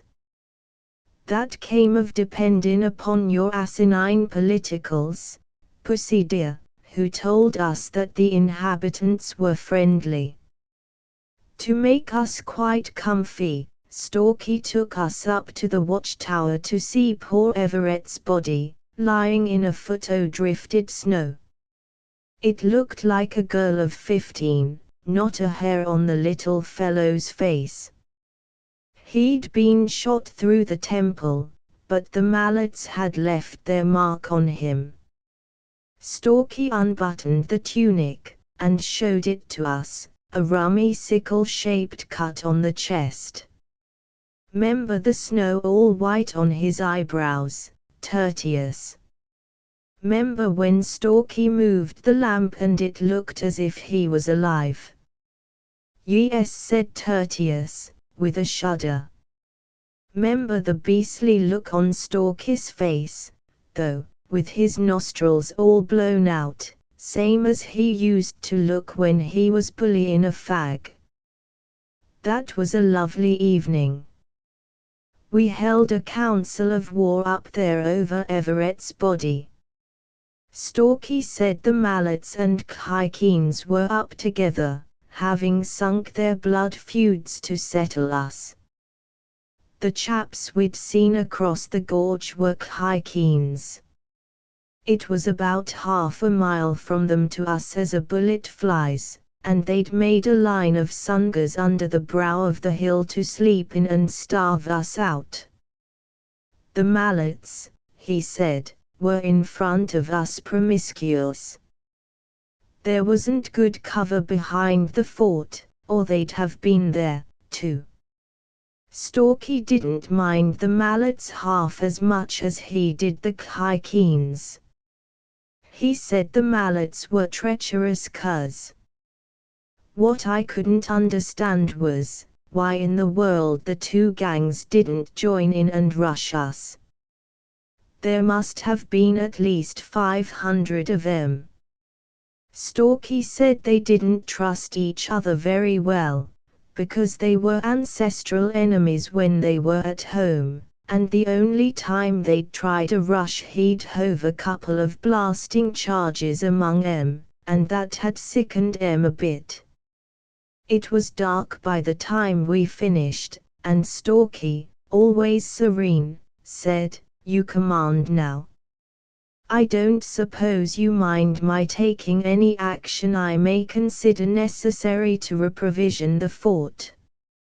I said, "Of course not," and then the lamp blew out. So Tertius and I had to climb down the tower steps. We didn't want to stay with Everett, and got back to our men. Stalky had gone off, to count the stores, I supposed. Anyhow, Tertius and I sat up in case of a rush. They were plugging at us pretty generally, you know, relieving each other till the morning. Morning came. No Stalky. Not a sign of him. I took counsel with his senior native officer, a grand, white-whiskered old chap, Rutan Singh, from Jalandhar. He only grinned, and said it was all right. Stalky had been out of the fort twice before, somewhere or other, according to him. He said Stalky you'd come back unchipped, and gave me to understand that Stalky was an invulnerable guru of sorts. All the same, I put the whole command on half rations, and set 'em to picking out loopholes. About noon there was no end of a snowstorm, and the enemy stopped firing. We replied gingerly, because we were awfully short of ammunition. Don't suppose we fired 5 shots an hour, but we generally got our man.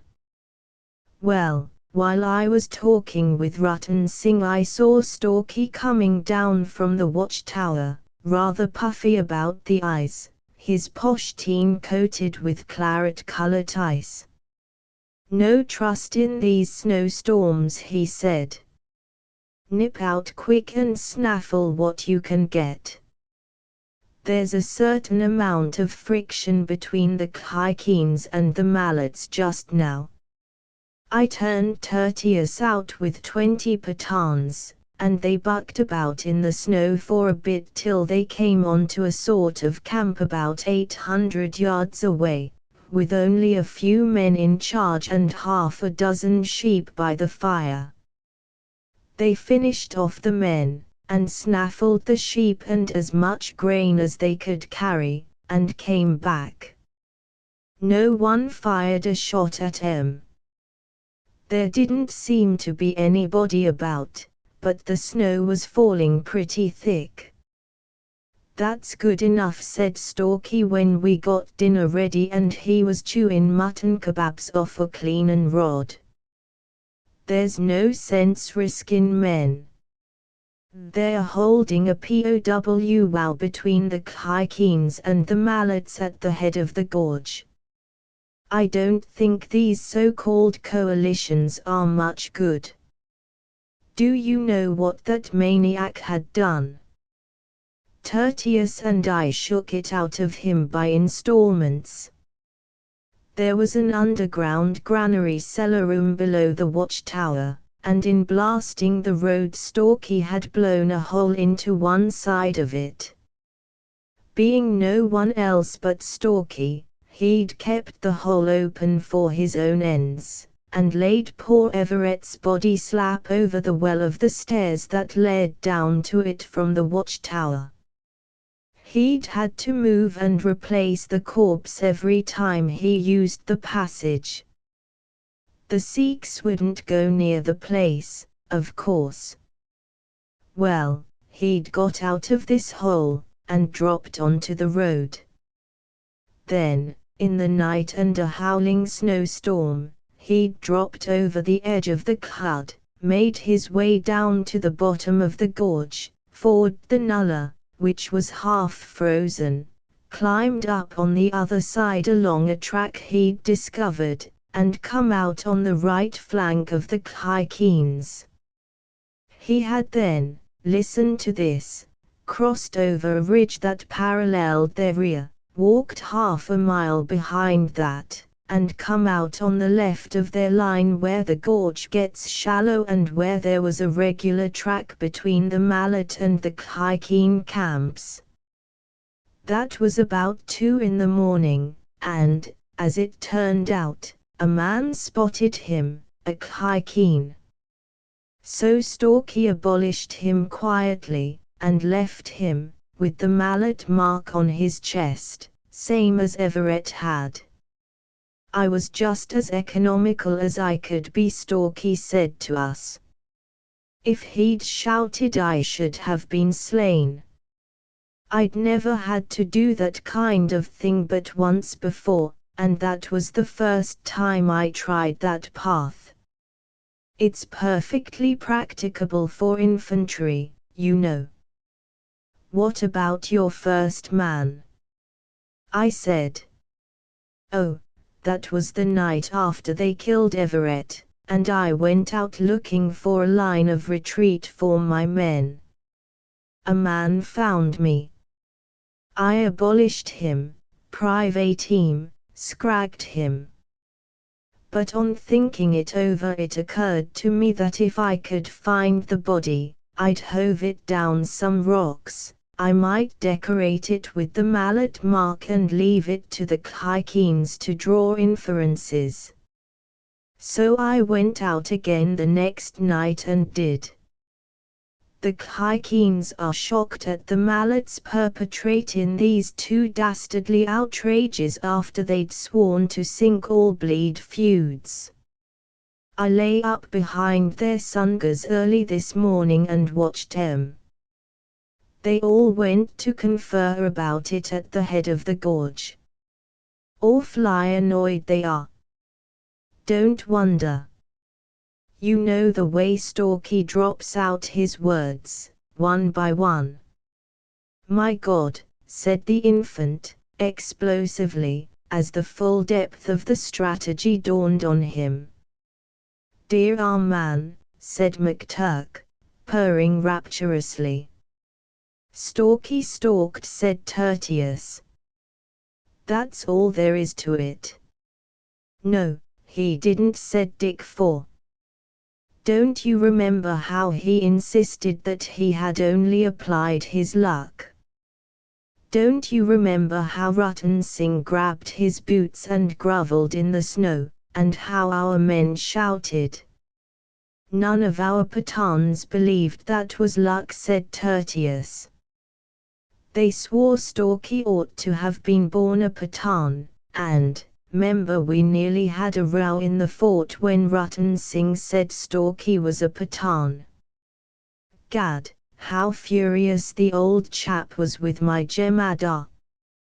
But Stalky just waggled his finger and they shut up.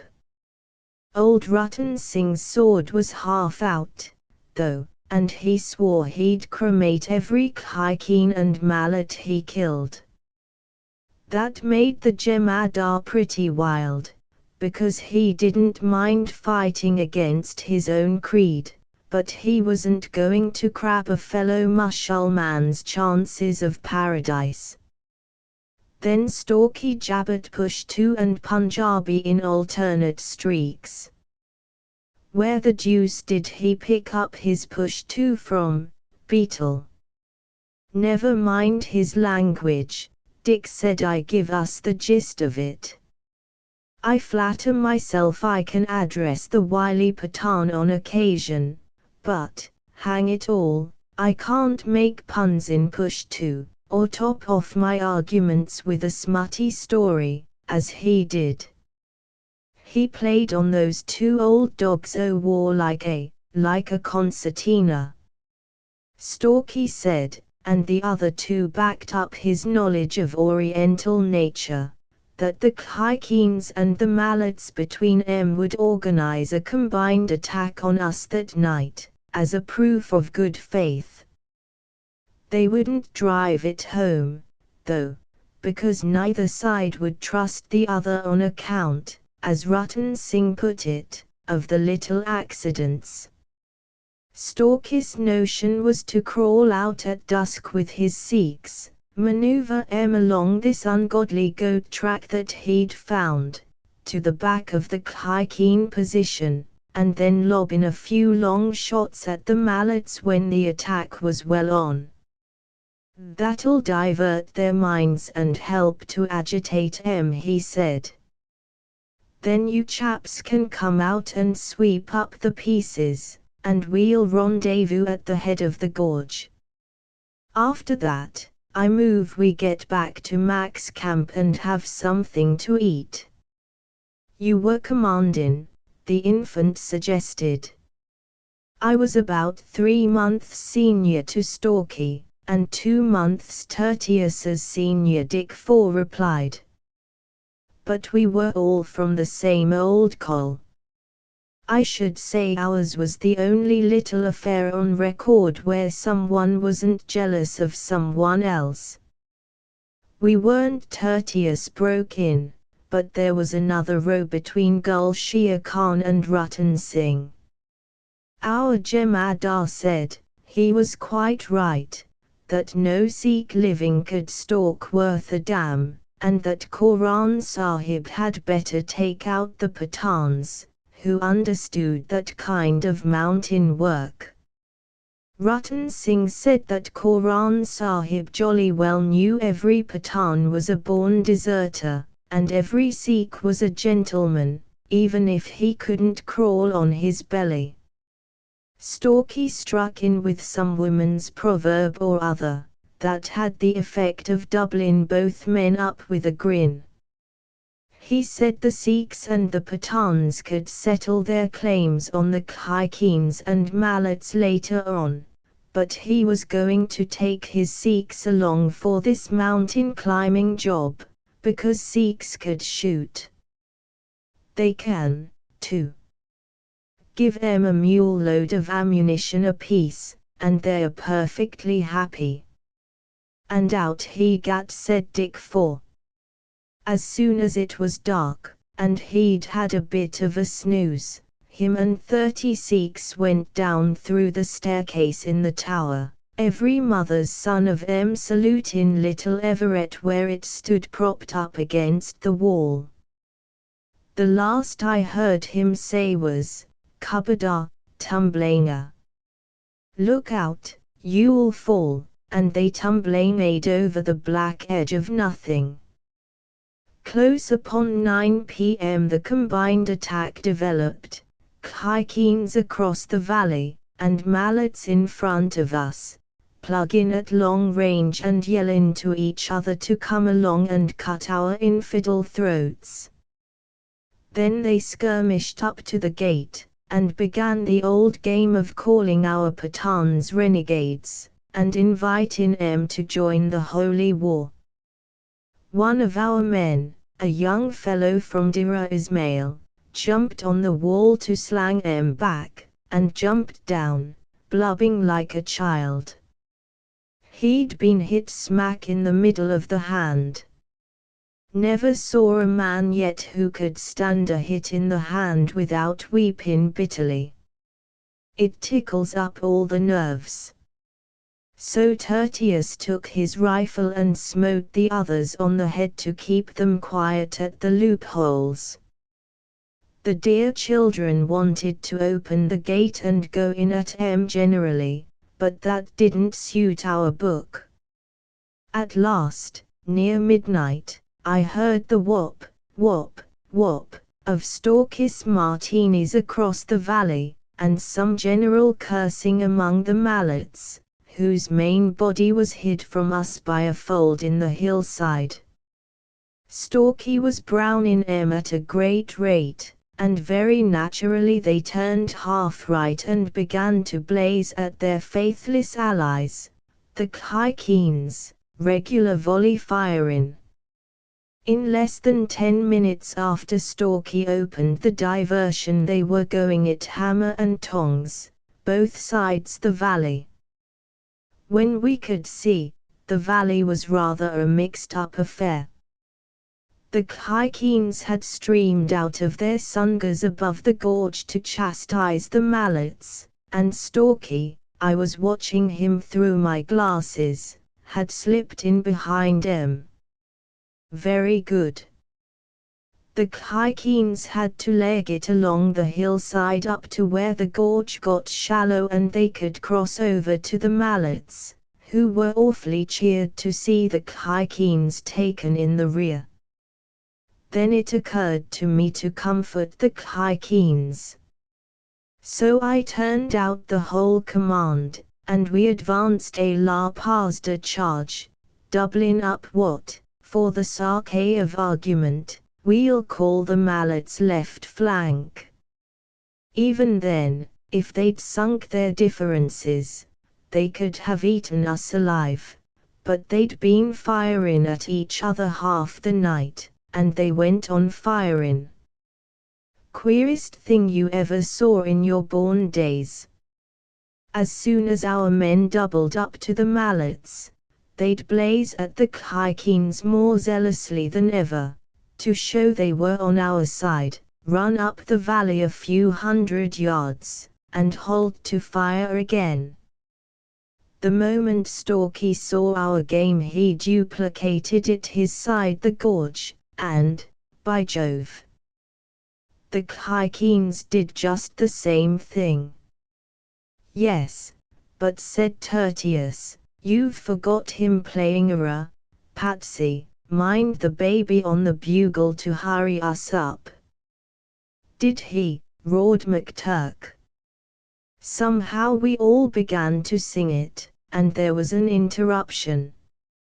Rather, said Tertius, when we were quiet. No one of the Aladdin Company could forget that tune.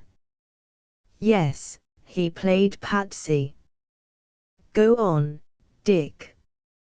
Finally said Dick, for we drove both mobs into each other's arms on a bit of level ground at the head of the valley, and saw the whole crew whirl off, fightin' and stabbin' and swearin' in a blindin' snowstorm. They were a heavy, hairy lot, and we didn't follow 'em. Stalky had captured one prisoner, an old pensioned sepoy of 25 years' service, who produced his discharge, an awfully sportin' old card. He had been trying to make his men rush us early in the day. He was sulky, angry with his own side for their cowardice, and Ratan Singh wanted to bayonet him. Sikhs don't understand fightin' against the government after you've served it honestly, but Stalky rescued him, and froze onto him tight, with ulterior motives, I believe. When we got back to the fort, we buried young Everett. Stalky wouldn't hear of blowing up the place, and bunked. We'd only lost 10 men, all told.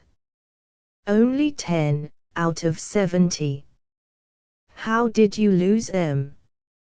I asked. Oh, there was a rush on the fort early in the night, and a few mallets got over the gate. It was rather a tight thing for a minute or two, but the recruits took it beautifully. Lucky job we hadn't any badly wounded men to carry, because we had 40 miles to McNamara's camp. By Jove, how we legged it. Halfway in, old Ratan Singh collapsed, so we slung him across 4 rifles and Stalky's overcoat, and Stalky, his prisoner, and a couple of Sikhs were his bearers. After that I went to sleep. You can, you know, on the march, when your legs get properly numbed. Max swears we all marched into his camp snoring and dropped where we halted. His men lugged us into the tents like gram bags. I remember waking up and seeing Stalky asleep with his head on old Ratan Singh's chest. He slept 24 hours. I only slept 17, but then I was coming down with dysentery. Coming down. What rot! He had it on him before we joined Stalky in the fort, said Tertius. Well, you needn't talk. You hove your sword at McNamara and demanded a drumhead court-martial every time you saw him. The only thing that soothed you was putting you under arrest every half hour. You were off your head for 3 days. Don't remember a word of it, said Tertius, placidly. I remember my orderly giving me milk, though. How did Stalky come out? McTurk demanded, purling hard over his pipe. Stalky. Like a serene Brahmini bull. Poor old Mac was at his Royal Engineer's wits' end to know what to do. You see, I was putrid with dysentery, Tertius was raven, half the men had frostbite, and McNamara's orders were to break camp and come in before winter. So Stalky, who hadn't turned a hair, took half his supplies to save him the bother o' lugging 'em back to the plains, and all the ammunition he could get at, and, consilio it auxilio rutten singi, tramped back to his fort with all his Sikhs and his precious prisoners, and a lot of dissolute hangers-on that he and the prisoner had seduced into service. He had 60 men of sorts, and his brazen cheek. Mac nearly wept with joy when he went. You see, there weren't any explicit orders to Stalky to come in before the passes were blocked. Mac is a great man for orders, and Stalky's a great man for orders, when they suit his book. He told me he was going to the Engadine, said Tertius. Sat on my cot smoking a cigarette, and Mark in me laughed till I cried. McNamara bundled the whole lot of us down to the plains next day. We were a walking hospital. Stalky told me that McNamara was a simple godsend to him, said Dick, for I used to see him in Mac's tent listening to Mac playing the fiddle, and, between the pieces, wheedling Mac out of picks and shovels and dynamite cartridges hand over fist. Well, that was the last we saw of Stalky. A week or so later the passes were shut with snow, and I don't think Stalky wanted to be found particularly just then. He didn't, said the fair and fat Abanazar. He didn't. Ho, ho. Dick Four threw up his thin, dry hand with the blue veins at the back of it. Hold on a minute, pussy, I'll let you in at the proper time.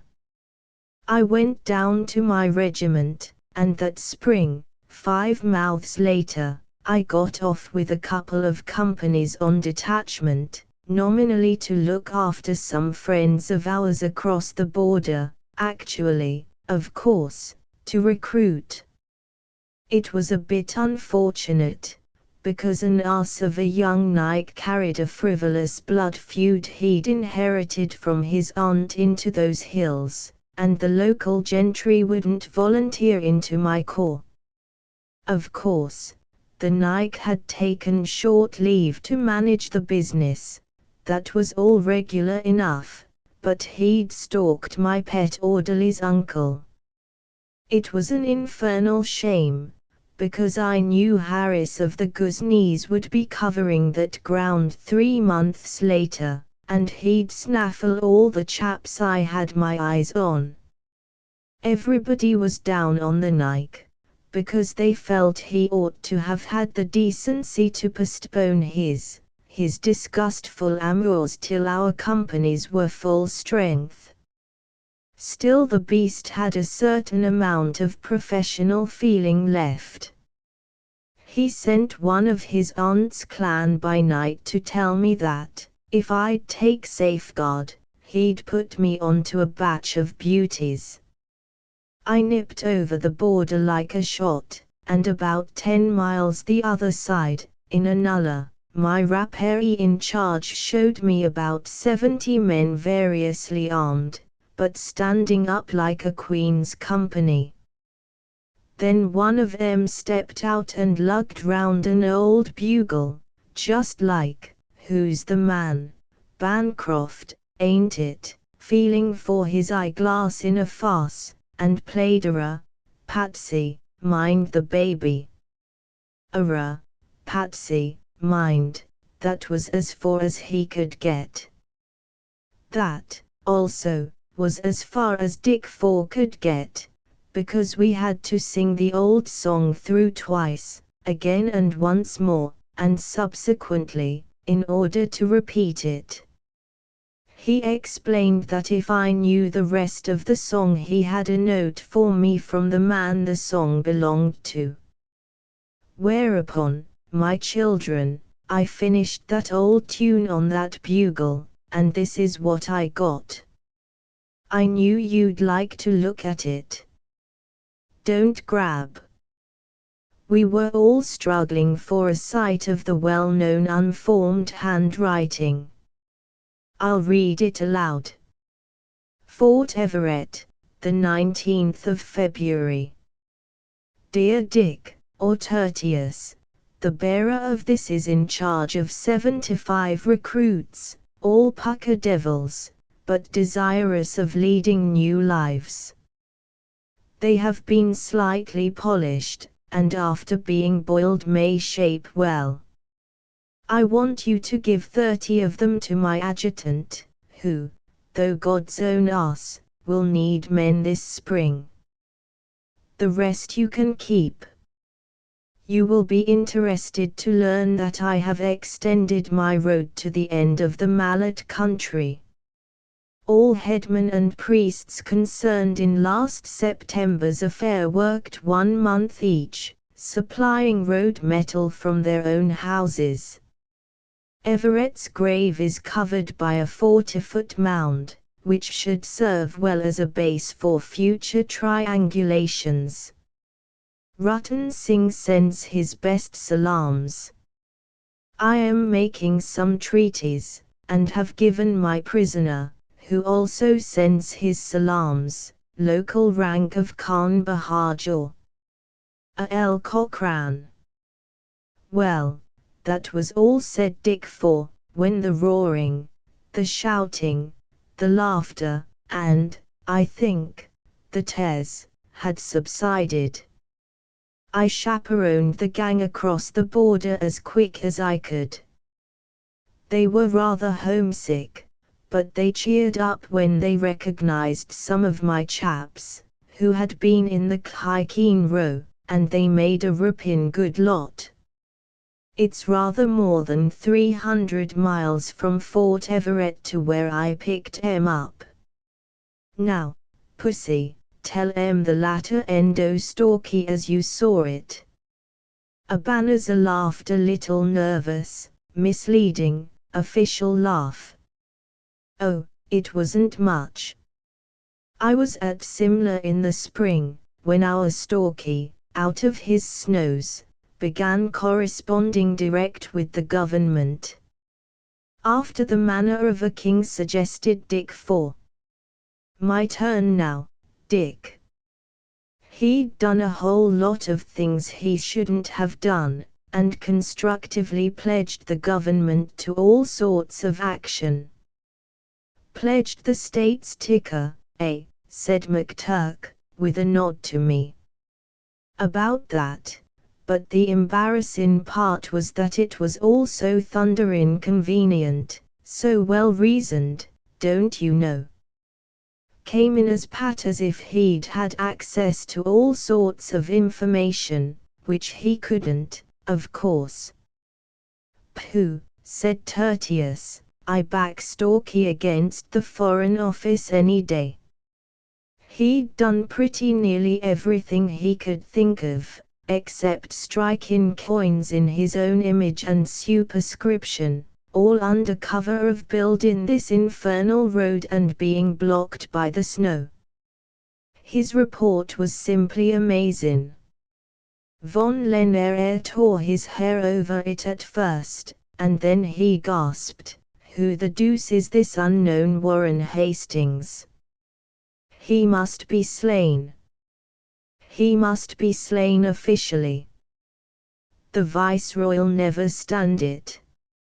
It's unheard of. He must be slain by His Excellency in person. Order him up here and pitch in a stinger." Well, I sent him no end of an official stinger, and I pitched in an unofficial telegram at the same time. This with amazement from the infant, for Abanazar resembled nothing so much as a fluffy Persian cat. "Yes, me," said Abanazar. "'Twasn't he much, but after what you've said, Dickie, it was rather a coincidence, because I wired, Aladdin now has got his wife, your emperor is appeased. I think you'd better come to life, we hope you've all been pleased." Funny how that old song came up in my head. That was fairly non-committal and encouraging. The only flaw was that his emperor wasn't appeased by very long chalks. Stalky extricated himself from his mountain fastnesses and loafed up to Simla at his leisure, to be offered up on the horns of the altar. But I began, "Surely the Commander-in-Chief is the proper. His Excellency had an idea that if he blew up one single junior captain, same as King used to blow us up, he was holding the reins of empire, and, of course, as long as he had that idea, von Lenner encouraged him. I'm not sure von Lenner didn't put that notion into his head. They've changed the breed, then, since my time," I said. Perhaps. Stalky was sent up for his wigging like a bad little boy. I've reason to believe that His Excellency's hair stood on end. He walked into Stalky for 1 hour, Stalky at attention in the middle of the floor, and, so he vowed, von Lenner pretending to soothe down His Excellency's top knot in dumb show in the background. Stalky didn't dare to look up, or he'd have laughed.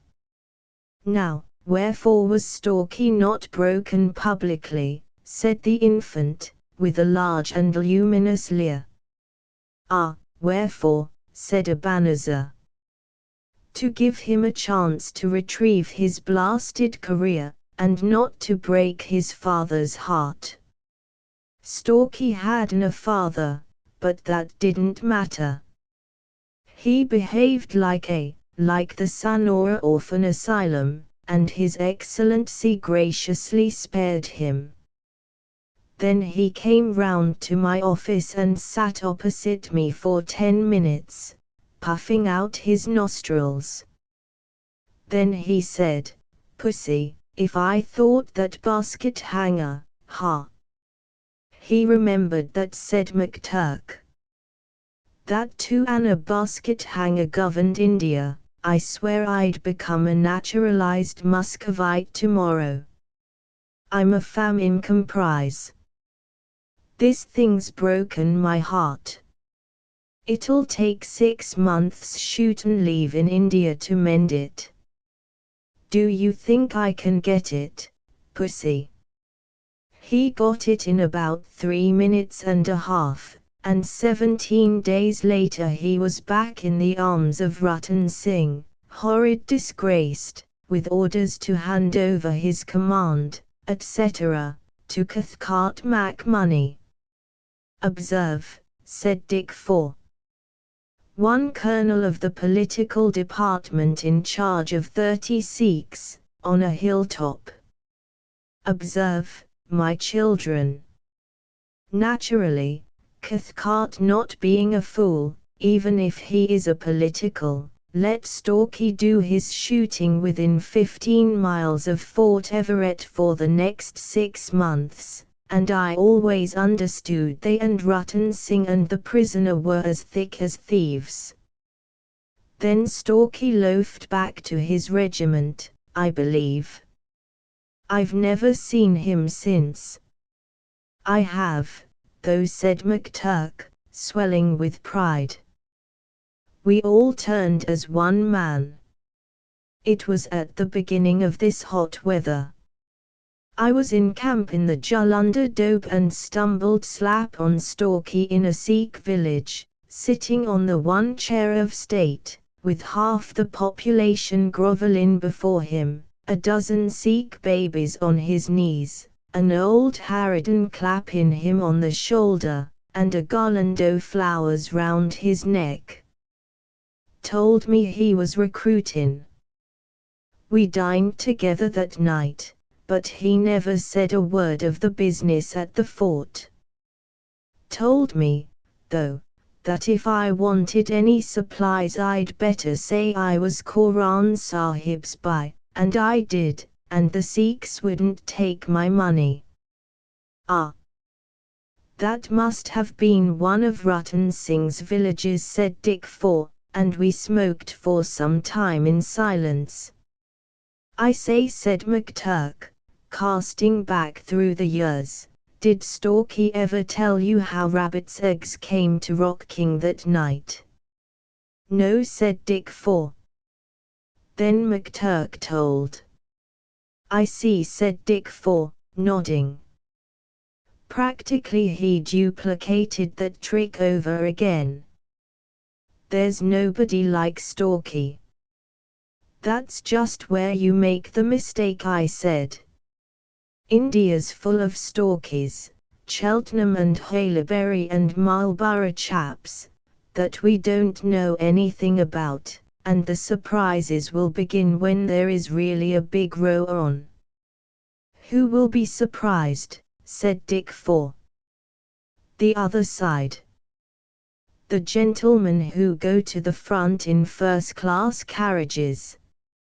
Just imagine Stalky let loose on the south side of Europe with a sufficiency of Sikhs and a reasonable prospect of loot. Consider it quietly. There's something in that, but you're too much of an optimist, Beetle, said the infant. Well, I've a right to be. Ain't I responsible for the whole thing? You needn't laugh. Who wrote Aladdin now has got his wife, eh? What's that got to do with it, said Tertius. Everything, said I. Prove it, said the infant. And I have. Asterisk asterisk asterisk end of the Project Gutenberg ebook Stalky & Co. Asterisk asterisk asterisk updated editions will replace the previous one, the old editions will be renamed. Creating the works from print editions not protected by U.S. copyright law means that no one owns a United States copyright in these works, so the Foundation, and you, can copy and distribute it in the United States without permission and without paying copyright royalties.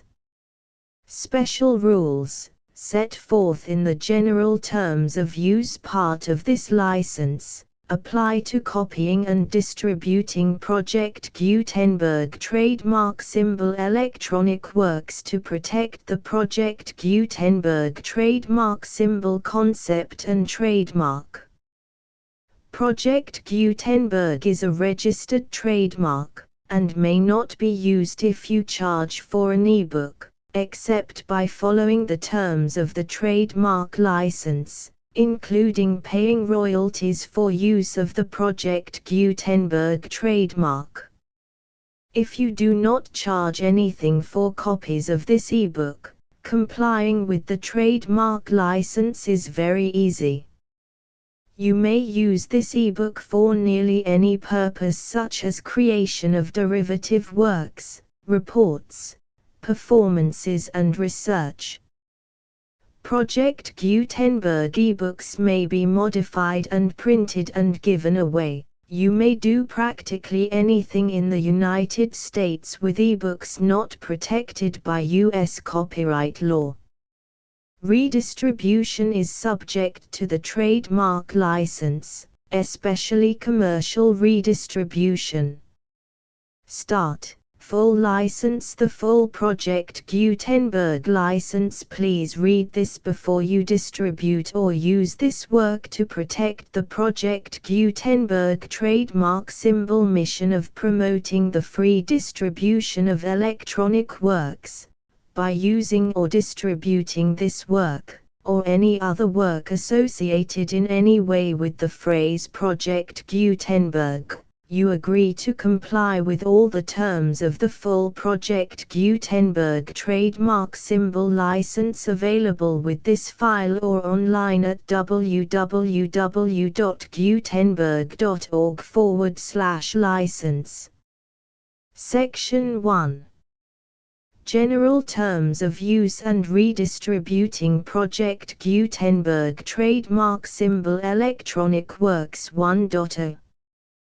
By reading or using any part of this Project Gutenberg trademark symbol electronic work, you indicate that you have read, understand, agree to and accept all the terms of this license and intellectual property, trademark/copyright, agreement. If you do not agree to abide by all the terms of this agreement, you must cease using and return or destroy all copies of Project Gutenberg trademark symbol electronic works in your possession. If you paid a fee for obtaining a copy of or access to a Project Gutenberg trademark symbol electronic work and you do not agree to be bound by the terms of this agreement, you may obtain a refund from the person or entity to whom you paid the fee as set forth in paragraph 1.e.8. 1.b Project Gutenberg is a registered trademark. It may only be used on or associated in any way with an electronic work by people who agree to be bound by the terms of this agreement.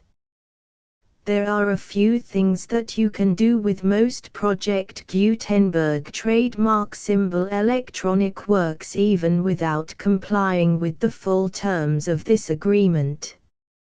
See paragraph 1.c below. There are a lot of things you can do with Project Gutenberg trademark symbol electronic works if you follow the terms of this agreement and help preserve free future access to Project Gutenberg trademark symbol electronic works. See paragraph 1.e below. 1.c. The Project Gutenberg Literary Archive Foundation, the Foundation or PGLAF, owns a compilation copyright in the collection of Project Gutenberg trademark symbol electronic works. Nearly all the individual works in the collection are in the public domain in the United States.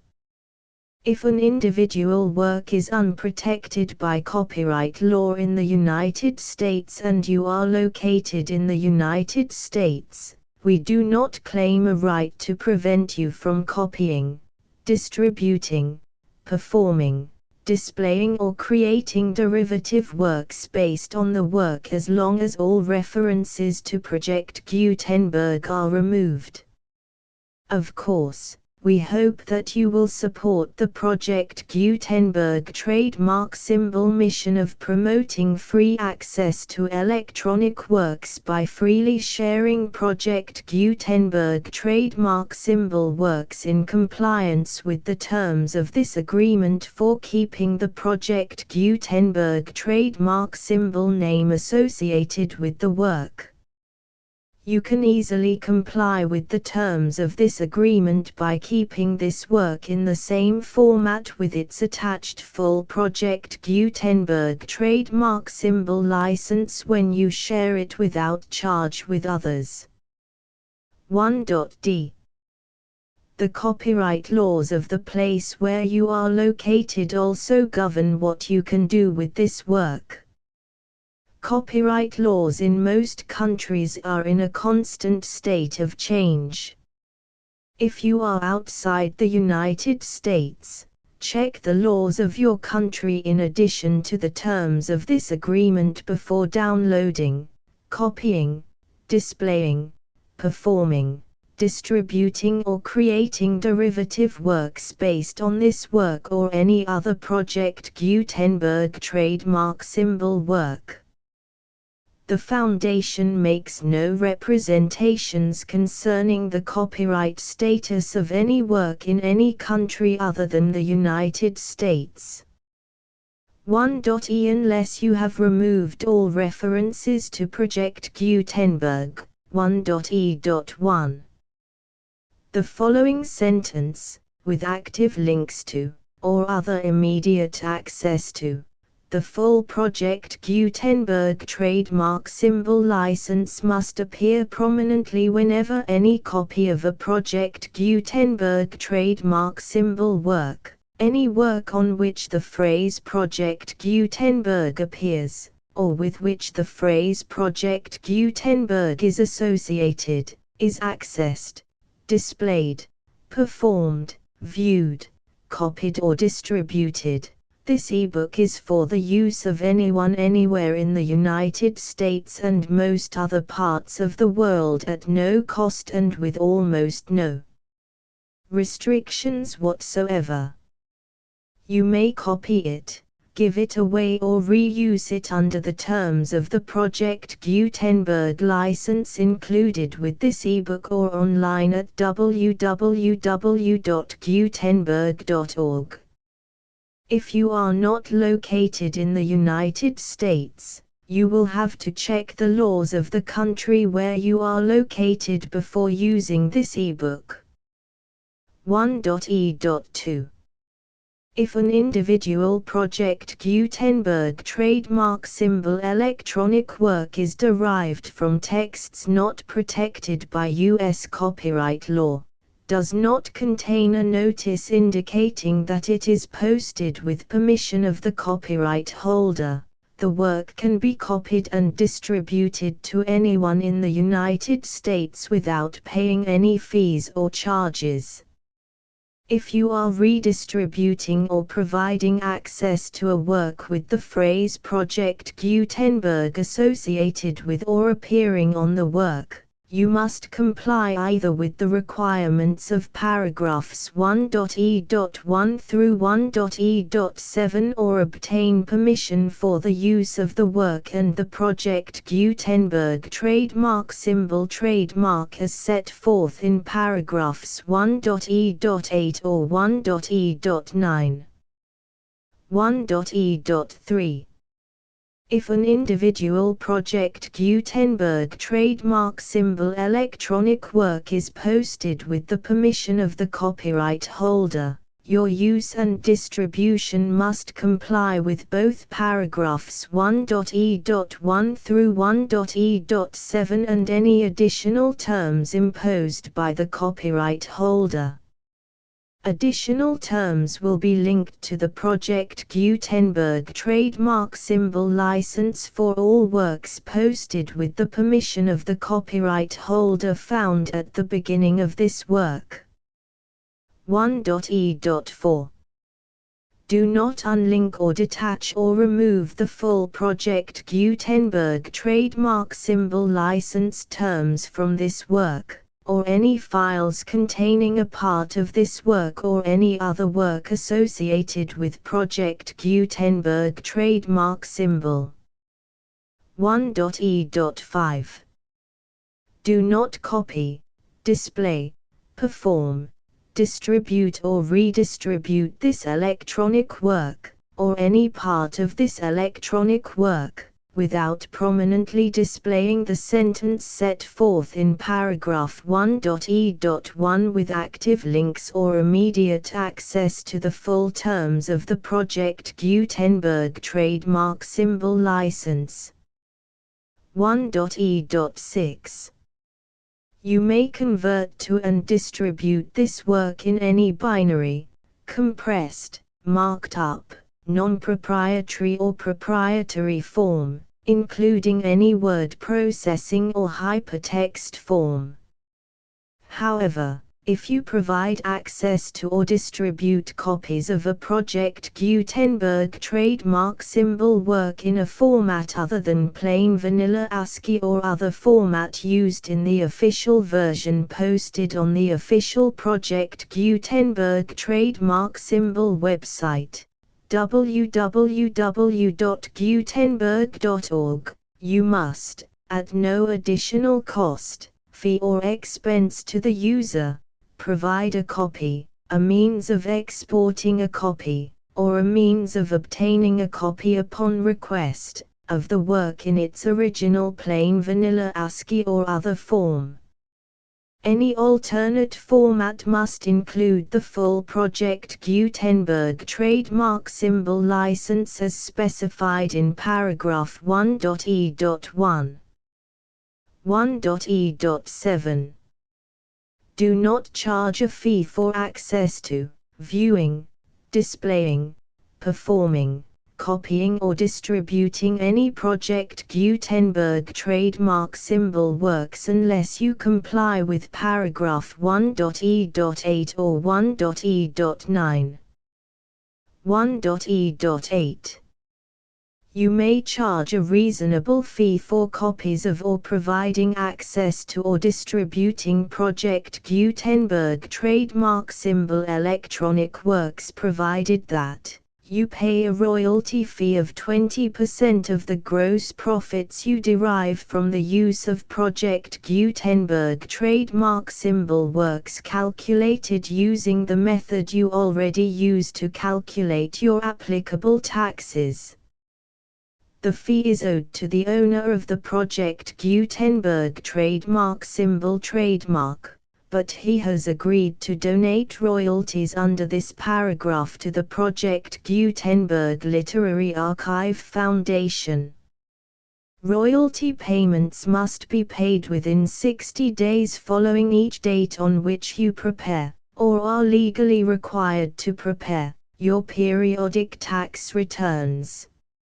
Royalty payments should be clearly marked as such and sent to the Project Gutenberg Literary Archive Foundation at the address specified in Section 4, Information about donations to the Project Gutenberg Literary Archive Foundation.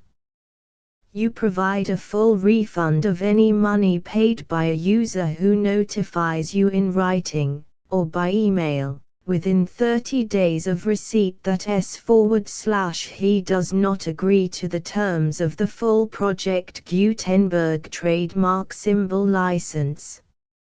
You must require such a user to return or destroy all copies of the works possessed in a physical medium and discontinue all use of and all access to other copies of Project Gutenberg trademark symbol works.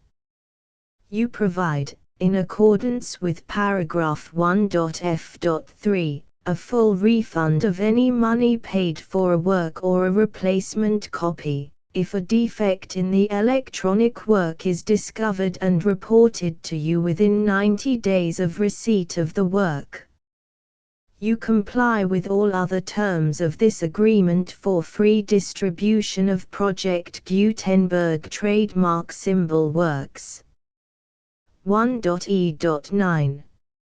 If you wish to charge a fee or distribute a Project Gutenberg trademark symbol electronic work or group of works on different terms than are set forth in this agreement, you must obtain permission in writing from the Project Gutenberg Literary Archive Foundation, the manager of the Project Gutenberg trademark symbol trademark. Contact the Foundation as set forth in Section 3 below. 1.f1.f.1 Project Gutenberg volunteers and employees expend considerable effort to identify, do copyright research on, transcribe and proofread works not protected by U.S. copyright law in creating the Project Gutenberg trademark symbol collection. Despite these efforts, Project Gutenberg trademark symbol electronic works, and the medium on which they may be stored, may contain defects such as, but not limited to, incomplete, inaccurate or corrupt data, transcription errors, a copyright or other intellectual property infringement, a defective or damaged disk or other medium, a computer virus, or computer codes that damage or cannot be read by your equipment. 1.f.2 Limited warranty, disclaimer of damages, except for the right of replacement or refund described in paragraph 1.f.3, the Project Gutenberg Literary Archive Foundation, the owner of the Project Gutenberg trademark symbol trademark, and any other party distributing a Project Gutenberg trademark symbol electronic work under this agreement, disclaim all liability to you for damages, costs and expenses, including legal fees. You agree that you have no remedies for negligence, strict liability, breach of warranty or breach of contract except those provided in paragraph 1.f.3. You agree that the Foundation, the trademark owner, and any distributor under this agreement will not be liable to you for actual, direct, indirect, consequential, punitive or incidental damages even if you give notice of the possibility of such damage. 1.f.3 Limited right of replacement or refund. If you discover a defect in this electronic work within 90 days of receiving it, you can receive a refund of the money, if any, you paid for it by sending a written explanation to the person you received the work from. If you received the work on a physical medium, you must return the medium with your written explanation. The person or entity that provided you with the defective work may elect to provide a replacement copy in lieu of a refund. If you received the work electronically, the person or entity providing it to you may choose to give you a second opportunity to receive the work electronically in lieu of a refund. If the second copy is also defective, you may demand a refund in writing without further opportunities to fix the problem.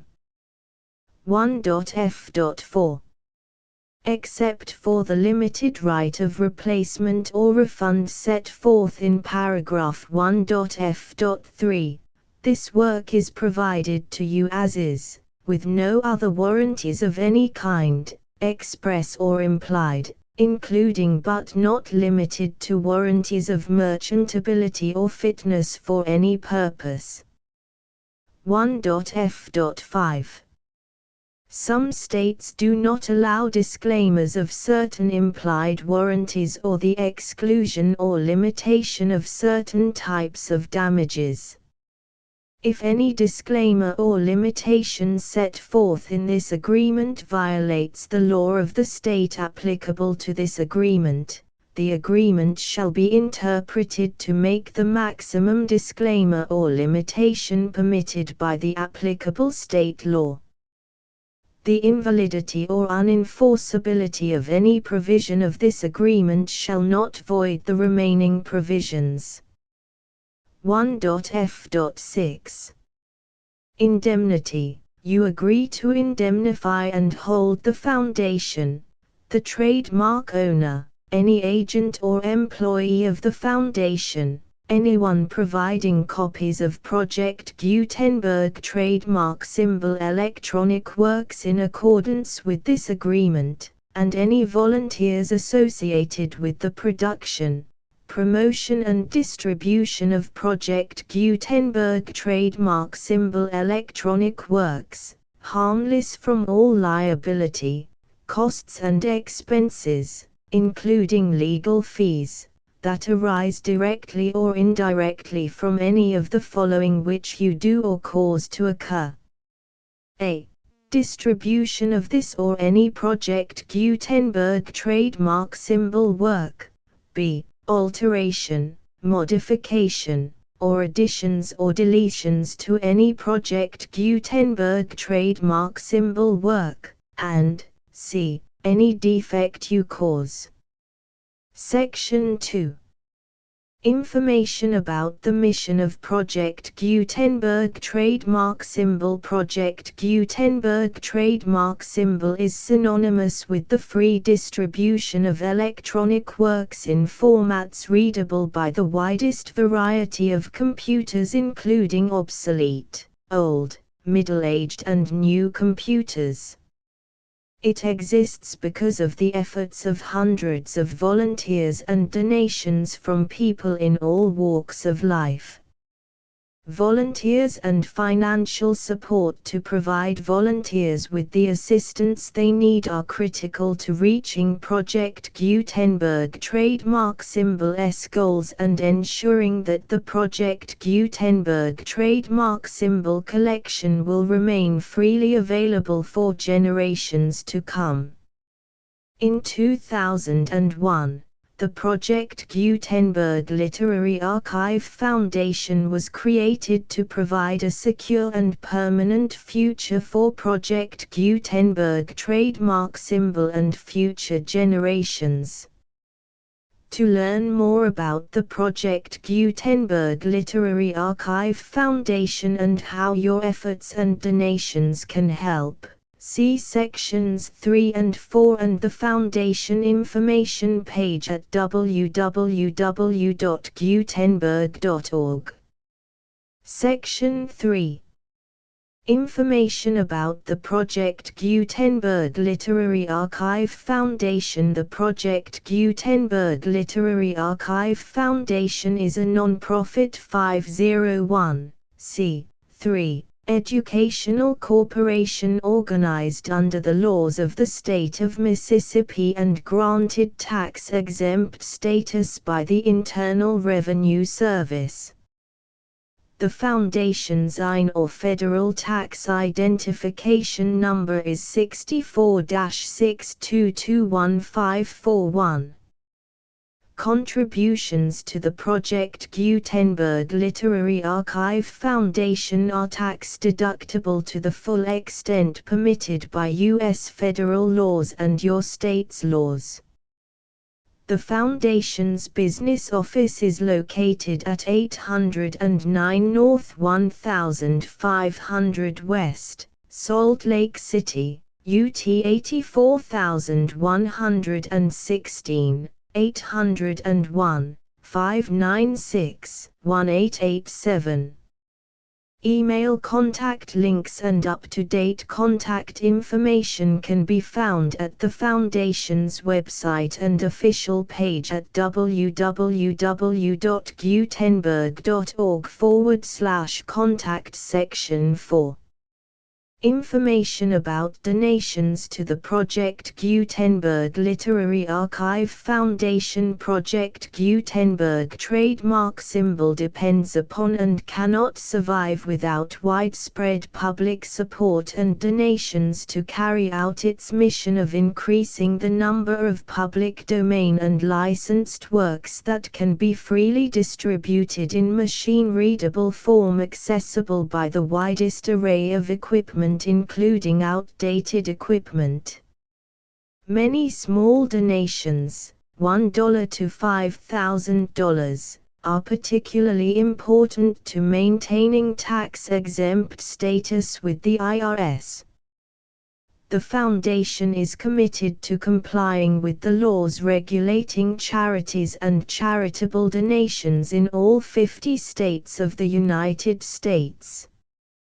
Compliance requirements are not uniform and it takes a considerable effort, much paperwork and many fees to meet and keep up with these requirements. We do not solicit donations in locations where we have not received written confirmation of compliance. To send donations or determine the status of compliance for any particular state, visit www.gutenberg.org/donate.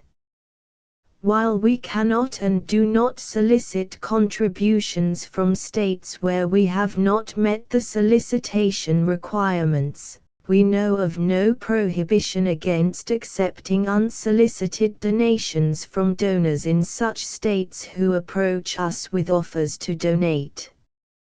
International donations are gratefully accepted, but we cannot make any statements concerning tax treatment of donations received from outside the United States. U.S. laws alone swamp our small staff.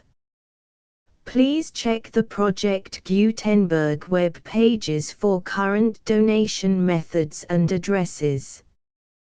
Donations are accepted in a number of other ways, including checks, online payments and credit card donations. To donate, please visit www.gutenberg.org/donate. Section 5. General information about Project Gutenberg trademark symbol Electronic Works. Professor Michael S. Hart was the originator of the Project Gutenberg trademark symbol concept of a library of electronic works that could be freely shared with anyone. For 40 years, he produced and distributed Project Gutenberg trademark symbol ebooks with only a loose network of volunteer support. Project Gutenberg trademark symbol ebooks are often created from several printed editions, all of which are confirmed as not protected by copyright in the US unless a copyright notice is included. Thus, we do not necessarily keep ebooks in compliance with any particular paper edition. Most people start at our website, which has the main PG search facility, www.gutenberg.org. This website includes information about Project Gutenberg trademark symbol, including how to make donations to the Project Gutenberg Literary Archive Foundation, how to help produce our new ebooks, and how to subscribe to our email newsletter to hear about new ebooks.